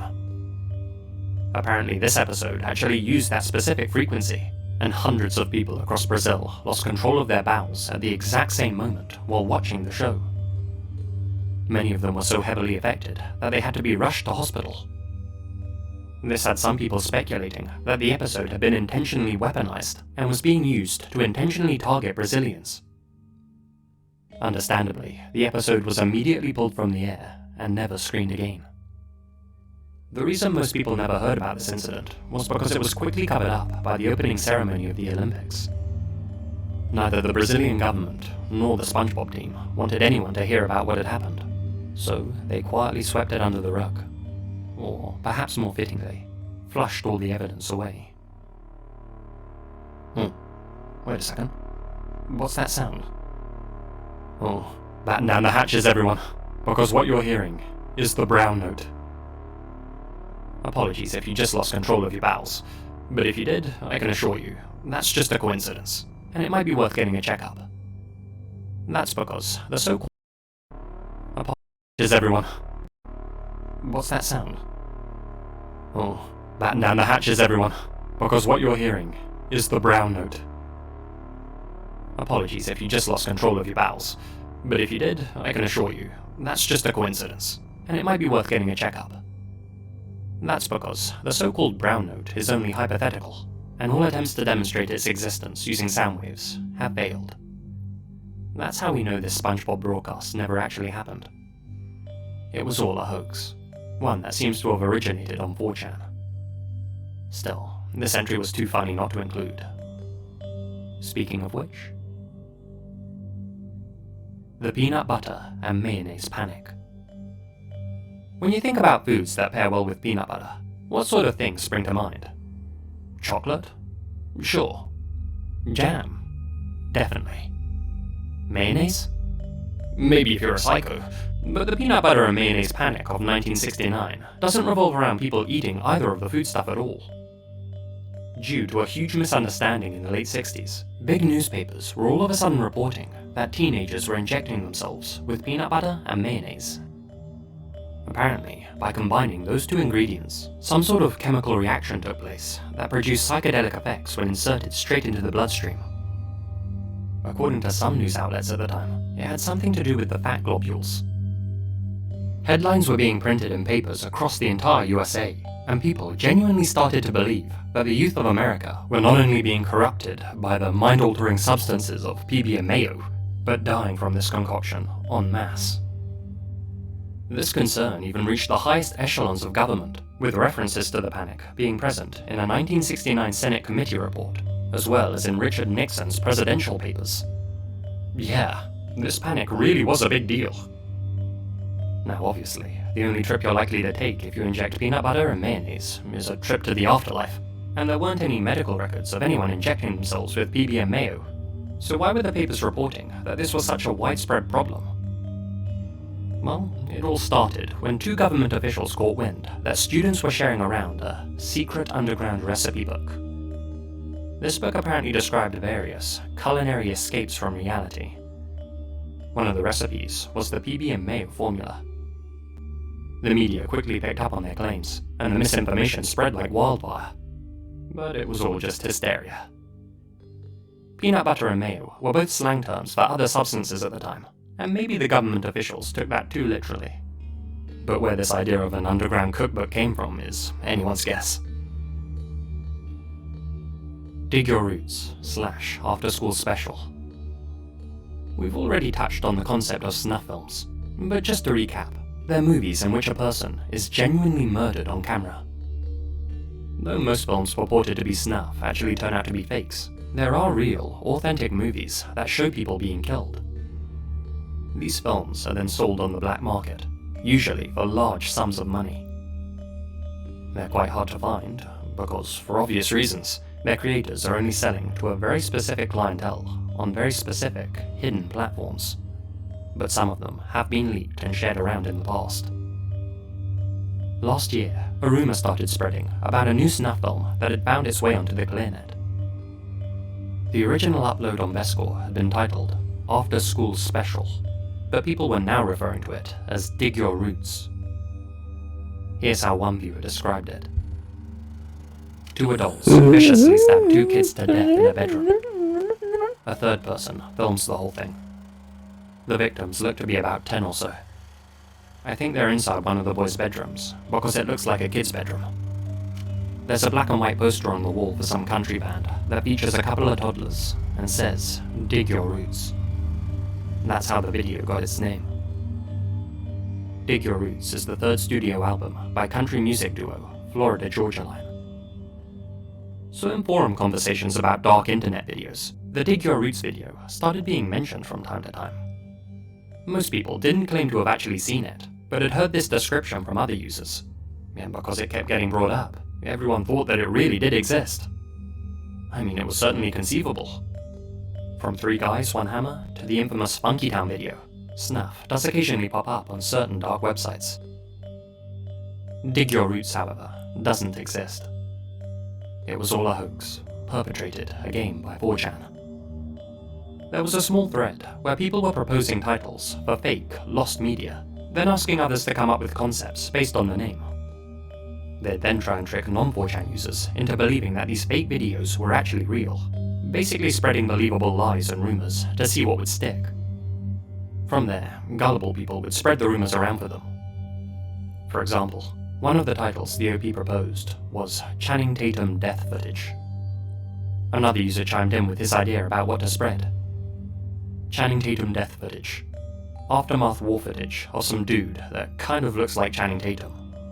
His head is mashed, so it's not like you can tell he really looks like him. Another person in the thread said that this spreading of fake info really does work, and claimed to have been the person who came up with the despair code, a concept that's been covered by loads of YouTubers at this point. In amongst all these replies was the idea for digyourroots.mov. So yeah, thankfully this video doesn't exist. If this whole thread proves anything, it's that we should constantly be questioning what we hear from strangers online. Hundreds of people may tell you something does or doesn't exist, and they may genuinely believe what they're telling you is true. But if they have bad, or perhaps zero evidence to back up their claims, they're most likely just the victim of disinformation themselves. Ask questions, demand verifiable proof, and don't be like them. 3 orangutans, 1 blender. 3 orangutans, 1 blender refers to a rare online video that few people have ever seen, but those who have watched it say it's one of the most disturbing clips in existence. Rumors about 3 orangutans started spreading all the way back in 2008, when YouTuber Damanico uploaded the first ever reaction video to it. In the years that followed, many more reactions to 3 orangutans were uploaded to YouTube. In all of them, the reactor appears disgusted by what they're seeing. The same hip-hop music can be heard in the background of each reaction, along with the same screaming ape noises, suggesting that all of these reactors were watching the same video. As for what the footage is actually of, the most famous account comes from a guy called Roberto Martinez. He made an extremely long post about the contents of the video, so I'll just give the SparkNotes version here. 3 orangutans, 1 blender is a real video that can now be found on the dark web. It was published during 2006, but wasn't found until later. Here's what it is. So the music makes it sound like it's okay, but the video is horrifying. In the video, there are these Indian or Brazilian army men wearing yellowish, greenish camouflage. They walk into a building and take beaten, damaged, caged orangutans and brutally cut them up with machetes, then begin pouring bleach and what looks like lemon juice all over them before shoving them into this weird machine that is definitely not a blender. It's this big machine that has blades that spin like a blender, but it's not. The machine has no roof, but it has a balcony with rails that circle around the top, and 2 steel platforms on both sides above the machine, going across to the other side like a bridge. Whatever it is, it brutally slices some of the orangutans into a bloodbath of pieces, while leaving some still alive, screaming in agony and pain, while some of the men are laughing. Then, this fat guy in a yellow camouflage ski mask comes inside the machine and uses a chainsaw to butcher 6 of them. They take the last 3 male orangutans and walk them into a cabin-like shelter where there are 3 tigers waiting. They have the tigers slowly eat and rip off the private parts of these orangutans. They throw the orangutans on the ground, taking turns pouring some lemon juice on them, before brutally butchering them while laughing, and throwing the pieces of their carcasses back into the machine and slicing it all up. The video ends there. I think the only reason it's called 3 orangutans, 1 blender is because Yo, what the heck? to the end. The video was so gruesome that it became harder to find on the Glennet. You can also see that there are human remains inside the machine with the orangutans. There are 97 men and 19 orangutans counted in the video. Some of the men are shirtless, showing off their tattoos. It's so messed up, you'll wish those guys were dead. Also, all of the men have a strange symbol on their hats or shoulders. The video appears to take place at a camp in the middle of the jungle during the afternoon, with trucks, sheds, and cabins in the background. The original video was 3 hours long and didn't have music, but the video you'll find is only 1 minute and 50 seconds long, and has a weird hip-hop beat that covers everything, except for the screams of the orangutans and the sound of the machine. Even though the video was posted in 2006, it has a 70s, 80s, or 90s quality. I'm guessing the real thing took place decades ago. Anyways, you're welcome. But seriously, don't watch it. Okay, so that's some extremely disturbing imagery. But you'll be happy to hear that no matter how hard you try, you'll never actually be able to track this video down. That's because 3 orangutans, 1 blender is a myth, just like the baby burger video it's based off. No such clip exists. All of the reaction videos to it simply made use of the same beat, giving the illusion that the clip actually existed. Roberto's account of the video was just him playing along with the hoax too. In fact, there are plenty of accounts about what this video actually contains, and they all say something different. As dark as some of those fake stories are, my personal favorite is that it's just a video of someone preparing a smoothie for 3 excited orangutans. Kind of wholesome. Andreas Balminas, snuff film. This last stop on our tour takes us back to February of 2013. Andreas Balminas was a Latvian man living in the UK. Police in Lancashire received a tip from the Russian Interior Ministry that Balminas was in possession of illegal video material.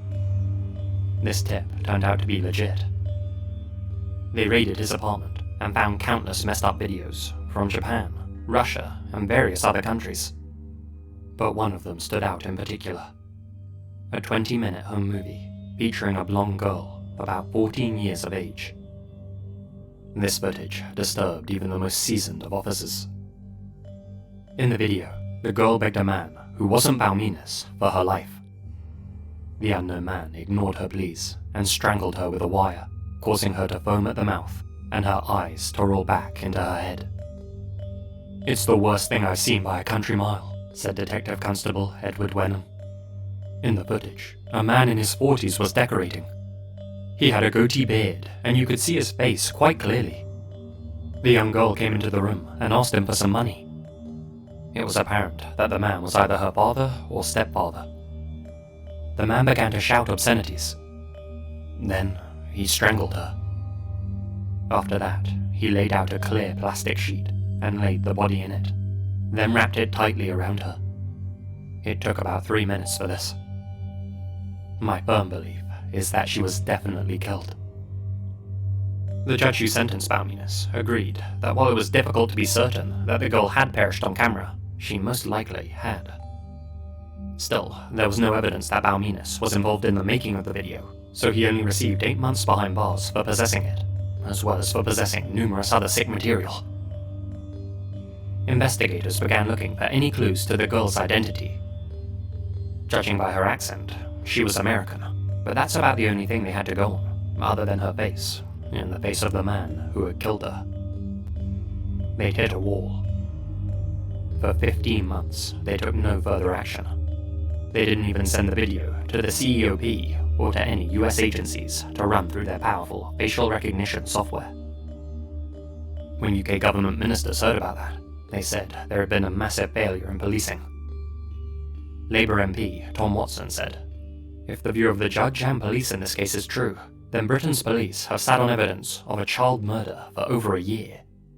It's negligent and scandalous that the utmost urgency has not been applied with this case. The Americans should have immediately been informed, and the NCA should have picked up the investigation." There was public outrage that so little had been done to ID the perp or the victim. As a result, the video was passed along to the CEOP for further inspection. Okay, so this is the part of the breakdown where I confirm the girl and the man were just actors, right? Well, here's why I saved this entry for last. I've looked all over, but I can't find any definitive proof online that this was a hoax. All of the write-ups and articles I've read about this case end there, with the video being passed along to more specialized authorities, but there's no mention of the film being confirmed fake. If it was real, it seems weird that the killer would happily appear on screen without a mask. That's a big risk. Then again, in other confirmed snuff films that have come to light, there have been killers who have shown their face. Not to mention, every officer who viewed the footage said it was extremely realistic and made them sick to their stomachs. I was convinced that this was not acting and that the girl was dead, reiterated DC Wenham. If she had been play acting when the plastic was wrapped around her face, she wouldn't have been able to keep so still. If it was acting, it was better than an Oscar-winning performance. Her eyes didn't blink or move at all. So this hoax's iceberg actually ends on a potentially dark note. Maybe this was an authentic snuff film after all. If so, both the girl and the perp remain unidentified, and the film that features her final starring role has yet to be leaked on the ClearNet. Sadly, with guys like Balminas in this world, there'll always be a market for this sort of thing. I know we've talked a lot about hoaxes today, but that's the reality we all live in.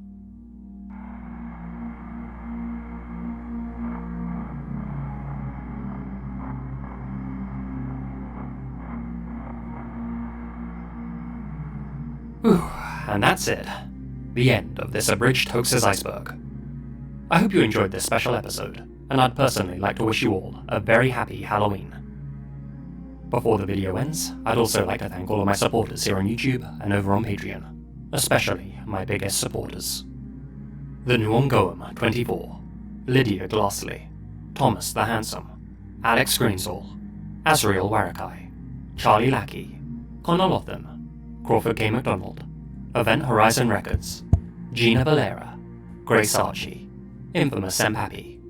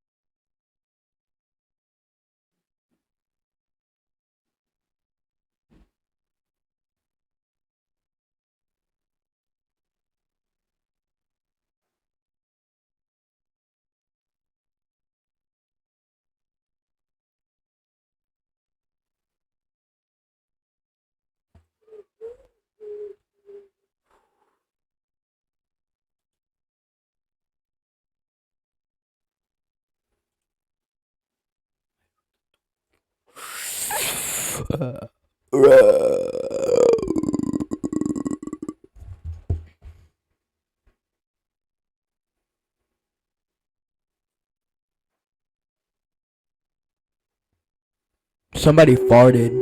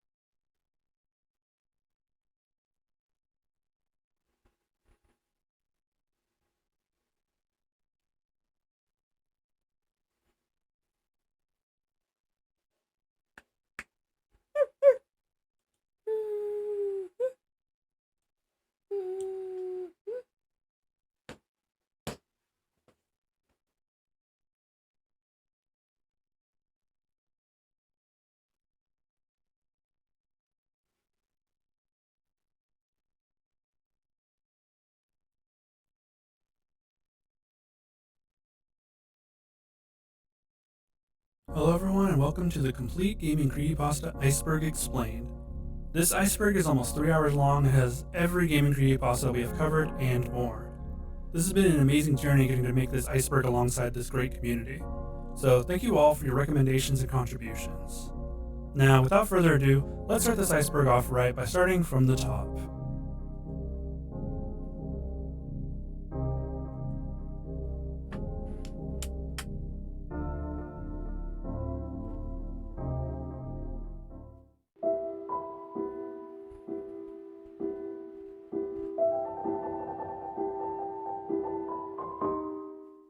Sonic.exe is a story about a haunted copy of Sonic the Hedgehog. The story begins with a man receiving a game from a friend in the mail. The disc that he had received came with a warning about the game. The note told him that he must destroy the game, that an evil entity was tied to it, and that he wasn't strong enough to defend himself from it. The man notices the disc has Sonic.exe written on it in black marker. He weighs his options, but ultimately decides to ignore his friend's wishes and puts the disc in his computer. After installing and booting the .exe file, the narrator sees the familiar Sonic the Hedgehog title screen appear. A split second after pressing the start button, the screen changed from the usual happy Sonic to a demonic version of the character. Sonic had black eyes with red pupils in the center, and they were bleeding. The water in the background was now blood red, and the sky had gone black. In the bottom right corner, he saw Sega 666. This screen flashed for a second before it loaded into the character select screen from Sonic 3. Tails, Knuckles, and Dr. Robotnik were all selectable, which the narrator noted as strange since Robotnik was typically the main villain of the game, and hadn't been playable at this point in time. The narrator selected Tails and loaded it into the first level. The level's title was wrong and it was called Hill Act 1. The first 5 minutes of the game was just a barren level, almost like it was incomplete. The music was playing backwards and started to get lower as Tails traveled around. Eventually Tails would come upon the corpses of the animals that he and Sonic were supposed to save. They were all mutilated in gruesome ways. The bodies continued to stack up as Tails kept moving to the right. Tails then found Sonic, who was just standing there with his eyes closed.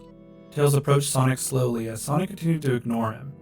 As soon as Tails was close enough to almost touch Sonic, static began to cover the screen. Sonic opened his eyes and revealed the same red dots from the opening screen. A message flashed across the screen reading, "Hello, do you want to play with me?"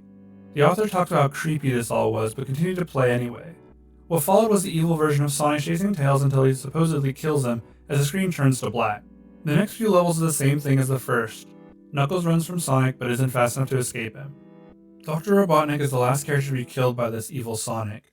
Once Sonic has finished killing off all the characters available in the game, an image would pop up on the screen with a demonic picture of him. Underneath the image were the words, "I am God." Creepypasta ends with the narrator finding a creepy Sonic plush sitting on his bed with bloodstains under his eyes. Sonic.exe would even go on to inspire fan art, a total recreation fan game, and even its own community, totally in love with this evil rendition of Sonic.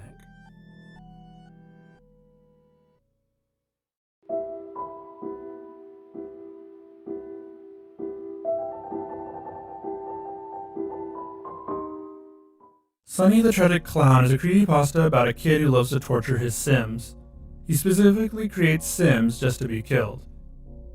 Some are based off of people he knew, and some based off famous evil individuals. In the original Sims, if you got your Sims moodlets down low enough, a clown named Sunny would eventually come to your Sims' lot and try to make them feel better. More often than not, he would just walk around sadly and not help out at all. Sunny came to the lot, and the author immediately started to torture him as well. He was ruining his day and making him more and more sad. He was explaining how fun it was to mess with his Sims. Eventually, the narrator decides to kill off his Sims by starting a fire. He put a lit firework in the house and started the fire with his Sims inside, including Sunny. This leads to the familiar sound that plays when a fire starts in The Sims. A few of his Sims caught fire, and instead of their usual sounds of pain and flailing, they seemed more realistic. They moved more like a person would instead of how a Sim normally would when they were on fire. While the Sims were screaming in pain, they all looked up at the author. He was shocked by their pained expressions on their faces. They all looked at him like they knew that he was the one who set them on fire. When Sunny looked at the author, he had an evil grin on his face. He laughed in a way similar to the Joker and wailed while on fire. It was a horrifying image that scared the author. The PC that the author was playing on shut off. He reset the computer, and there were visual issues when he started up The Sims. The game looked different and the sound was completely mute. More creepy stuff ensues. The creepy paintings in the game keep looking at the author. The TV keeps changing to the horror channel, and the author keeps receiving creepy messages from Sonny the Clown. Sonny the Clown would eventually steal a kid, like a burglar in the game would. The kid Sims would scream and cry in an overly realistic way. Sonny would return and continue until the family was entirely gone. The creepypasta ends with all the homes in the game being erased from the world, leaving just a graveyard where the author used to torture his Sims. He had since dropped the game forever and now has a deep-rooted fear of clowns.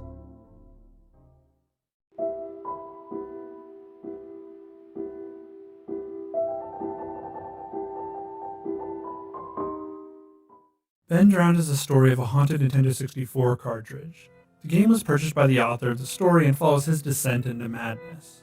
The author purchased the game while away at college. He wanted more games for his Nintendo 64 and figured he could find some at a yard sale. After searching for a few in his area, he decided to check out some over the weekend. The author found a few games for a good price, but not the game he specifically went out to find. That wasn't until he came upon a man standing in his lawn. The elder man wore a crooked grin and had a table with paintings on it, clearly trying to sell them at his yard sale. The author walked over and inquired about if he had any video games. The man paused for a moment before retreating into his home. While he was inside, the author looked through his paintings and noticed that one looked like Majora's Mask, the game he was really hoping to find today. The man returns with an old-looking gray N64 cartridge. The cartridge had Majora written on it in black permanent marker. It was the exact game that he had been looking for, and he was excited even if it wasn't in the best shape. The old man gave him the game for free and he took it home, too excited to play it. Popping the game into his console, the first thing he noticed was that the old save file was still on the cartridge. The file was named Ben, and the author thought it must have been the old man's grandson or something. He ignored the file and started a new one named Link underneath it. Strange things began to happen in the game. The townies would all call him Link, but every once in a while they would call him Ben instead. Which was odd, and it must have been a glitch, he thought. The author went back to the main menu and deleted the first file named Ben, thinking that would fix the weird glitch issue, but it didn't. Now the townies would call him nothing. It was a blank space where his name should be. After the author tried to do the fourth day glitch, a popular glitch in Majora's Mask, strange things began to happen. The main town was now in a Twilight Zone version of itself. The town was empty and the music was playing backwards. The occasional laugh of the mask salesman would play very low in the background, adding to the ominous feeling. Link grabbed his neck and the screen flashed for a moment with a picture of the happy masked salesman.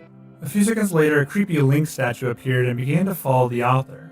Every time he would move, the statue would follow him. The screen faded and the author was now on top of the clock tower with the Skull Kid. The author fired a few arrows at the Skull Kid before he said, "That won't do you any good," before Link was lifted into the air and burst into flames. What follows is the author's descent into madness. He keeps seeing the happy masked salesman everywhere and the famous lines, "You've met with a terrible fate, haven't you?" and "You shouldn't have done that," are repeated over and over again in his head. The save select screen has changed to "Bend Round" and then would eventually change to "Your turn." The author couldn't sleep as his nightmares were filled with the face of the creepy Link statue. It followed him in the game and now followed him in his dreams. He accepted that this was the ghost of Ben haunting him. Ben was a young boy from the neighborhood where the author had bought the game. He had drowned, as the game has suggested, and now he was haunting the Majora's Mask game cartridge as it was his favorite game. The author talks about how he'd used Cleverbot to ask if Ben had drowned. He would post the weird and cryptic conversations he had with the bot. Some of the conversations confirmed what he had already knew about Ben, and eventually Cleverbot would claim to be Ben, and that he now haunted his computer. The first arc of the story ends with the author explaining how he had sealed away the computer with Ben on it, and he hoped that the entity would never be able to haunt someone ever again. There are 2 more arcs to the full story, and I think I'll talk about those in a separate video all to itself.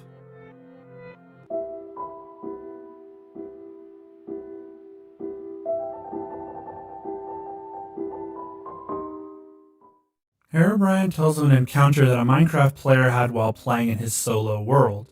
The author was playing Minecraft alone, but due to having a not very powerful PC, had to play the game on a very low draw distance.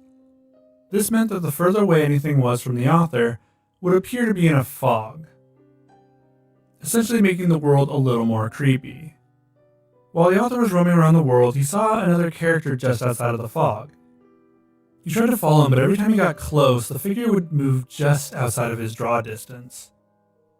When he finally did see the other character, he looked just like the default character, Steve, but with white, pupilless eyes.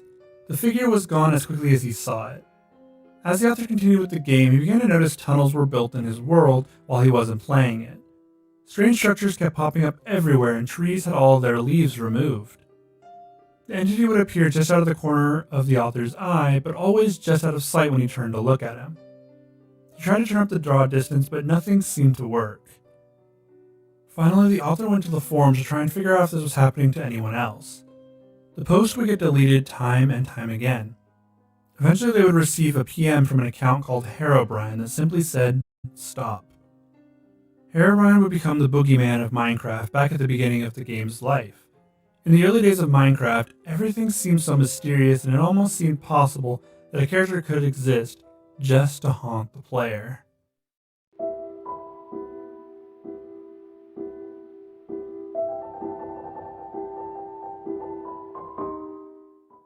Tails Doll is an evil entity that exists inside the Sonic R video game. He is an unlockable character that you can only get after completing the game to 100%. Once unlocked, you'll see a strange and eerie-looking doll version of Tails. It is said that the Tails doll from the game can curse anyone who plays the game. If you meet certain requirements, then the Tails doll will be able to leave the game and haunt you. Of course, the first requirement is to complete the game and unlock him. Once you've done that, you'll need to play the tag game mode. You must select the Tails doll and then start the mode. Once started, you'll need to tag Supersonic. Once all of these criteria have been met, the Tails doll will appear on your screen. He will look menacing and possessed. The song "Can You Feel the Sunshine" will be playing in the background. The Tails doll is now haunting you. You will see him in your dreams, and you may hear him come knocking on your door.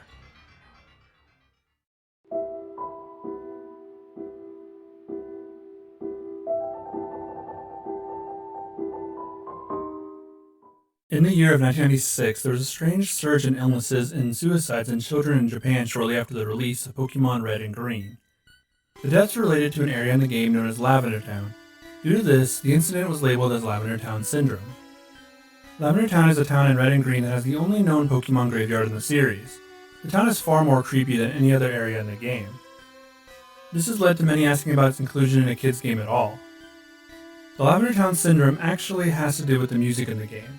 It's this eerie song that drives home the feeling that the town may have some dark secrets hiding beneath its surface. The song was said to be composed of binaural beats, or two tones that when combined can make an audio-optical illusion. The original Lavender Town music had these beats, but the later entries and re-releases removed them entirely.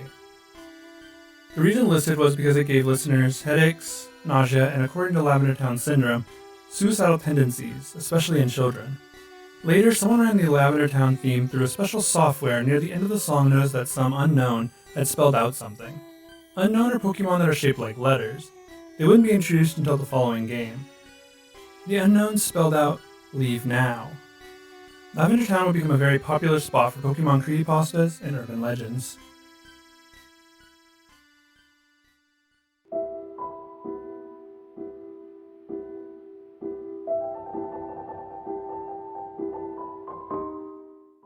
Mario is a creepypasta about a Super Mario World hack the author downloads from a popular hacking website. The game is described as being a Mario hack that starts out pretty normally, except for the messages in the game being very different. One of them reads that Mario is the villain and he has kidnapped the princess instead of the usual Bowser. This whole story makes Mario out to be the bad guy. It even has Yoshi talking about how Mario has trapped him in the egg that he was currently in. The pointed advice block even says, "I hate you." The other advice blocks had different messages written in them as well. Some stated things like, "But is there anything I can do to change your mind?" Another says, "This is the selfish way out." A message later in the story would say, "Don't you think you've done enough?" The author completes the first boss level and gets a disturbing message afterwards. This leads the author to the final part of the hack, where he is on a long road where he can only walk to the right. The author ends up in a world with a black background and small doors that he can't enter. Going right, the author ends up in an area where he can only jump off of a ledge and into a pit. Jumping into the pit, the author finds a pipe. The game ends there with the idea that Mario had died as the game had crashed. The story then picks up when the author found a file in the game's folder that he didn't know what to do with before. He changes the file from a text file into an image file, and this was shown on the screen with the caption of, "Find me."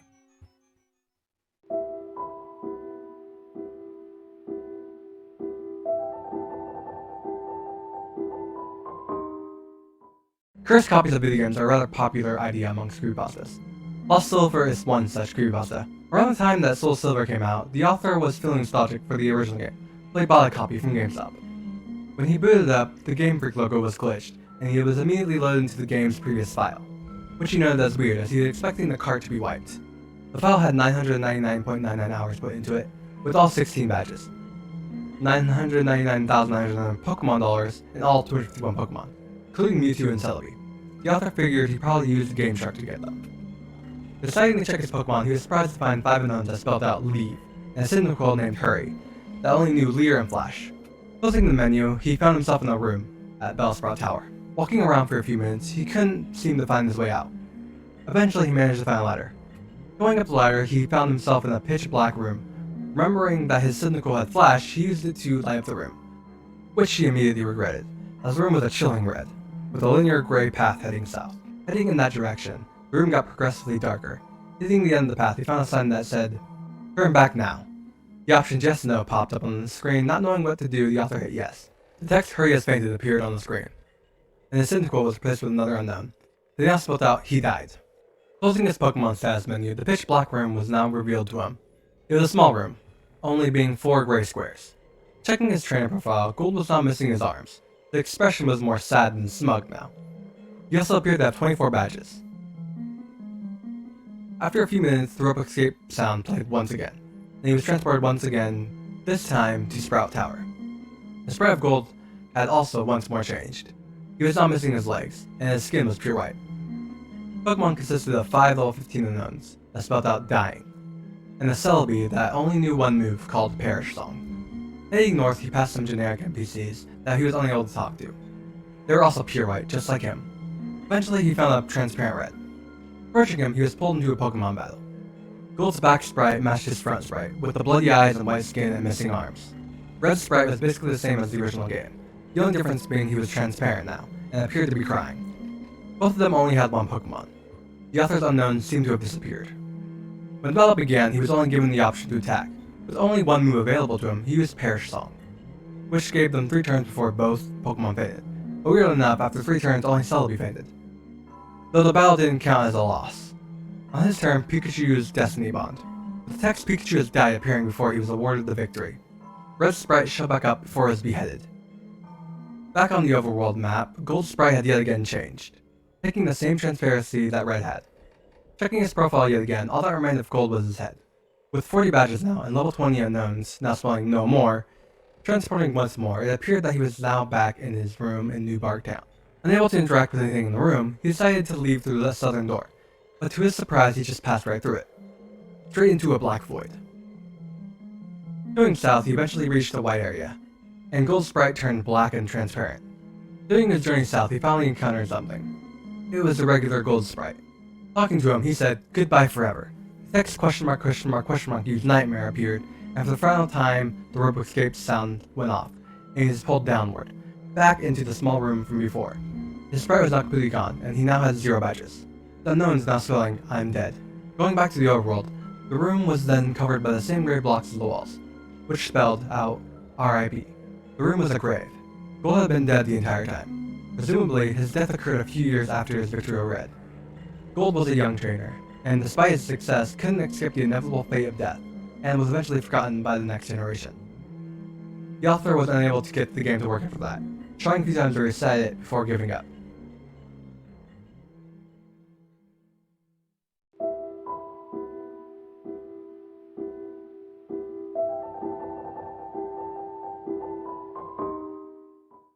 Sally.exe is the unofficial sequel to Sonic.exe that follows a similar formula. The author finds a copy of Sonic.am on eBay and is upset that he never had the option to buy the show in his region, as they never released the DVDs where he lived, so he couldn't let this opportunity pass him up. He ordered the DVD and it showed up the next day. When he put it into his laptop, he noticed that the DVD didn't work, but instead just opened the files that were located on the disk. In the folder was a file called Sally.exe. This confused the author, but he clicked on the exe file anyways.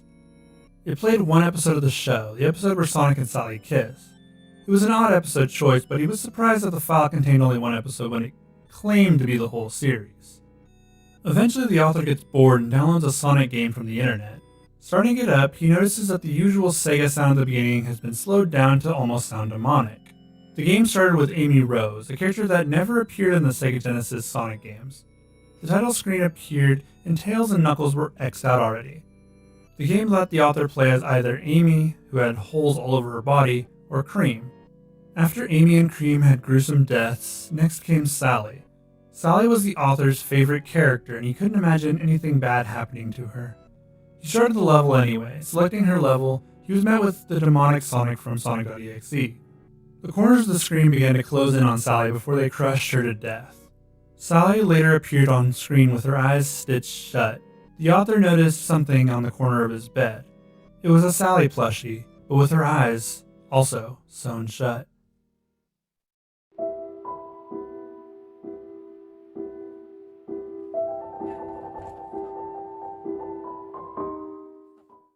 Misfortune is an obscure and lost Game Boy game.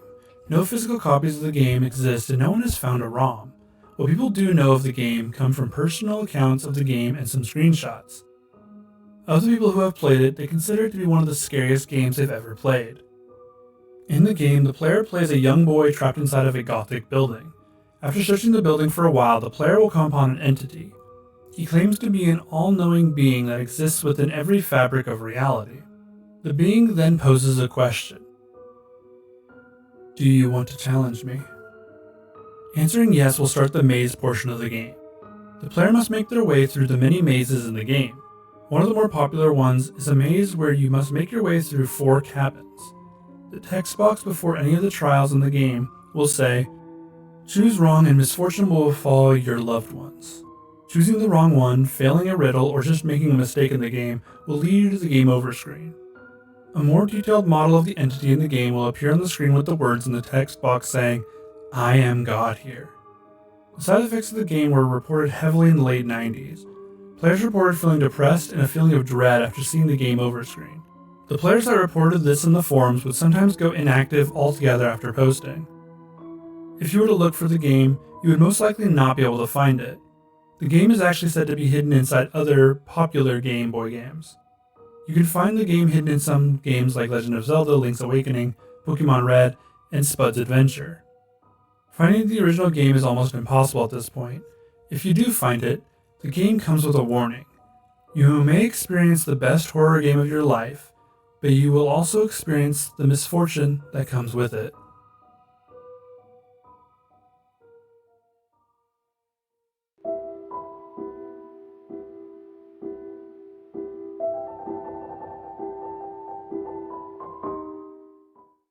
NES Godzilla tells the story of a man who felt nostalgic for his old favorite video game from his childhood. He bought an NES but couldn't find the game anywhere. That was until his friend found a copy for him. The author was so excited to finally get to relive that part of his childhood and finally finish the game he wasn't able to so many years ago. The author starts the game and feels a wave of nostalgia seeing the game again after so many years. After the author gets to the first boss in the game, it glitches with red blocks appearing everywhere. The author removed the cartridge, blew into it, and then put it back into the console. After completing the area where the game had glitched, he discovered a new boss was in the game. One that hadn't been in the game originally. The author thought the game might have been a prototype version of the original. He moved as fast as possible to encounter the new enemy type. Once he got there, he had to complete a different boss first. Upon defeating him again, instead of the usual defeat animation, he instead began to almost be devoured by the same glitch as before. A similar glitch would happen with his next boss fight. He defeated the enemy and his sprite seemed to break off in fragments, almost like he was a piece of glass. This all happened before he made it to the newly implemented boss encounter. He beat that boss pretty quickly and took over the enemy base with no issues. The author started the second map and made it all the way through pretty easily. He noticed the new monsters on this map as well and made his way towards it for another fight. After fighting a different monster than the one he was expecting to, he saw a new icon on the map that he'd never seen before. The author started the level, and as soon as he did, he saw a hellish-looking world with no sky and flames burning in the background. The only background music was a low drum that almost sounded like a heartbeat. At the top of the screen was one word, run, which confused the author as he wasn't sure what he was supposed to be running from. After noticing Godzilla was taking damage but not seeing from where, he restarted the game. The author went to the password screen and jumped back to where he was previously. He started the same level, and this time he saw it. There was this red creature that he's never seen in any Godzilla movie before, right behind him, chasing Godzilla. He began to run as he heard the creature's low bellow. This red creature had spider-like legs and long appendages. It was terrifying for the author, but he soon escaped, narrowly at that. He stared at the screen for a while, but decided he would still continue playing the game. The NES Godzilla creepypasta is a long one that is very much worth a read and deserves its own video. I couldn't do it justice in a short summary, so I will be making a full video covering the creepypasta. Until then, we await Red's return.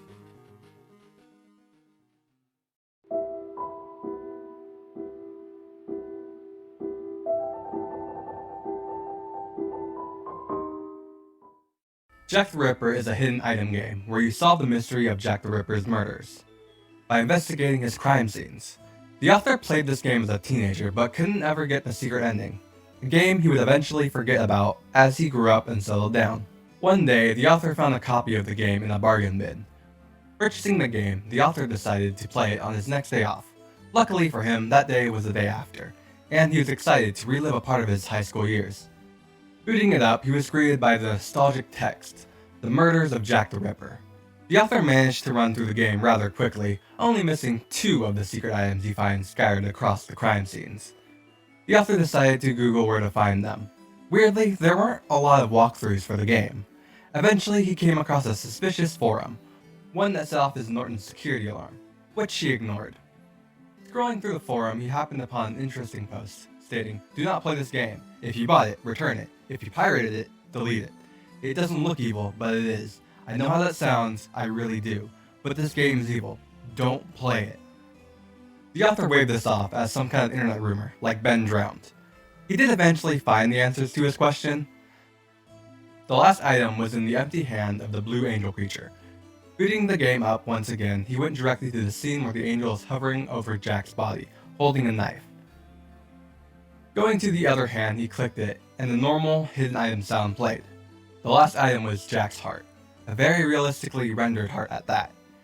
Then, the screen changed over to a black and white photo of a mutilated lady for an uncomfortable amount of time, before again changing, this time, the angel bringing Jack's knife down on him. The image shook the author, so he took a break before steeling himself for another playthrough, to figure out what was going on. Booting up the game, he was greeted by a different name on the screen, The Murder of Jack the Ripper.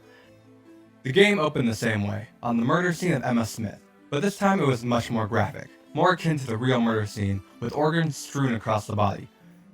With each murder scene, the bodies got more and more mutilated, until he finally reached Jack's final victim, Mary Kelly, whose body was so torn apart it caused the author to throw up.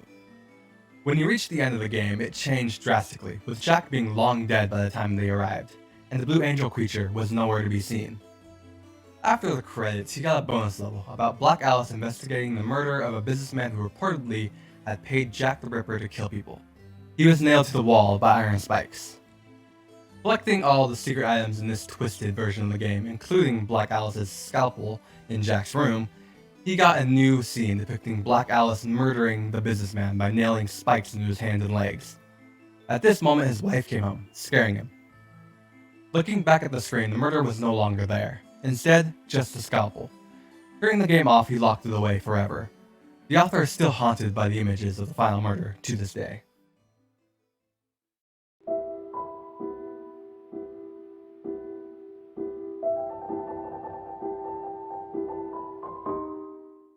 Buried Alive, often referred to as its code, the Buryman script, was to be found in the final story of the Pokemon Tower, in what was now replaced with the Marowak Ghost. According to the scripts assigned to it, the Buried Alive model was intended to be the boss of the tower. Once reaching the top floor, the following conversations would have taken place. From Buried Alive: "You're here. I'm trapped, and I'm lonely. So very lonely. Won't you join me?" After this, the battle would have been initiated. Once in battle view, the Buried Alive model appears to be a decaying human corpse attempting to crawl out of the ground. It has been programmed to have 2 white hands, a Gengar, and a Muck. Strangely enough, the protocol for the Buried Alive's actions after it was defeated was not written. In the case of the player defeating him, the game would freeze. However, a specific ending was written by an unknown programmer upon losing the battle. In this ending, the Buried Alive was to have stated, "Finally, fresh meat," followed by several lines of gibberish. He was to have then dragged the player character into the ground surrounding him. The scene would finish with a typical game over screen. However, in the background, an image of the Buried Alive character devouring the player was to have been shown. Especially strange are the protocols for after this scene. The cartridge was to download this image to the small internal memory contained in the Game Boy, overwriting the title screen that normally accompanied a Game Boy turning on. Instead, whenever it was started, the player would view this image as the sound file static mesh.wave was played. The intended purpose for this effect, unlike many of the other factors leading towards Lavender syndrome, is unknown.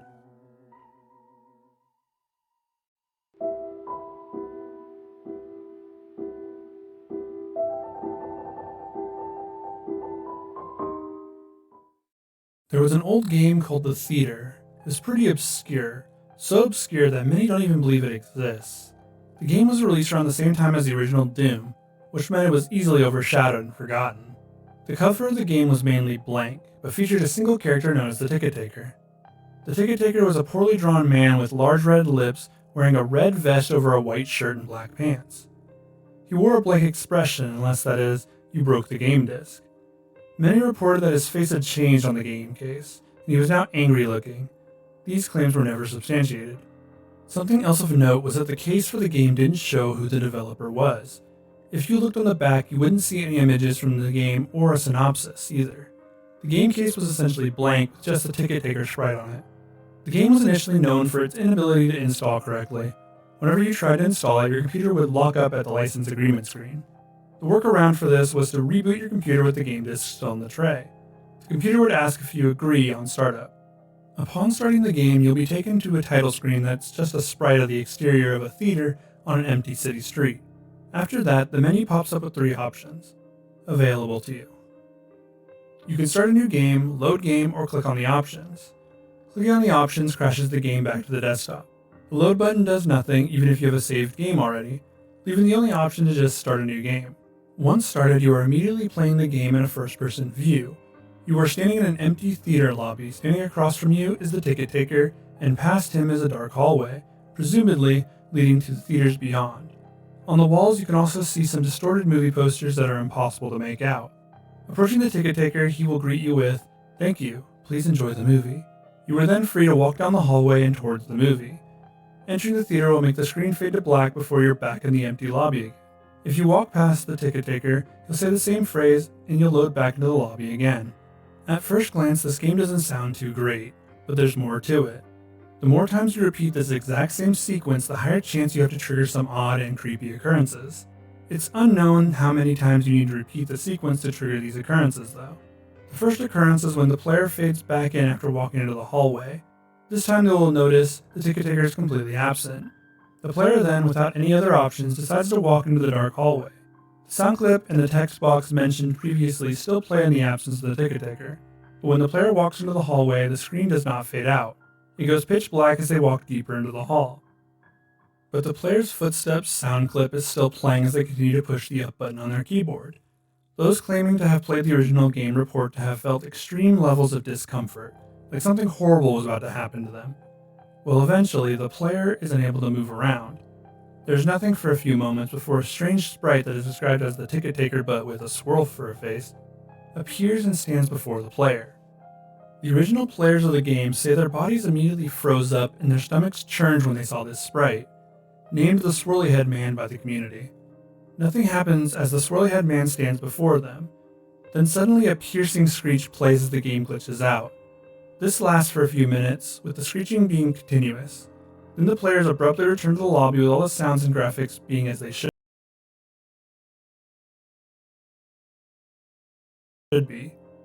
The game continues normally for the next couple of cycles of entering the hallway, with a couple of original players claiming the swirly head man would briefly appear and disappear in the corner of the screen as a brisk yelp sound effect plays.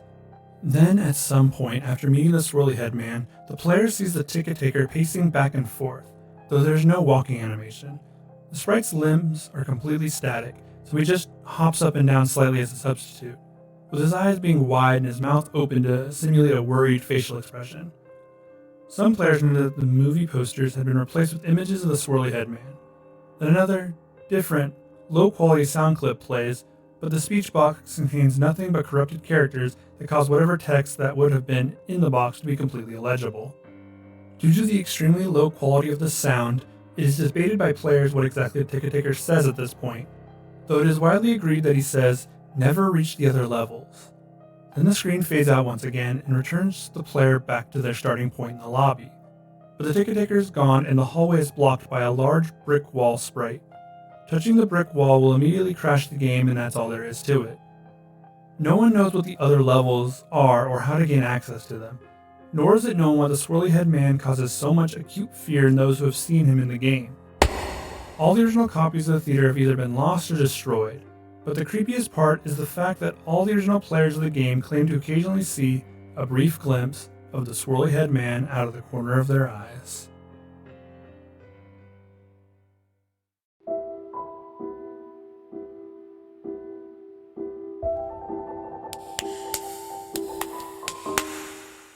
Catastrophe Crow was a game that was in development for the Nintendo 64. It was being developed by a company named Opus Interactive under the leadership of Manfred Lorentz. The game was scheduled to release during holiday of 1999, but didn't due to multiple delays. For unknown reasons, the game was cancelled and Opus Interactive shut its doors forever. Years later, a YouTuber by the name Adam Butcher discovered a long-lost copy of the game on eBay. In his video, he discusses its history and tragic development. Catastrophe Crow, or Crow 64 as fans call it, was a game scheduled to release for the N64, but due to a multitude of complications, never did. The company went under and the game's creator... I can download this and play it tomorrow, or maybe now.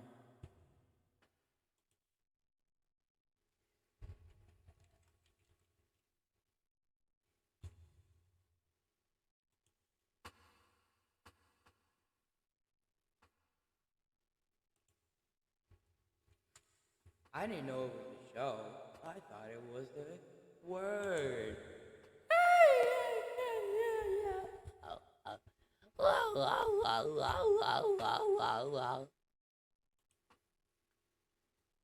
Whoa. Let's not. Whoa. Let's not.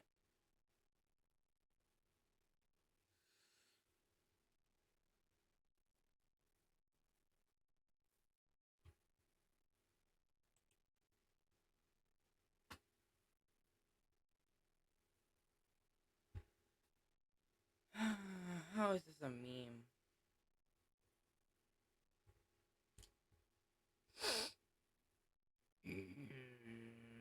Oh, wow.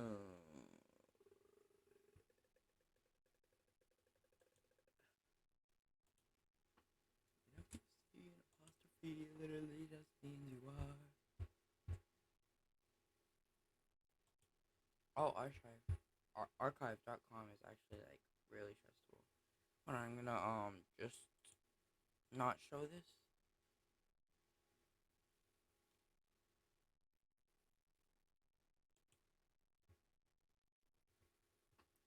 You're the most common form of letting people know you never.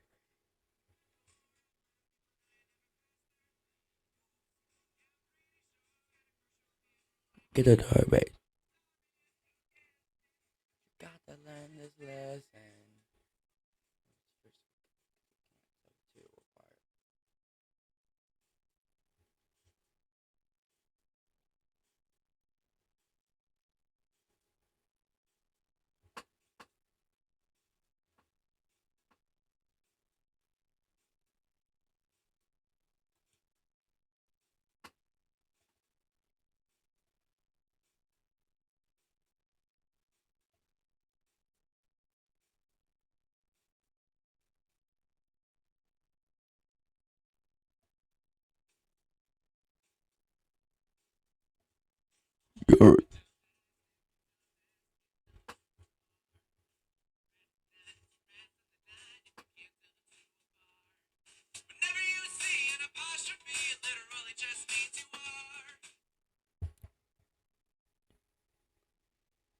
Oh my days.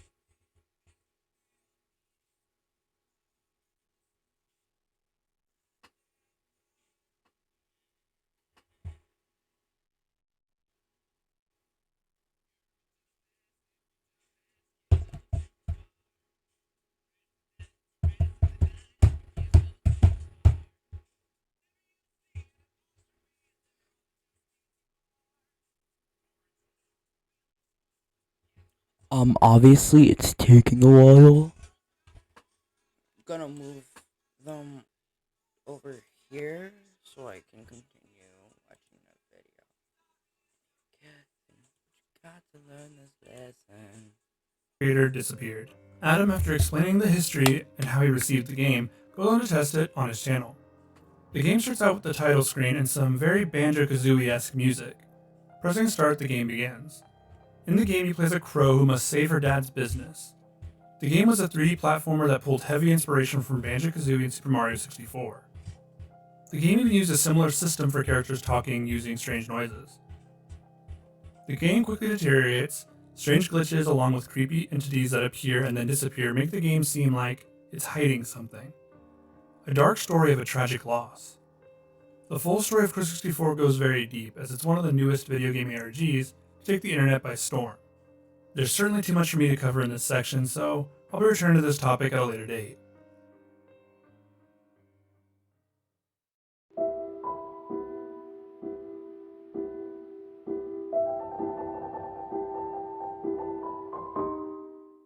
Polybius was an arcade game that existed sometime in the 1980s. It was only available in a few arcades in Portland, Oregon in 1981. The arcade machine was very popular with arcade goers, so much so that lines would form behind any machines. Polybius was created by a company called Cineslotion. It was the only game that they would make. The game was so popular that it was borderline addicting for players. Even in 1981, the arcade machine seemed to be the one everyone wanted to play. There was some mystery behind the machine. The Polybius cabinets would receive weekly visits from men in black suits, likely extracting some sort of data from the machine. It was unknown what information they were pulling exactly. It was noted by many who played the cabinet that they would sometimes come away with headaches, minor forms of amnesia, night terrors, and hallucinations. These are a few of the psychoactive effects players reported. The game itself was said to play similarly to another arcade game, Tempest. The addictive properties of the game seem to have come from something other than the gameplay. It was believed that Polybius was being used for running some sort of government experiment on the people in Portland, Oregon. The game was testing psychoactive effects on the arcade goers in the area. That information was being collected by the men in black suits for some unknown purpose. The purpose was thought to be similar to Project MKUltra, an experiment that tested the use of psychedelic drugs as a form of mind control, psychological torture, and interrogation tool. This was backed entirely by the CIA. Polybius was causing psychological damage to its players and is often compared to the project, though no actual connection has ever been established. The data being collected was also never released to the public. The arcade cabinet was gone a month later, seeming to vanish into thin air. The arcade owners had no records of the game, and many don't remember it even existing at all. The elusive Polybius was gone. There are many rumors about Polybius, but most of them are just that, rumors.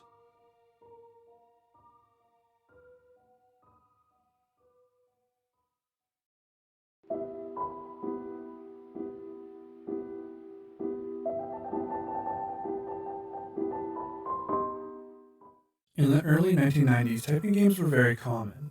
There was a lesser-known typing game called Mr. Mix, which was released around the same time as Mario teaches typing. It starred a character named Mr. Mix who would mix ingredients into a bowl as you typed the words for him. The game was very similar to Mario teaches typing, which might be why it was lesser known. Another reason the game is lesser known is that it was a very hard typing game. The difficulty started out pretty low at level 1, but by level 5 the requirement became 500 words per minute, which was impossible to beat. The game is notable for having some strange background music as well. It started with low growls in the first level that would progressively get louder as the level went on. Eventually the music would get so loud that it caused permanent damage to the early computer speakers. The second level notably didn't have any music, but the third had what sounded like a low-quality recording of a hairdryer in the background. The third and fourth levels would just play a loud, high-pitched ringing sound that would persist throughout the levels. Some people even reported ear pain from the ringing sound. The design of Mr. Mix was also considered to be creepy. He was a round-faced man with beady eyes and very red cheeks. He would stare at the player as they continued to type away. Most of the children who played the game would have horrible nightmares about Mr. Mix. He would talk to them in their nightmares with his raspy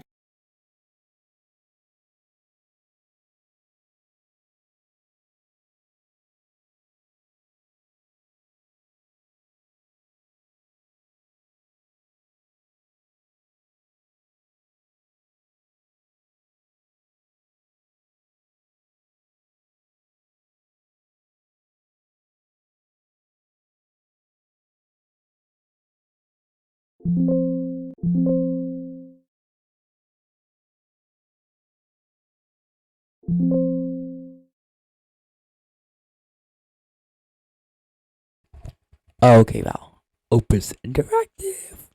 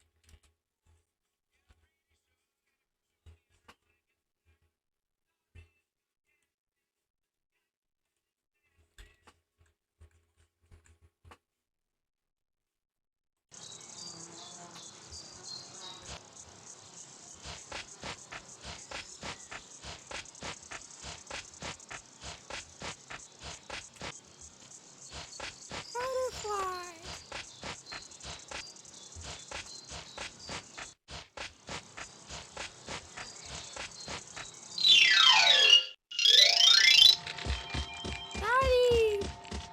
Daddy! Come back here!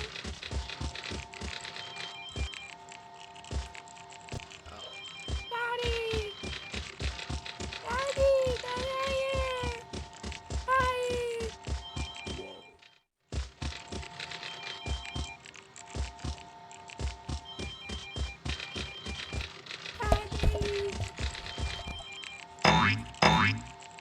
Whoa.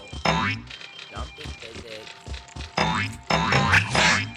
Whee!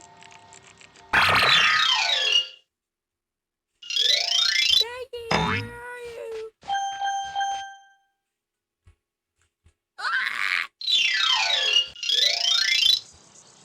Wow, all the way back here. I'm gonna blame that on the goofy 1986 controls, okay?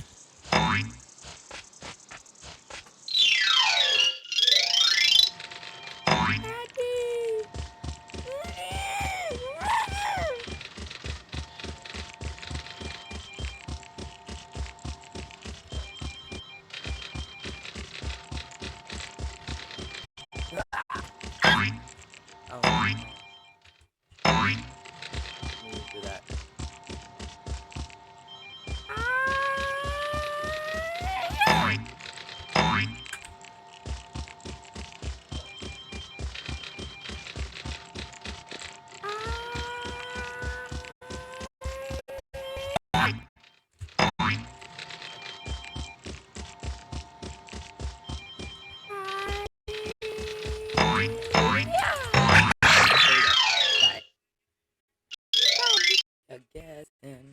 got to learn this lesson. The sheep death replace it with you. Wireless chess pieces following me. It's not that hard.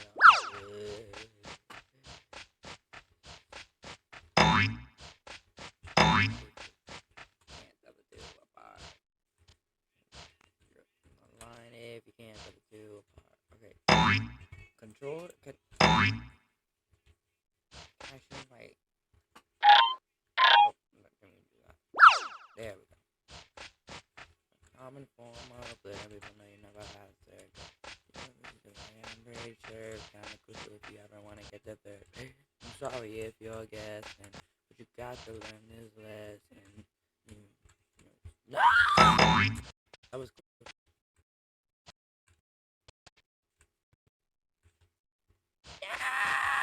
Oh, I is not funny.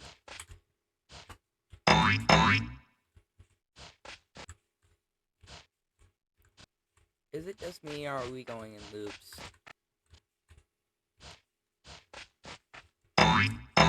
Whoa, how do I get up there?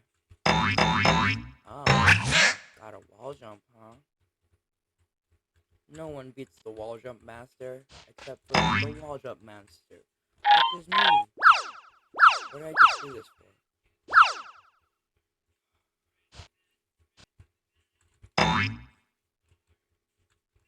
Glad there's not fall damage in this game. Mario 64.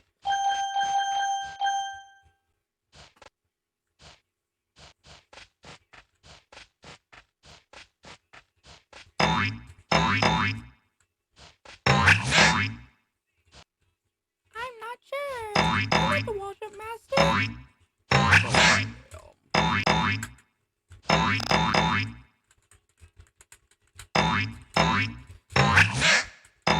I'm clutching. I'm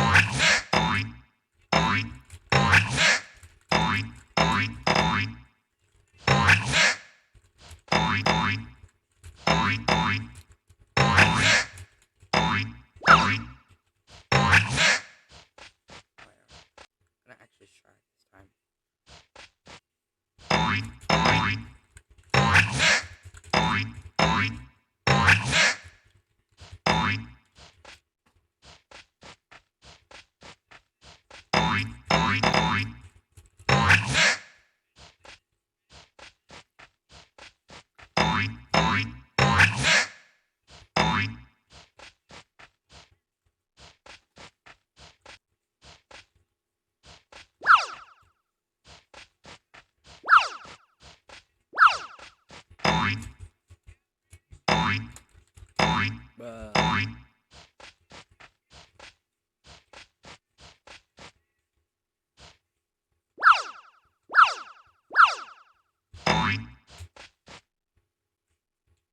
This is it.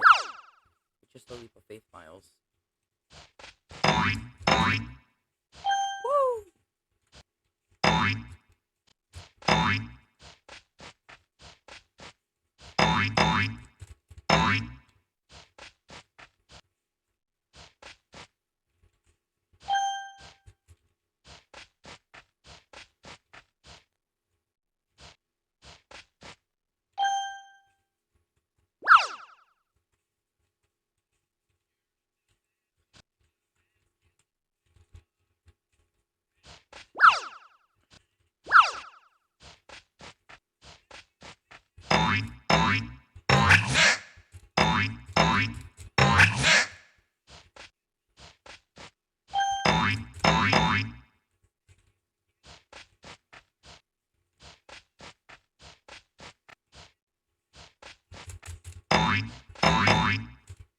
Let me go. No one can beat the wall jump master. Maybe there is some. I think I just broke it, kind of.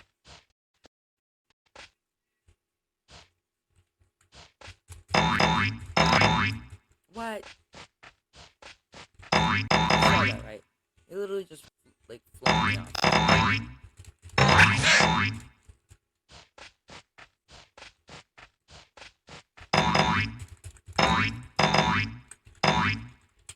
I'm inputting this, bro.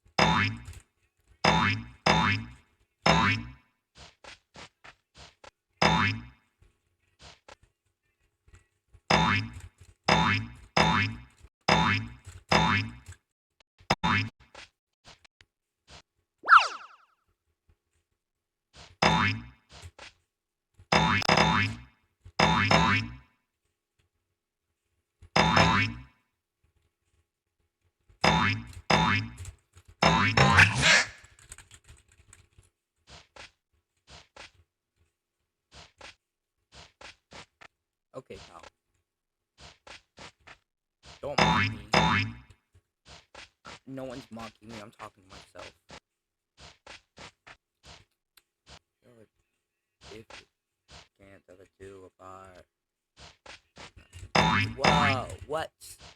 What? What?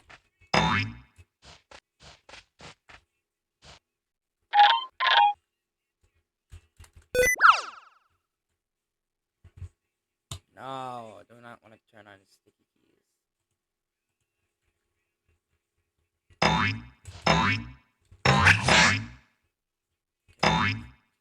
Double jump. Shot.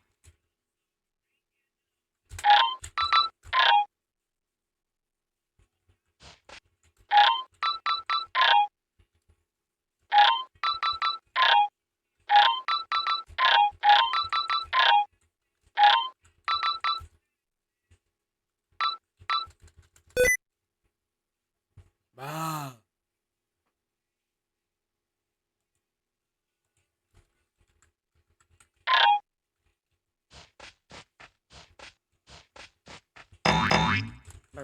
For this person.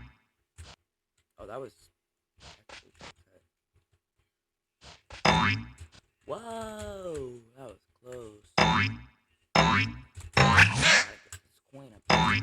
Just all for a coin anyway. Okay, go this way. Way I could have gone this whole time.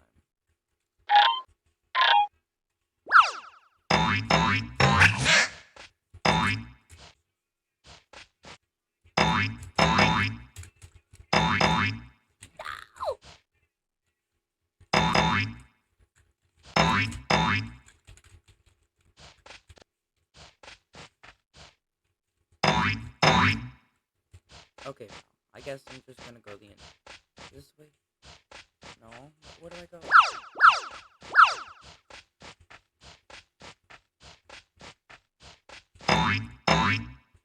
Do I have to move these pieces? No.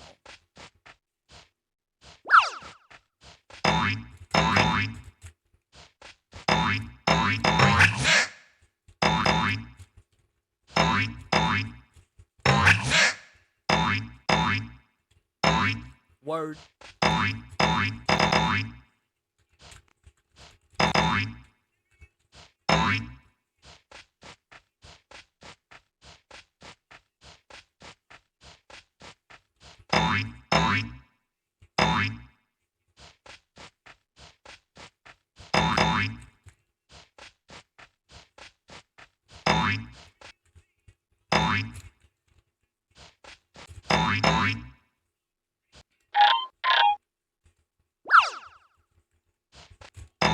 What? It literally just kicked me off that time.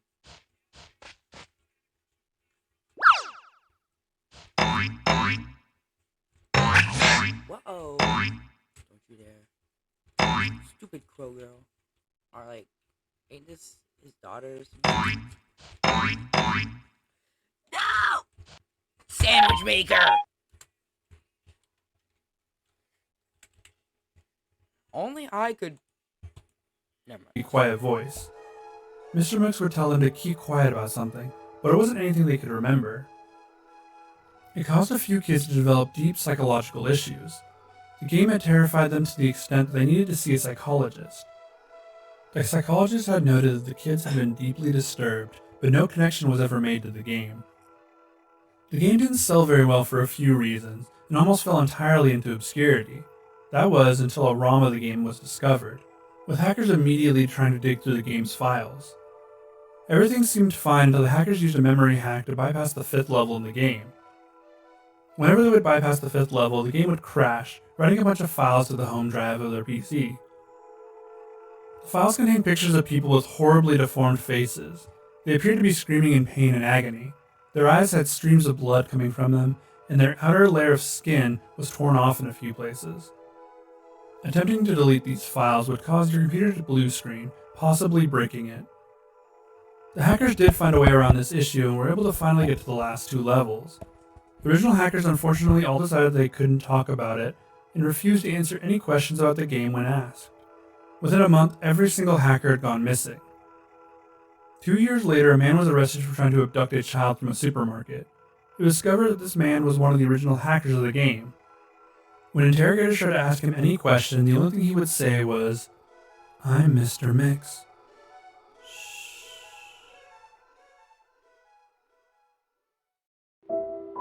Pepito!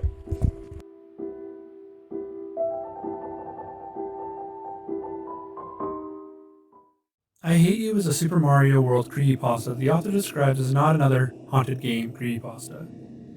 The author explains how they'd played through Super Mario World so many times that they'd seen just about everything the game had to offer.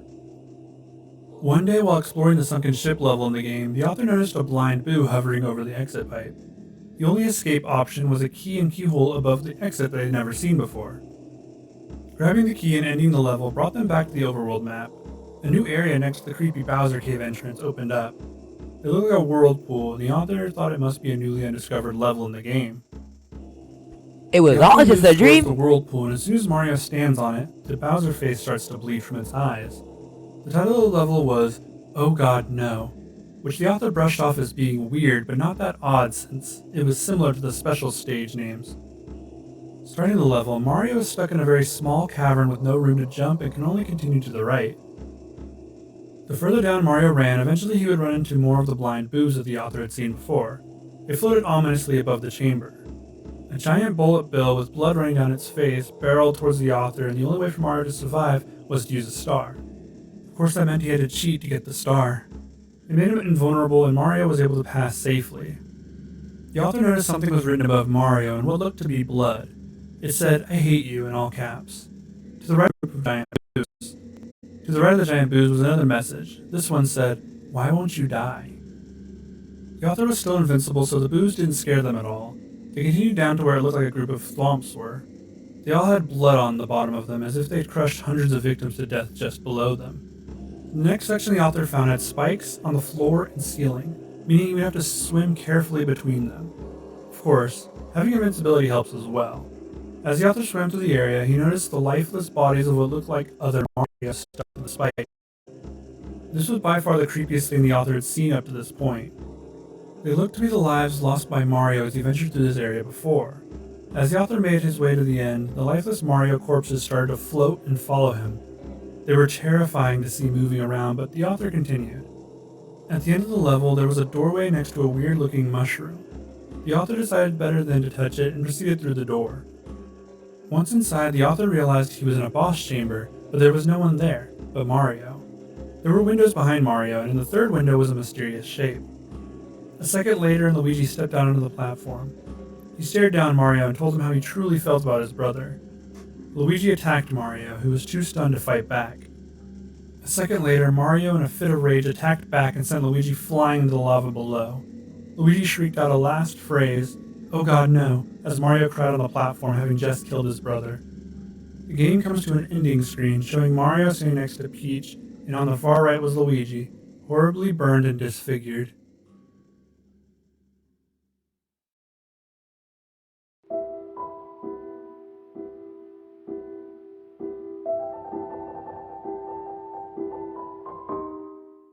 In the world of Fallout 3, there are radio stations that the player can listen to as they travel the wastelands.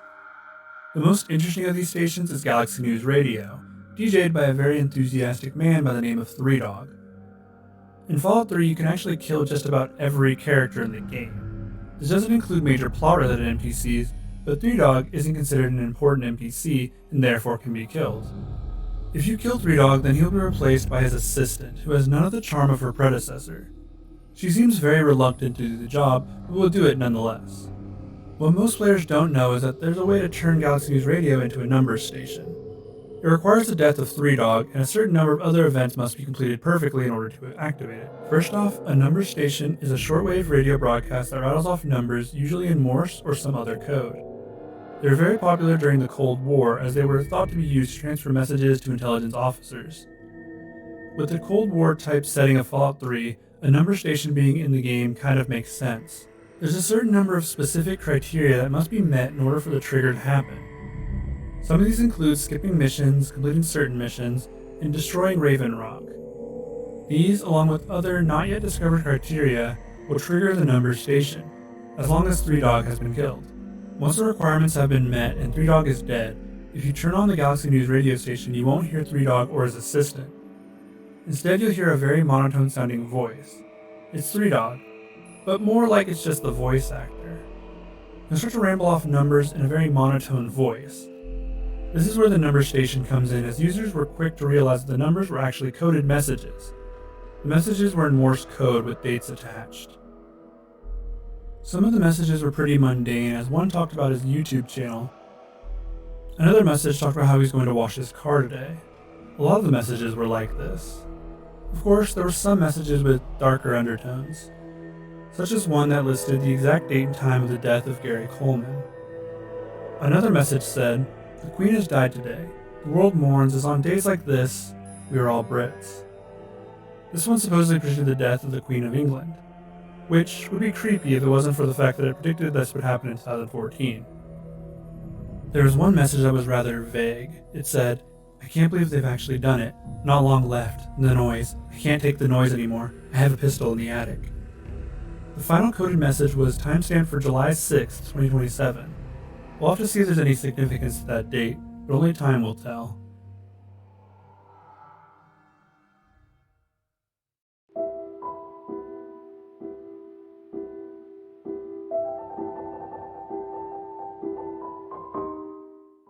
The Luna game was uploaded to Equestria Daily, a popular Brony website, as a simple flash game. The game wasn't malicious looking in any way, so many would go on to download it. The game starred Luna and had music from Super Pony Beat playing as you jumped around the simplistic world of the game. It was a very basic platformer. The only goal was to jump from platform to platform. After 20 seconds of playing the game, one of two very dark images of Pinkie Pie or Apple Bloom would pop up on the screen. These images scared many of the players who didn't expect the jump scare in their Brony game.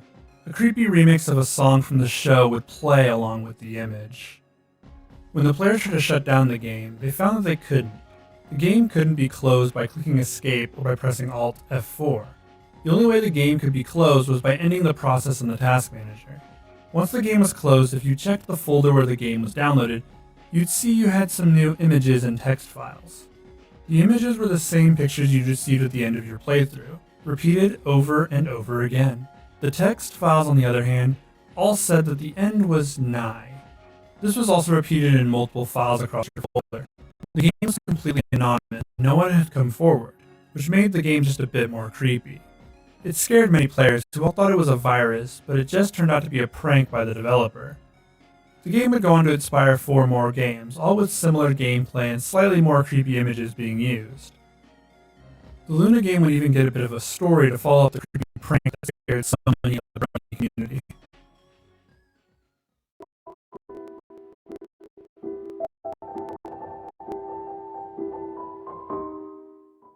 In the spring of 1989, a game was released in very limited quantity.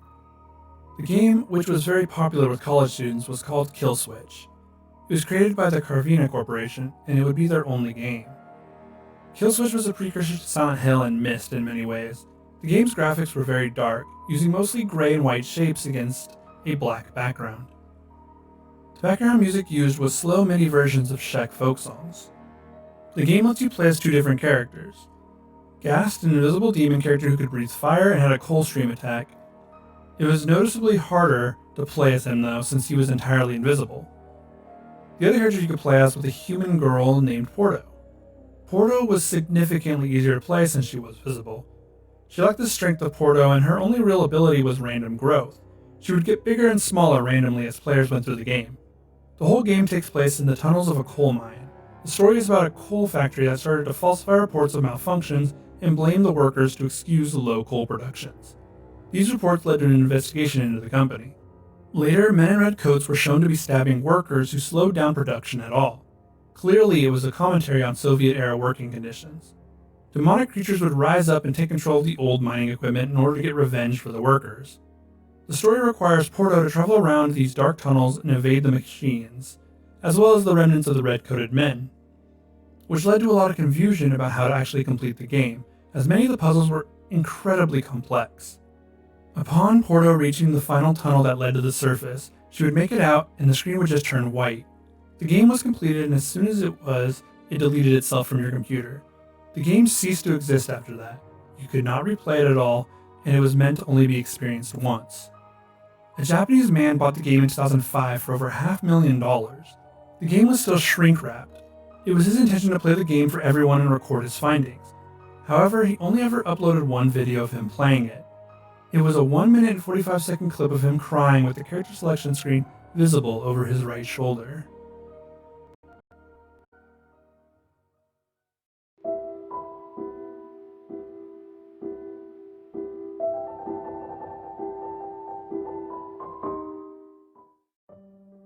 In the 1980s, there existed a character so evil that he was able to kill 2 people after posting high scores on his game. The character in question is named Evil Otto, and he is the most unassuming antagonist in the history of video games. Evil Otto originates from an arcade game called Berserk. In the game, the player is tasked with fighting robots and traveling from room to room and clearing the rooms of those robots. Each room is a set of maze-like blue walls. Touching these walls would kill you as they were electrified. Getting hit by the enemy robots could also kill you.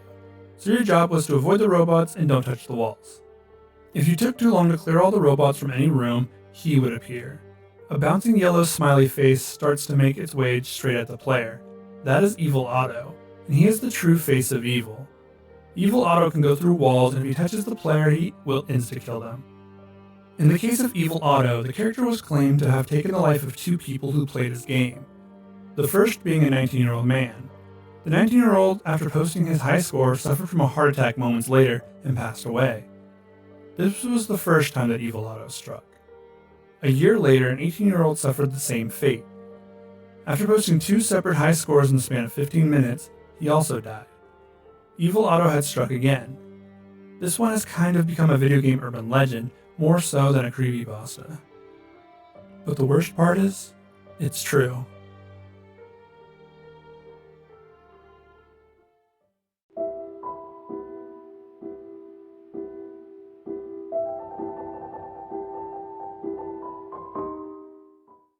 In 1998, just about every kid had a Game Boy Color.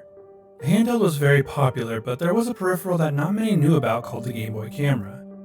It was a tiny camera that was attached to the handheld. The camera took pictures in a very low resolution, making most of the photos look distorted and strange. You could doodle on the pictures you took, and you could also play some games that the camera came with. There was a JRPG game that you could access from the main menu if you clicked on the shoot action. The game was very simple and gave you a few more options, including shoot, items, magic, check, and run. If you were to click run from the options, then you would be greeted with this picture. A doodled man's face with "Who are you running from?" written above the distorted and creepy photo. There were 2 other photos you could see in the US release, but even more were available in the Japan version. They also did the same thing. Who are you running from? From the face in the picture, that's what I'm running from.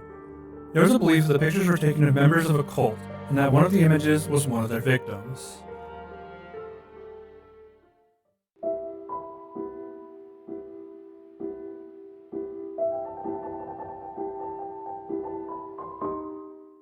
The Shadow Temple in Ocarina of Time is one of the most terrifying dungeons in a children's game. Just ask Mark, who one day decided for nostalgia's sake to buy another copy of Ocarina of Time from GameStop. He played it for hours. Waves of nostalgia rushed through him as he got to relive parts of his childhood, from watching Darunia patting me on the head to easily beating Morpho. But then came the Shadow Temple. Mark had always hated the Shadow Temple, not because of the Redeads or Bongo Bongo. No, he hated it because of the mini-boss, Dead Hands. I never understood it as a child. All Nabe said was, it had infinite hands. After he drained the well in Kakariko Village, he discovered something strange at the bottom. A single dead hand. Something he didn't remember being there as a child. But it had been 30 years. Letting it grab him, he was instantly transported to the Dead Hand's boss fight. During this fight, he remembered something his dead friend told him. Let all 4 hands grab you at the same time and something crazy happens. Which he did, but nothing happened. Well, until he grabbed the Lens of Truth. And the description said, come back here 30 years ago. Mark was confused by this. After all, he was already Child Link. How could he go back farther? Unless, of course, he meant his old save file. Digging through his old stuff again, he found his old copy at the bottom. Selecting File 1, he was spawned at the Temple of Time as Adult Link. Heading into Hyrule Town, he noticed immediately that things were different. There were no Redeads, just dead hands. Heading to Kakariko Village, it was much the same. No NPCs, just dead hands. Well, there was one NPC, the Kuko lady, who was just grabbing her head shouting, Why? Why did you leave us with him? How could you leave us like this for 30 long years? Mark made his way over to the well, where just like last time, a single dead hand stood sticking out of it. Letting it grab him, he once again stood in the Dead Hands boss room. Only this time, there were 20 hands. But that wasn't much of a problem, as Mark was an expert Zelda player. Soon enough, Dead Hands was defeated, or so he thought, as thousands of hands began to lift the visible part of him. Mark ran and ran, but he soon realized it was no use, as Dead Hands would always follow him. Deciding to stand and fight proved to be a mistake, as Link was torn asunder by hands. Turning off the game, Mark locked it away. Every night after that night, Mark was haunted by Dead Hands, seeing hands press up against his windows. Soon Mark stopped going out and eventually lost the will to do anything but cry. With each tear, his hands grew thinner, wider, hungrier. It was seen that Mark's fate was to become one of his nightmares, infinite hands.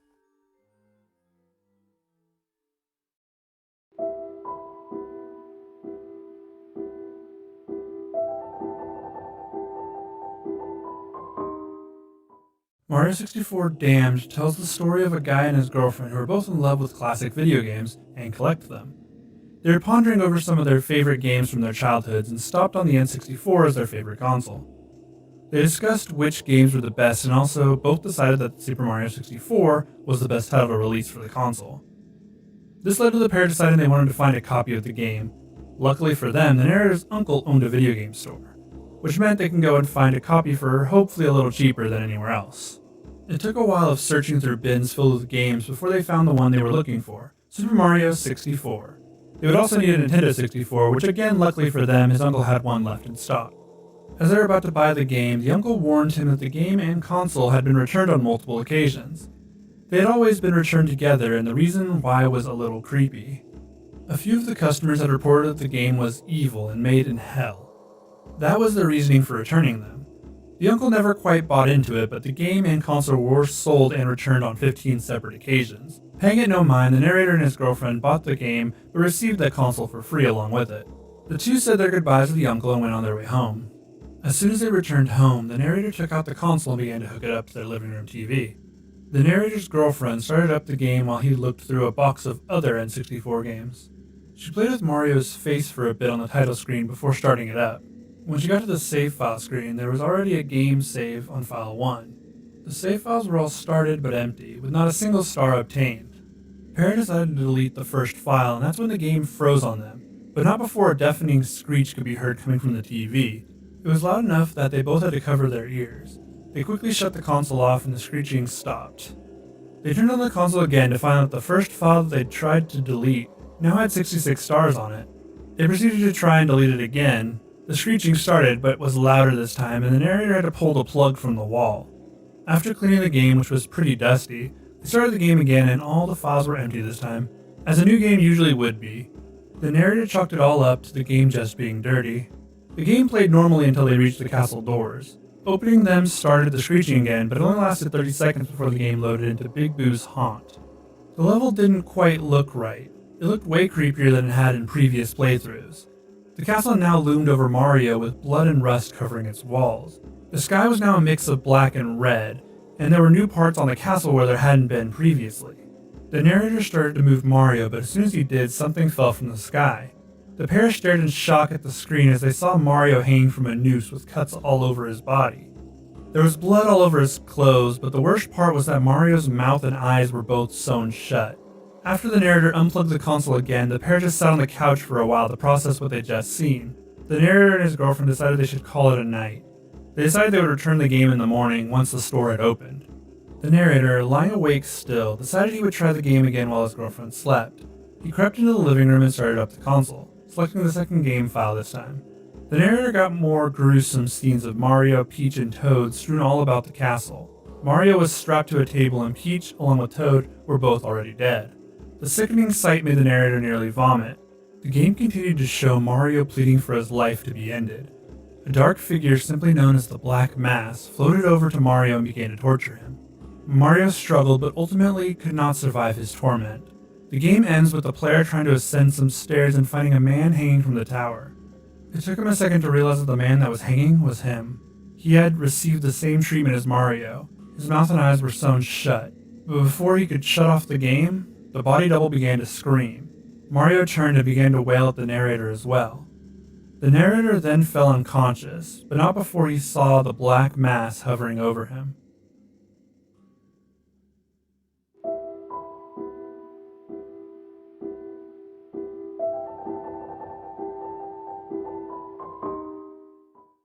We've all seen those anti-piracy videos that play before a movie. You know the ones, you wouldn't steal a car, would you?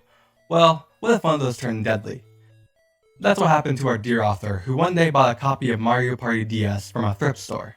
At first, nothing seemed amiss with the game, it played like normal. But then he went to the shop, and Monty Mole said he doesn't serve criminals. Before a weird minigame started to play, where Monty started chasing him. The screen started to glitch, and he got an anti-piracy screen.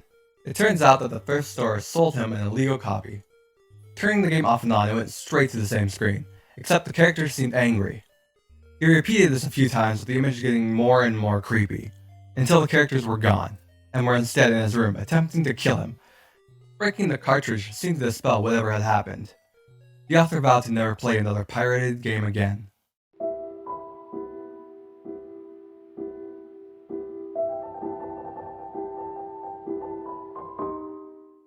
There were rumors in the early 90s of a video game console with extremely impressive graphics, gameplay, and very intelligent AI. The console was very rare though, with only 50 being in circulation. The console had a short list of games, but everyone only seemed to remember the first one on the list. The game was said to have the most realistic graphics for any video game, even by today's standards. The game had an endless supply of new content and solid gameplay. It was said that the game could almost predict how you were going to play, meaning no lag between the player and the game. The game was so perfect that literally no one wanted to stop playing. The author of the story notes that the people he talked to remembered that their parents forced them to stop playing and had even thrown out the consoles with the game. The author searched for a while after that, hoping to find someone who had more time with the game. After a month of searching, he found two individuals that had vague recollections of the game. They described the game as having a perfect interface. After he questioned further, they explained that the game seemed to have a direct effect on the player. Playing the game seemed to give the player exercise, and the player was able to go without food or water for days, as the game was providing them with sustenance. After playing the game for a week straight, they started to notice that when the character in game would get hurt, they would also feel that pain. It started out small at first, but got worse the longer they played. One of the players remembers a boss using a whip that was a one-hit kill. The pain was immense from every lashing he had received in game. It was even worse because he had to replay the level over and over again. They would have kept playing if their parents also hadn't thrown out their consoles. For a while there were no leads following these two accounts, until the author stumbled upon reports of people being found dead in front of bootleg video game consoles. They seemed to have a butchered appearance, with many of them being found in pieces. Autopsies later revealed that their internal organs had also been dissolved. Whenever they were found, all the responders would see were the bodies Almost a day, of the count bootleg with console me. plugged into a TV, playing nothing but static. Alright, let's go, let's go. I probably should have started. Okay. Everybody The author count was playing with games on the me. Xbox Live Arcade when he got an invitation to an Xbox Live party chat.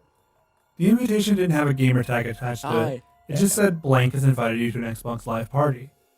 And when he entered, he was the only person in the party. The author didn't think much of it, as the person who invited him could have left before he joined, or it could have been a glitch in the system. Glitches happened often on Xbox Live and happened just as often in the Xbox Live party chat. Right as the author was about to leave, another name popped up in the party.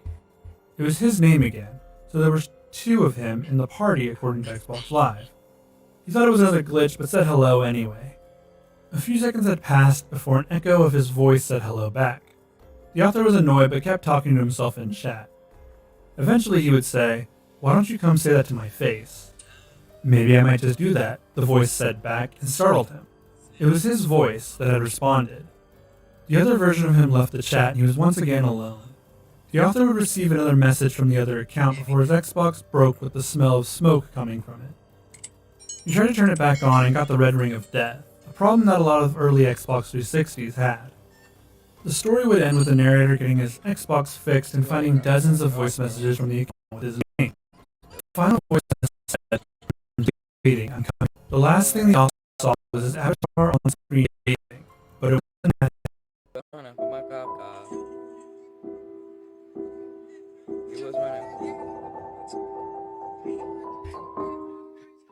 Hypno is a psychic Pokemon that is known for the ability to hypnotize others. The creepypasta Hypno's Lullaby is a song written by Hypno using its power on children. The song details how Hypno will hypnotize kids in a very similar way to the Pied Piper legend. He takes the children from their homes with his song and leads them to his cave, then hypnotizes them all together according to the song. The children are then presumably killed. It never says exactly what Hypno does with the children. The song also mentions how he will feed on the nightmares of the families that are going to have to grieve for their children, which might have been Hypno's ultimate goal from the start.